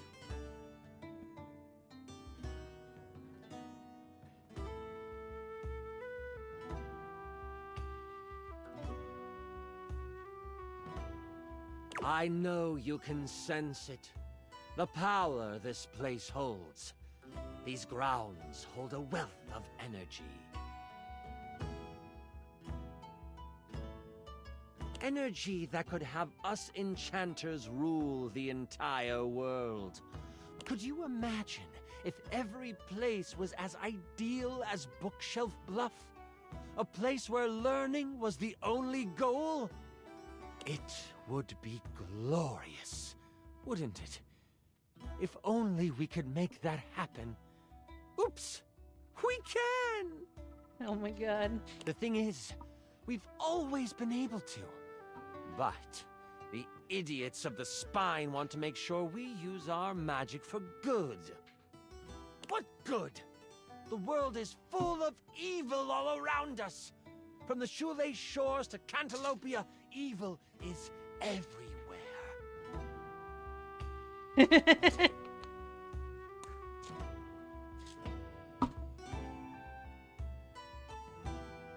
I've just had some bad experiences with some of the brats I've met.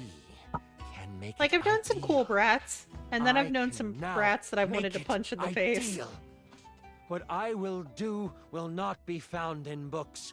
It will not be found in scrolls. Oh, so Vim, for a very long time, I mostly played Halo and Call of Duty. Those were my games for a very long time. And and mind you, I was in chats, like in voice chat, talking to people as a female.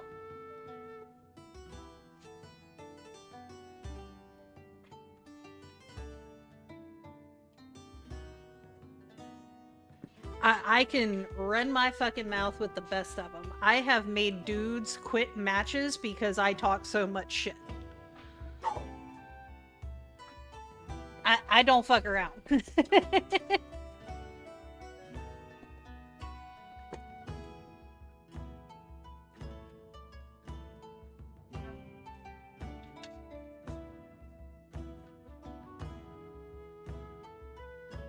Okay, sorry, I had to let the dog out.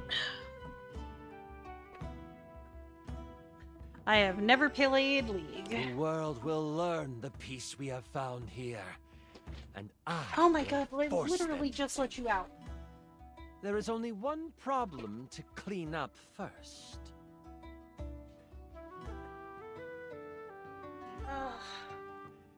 Oh yeah, I will absolutely not.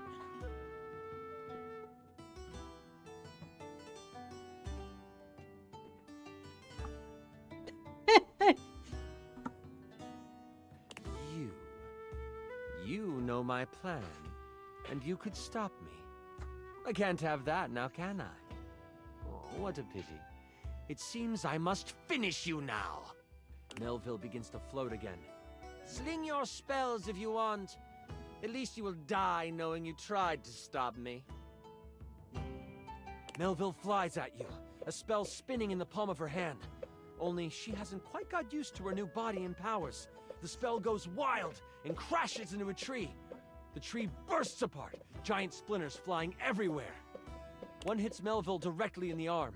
She rears back, a pained wince on her face as she pulls out the large piece of wood. This gives you time to react. You are panicked and aren't sure what to do.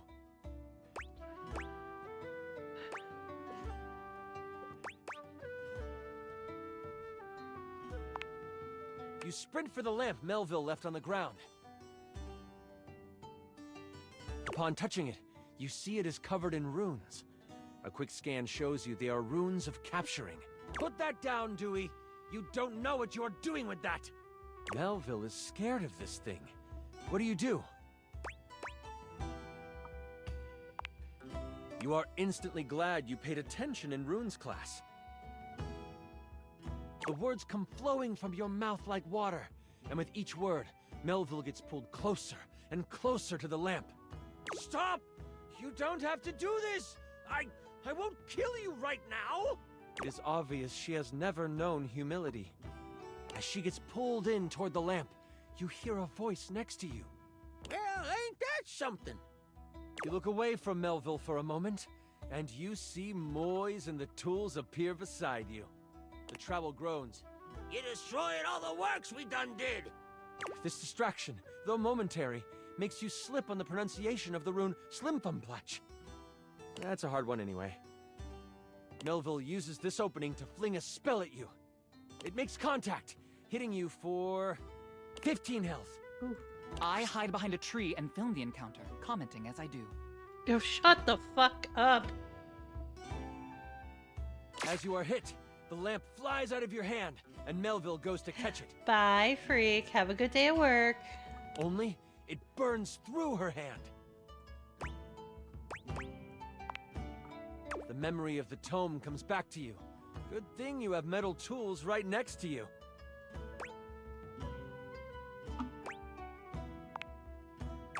I don't know about that.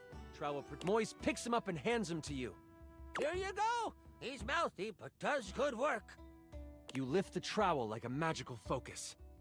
A grayish silver orb of pure metal collects at the tip of the trowel. This is kinda awesome! Trowel yells. And you unleash it toward Melville. It rips through her, leaving behind a ring of smoke where it made contact.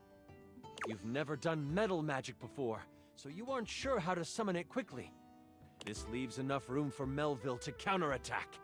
With a flash of blue energy, she hits you with an arcane lance. She is still reeling from your hit, so it only hits for 5 damage. You stagger back, pushing through the pain. You lift your eyes toward Melville, and you see the other tools rushing her. Lux, are you going to help? Someone has to live to upload the tale. I'll be back here. They get a few swipes in before Melville starts to grab them by the handle and snap them in half. Oh, yeah, I'd have already done told Lux to get the fuck out. In that moment, as if by magic, Moise appears.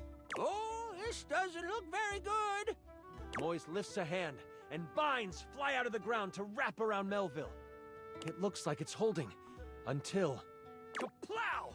The vines are thrown off and burst into flames as they hit the ground. Now I have to kill you too! Die, Moise! Melville charges up an energy attack. You have a moment to react before it flies. You have enough spell notches to do your ultimate attack, or maybe a higher level metal spell? Or there might be something else you want to do.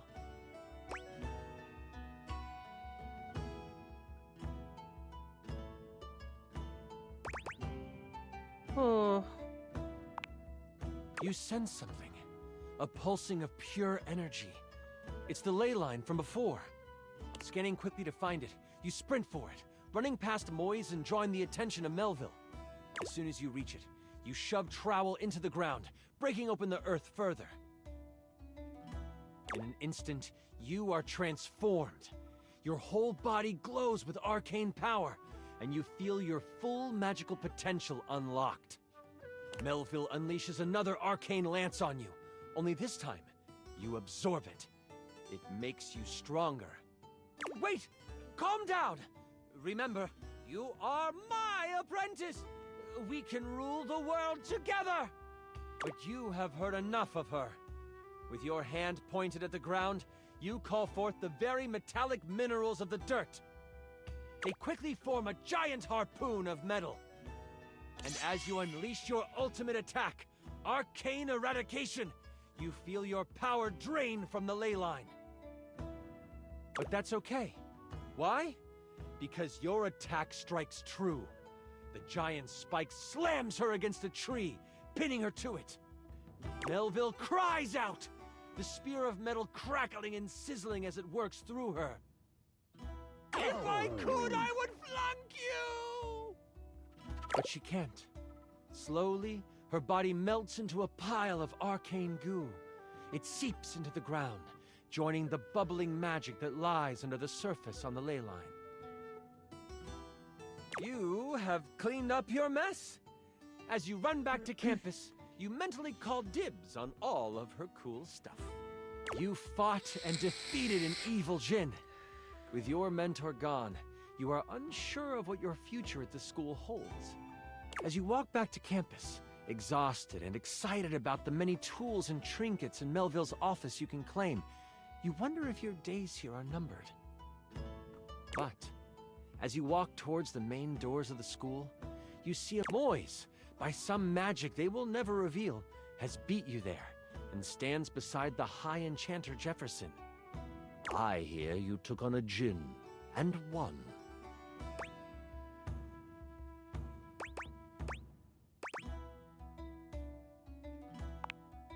And you used metal magic. That, my child, is a rare deed. You have accomplished more than you know. We in the Spine hereby declare your tuition free. You may study under any enchanter you choose. The hero of Bookshelf Bluff must be trained up, for you have the makings of the most powerful enchanter to ever live. We shall foster your potential. That's and with wild. those words, a smile appears on your face. Wait. Do you realize what I just got to do? I just got to play a campaign with Matt Mercer.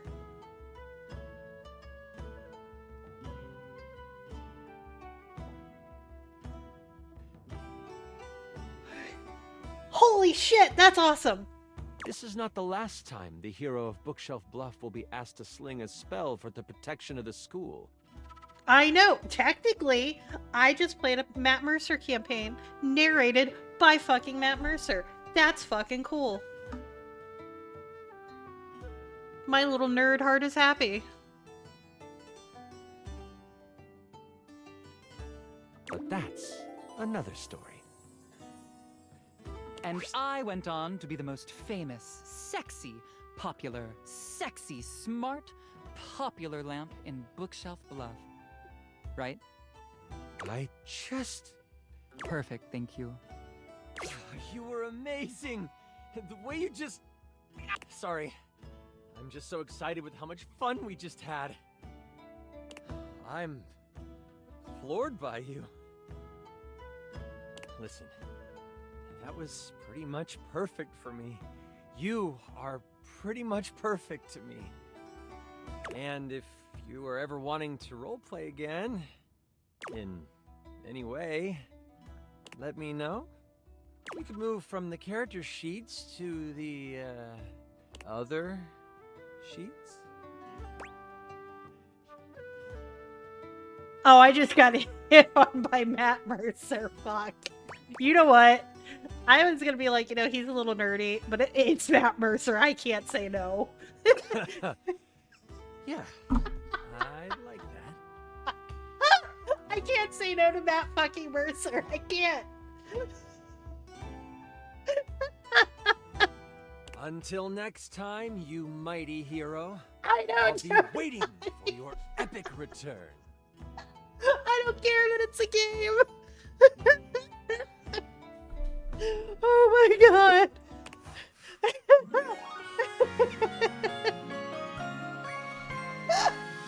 I laughed so Holy crit! hard. You maxed out our relationship status. Oh my god, I can't.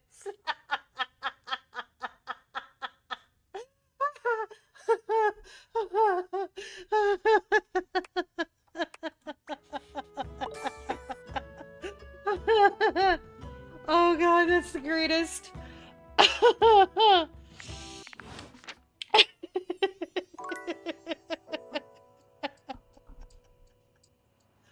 Oh god. Oh god.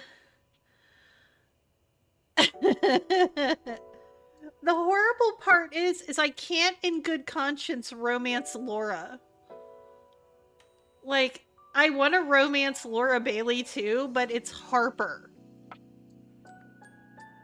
I can't do it. Yeah, and Liam is the fucking air fryer, so I can't romance Liam. Like, I can't do it. It's the air fryer. He was so bad. But Marisha is the bar cart, and I am gonna romance the shit out of Marisha. And then Travis was the refrigerator? I think, hold on, who was Travis?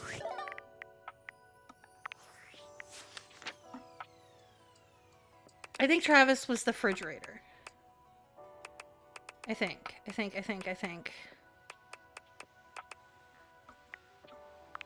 No, who was Travis? Hold on. That's who it was. God, I can't romance Travis either because this guy's batshit insane.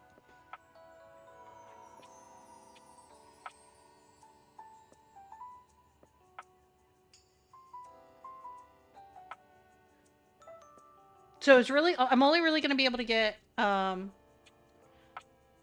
Ashley and I ended up being friends. So I'm really going to only be able to get Matt and Marisha.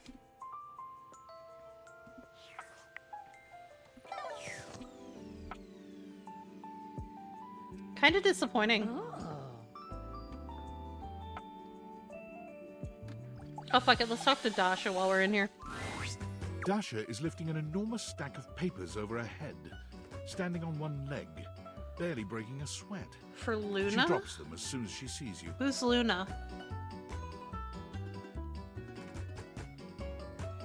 Whose name was Luna?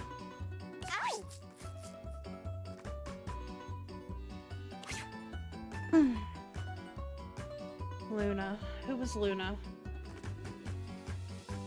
Oh, shit. Who was that? I'll look it up.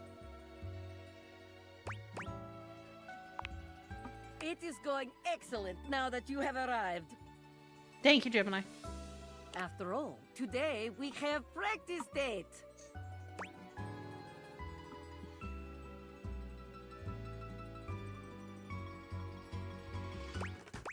Fuck it. Even if it is fake date? That is nice to hear. I have not heard these kinds of gentle words in some time. Liam, you are making me blush. We love Dasha. She's so sweet. Time for subject change! All right.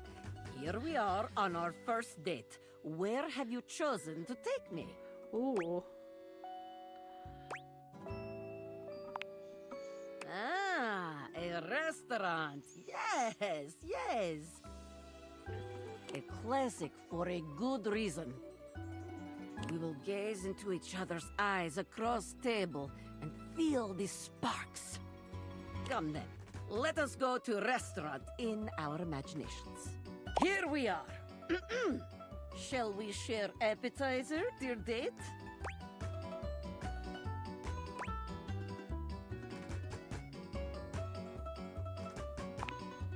Huh? Pretty smile? Me?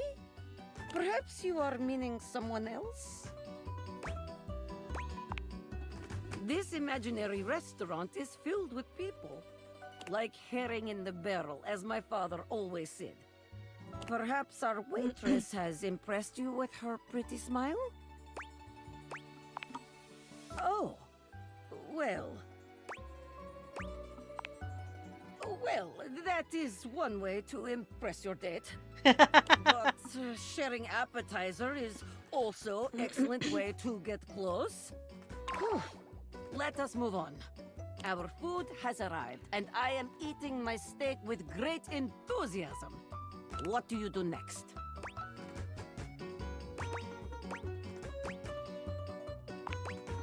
Ah, that is the way. Gotta have Our Lady and the Tramp moment. There's no greater joy than gazing lovingly into your date's eyes and taking bite of food from their plate. Romance, spark, sensual generosity, top marks. And now, our final question. The waiter walks in with bill and sets it on table between us. What do you do?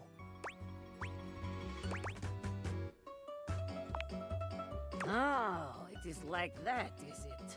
You think you are faster than Dasha? You think you have gotten the better of me? You have started down dark path, my friend. One you are not prepared for, I think. The date is not real, but the slight to my honor is very real. Watch your back. When we dine together next... What? You are in for it. What? What? Yes. Technically. I mean, no, it is good. I just... I do not like to lose in this. Let us move on. If we dwell on this, I will become angry again. Very good. You are becoming quite the charmer. There is always more to learn. We will continue next time. See you again. Which was technically the right answer.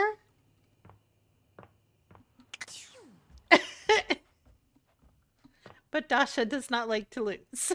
So, here we are. Okay.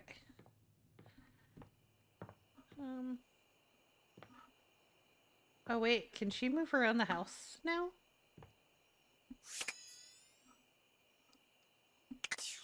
Wait.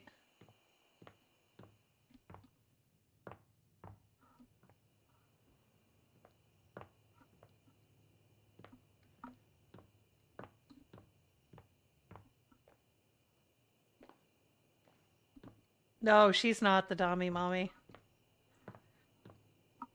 She is muscle mommy. Well, technically there's two muscle mommies.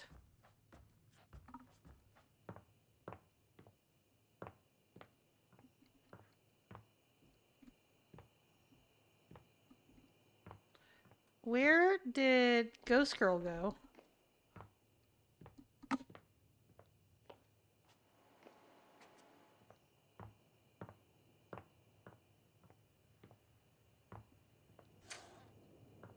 Huh. Okay, that's weird.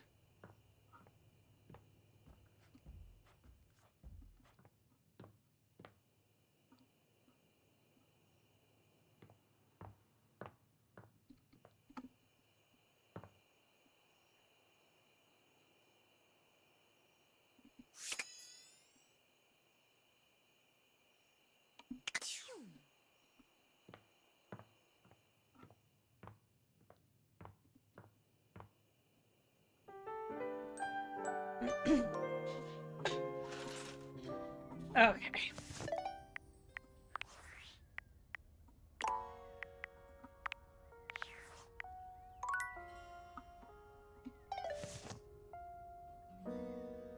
Oh yeah, the safe is actually kind of terrible.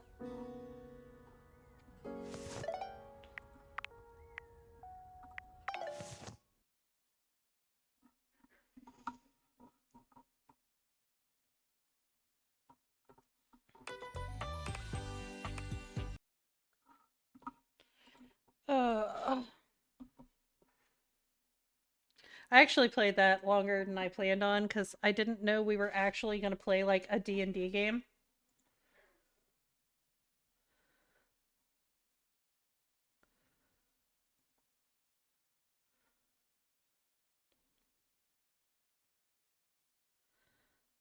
Yeah, it happens.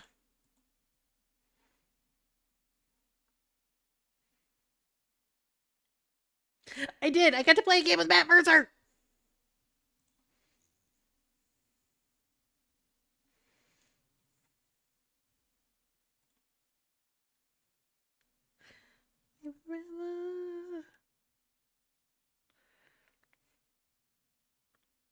I'm glad you had a lovely time, Crypto.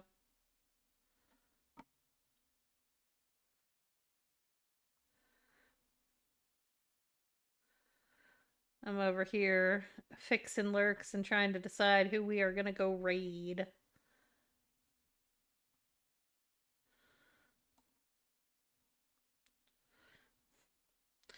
We do love the Twerky Jeffs.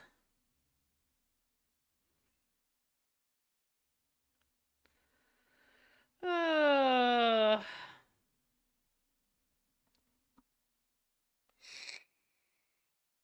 Nice. That is good timing.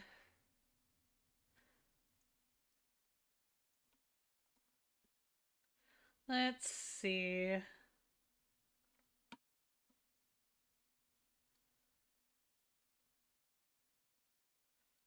Who should we go raid?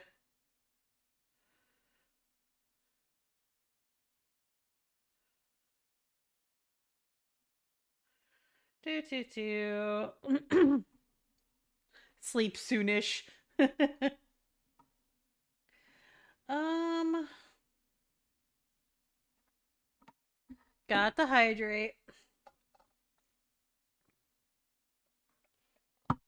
I actually kind of needed that. My throat's starting to hurt a little bit.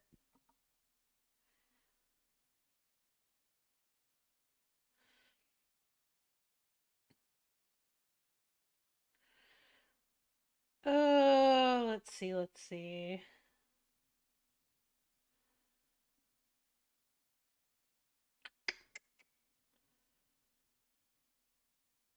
Okay. You know, I haven't gone to. We haven't gone to see her in a while.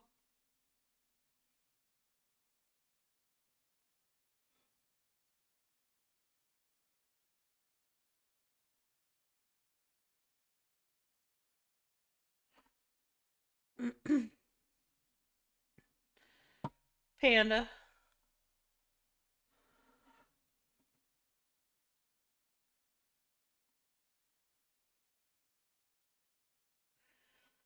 I don't know if he's paying attention. Panda. Oh, that person that's playing Val right now. Are they wrapping up soon?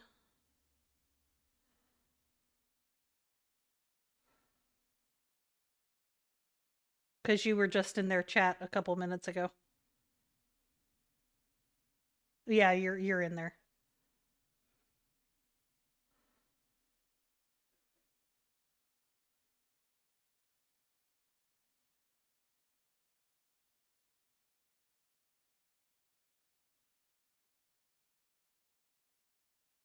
Okay.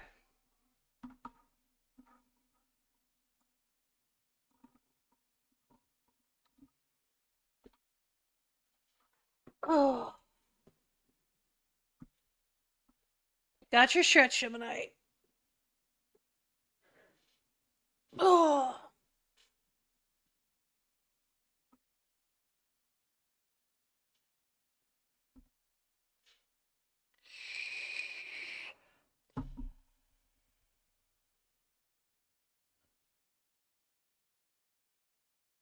Yeah.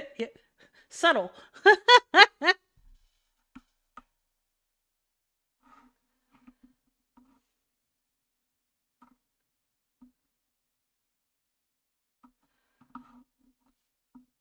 Yeah. Well, while Panda investigates that for me. Thank you for paying the ferryman crypto. There is the socials. There is the Discords. All good? Okay.